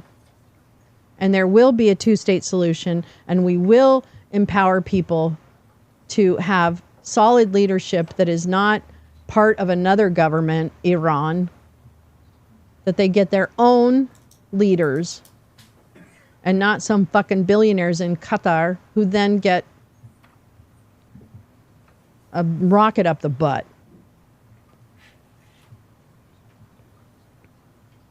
And I want Russia to be defeated roundly and soundly so that Putin, and I want regime change in Russia so that the Russians actually have a chance at having a normal country.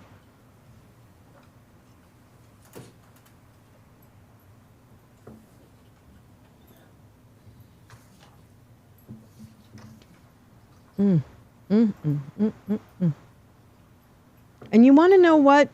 When Joe Biden announced the release of prisoners in Russia, someone asked him as he was leaving, Trump said that he could have done it without giving anything in return. What do you say to that, sir? And you know what he did? He turned around and he said, then why didn't he? Why didn't he? Why don't you fucking chuds ask yourself that? For all the things that your little golden idol says that he can do, why didn't he? Why didn't he pardon all the J6ers? Why not? He had 14 days to do that. Why didn't he? Because he loved him. He said he loved him on the day, so it's not like he had to make up his mind. He could have given an order just like that.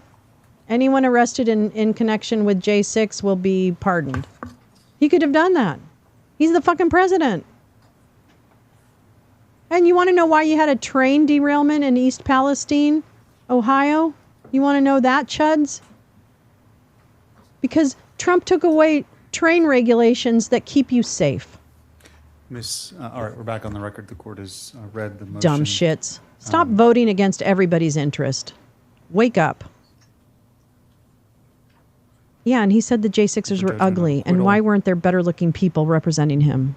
He said that.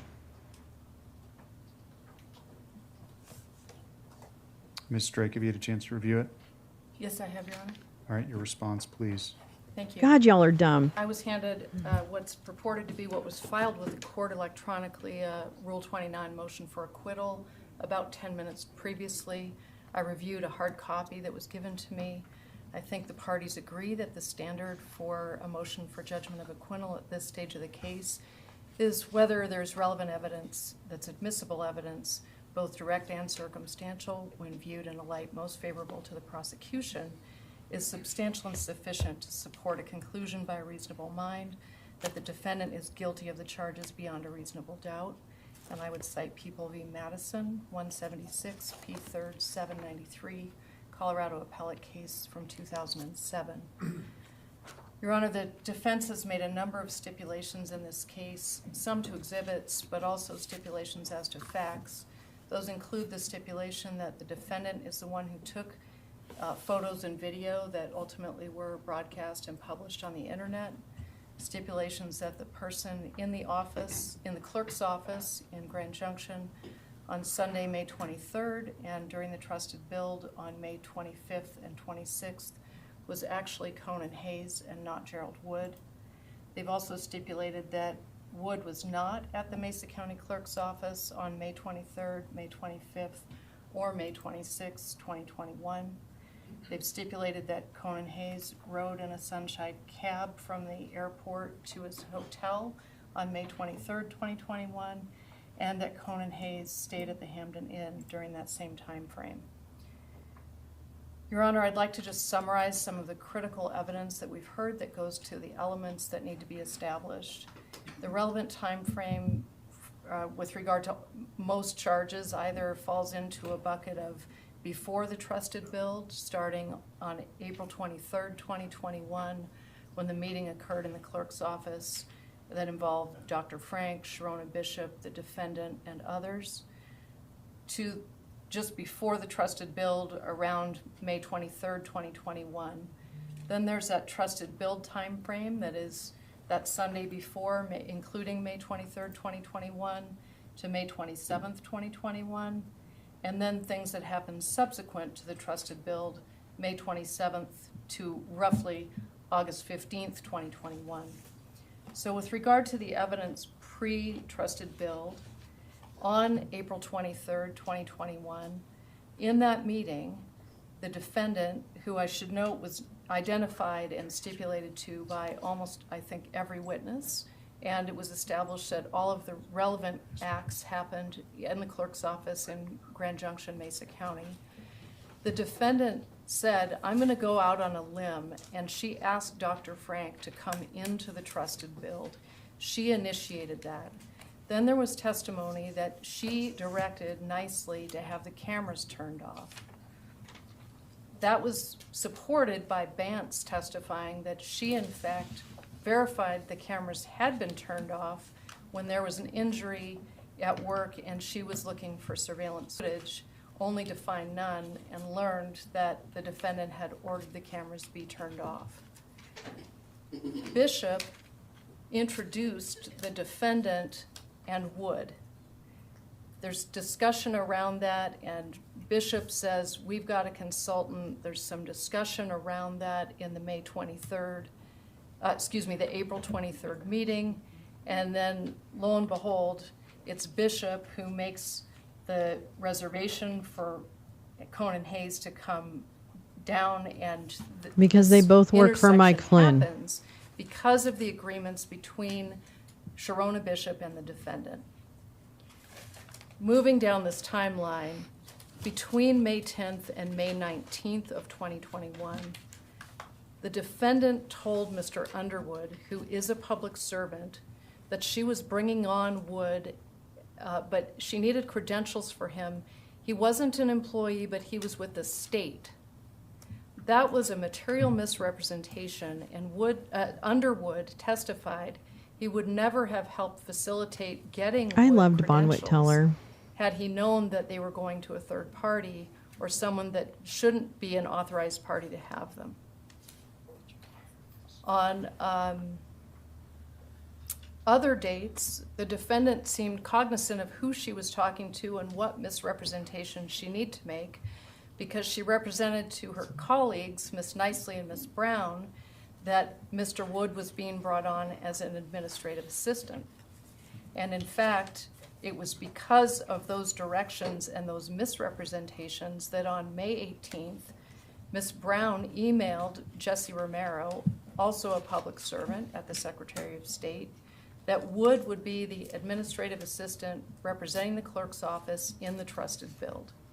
And that was a false statement and a misrepresentation that helped facilitate permissions by the Secretary of State's office to let Conan Hayes be in the trusted build, even though it was not actually him.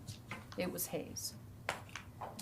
Bishop and the defendant collaborated to get Hayes to Colorado, and I've addressed some of that. Finally, on May 19th, Nicely took Wood's badge and gave it to the defendant, and she testified she did that at the defendant's direction. She also testified that when she left for her vacation, she knew that Wood was not actually going to be the employee. He was not going to be used for the trusted build, and someone else was coming in, but she didn't take any steps to report it. Then we moved to this time frame around the trusted build. Wood testified that he was not present, he did not give anyone authority to use his identity, and that he confirmed that he had given Miss Nicely his badge. The defendant stipulated again that it was Hayes in the trusted build, not Wood. There was evidence of Wood being in the trusted build based on the key card logs, and there was testimony about that from Mr. Vargas. There were also, there was an admission of the written logs that came in through Investigator Cannon. There was no written record of a Conan Hayes or a James Hayes or anyone named Hayes during that relevant time frame. Brown testified that she was present on May 23rd and May 25th and 26th, that the defendant arrived with Mr. Hayes, but both of them misrepresented his identity as Gerald Wood. And at the time, they were misrepresenting him as Gerald Wood, an administrative assistant. Brown testified she knew he hadn't been hired to support her as an administrative assistant. Yet again, she didn't question, she went along with things, and he was allowed access. And not only access to the room to observe, but access to plug in a hard drive and a device to do what she testified was a forensic image of the entire system that included the Dominion software on May 23rd, 2021, and a second image that was done on May 26, 2021. As I mentioned, there's a stipulation that the defendant also took videos and photos, and those included BIOS passwords, a great recap. which were confidential and sensitive. All of that software and password information has value, it's confidential, it's secure, and it should have been protected. Danny Casillas was a Secretary of State public servant who was present on May 25th, 2021, and he testified that the defendant and Hayes misrepresented that Wood was the person in the room, and we know that that's not true. We also heard testimony from Bryant, who mailed that hard drive and device that Ms. Brown testified belonged to Hayes, but she was directed to take after the download was complete because Hayes had to go get on a plane, and she then facilitated getting it to the defendant, who got it to Ms. Bryant, and Bryant mailed it, and there was a record of that through the P card and financial records. We also had She used her corporate confirmation card to that send it to him. neither Wood nor Hayes was ever employed by Mesa County, and that testimony came in through Pam Noonan. Moving to following the trusted build, we heard some significant statements from Ms. Brown and Ms. Nicely. Statements where the defendant was acknowledging she was in trouble, that she was going to jail, direction from Ms. Bishop to take the servers out and not comply with what was going on in terms of an inspection by the Secretary of State or a criminal investigation. You've got about a minute. The defendant also asked them to get burner phones and facilitated additional meetings. Your Honor, finally, today we heard some significant testimony from Mr. Thornton that he authored Election Order 2021-01, that the rules that were applicable to having people in and out of the secure area and following logs and signing in were in effect, and he went through those one by one. I think since that evidence was so fresh for the court, I don't need to go through those independently. The facts support the charges in the indictment. I will say that there are some charges that involve complicity, so the defendant would be held accountable for a criminal offense committed by another if the defendant participated in the act, aided, abetted in the planning or commission of the offense. And we believe we've established all of the elements necessary to have this case moved to the jury for their consideration. I just have one quick question for you. As it relates to Count 8, public misconduct in the first degree, what is the people's theory as to the benefit to the public official or the harm to another?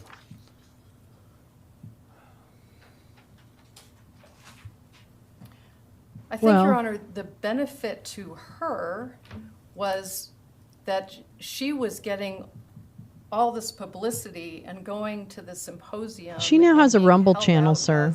Somebody who was she was made a star. For this group that was skeptical. She was going to be the hero. Election integrity, and Dr. Frank even said in that April 23rd meeting that this would be a feather in her cap.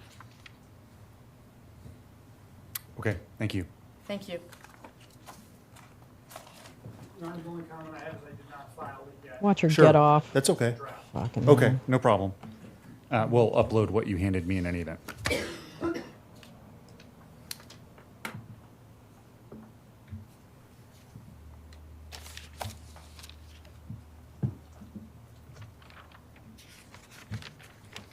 All right, at this stage of the proceeding, a trial judge, when confronted with a motion for judgment of acquittal, must determine whether the evidence before the jury is of both sufficient quantity and quality for the matter of the defendant's guilt to be submitted to the jury for their consideration. To withstand such a motion, the prosecution must establish sufficient evidence establishing a prima facie case of guilt and must introduce sufficient evidence to establish guilt beyond a reasonable doubt, no more, no less. In passing upon such a motion, the court is not to act as a 13th juror, and therefore I cannot invade the province of the jury, but it is the court's obligation to ensure that any charge that has not met that, if the prosecution has not met that burden as to any charge, it should not be submitted to the jury, and therefore the prosecution has failed to meet its burden of proof. The issue, therefore, is whether the relevant evidence, both direct and circumstantial, is when viewed as a whole and in the light most favorable to the prosecution, is substantial and sufficient enough to support a conclusion in a reasonable mind that the defendant has committed the crime or crimes as charged and proven beyond a reasonable doubt. Here, when viewing the evidence in the light most favorable to the prosecution, the evidence has established that in or around mid to late April, the defendant, who was curious about election concerns Curious? and the integrity of elections, convened a meeting in the little office more than of the curious. Mesa County Clerk and Recorder, where she met with some individuals, to include a Dr. Frank and some of her employees.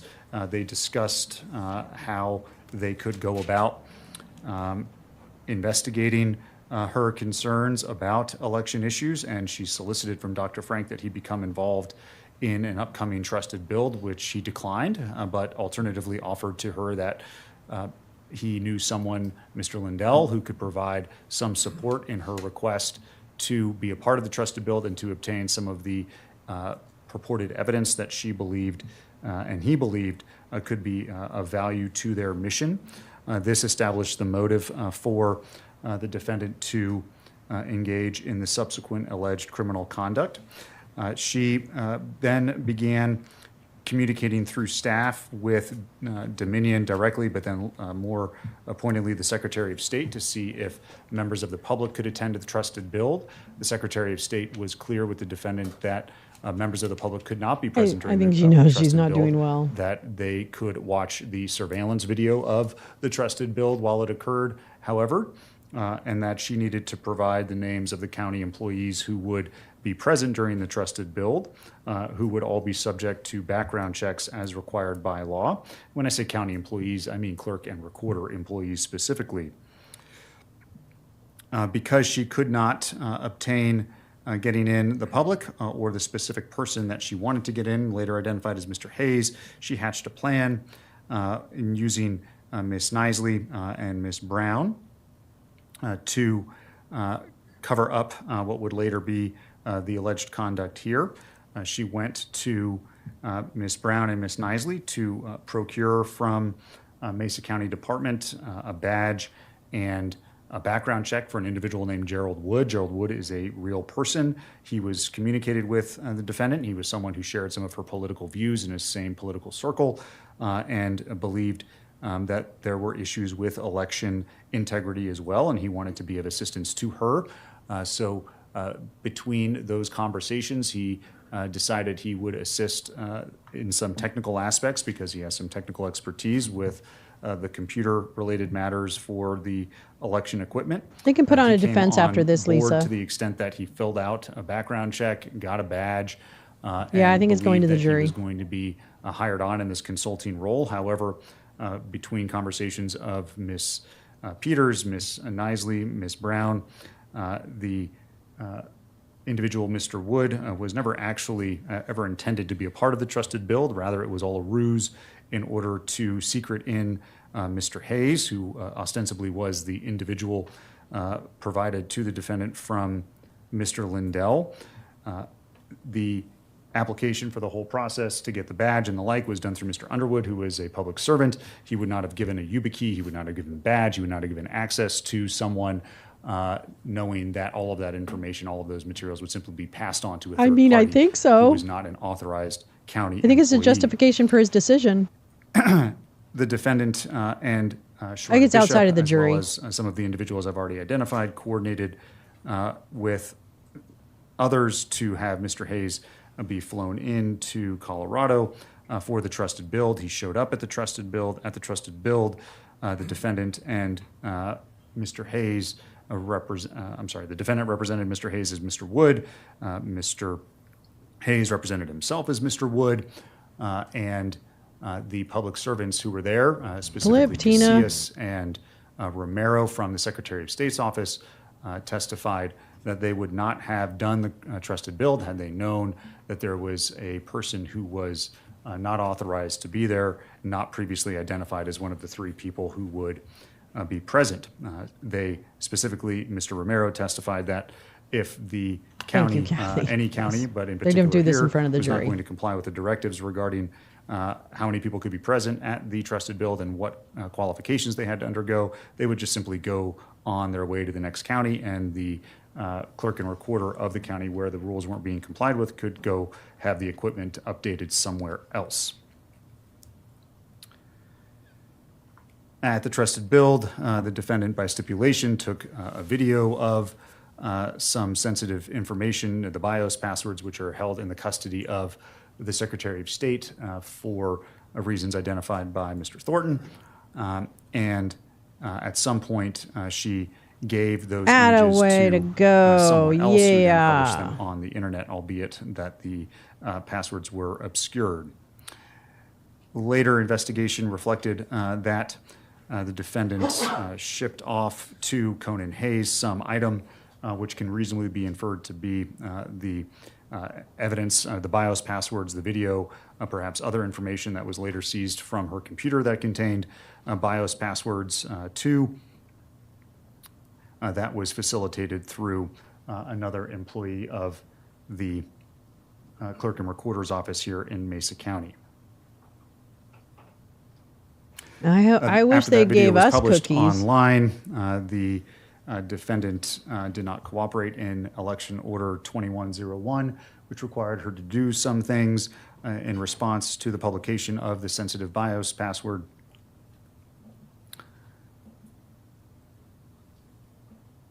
And she instructed her staff to go home that day due to purported threats that had come in. She further engaged in cover-up actions after the fact in conversations with Sharona Bishop and Miss Nisley and Miss Brown to obtain burner phones, as they're referred to not discuss anything with law enforcement, that she would assist at least Miss Brown with her defense as well, and to not say anything to others while Miss Brown was in jail or immediately leaving jail, something along those lines. She did say that. She did. Considering all of the foregoing and in light of the charges that have been filed, the court does conclude that people have established sufficient evidence in both quantity It's and quality. the denial of the that directed the defendant is guilty acquittal. beyond a reasonable doubt when the evidence is viewed, as I said, in the light most favorable to the prosecution, specifically but not limited to the findings that the court has already made. That is that the defendant attempted to influence the public servants by means of deceit, which with the intent to affect their decision. I don't know. I think the fake identity is pretty good too, though. Or action of the Lisa. public servant concerning any matter, that is, as it relates to the SOS individuals. No, they I would still not haven't have been found out what entrusted happened to bill, which was Sharona's in case. their purview, other than knowing that the individuals involved were of the type of individuals that were allowed to be there. She lied to them, and because she lied to them, they went ahead with it. Had they known who Mr. Wood really was, they would not Well, have done somebody was the trusted listening. bill. As it relates to Mr. Underwood, I've already described how she attempted to influence him. As it relates to identity theft, she allegedly used Mr. Wood's identifying information in order to obtain a thing of value. Yes, the namely the BIOS key passwords. card. They have value, the court would find, based on the testimony of Mr. Thornton. Even if they were deactivated at some point in time, they were active for a lengthy period of time as the court understands it. So even though they may not have been active once the Secretary of State figured out that they had been compromised, there was a period of time where they had value, and clearly they had value because they were published on the internet and they became part of a significant event, the symposium that is been referred to during the course of testimony. As it relates to criminal impersonation, she did either as part of a conspiracy or as a complicitor. The court understands the distinction this between judge the two is based on the law. fucking fantastic. Engage in that Really crime careful. related to using Mr. Woods' identity without his authorization or consent in order to secret in Mr. Hayes. Tina and in is doing fucked. So, She was right. later on, 3 years ago when she subjected said Mr. that. Wood, who testified he had no idea She this is was going to fucked. happen. He testified that he had suffered I don't know. I investigation and can't some wait degree to of see the humiliation fucking because of all of list. this. He therefore suffered some harm as a result of those actions there. As it relates to the violation of a duty and the official misconduct, the court does agree with the people's analysis that the official misconduct can be found to have occurred as a result of not only all of the factors I've said before, but she obtained a benefit for herself, particularly the attention she received, the benefit she received from Mr. Lindell and the like. It also ultimately caused harm to another, the entire scheme, that is Mr. Wood and the like, as it relates to the violation of a duty. She has. She kind of ruined that Woods guy's life. There were a number of duties she could have allegedly violated. He's She had did to not keep defend a himself log, against all of this. Mr. Hayes ever entering. He wasn't the even there. facility, the secure tabulation room.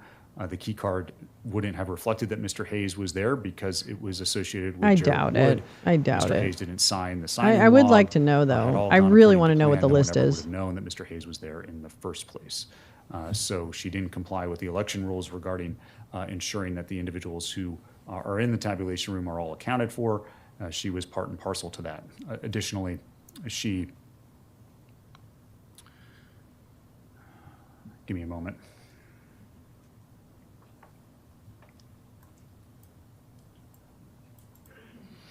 That is at least one basis for the violation of a duty. The court has lost its train of thought as it relates to others. Oh, shit.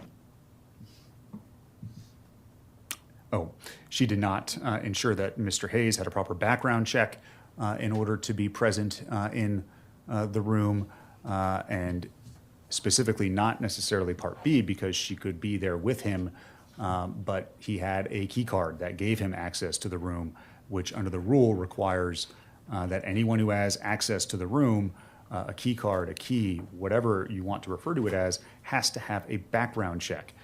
So Part B of the rule that escapes me right now isn't really applicable because Part A is what's controlling in terms of the violation of the duty. She gave someone who hadn't undergone a background check a key card that we all know was used based on the evidence and testimony when viewed in the light most favorable to the prosecution during the time period in question, and not by Mr. Wood since he was somewhere else. And then finally, it's relatively undisputed, although there are arguments as it relates to the legal authority, which the court finds unpersuasive here, that the Secretary of State issued an order to the defendant 2101, and she did not comply with those requirements.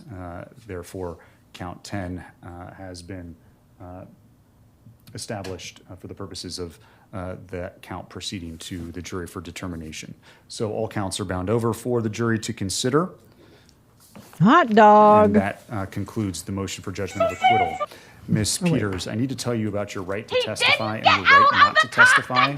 A long time ago, there was someone who sat in that chair who, from that case, not that specific chair, obviously, but figuratively, from that case, trial courts like this were given guidance from our Supreme Court about what to tell defendants as it relates to their right to remain silent. So I'm going to give you that advisement, and then I'm going to ask you some questions. You have an absolute right not to testify, ma'am. If you choose not to testify and exercise your right to remain silent, I will tell the jury that they cannot use your silence against you in any way, just like I talked about at some length during the jury selection process. You also have the absolute right to testify. If you want to testify, no one can prevent you from doing so. If you don't want to testify, no one can force you to. If you testify, the prosecution will be able to cross-examine you, however, and you have seen your attorneys cross-examine several witnesses, so you know what that cross-examination may look like.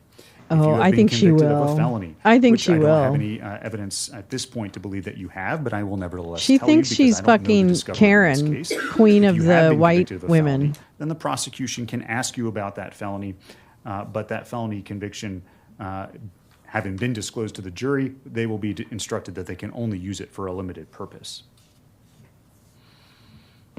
If you choose not to testify, then I will instruct the jury that they cannot use your silence against you in any way.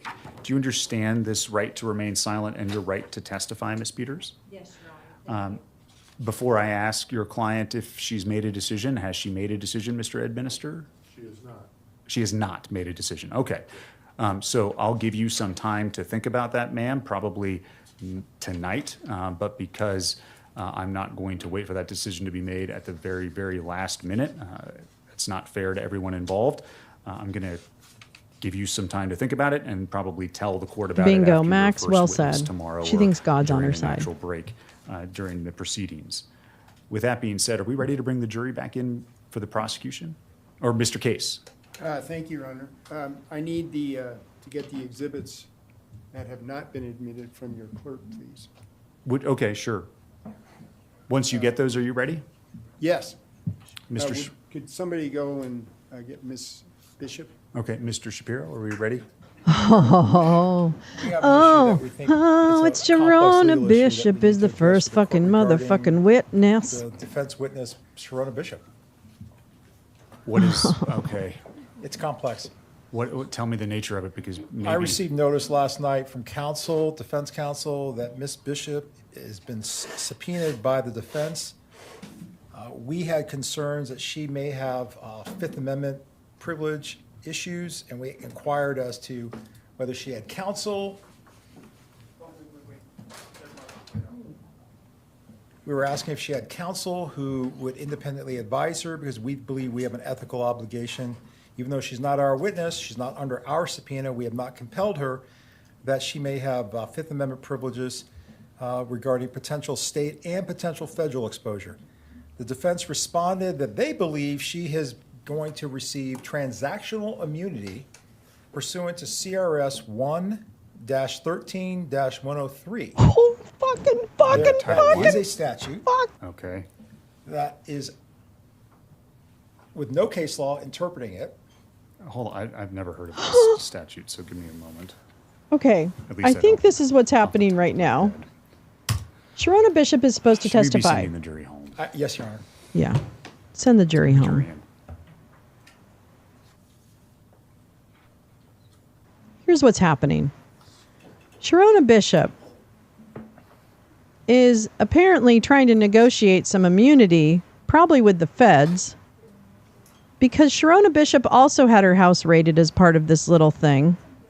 And Sharona Bishop has her fingers all over the conspiracy part of it. -13-103. So I guess there's a little problem with how much she can really testify to. I've seen this statute before. Your Honor. So apparently America's mom is really very chatty Cathy. Shapiro wants to do is have the court advise Ms. Bishop that she has a Fifth Amendment right not to testify. We don't object to that. So I would like it done in front of the jury. And then we'll proceed. She has her own counsel. She's ready to testify. Who is her counsel? I was confused by counsel yesterday. Tell them to hold out in the hallway. Just tell them to wait. They were very clear in saying, no, she's being compelled on our, meaning the defense subpoena, and therefore. I just want to be clear. We believe this statute is inapplicable. I'll let the court read it. Oh, this is not what I'm familiar with.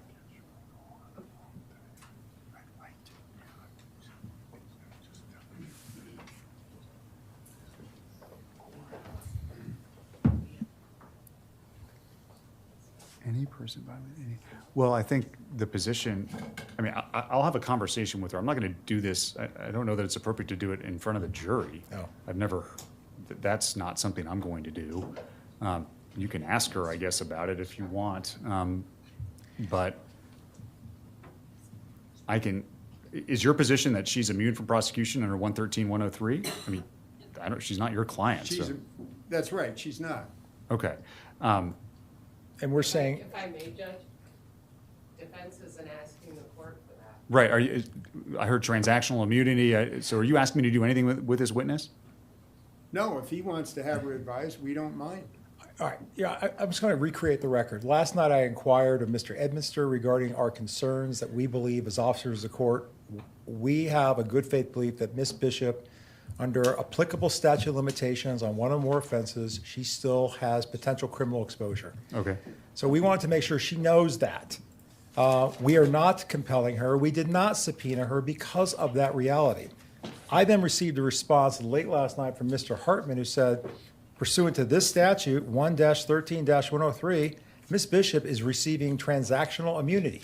That's news to me, since... That can only be given by the prosecution. Exactly. And that's the case law of Harding v. People, 708 Pacific 2nd, 1354 from the Supreme Court of Colorado, 1985. What? And the more traditional immunity statute of 1390-118. He was just saying, she probably will still testify. So I guess Oh now my I understand God. where you're coming from. You've given me the background.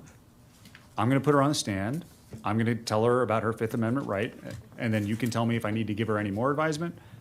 Defense can tell me the same, and then I'll ask her if she's willing to testify. That's all we want. We just want to make sure that she had, I did not So want her he's, thinking she had any he was immunity told, because the Colorado, state through the prosecutor prosecution, through the was district told by attorney, the defense is not last night requesting the court that confirm. they Let's get this believe, okay, listen, that they believe that Sharona Bishop has transactional immunity. Well, that was the first that the prosecutor heard of that being said, because he hasn't given her transactional immunity.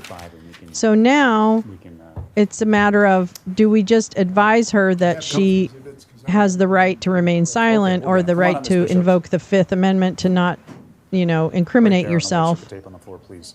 Raise your right hand. Do you swear or affirm under the penalty of law that the statements and testimony you will give to this court today will be the truth, the whole truth, and nothing but the truth? And I'm going to have you take a seat over here in the black chair. I don't believe her, by the way. Swear her in again once the jury comes in, because I think that needs to be done in their presence too. Ms. Bishop, you are here today to testify apparently under the defense subpoena. The prosecution has made a record before you came in that you may still be subject to criminal liability for offenses related to conduct that may be at issue in this case, may be subject to some of the testimony that you give. I want to make sure you understand under the Fifth Amendment that you have the right to remain silent. Anything you say can and may be used against you at future court proceedings. If you'd like to have a lawyer represent you, you can have a lawyer represent you here. If you can't afford a lawyer, I'll appoint one to represent you at no cost to you. I want you to know as well that the prosecution has informed me, and I have no information to suggest otherwise. She's broken the law. That there is no immunity that has been extended to you in this case, transactional or otherwise. Do you understand this right and the circumstances, ma'am? Yes, sir, I do. All right. Are you going to answer questions? Yes, sir, all I the questions do. truthfully here today, then? Yes, sir. Okay. Okay. Anything else you want me to add, Mr. Shapiro? I've got my fundy voice on. We find the advisement and the acknowledgement of this witness acceptable. Okay. I say she goes ahead and hangs herself here, gal. Let's just let her talk. Mr. Case, or no? No, I have. Just let her talk. She's America's mom. What could go wrong? And I didn't mean physically hang herself. I mean metaphorically. But she's also an operative, okay? She's also an operative, so she kind of knows. Don't fall for it, kids. She's a stone cold bitch.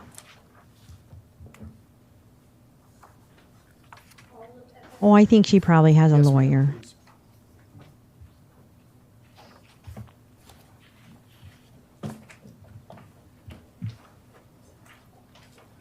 Yeah, Sharona. Yeah.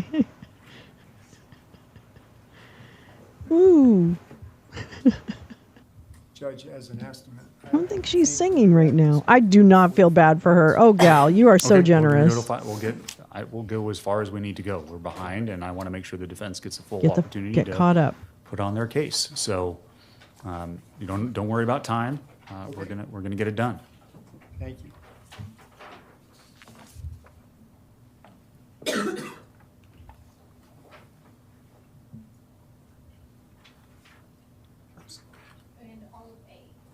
Yes, ma'am. Thank you. Once you've got it all, okay, got it? May I approach? Yes, let's go ahead and grab it, and then we'll bring the jury in.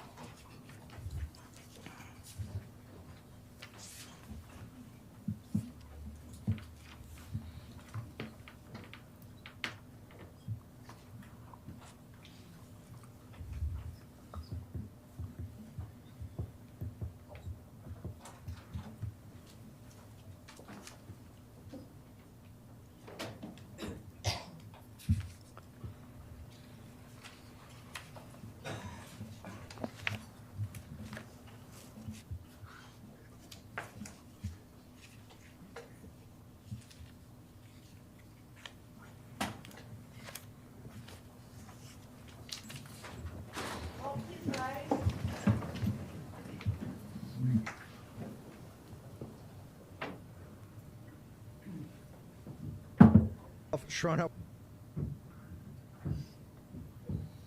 I just want to ask you, is my interpretation of these articles, because now they're starting to come, CNN just had one, I don't know if we've got it to Memphis, CNN just had one that came out right before we went on air that said, hey, nothing to worry about, 2020 was... We're back on the record. It's 4:26. You should just assume at this We'll point. come that I back. tell you it's We'll gonna come be back to 10 this minutes, one. It's going to be 20. It's going to be 30. It's going to be an hour. I'm doing my best. We're all working hard. To the extent you're frustrated when we're delayed, take it out on me. I am endeavoring to make up time this evening. Can we all stay a little bit later, or does someone have somewhere they need to be? Okay, it looks like we can stay a little bit late. If the time comes that you need to get going for any reason, it doesn't matter what it is, and we're approaching that time, just raise your hand and let me know, and we will stop. But because we are behind and your time is the most important to be mindful of here, I want to try and get done in the time frames that I told you we would get done, and I'm going to do my best to get there. With that being said, I am going to turn now to the defense to see if they have a case that they would like to present. I want to remind you that the defendant bears no burden in this case. The prosecution bears the only burden, but it is appropriate for me at this time to ask the defense if they would like to present a case. With that being said, Mr. Case, does the defense wish to call any witnesses or put on any evidence? Thank you, Your Honor. We do intend to present a defense, and our first witness is Ms. Sharona Bishop. All right, Ms. Bishop, if you could please stand and raise your right hand for me. Yes, sir. You swear or affirm under the penalty of law that the statements and testimony you'll give to the court today be the truth, the whole truth, and nothing but the truth. I do. Please take a seat. Once you're seated, please state your name and then spell your last name. Sharona Bishop, Sherronna, Bishop, Bishop. She is your witness. Thank you, Your Honor. Ms. Bishop, what state do you currently reside in? I split the time between Texas and Colorado. My residency is in Colorado. And are you originally from this area? 6th generation Coloradan. Where did you attend high school? I went to Palisade High School. And after graduation, did you attend college? I did 1 semester, and that was it. Did you undertake a profession or occupation? Well, I became a mom. I have 4 children, and I was a makeup artist for years. When did you move to Texas? Our family moved to Texas in June of 22. And why did you move to Texas? Why?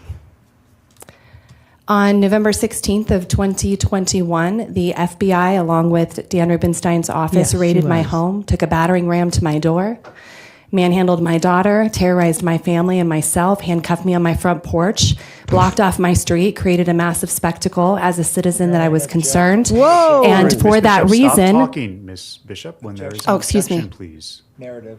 Oh. After... I'm sorry, Ms. Oh, Bishop. I I apologize. sustain wait the for another objection. question. Look at her. She's I'm so sorry. innocent. Mr. Case I'm wants just another question. innocent. Go ahead, sir. Let me try and remember. Oh, Were yes, it was any, the day of February your 2nd. personal electronic computer devices, cell phones, iPads, things like that, taken from your home on November 16, 2021? Yes, they took my desktop, my laptop, and my cell phone. Have you ever had those You're not on returned to War Room. I have not ever had them returned. Oh my God. Was there a digital What photo of was the your baby bird you husband's rescued on there? occupation when your family lived in Colorado? My husband worked for criminal justice. He had a 24-year career. Well, no, He there's actually irony. worked here in this building in the 21st and then went to... Relevance regarding her spouse's occupation? What's the relevance of that, Mr. Case? I think it shows the family's respect for law. Well, apparently not. Oh my God. Well, then why Do you know is she Clerk under Tina indictment? Peters, former Clerk Tina Peters? I do know Clerk Peters. And we've heard testimony that in April of 2021, you Why and does Clerk she keep Peters were podcasting? close friends. Is that true? I would not... No, we weren't close friends. Oh. We were friendly. I don't even And- know her. She but didn't even go to my close school. friends know. We need to pause just a minute. Sorry, you're okay. Go ahead. Thanks. Because she's on a show. She knows, when Lisa. and under what circumstances did you first meet Clerk Peters? I met Clerk Peters before she was the clerk. She was running for office, and we did a Facebook Live to introduce her to our audience. Oh, you were hosting Facebook Lives for all the locals so that you could find out who was malleable? After I that, mean, did you know, continue whatever. to see each other on a semi-regular or This entire frequent case has been basis? horrible. How would you describe it? We would see each other from time to time because of our political circle, and I did Toastmasters, Stand and for the she would come every Constitution? so often also. Now, in your Toastmasters? political activity, did you meet a gentleman named Jerry Wood? Yes. I did. At Stand when? for the Constitution. I we just met watched him, his I interview this believe, morning. in the fall of 2019. Where? I held an event at a church where all of our elected officials actually came, and he introduced himself to me there. When did you meet Mike Flynn? Himself. He came up to me after the event was over and said, or actually, I think it was before the event started, and he said that he was kind of into tech and Hearsay. He didn't say that. no. We're not offering it for the truth of the matter asserted, Your Honor, just for what Mr. Wood said and what she understood his occupation to be. That's all. So that would be for the truth of the matter asserted. The objection is sustained. Okay. In May of 2021, She's trying to did help you him. set up a Signal chat group? Yes, I did. What was the name of the group? She's so fucked. The name of the group was Tech Team. Who were the participants? The group was myself, Clerk Peters, and Jerry Wood. She was in charge of finding local politicos who could be manipulated for Did you MAGA. and Don't Mr. get it Wood twisted. And Clerk Peters exchange text messages. She's a fucking in the group digital called soldier. Tech Team. Yes, we did. May I approach the witness, Your Honor, with Exhibit A? She's your witness. You don't have to Mr. ask. You've shown this to opposing counsel? Yes, Oh, he has a this copy. is Okay. the same I did- exhibit that Mr. Wood looked at. Okay, great. Thanks. Yes, she is the person who set up the Signal chats. Now, if you'll notice, Ms. Bishop, I somehow organized the pages in reverse order, but do you recognize Exhibit A?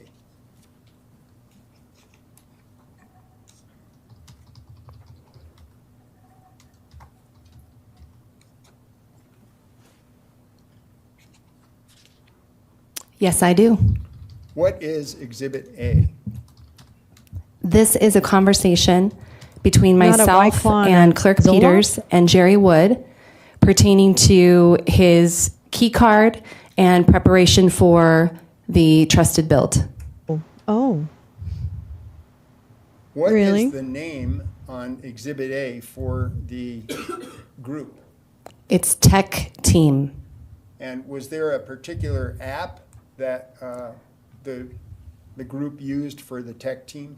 Yep, this is a Signal app. And what is Signal? It's a I don't it's know. it's a text messaging app, It's like and it's text. supposed to be private. It's like text, but Can it's you also better. make phone calls on it? Yes, you can.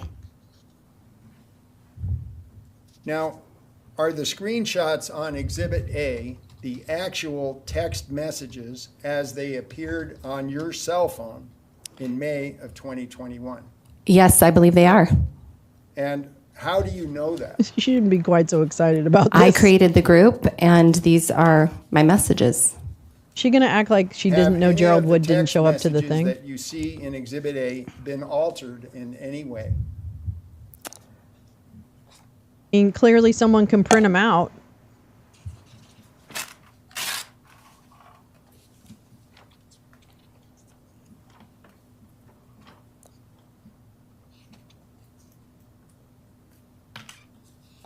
Yeah, Paul J., the attorney putting the pack together backwards. Yes, here we are. I think that pretty much sums up the whole defense, don't you? It's all backwards. No, they have not been altered. Are they fake or are they real? He's upset They are because real. what's his name? Your Honor, we offer Jerry was like, those aren't, I don't recall those messages. Yes, go ahead. Oh, yeah, voir dire. Yeah, let's do it. Bishop, the screenshots in Exhibit A total 9 pages, correct?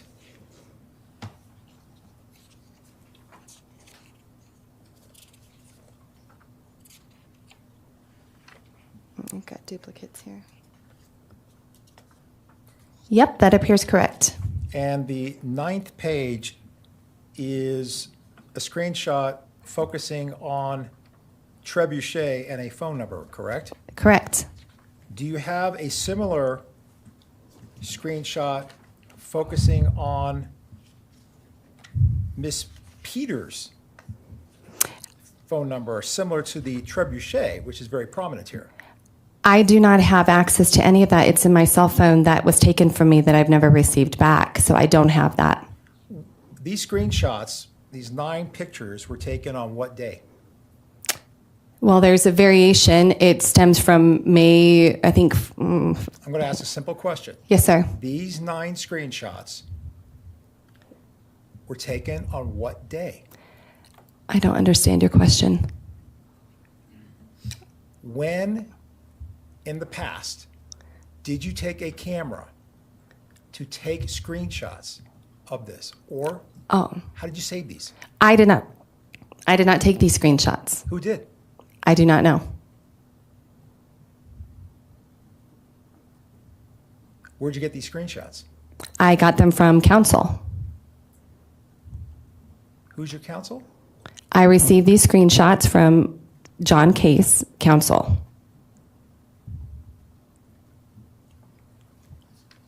Do they have any bait stamp on them? Any numbers of where they came from in discovery? I don't know how to answer that question.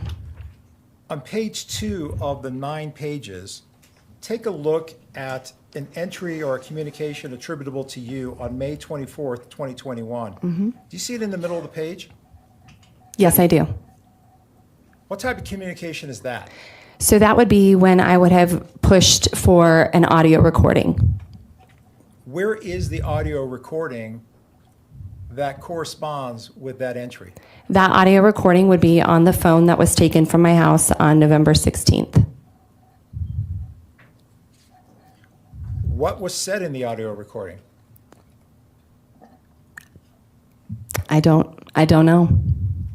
It's been 3 years. I don't know. Is the mystery audio Girl, you recording in danger. that You you better have no run. memory of, does it precede the response from the person known as Trebuchet or Jerry Wood? Your Honor, I object. This is way beyond authentication, voir dire. This is cross-examination. I'm trying to find the chain of custody of this exhibit. I don't know that that question goes to that issue, so I'm going to sustain the objection as to outside the scope of voir dire. Your Honor, I will defer to the court at this point, and I will wait for cross-examination. All right. I will admit Exhibit A. Thank you, Your Honor. So can we have page 0, may we publish it, please? Sure, yes. Thank you. May we have A009? And we're just going to go through 9876 till we get to the end. All right, thank you. Can you enlarge that a little bit, please, Caleb, or is that as big as we get?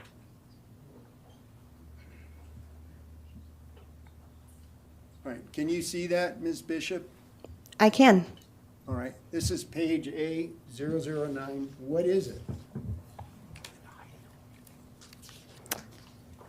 It is a screenshot of Jerry Wood's phone number in the Signal chat.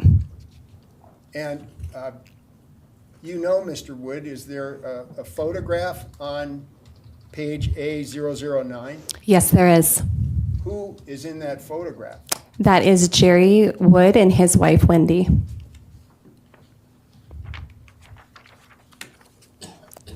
And does Mr. Wood's phone number appear on page A009? Yes, that is Jerry's number. Can we show that? No, Your Honor, I'd actually, out of respect, I'd ask that not be shown. We reciprocated with courtesy of the defendant's home address. The objection is sustained. All right. Mr. That's okay. I can ask it another way. Thank you, Your Honor. Sure. So were you familiar with Mr. Wood's telephone number? I was familiar with his number because we had exchanged text messages. And is the number on A009 the number that you were familiar with that Mr. Wood used? Yes, if I'm talking to Jerry Wood, this is the phone number I would be using. Then could we have 008, please?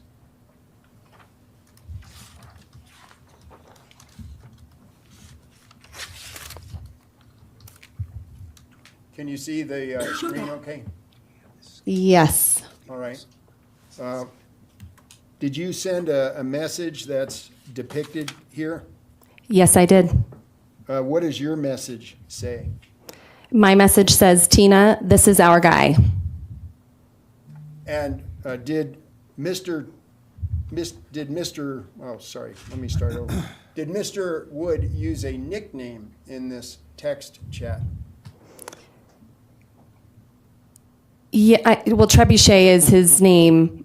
It's the signal name. You can, like mine might say American Mama for other people. His was Trebuchet.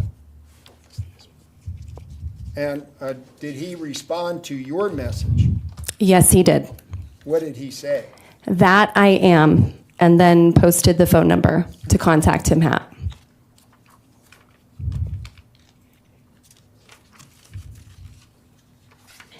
Now, what did you mean when you said, this is our guy? He had said that he was a tech expert, and if we needed tech support or tech help, he would be there to assist us. Was there discussion around this time or before about Mr. Wood making an image of the Mesa County election management server? Yes, there was. Yes, it is her signal. Whether or not he had the skill set to do the forensic image for Clerk Peters was funny. what Okay. I had talked to him about. Yes.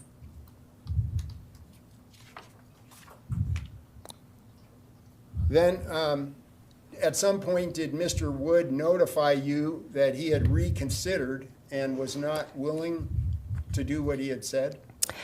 It wasn't that he was reconsidering doing it. He said he didn't have the skill set to do a forensic image. Oh no, it's going to be great, gal. This is going to be like fucking Christmas, my birthday, Easter, At that point, Arbor Day, all wrapped into one. Because they're dumb. What was the purpose of continuing to talk to Mr. Wood? Well, after he said he didn't have the skill set to do it, I had inquired of our lawyer, do we have somebody else that could do the forensic image? And he provided somebody that would. However, there was a caveat to that, What was the caveat? that his identity not be used. Objection, hearsay. Sustained.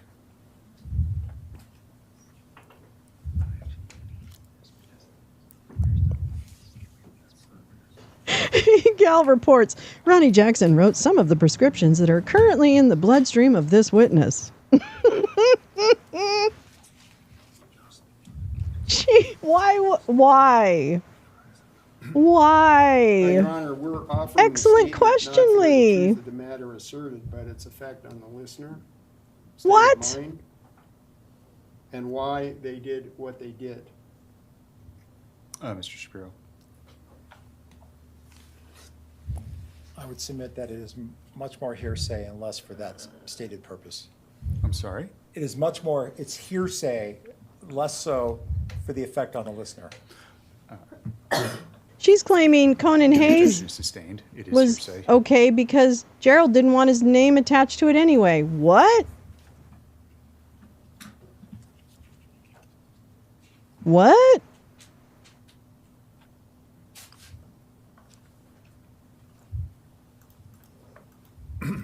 I actually was holding So my breath there was, for a minute, and I had to remind Mr. myself, Wood- breathe. Did you make a request of Mr. Wood that he get a county key card? I didn't specifically ask, I didn't know There's what that he would to you, need to I do, can't. but I asked if he would be willing. If he couldn't do the image and we had someone who's coming in that could do it, but he can't, his identity can't be known, would he be willing to help? What? This is a new one. What Who did knew you he didn't say? want his identity to be Yes. known? Gosh, that never came up in the last week. So could you look at, No, she didn't work for the county. No. I mean, Kathy, you're asking the put right up, question. page 7, please? Because she works for Mike Wood. I'm telling you. I'm telling you. She works for Mike appears on page 7? That's why we're here right now. God damn it. Why won't anybody listen to me? So this is Tina and Jerry are talking. Says, "Hi, Guy. Nice to meet you. I'll call tomorrow. Is there a good time, early morning or afternoon for you? I have meetings 11:30 to 2. Any other time is fine." Like her, Your Honor. And Jerry responds, "Fridays are generally quiet for me. No meetings or other scheduled items. Feel free to call whenever is best for you between sunrise and sunset." So they're trying to figure out when they're going to get together to go over what he needs to do. Okay, could you go back to the blue? Yes. Could you go back to the blue panel? Thanks. So whose messages are in blue in Exhibit A? That is Clerk Peters' She's going to message. try. I don't think it's going to work. In Exhibit A, do her messages I mean, Tina's already always sunk. appear in blue? Her battleship is already, she sunk her battleship. I think Sharona's battleship is going to go down too. And if Sharona's smart, which I think she might be, she's going to start talking. Talk, talk, talk, talk, talk. Chatty, chatty, chatty, chatty. Chatty Sharona. Yes, they do. And do Mr. Woods' Oh, yeah. messages She's going to go always through the appear whole fucking under list. the By the name end of it, Mike Trebuchet? Lindell's going to be the Yes, son they of do. Satan. And is Trebuchet always in red? Yes, it is. All right. Was that it? So could we now go to the Trebuchet panel on the same page?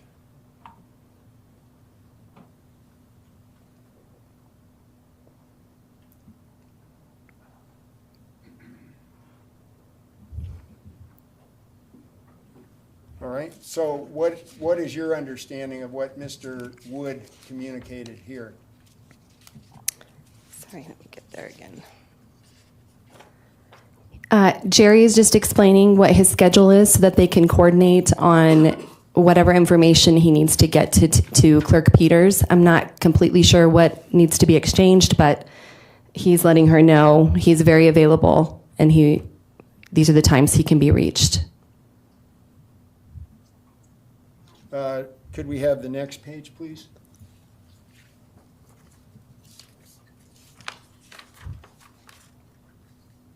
This is A006. Can you explain what's on this page?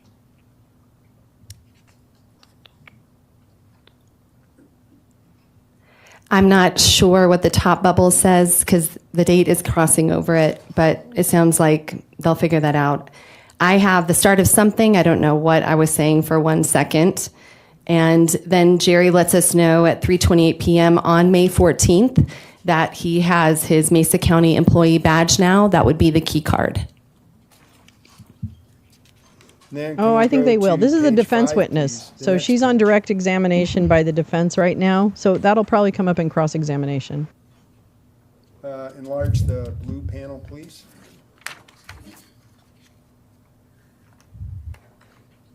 Can you read what's in the blue panel?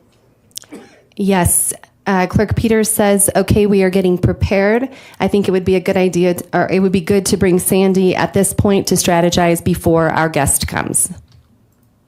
All right, now what is the date of Clerk Peters' message? That's not me breathing May in the microphone, 14th by of the way. 21. Yes, Rakelin is a psycho. Now, It is who so put in true. the prayer emoji, I did. and why was It's why did actually you a do high that? five. It's been 3 years, but I can expect that I was feeling thankful things were coming together. It was coming together for the forensic image that needed to be done.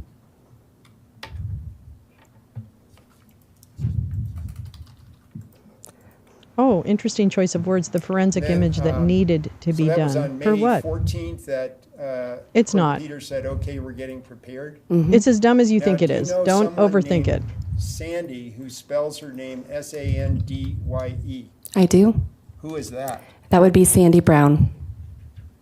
And She doesn't even go to our school. do you know? Can you explain why Sandy would be brought in? Well, my understanding is Sandy is the one who oversees the voting machines. She's in charge of the Dominion voting machines. So when they do the trusted build, that's what they're going to be working on. So they would be working directly with her. Now, Sandy did went to Mr. jail. Wood ever ask, well, who is our guest? Not in this chat, he didn't. Had he been informed who the guest was? Yes, I believe I had informed him roughly without saying a name, basically what he had done, which is why he was needing to have complete, he needed to be anonymous coming in to do the forensic image. What? Wait, what? Then on May Is she creating 18th, a whole did new you, story? change the membership of the group? What? On May 18th, I changed it to admins only. And I can't be sure, but I think that was just, I think when I switched to admins only, it means that no one else can change anything in the group. You can't add anybody else, only the administrator can, and I'm the administrator of that group. Which super secret agent? Oh, Conan? Then on May the 19th, This is a new storyline, though. the next day, did you send a message to the group? Yes, I did. I'm asking Clerk Peters if there's anything else Jerry should be doing. Is there anything Jerry needs to be doing? And what did you mean by that? To be ready to have all of his stuff done so that when the guest gets there, he's ready to go. And All right. So what was the understanding that you had with Mr. Wood about when the guest arrives? Oh, well, that's he would Conan be Hayes, ready who to go? pretended to be an the understanding informant. is But that this is a new the aspect to the story. tech expert would be using Jerry Wood's key. Wait a That minute. was the understanding. Really? Oh, this has come up. And, yeah. was Mr. But it's Wood half-assed. okay with that? Yes, he was. Oh, really? When did he say Did that? he ever say, no, I'm not going to do that? No, he did not. Wow. Did he ask you to find somebody else? No, he did not. Yeah, Sandy didn't get signal until August, And then, which is easy to prove. When you asked this question of the group, who responded right away? Jerry Wood responds right away, saying he's going in today at 2 to get computer access set up. Then he goes on to say, I believe we're all set, except that Tina is still waiting for my background check to come through. And did you respond to that? I said, fantastic.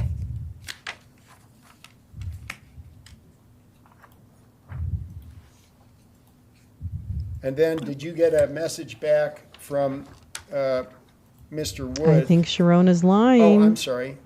Did you get a message from Either Sharona's lying or Jerry Yes, Wood Clerk is Peters lying. responds that Who do his you think background check is lying? approved and nice to meet Jerry.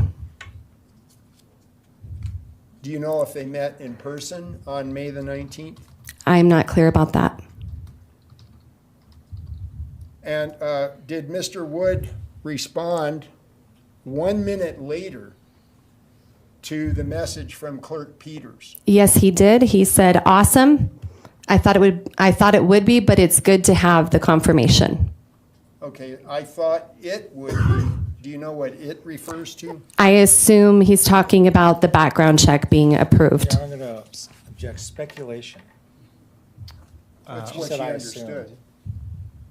We can't talk over each I other, know, I everyone, apologize. so the objection's overruled.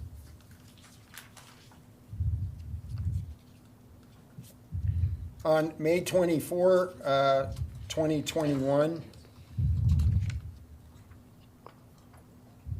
did you text or make a phone call? So it's not a phone call, it's just a voice recording. You just hold the button down and record a message instead of typing it in. All right, and so that was to the same group? Mm-hmm. Yes, Mr. Wood and Clerk Peters? Yes. And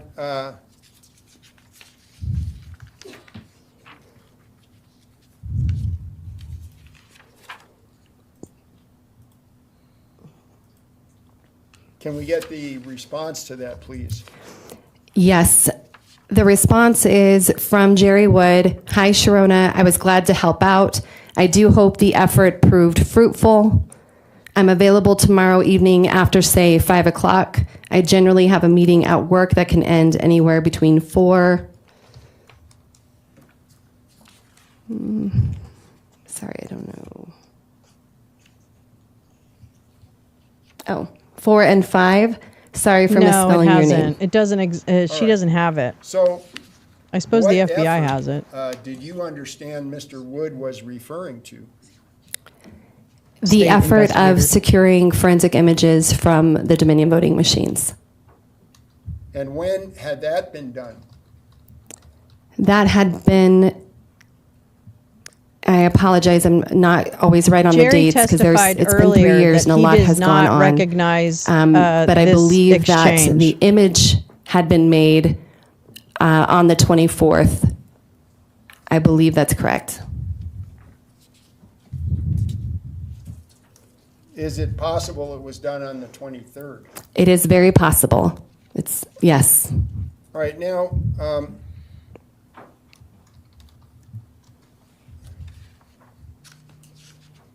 when Mr. Wood said, "I hope the effort proved fruitful, I'm available tomorrow evening after, say, 5,"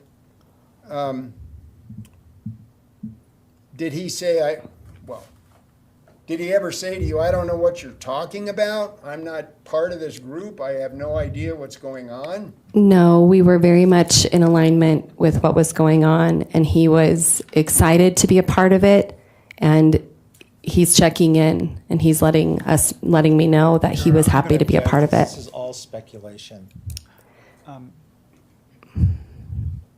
Overruled.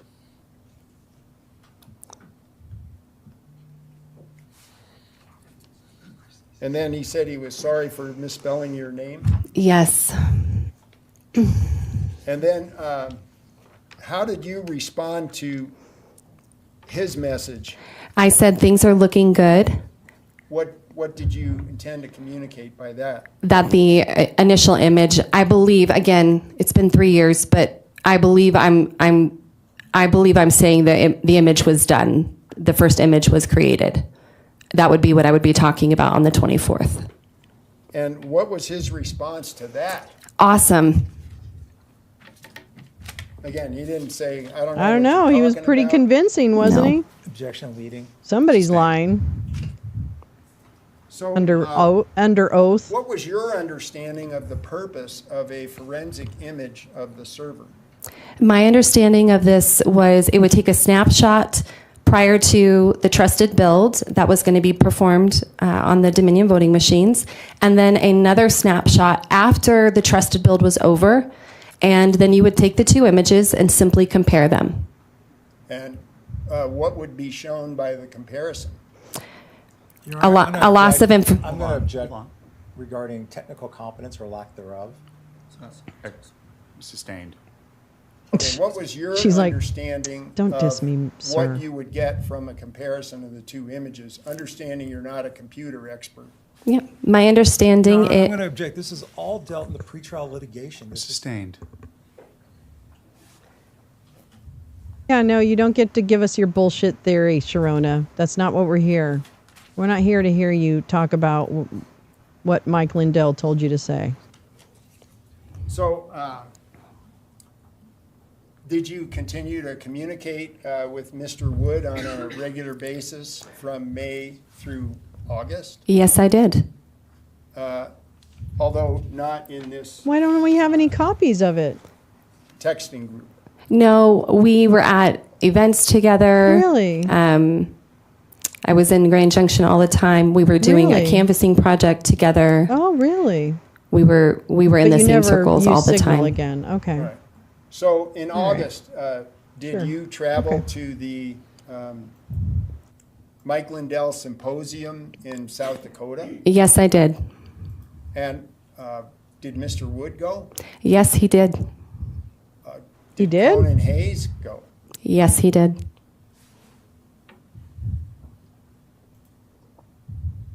Now, Wait, were the Jerry two of was in them South the Dakota? same room together?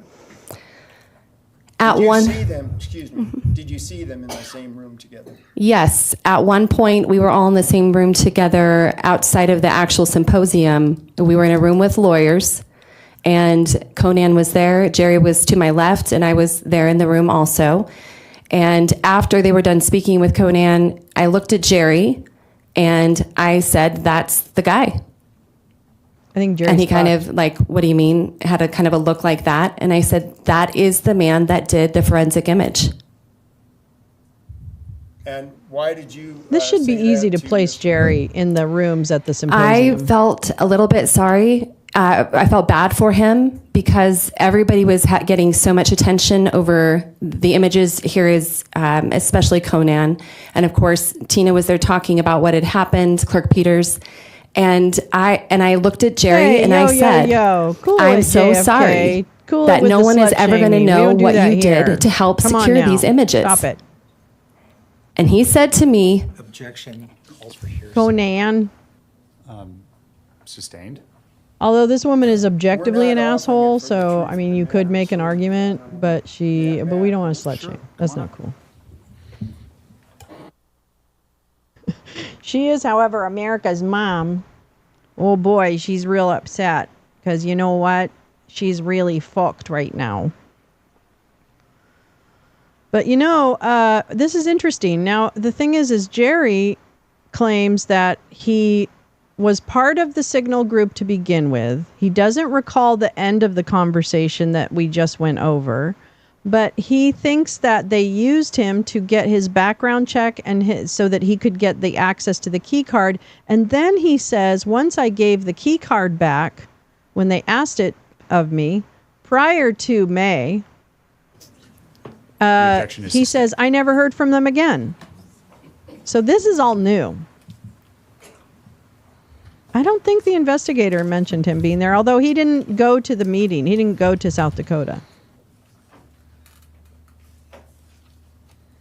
I mean, I think it's pretty easy to figure out. There's a bunch of morons there. Go back in time. You know what? I'm just going to say it again. I'm talking to you, Josh Merritt, you motherfucker, spider. Get your fucking act together and start 23rd, singing to 'Yes, someone that can do something we've about all these seen guys, if you care so part much. of that meeting. Were you there? yes, I was there. Were you present? For True, he the entire did. He did testify I about was. that. I actually requested the meeting. And have you listened to an audio of the entire meeting? Yes, I have. And have you read the transcript of the entire meeting? Yes, I have. What's my next S exhibit, please? I'm sorry? S8. S8. May I approach the witness room? I think she might be lying. We're going to object. She's turning all red, and not that this means she's lying, but Ms. Drake would like to comment. I think she might be lying. Whoever wants to come up, come on up. Hmm. I need to add something here real quick. Okay. Well, anyway, I mean, let me hold on. I got something for you.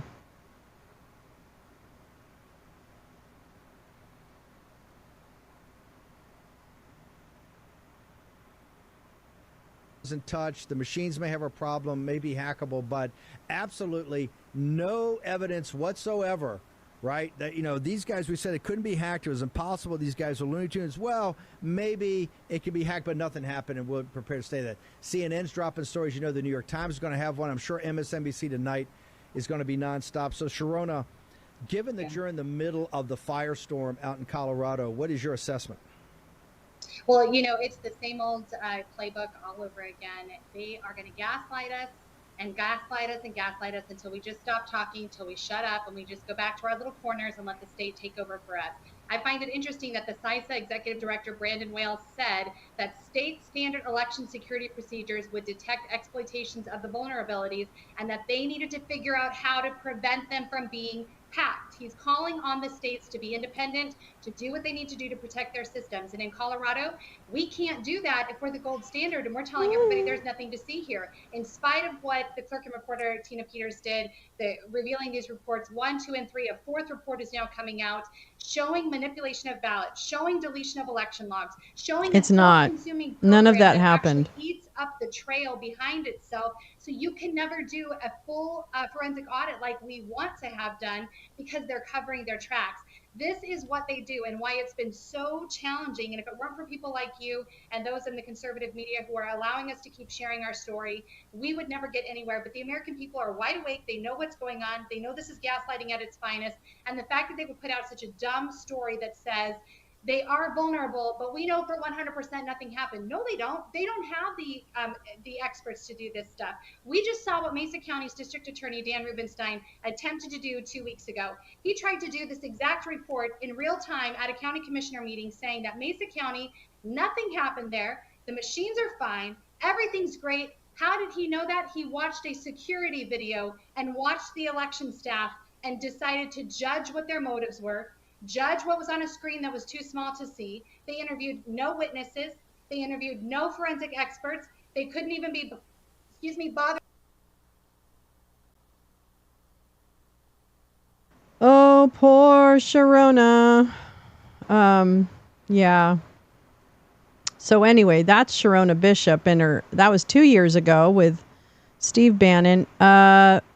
Report Maryland and the mid-Atlantic states, most of my state and several states south under tornado warning through 7 a.m. So everybody in the southeast, kind of along the seaboard especially, it looks like you need to keep track of your weather. Time to pull up Reed Timmer. I love Max Velocity. I really love that kid. He's so funny. And he's so brave. He goes in and helps people in their homes, even when he's like storm chasing. So find your favorite storm chaser and please be safe and have a plan to keep safe in a storm, okay? And don't go near like downed power lines, please. They're scary. Really, be careful. There's no joke. Those things are no joke. Yeah, so Sharona, I think that, Jerry may or may not have agreed to give his identity to someone else. He's claiming that he didn't give any permission for anyone to use his identity, and he thinks that they were going to use him and then they told him not to do it. And oh my God, the hair on this cat is just mind-blowing. So yeah, it's just it I don't know. Sharona is a not a good person. And I don't know. I just don't know who's, I don't know if Jerry seemed like the kind. Oh. He seemed like his story was pretty plausible, that they wooed him for his background check and then they were like, oh, okay, never mind. It's not going to work out. Can I have the card back? And then they never deactivated the card. They just let Conan the surfer use it. So I can't wait for cross-examination. She's checking her muscle tone. Good girl. Watch her after this, though, because she's probably going to go on War Room and she can talk all about it. Talk about how everybody's corrupt except for her. And she's like, I did 1 semester of college because I'm a mom. Well, bitch, I did however many semesters of college you're supposed to do. I think I was on quarters. And I raised a kid and I still worked. Okay? So fuck off. It just means I'm more tired than you are, maybe. Because I did both. And I was a single parent. So you know what? Suck balls. And she's not dead. She's alive. So I didn't kill her. Didn't Jerry testify on cross that he spent a few hours in attorneys? I guess he did, Lee. Thank you guys for bringing that up and correcting the record, because I thought he didn't go to South Dakota, but I guess he did. And it's interesting that she says, oh, well, he looked a little disappointed. Does that mean he looked disappointed because... I don't know. Why do you look Why'd you bring that up? Why did you bring that up? Why did you bring up that he looked disappointed? Disappointed in what? They should be... Oh, it's because he didn't get the glory because he wanted to be anonymous? Really, Sharona? That's some... I don't know. I have questions. Yes, that's right. I'm so sorry. He did. God, you guys, I'm sorry. Thank you for fact-checking me. Oh, because they lied to him. Yeah. That's probably why he was sad. Because he's like, wait a minute. But I don't think... See, Sharona met him through Stand for the Constitution, which is basically a right-wing group of whiny babies in Colorado who sit around and figure out how they're going to overthrow the government, but not really overthrow the government because they don't want to pretend like they're overthrowing the government. That would feel icky. So they pretend like they're actually doing something good for people, even though they'd really like people who aren't like them to basically be quiet. Like, gay people are great for brunch on Sunday, but I don't want them to actually exist outside of my understanding of where they fit. That's bigoted. That's bigoted. And nobody wants to touch your children. My God, your children are disgusting. I don't even want to hear your children. How about that? Jesus. Sharona, you should flip. Sharona, I'm talking to you. You need to flipper McFlipperson. You need to make like the dolphin and flipper. You need to make like a pancake and flip. You need to make like a hamburger patty at Five Guys and sizzle, sizzle. Come on, bitch. You want to do something really patriotic? Flip. I swear to God, these two women, are fucking throwing away everything, including likely their freedom, for Mike Lindell, Patrick Byrne, Conan the Surfer, Doug Frank, this guy, okay? This woman is throwing away her future and probably her freedom for this douchebag. That's right. That's Doug Frank. And that is who Sharona Bishop is doing this for. She's going to go to prison and lose track of all those children that she had. And they're probably already experiencing trauma from her poor decision making. For this guy. What the hell? That's crazy, Bananas Town. Or we'll put him on the screen. We'll make it like he's the movie. Oh, they're back.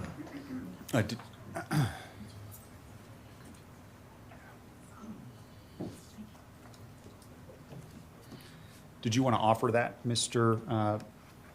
Case, before we continue? Yes, I do. Okay, so. And also, the audio recording is exhibit what? He is a creep.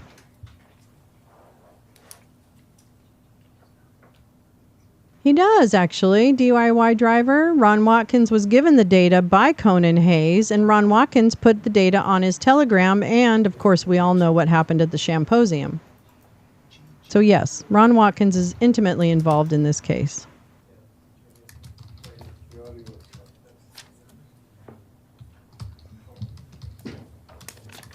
It's certainly stupid for these women to give up their freedom and their relationships with their children over these fucking S8. fleshlights.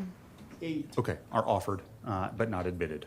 Yeah. So, Well, may I have the witness authenticated, please? oh, sure, go ahead if you want to do that.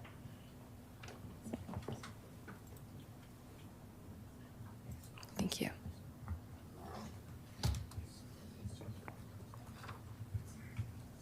Ms. Bishop, Yes. have you read Exhibit S8? Yes, I have. While you read it, did you listen breezy. to GG 18?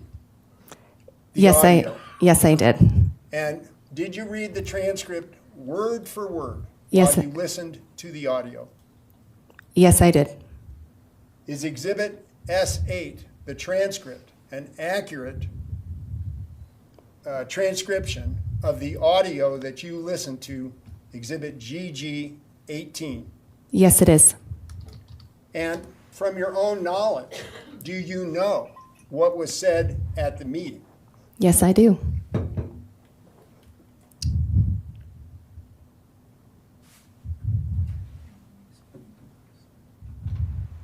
Which means it's And not me from breathing, your by the own way. It's somebody in the knowledge, can courtroom. you testify that the audio GG 18 is a accurate, detailed recording of what took place at that meeting? Yes, it is. Girl, Your Honor, we're going we late offer tonight. The GG judge said. 18 and S8, please. All right, same objection as before, Mr. Shapiro? Same objection, yes, Your All Honor. right, for the reasons stated at the bench. Absolutely. It is not admitted. So the court will take it for the record. Well, But not admitted as may she evidence. keep the copy to refresh her recollection in response to my questions about what occurred, please, Your Honor. Okay. Thank you. Now, Hey, at this man. meeting, I wouldn't was miss this there for the discussion world. With, well, first of all, help us out with who was there. Yeah. Myself, of course, Yes, we're Dr. coming Doug up on Frank, 10 hours. 9 hours Maurice and 50 Emmer, minutes. he was a retired attorney from Aspen. I don't know where you get 9 Clerk hours and 50 Peters, minutes of Belinda stand-up for Nicely. free in this town. And Okay, then well, it's there not were like a a couple full of 9 other hours people and who 50 came in and minutes, out. you know. Brandy Bantz and one other employee, Sandra Brown, and then one additional employee that I don't recall her name. Does the name Stephanie Wenholz ring a bell? Thank you. Yes, it was Stephanie. And was Dr. Frank present? Yes, he was. Was he there for the whole meeting? Yes, he was. And were you there for the whole meeting? Yes, I was. Was Clerk Peters there for the entire meeting? She was there with us the whole meeting, yes. Now, after listening to Dr. Frank, did all of you go to hear him speak at the event at the Doubletree? Like, I got married and divorced. Well, I in this hosted the trial. event It's so for long. him. So yes, we all went to the event. I don't know about some of the employees from Clerk Peters' office. I'm not sure, but I was there. Dr. Frank was there. Maurice Emmer was there. Clerk Peters was Yeah. there at the event that night. So, Oh, no, I'm falling asleep on based the your inside. Believe me. Participation in this hour and 7-minute meeting, and you're listening to Dr. Frank at the Doubletree. What was your understanding of Dr. Frank's theory of what was wrong with elections? I'm going to make some and nachos how- after this. How did that relate to what later became the effort to make a forensic image? Objection, compound question, and calls for hearsay. Sustained as to both. Yes, Sharon.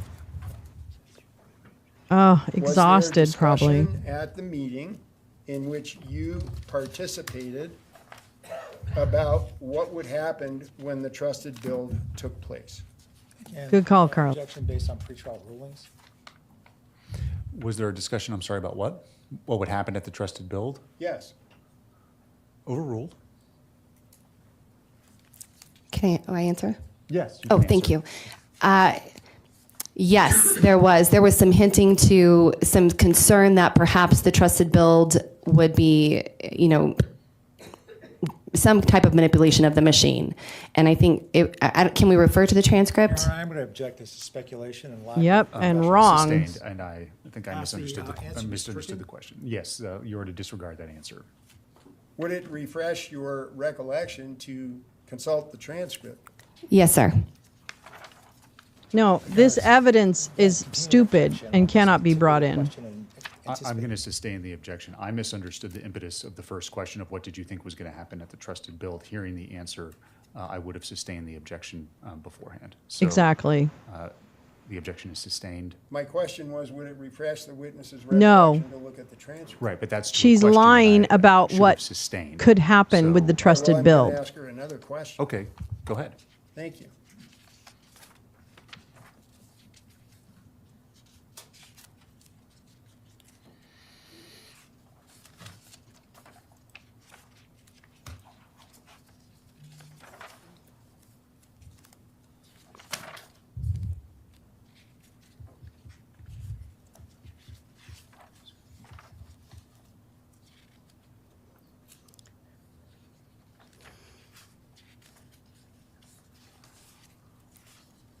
Let me ask you about your own concerns about mail-in ballots.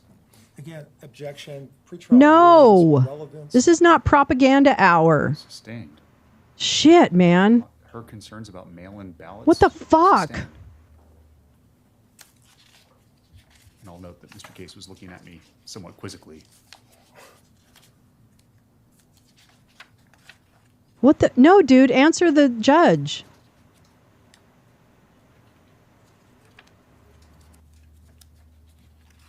Yeah, you have nothing, do you? You have nothing, do you, Mr. Case?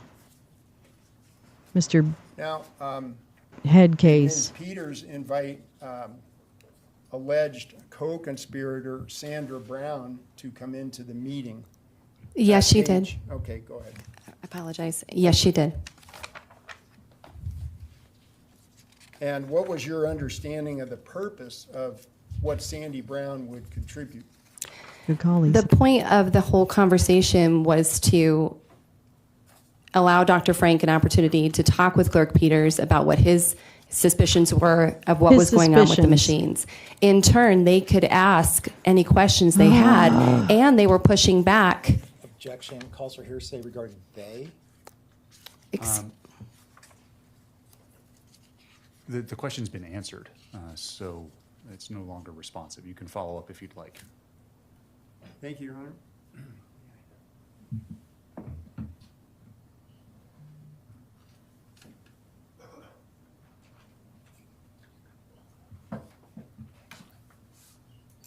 Oh, yeah, I'm BC too.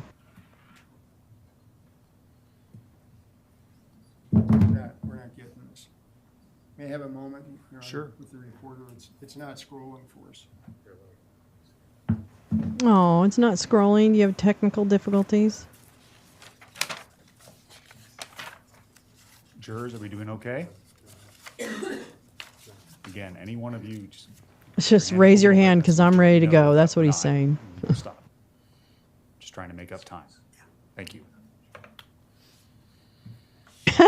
Carla, I wish I was the judge's wife because he probably wants to do all the kinky stuff tonight after this BS. That is the winner. And that will keep me going through the rest of tonight. That's fantastic. I wish I was a lot of body language. He is amazing. His brain is so sexy, I can't even get over it. I love this judge. I am in love. That's brilliant, Carla. He's probably want to get super freaky tonight. Hells to the yeah. I love that. I love you guys. You guys are so funny. You make me laugh. That's hard to do.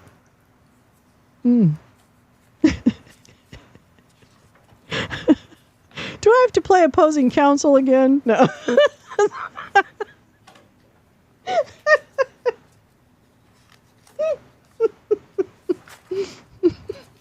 I want to play the judge this time.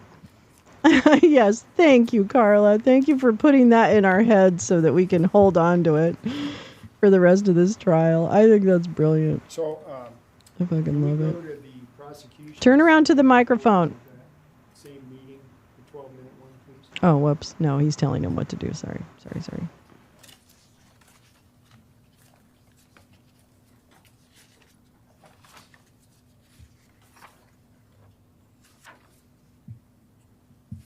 He's been very good, very thoughtful.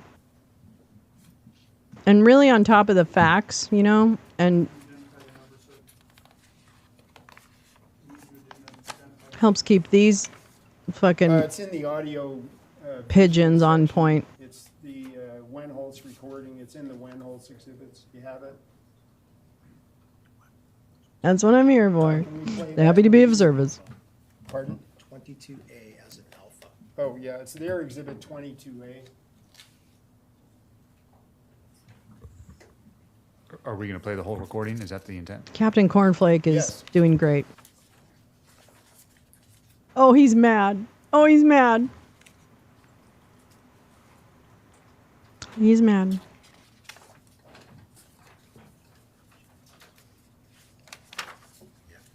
Your Honor, I'm going to object as it being cumulative. The jury's heard it. They've heard the evidence. But why are we playing it again? We played it once in full already. I'm going to ask my clients, or not my client, she's not my client. I'm going to ask the witness about the statements that she made during the recording. But in order to understand... Lee, I hope so, for crying out loud. We need to Yeah, hear she hasn't even gone through cross. This is the defense witness on direct. what she meant when she spoke. I think he's going to cut off after he's done before cross-examination. Counsel approach. Oh boy, here we go. Everybody's in trouble now. You're in trouble now, little fucker. You're in trouble now, Captain Cornflake. You're in trouble now. The judge is gonna hit you. You better run.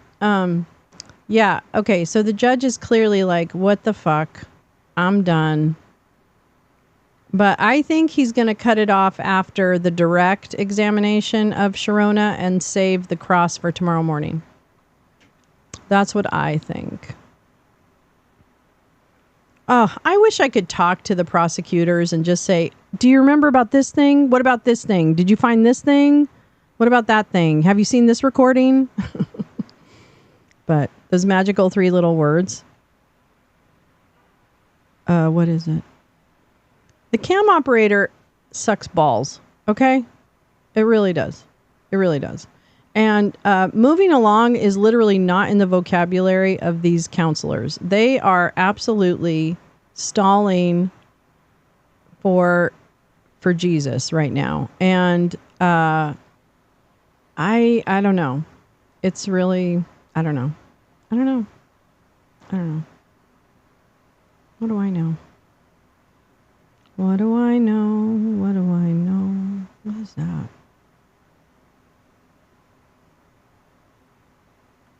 Let me see if I can find... Ah, here it is. Good.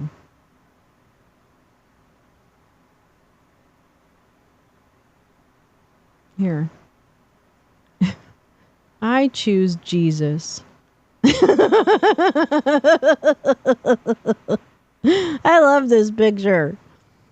I choose Jesus. They're filibustering. Yeah, they don't have anything. And she would like to get in all the...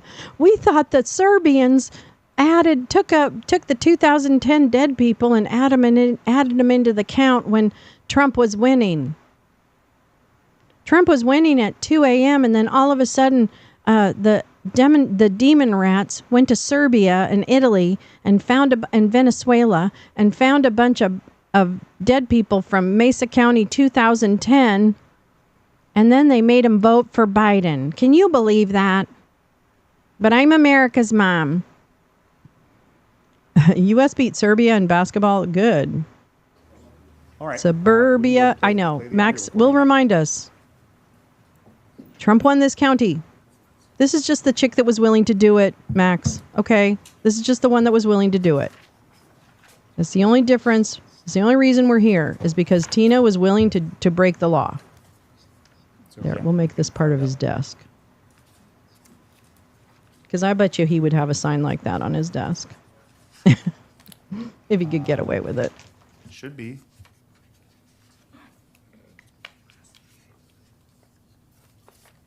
Well, I don't know. Josh from IT had to leave at 5 p.m., so nobody's here to help fix the AV. Maybe you can get Conan the Surfer to come in and do it. I beg your pardon? All right. Well, if you want to try and play it, should work. I'm not sure why I don't think I've done anything on my end to change anything. Your Honor, we're happy to accommodate the defense team to get this exhibit played and get going at 5:35. All right. 22A. Thank you, Jordan.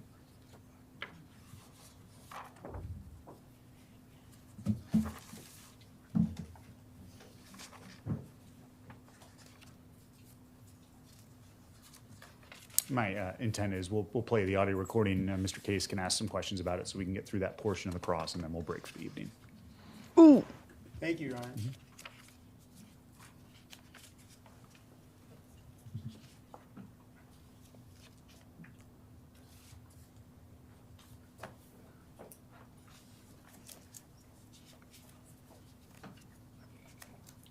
Judge Ms. Weimer's indicating that it's not playing. It's something to do with the recording.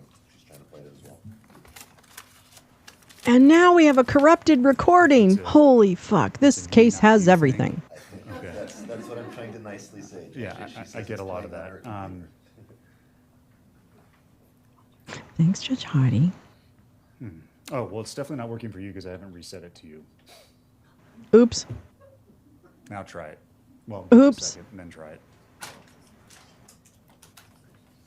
Oops. All right, guys. You're the next. Oh, God, no. Tina number 6.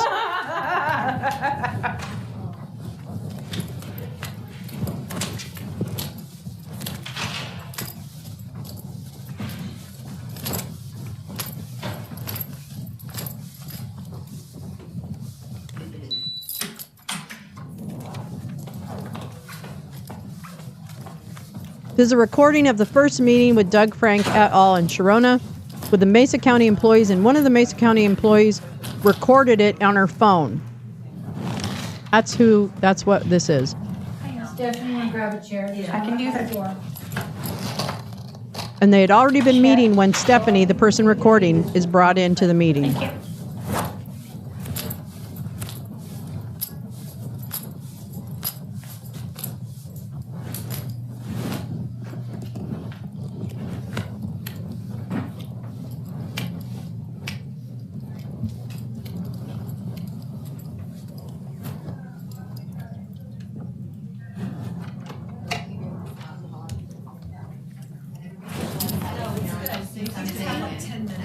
And you guys know that we're not attacking you. That's really important. We know that. I know that. Yeah. And we've discussed that with the volunteers, that to be conscientious, just to Yes. encourage them to call the clerk and recorder, Right. check your registration, or check your ballot credits. And no, I've told the staff, and they know that, you know, we want you to bring us this stuff. Because, you know, if it's true, we want to follow through on that. If it's something that just people don't understand, we want to clarify that too. So. I think it's a feather in your cap if you can say, we discovered this corruption in our county and we've cleaned it up. That's who's speaking. You know, I was going to do an audit. Do you know I was working with Chuck to do an audit? Yeah. And I was like this close. Yeah. And then it wasn't the Dominion. It was this, and I thought, well, let's hold off. Let's find out what. Yeah. Well, but it is. It's related. All the systems are connected. Okay. That's the point. You need access. So the way everything works is you inflate the registration rolls at the beginning, which gives you a big credit line. Now you don't merely inflate. You just don't have to remove too, and that will automatically. Most people, you might be an exception because you're a stickler. All of this is a lie. There. Can you tell them I'm like, no, this is the law? Yes. Well, almost every person, Yes, and or clerk, his or brain. Board of Elections people, I've been talking to them all across the country. I show them a graph of the county, and I show them who's registered.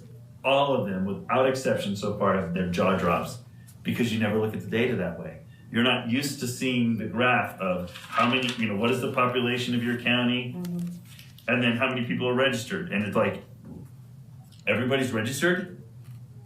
What? That's not what his data showed. Because you never look at it that way.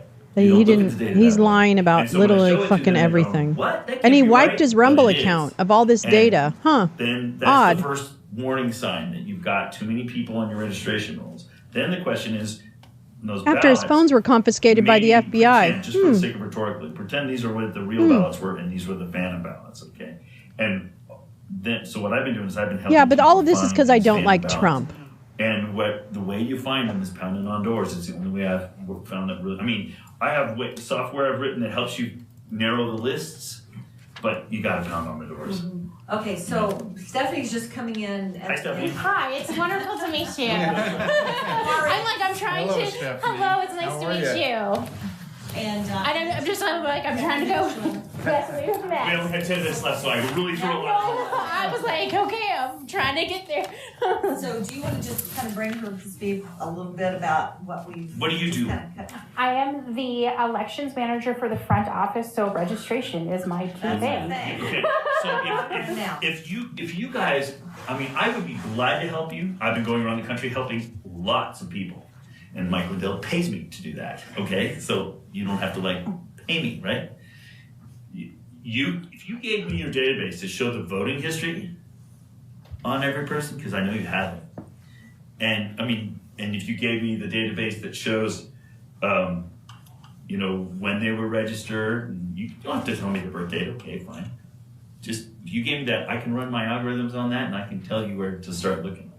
Can you do that, Stephanie? Do what? Just not put any PII, just, remove the PII. PII is personal information. There's a report that has it's public information. We charge people $35 for it. Somebody can come in and request it. It's voter history, so it'll list the last 5 elections that the folks have voted in, and it is public information, so it will not include our confidential voters. But it does. It has the date of the elections. It shows the date. I want to say it says registration date. Yes, exactly. Yeah, I mean that data is out there. Would it It's include supposed to be birthday? public. Would it include birthday? I believe it has year of birth. Oh, year of birth. That's close enough. That's close enough. I don't need their birthday. Yeah, we could pull that. And then Who if is the- that if voice I had that talking? complete listing, and I know you have Sounds some like Kurt Olson. Jane Does that like they're molested or. If I gave you 35 bucks right now, how long would it take And to as get long a as that's a copy? small percentage, I don't really care about it. On a The member's confidential voters. Yeah, I mean, do you know what percentage they are? I don't know here I off get the a top of few my head. percent. It's Yeah. Something else. not. And I could download it. I could download it. Yeah, it's a We don't- security I don't thing, think so we we won't have a take somebody's huge number. If it's a I don't if think it's a so. number, Residential voters. I'm not interested. We're not talking thousands. No, we're not interested. And not, those are people we want to protect anyway. So I'm not even interested, Yeah. right? Let's just give them a pass. Yeah. But if we had the rest of the database, we could look at that, and I could help you find some of your fan Well, voters, before we right? leave here today, I'm giving her $35, and then she's I was gonna gonna say already, you she's attacked gonna us, you know. upload the Yeah, and they give you give us a database, link that we and then download, right? I'll down, and It's we actually get a it. report and it comes out in an Excel spreadsheet. Right, Beautiful. that's what he wants. It'll have about 104,000 lines in it. Yes, we'll have quite a few in there for you. To get back, do you want to walk over to elections and pull that up? Can we do that now for The now? only other thing I wondered about It's was the it tabulator. will take a long time to. Yeah. Oh, it will be, okay. so I we just can need to do that. pay you. She's the Dominion Yes. person, so you were gonna ask her about the tabulator. The tabulator on the Dominion machine, how does that communicate with the state? It doesn't. How do It we does, know it that? itself doesn't. So all of the reports and whatnot that come off of that, I actually load onto a flash drive. So it's a flash drive that's been formatted before it's never touched an internet machine or anything. I go over, I load it onto the flash drive off of the Dominion with the reports, and then I go over and I upload it to their DNR site on my other computer, on the county computer. You So- put DNR, you Yeah. have election night reporting. Yeah, the reporting, all of that, How often all do of you do that that during the day? information. Let's see, we don't, on election day, we don't upload until 7 o'clock. So how do we know who's voted in the middle of the day? Oh my God. Voter credit that's done through When school. somebody checks in or So or it's in- ballot is processed. Yeah. it's This is marked Doug in the Frank doesn't know how We don't voting know works. Who's winning, any of that stuff prior to 7 o'clock. That's when it all gets uploaded to the INR site, and then is published by the state. And then after that, it's every couple of hours, we'll update it. I don't know which model number you have. Did you see the Michigan case, the interim Michigan case that I? Which mixed up Michigan and Minnesota, that one, sir? You mean that one? Full ability to audit the machines, and you took the cover off, and the cell phone card is right there. No, yeah. that's not true. That's not true. No. Yet another It's lie. against the law It because you is. signed a contract. Okay, No. all right. Well, He and is even if lying. It wasn't, it would He is void lying. the, It would have to start all over It would again. void the, Yeah. the trusted belt. Oh. Okay. Yeah. You guys have signed a contract with Dominion. I know, I've read them. Right. That says that you promise you don't get access to the code, you don't get access to opening inside. You're basically just trusting them. No, it's called proprietary information and internal controls, you stupid. The passwords and stuff. So all of the, when I took over back there. Crusty like, ball I can sack. only attest to This is what's I love how happened careful they since, are. since I took over. He's so fucking People- condescending. every person I've ever met like this, they're all patriots, they're all really paying attention. And this is why I'm so concerned, because you guys are patriots. You work your butt off to try to make everything so secure. But I'm telling you, they're getting through. No, they're not. With And our so- system. You're lying. He has no And data. with- I can tell you, since I took over, Yeah, Massabama. I forgot about Massabama. but since I took over to the equipment back there. Must have I been the verified Massabama that state. Nothing is connected to any data streams. That Zero. Did you know? Did you use an electronic meter and frequency analyzer to see if there's anything being No, transmitted? Did you use your but I flux have looked capacitor? through the settings, and there is no Wi-Fi access as far as I can tell. Neither did the Antrim County cell one. phone. They use cell phones. Shut up. But They as use far as I cell can tell, spectrum. They use I cell did spectrum. look. Shut up, to make Doug. sure that there was Wi-Fi, no so you Wi-Fi can't or detect it. Bluetooth or anything like So you that can have no accessible on that Wi-Fi, equipment. no It is Ethernet. not connected to any But data in stream. It Antrim, has they- not been since. That's You right. open She's the- talking and you keep all trying the to talk passwords over were her. Immediately You changed open on the- they all got of a the subpoena. equipment. Open the machine. The only way you can know is open the machine and look at the Yeah. That is not And true. that's He's also- wrong. This guy is a failed math teacher You're not allowed to. from Iowa who probably needs to have his hard drive You would checked. know because he's involved in The the case. plan, as far as I know. I know they're all about updating Doug the Frank. software. Are they gonna open the machine? Okay, I don't okay. think so. So here, Not as far as I know. So I was Oh gonna my ask him God. to come back. Sean has all this stuff. Sean Smith, who is also a Mike Flynn operative. Wait, my brain's going a million I know. miles, but you're talking about this chip or something that could change. That's what you're talking about, it would change the results? Is that what you're thinking? I It's think not any funny machine that changes because they results is this was is early. easy to catch. They learned what didn't work in the first attempt to fuck with the machines. Transmitter. They've learned a lot since then. Is what, Oh. Right. so that he's thinking Right. that there's a Hey, you wanna transmitter or come in something May? inside. Here's a person who works with this every day, and they have never thought of that. And that's Check the exactly. So- And she's super And excited. she's super Dr. Frank, aggressive. what type of machines were they using in Wait, I Antrim thought it was County? ESS In Antrim? Park. In Antrim? Yes, and Dominion. Oh, it And- was oh, the- and Make him Oh, yeah, quit, they Doug. took the and cover wait off. for There them. was I'll the, try. there's the board right there. Okay, all right, so, That's why this is such a I'm big gonna thing. step out on a limb. You wanna come May 26th? They're doing an audit here, they're gonna wipe the machines. Well, they're Well, not gonna no. like. They're All right, doing an all right. This would be my offer to you. Upgrade the machine, sorry. This is my My opinion. bad, I No, heard and- why. and- It's not software And they're probably program. not doing You're- anything that. I don't think I'm your guy to do that audit, but I know the team, and they'll do it for you. All right. And they'll come in with the best in the country. Okay, well, listen. And I mean, because we're practicing this Like now. you? Okay. And this is Like Randy you, might have to Dougie? leave This- right now while we Yeah, if you talk talk about Dougie about this, I might fuck? have to go out. All right. Why don't Okay. you leave while we talk about this? Why? Because she has Oh, conflict. a Yeah. conflict. Yeah. Yeah, you know, illegal. Yeah. Thank you, no, thank you for that. Because the defense thinks somehow this is going to help him. Yeah. That's why. Or he wants to make sure Sharona doesn't. It was nice meeting you. She keeps her story straight. Thank you. That's what I think.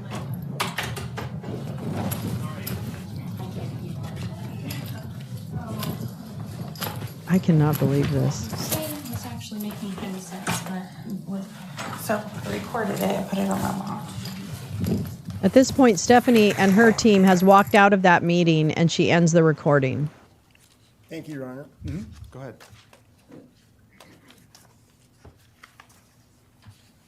So, we asked Ms. Wenholtz, who made that recording. By the way, did you see Ms. Wenholtz making a recording? I'm not aware of anybody recording while we were in there, no.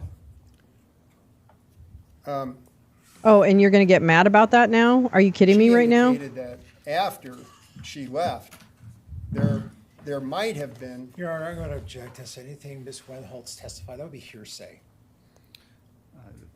Sustained. Please rephrase the question. After Ms. Wenholtz left, was there any discussion about an agreement to commit a crime? No, there was not. Well, there was that one thing we thought we might skip out on the tab at the margaritas at Chili's, but then we thought better of it.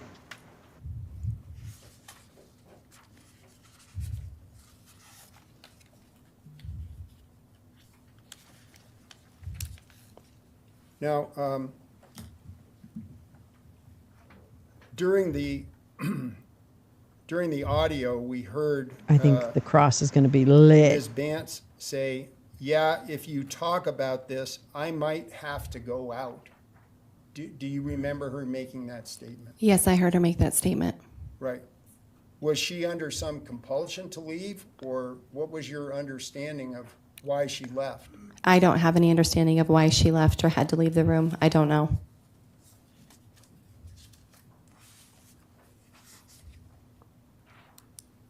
And when Dr. Frank said they'll come in with the best in the country to do what? Excellent question, sir. Again, so for the trusted build, I'm speculating. I'm sorry, I'm not exactly sure how to answer this question because I don't really know exactly what he meant at that time. Did he then actually give you the phone number to a person who could get the best in the country? No, he did not provide a phone number for me. Again, the person that we ended up going with was given to us by our attorney. And who was that? Whoa. You missed that over attorney a was bunch Kurt of Olson. little... Oh! And he gave you a phone number for whom? He gave us contact information for Conan Hayes.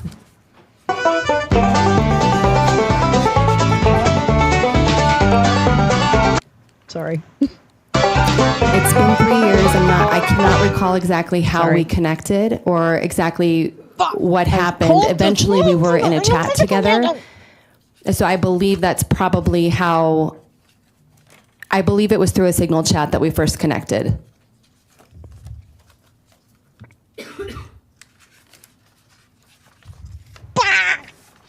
Kurt Olson, like Lindell's lawyer, Carrie Lake's lawyer. Place in here where part of fucking insurrection shit. Stated, "I want you to." It's bring fucking the us this same stuff." people. There is a conspiracy. Do you remember that statement? Yes, I do. And who was she talking to when she said, "I want you to bring us this stuff"? She's talking to me and to Dr. Frank because I've been doing canvassing. Your Honor, I'm going to object as pretrial orders and relevance now. Sustained. We're offering it to explain. Sorry, I know it's not as exciting if you haven't, but just having all the, it almost feels like that was the last piece of the puzzle, and finally you got the whole kitten puzzled 1,000-piece done because you found the piece of gray fur that fit the yeah, that's it. That's what it kind of felt like. You can answer the question. We are still on the island. I'll reverse my decision. Oh, you meant the stand, yes. She wanted us to bring any evidence we might have of election interference or any kind of election fraud. Continuing objection, Your Honor. Oh my God, because there was no election fraud. You're going to have to object each time. Objection, continuing objection, relevance, pretrial orders. As to that issue, that recording was introduced by the prosecution, so. So too bad. Exploration of that particular issue is appropriate. It's been explored. Move on.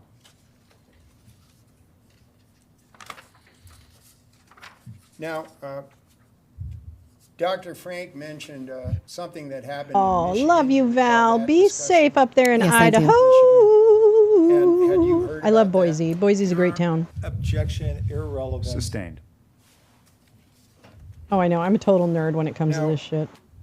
We heard a voice say, we're doing an audit here, they're going to wipe the machines. That's on page 54, line 18. Whose voice was that? That voice is my voice, and I did not explain that correctly. Really? And how were you wrong? What did you mean when you said it? How weren't you wrong? Your Honor, I'm going to object as irrelevant at this Sustained. point. It's not Yeah, what she said. never mind. Sustained. Let's move on. This judge is like, it's 6 o'clock. What are you guys doing to me? Yes, that's why we're all here, by the way. We know this, right? We all are fascinated by this kind of shit. That's okay. Welcome home. That's what I have to say. Welcome home. No, Sharona did not flip. Sharona is a witness for the defense.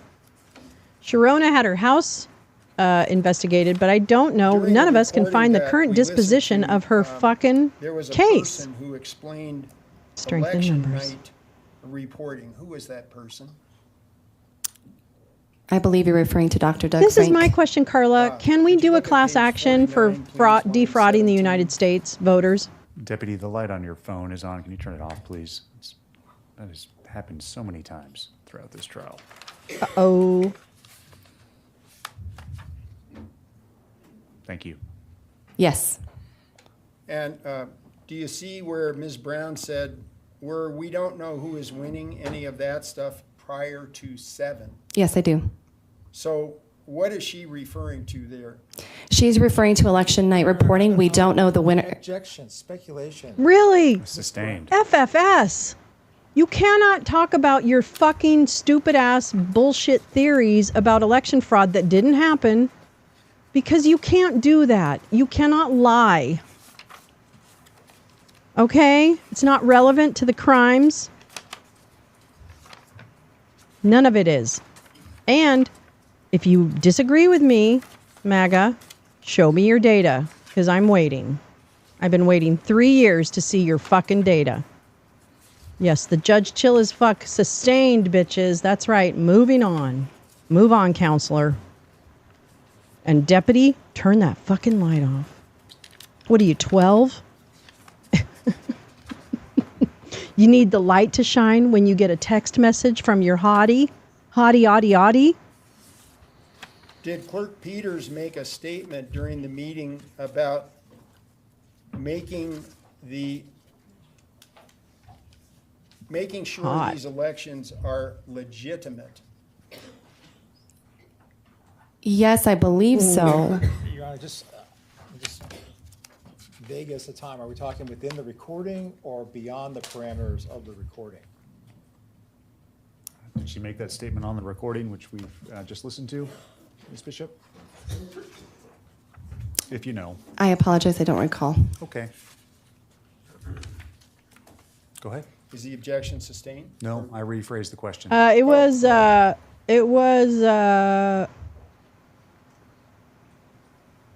wait, Oren, didn't you come up with chill as fuck? You came up with chill as fuck, right? During the recording that we heard, did Clerk Yes. Peters make the statement? My Yes, concern is making sure that the elections are legitimate. Stop it. Oh my God. The jury knows what the evidence is. They've heard the recording. So to that objection, it's overruled.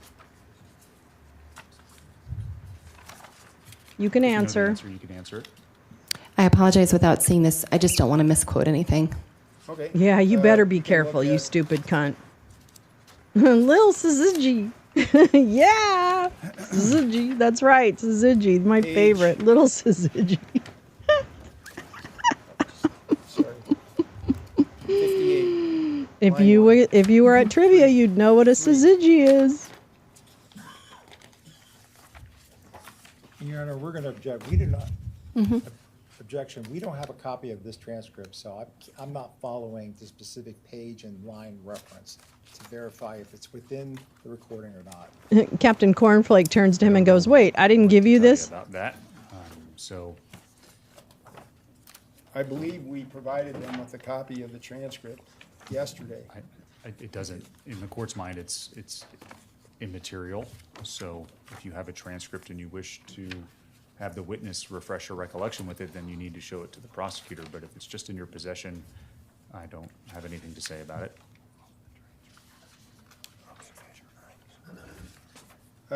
Your Honor, is this a good time for a break? I'm done with my questions about the audio. No. Okay, yes. Thank you. Oh my Ladies and God. gentlemen, thank you very much for your patience this evening. It's almost 6 o'clock, so we're going to break. All right. I'd like to start earlier tomorrow than perhaps Oh, good. normal. We're ready for you, Judge. Is 8:30 a feasible time? That's fine. We're already an hour into our wake and bake at that point. 8:30 works for everyone. Okay. I had something go away in the morning, so I am going to take advantage of the 30 minutes that I have. I still have an 8 o'clock that I need to attend to, but I'm hopeful it'll be done by 8:30. And I'll stay with the attorneys, and we'll chat about things tonight so we can be ready to go right when you get here. We're not going anywhere. We are not done yet. The defense is presenting a case. You haven't gotten instructions. You haven't heard arguments. Don't form or express any opinions. Don't do any research about this case. Don't get on social media where you might come across something related to this case. Don't look at any news sources either, because it may be in there. Don't watch Rumble. Sharona will probably talked about. be on tonight. No, I don't know what she's doing lately. I've got to check. Tina it keeps talking.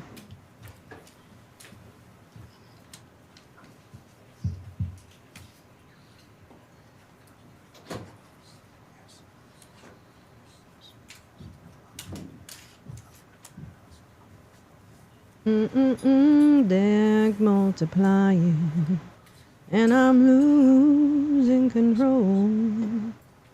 All the power you're supplying.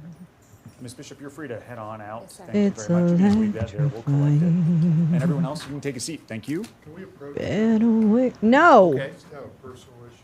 Okay, sure. What? Come on up. And Judge, Did I'm you sorry, can we just did you remind shit Ms. your Bishop she's pants? Still under subpoena, needs to be back tomorrow. Right. Yes. We'll see you tomorrow. Yeah. Thank you. Don't not show up. There's Tina Peters, number 6. That's okay. I just need a prosecutor. I need a prosecutor. Yeah, go up there. I don't want to hear about his bowel problems. No, you do not. No, do not go to Rumble. Do not. Repeat. I was kidding. Don't do it. Rumble's a shithole. And, oh, guess who founded Rumble? Gosh, you want to know how small this world is? Wow.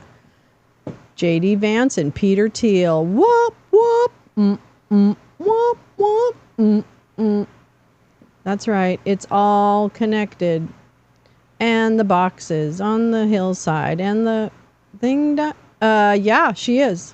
Yeah. She's been doing her show for the last 2 years.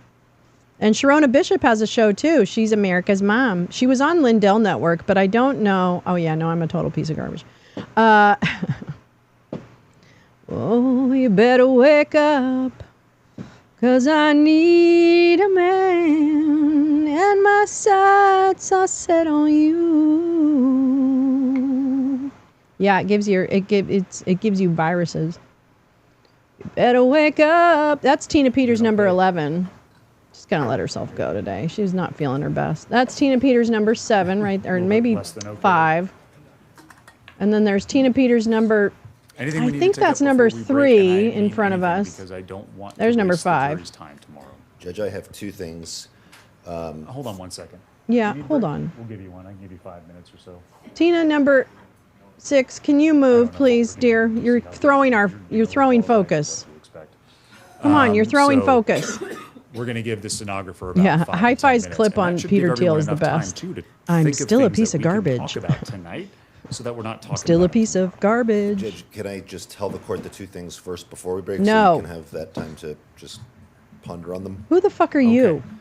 So the first one is, I have observed Mr. Case time and time again violate the court's pretrial order and continue to ask things that are prohibited. At this point, I am asking the court to admonish him that a contempt will be found if he continues to go into things that the court has already ordered he is not to go into. I know Your Honor is saying we need to make contemporaneous objections, and that's fine, we will. But I feel like at this point, we have been going over and over and over the court's order that we are not entering into those things. Okay. That's the first thing. The second thing is that the defense has put me on notice that they intend to call Clay Parikh. Yes! R-I-K-H. He is Oh, they're calling all the idiots. We had filed a motion asking the court strike the endorsement. The court did not strike the endorsement and said that we would address it at the time of trial. So let's take that up when we get back then. Yes. I want to give this gentleman a break. Thank you. Absolutely. Thank you. That mean we're off the record? You got to say something, Judge. You can't just like, what?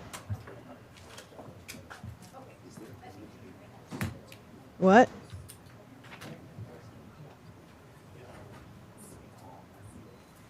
Wait, what are we doing? Oh, wait, is everybody going home? Are you done? Listen. These margaritas are going to be very tense. John, you got to apologize. No.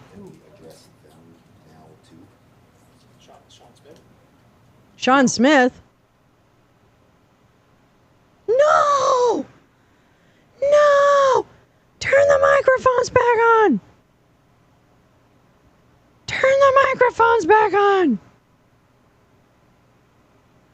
What? Motherfucker.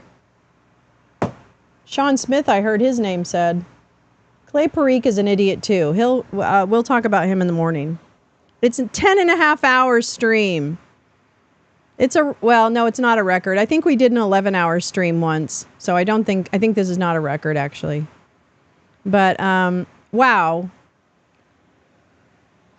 I really have to recommend, and I know it's not really that my ego, but I do happen to think that the last couple of days of shows have shared a lot of very valuable information and insight that a lot of people don't have, right?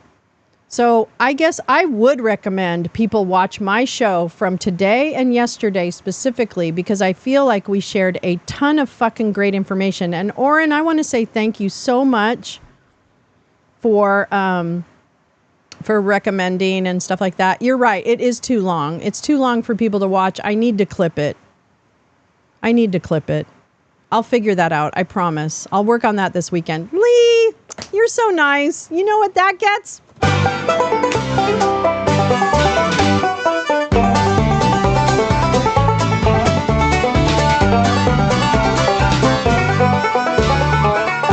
Yeah, thank you. Some OT pay. Yeah, baby. The day is long, but the clip and it's way too long for someone to watch 10 hours. Even at 2 speed, you're going to go 5 hours. That's ridiculous.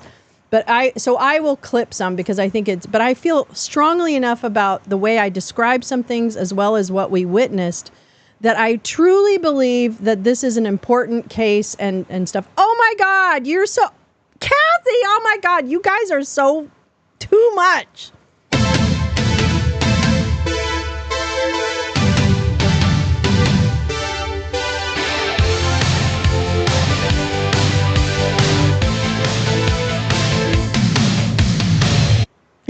Thank you, Kathy.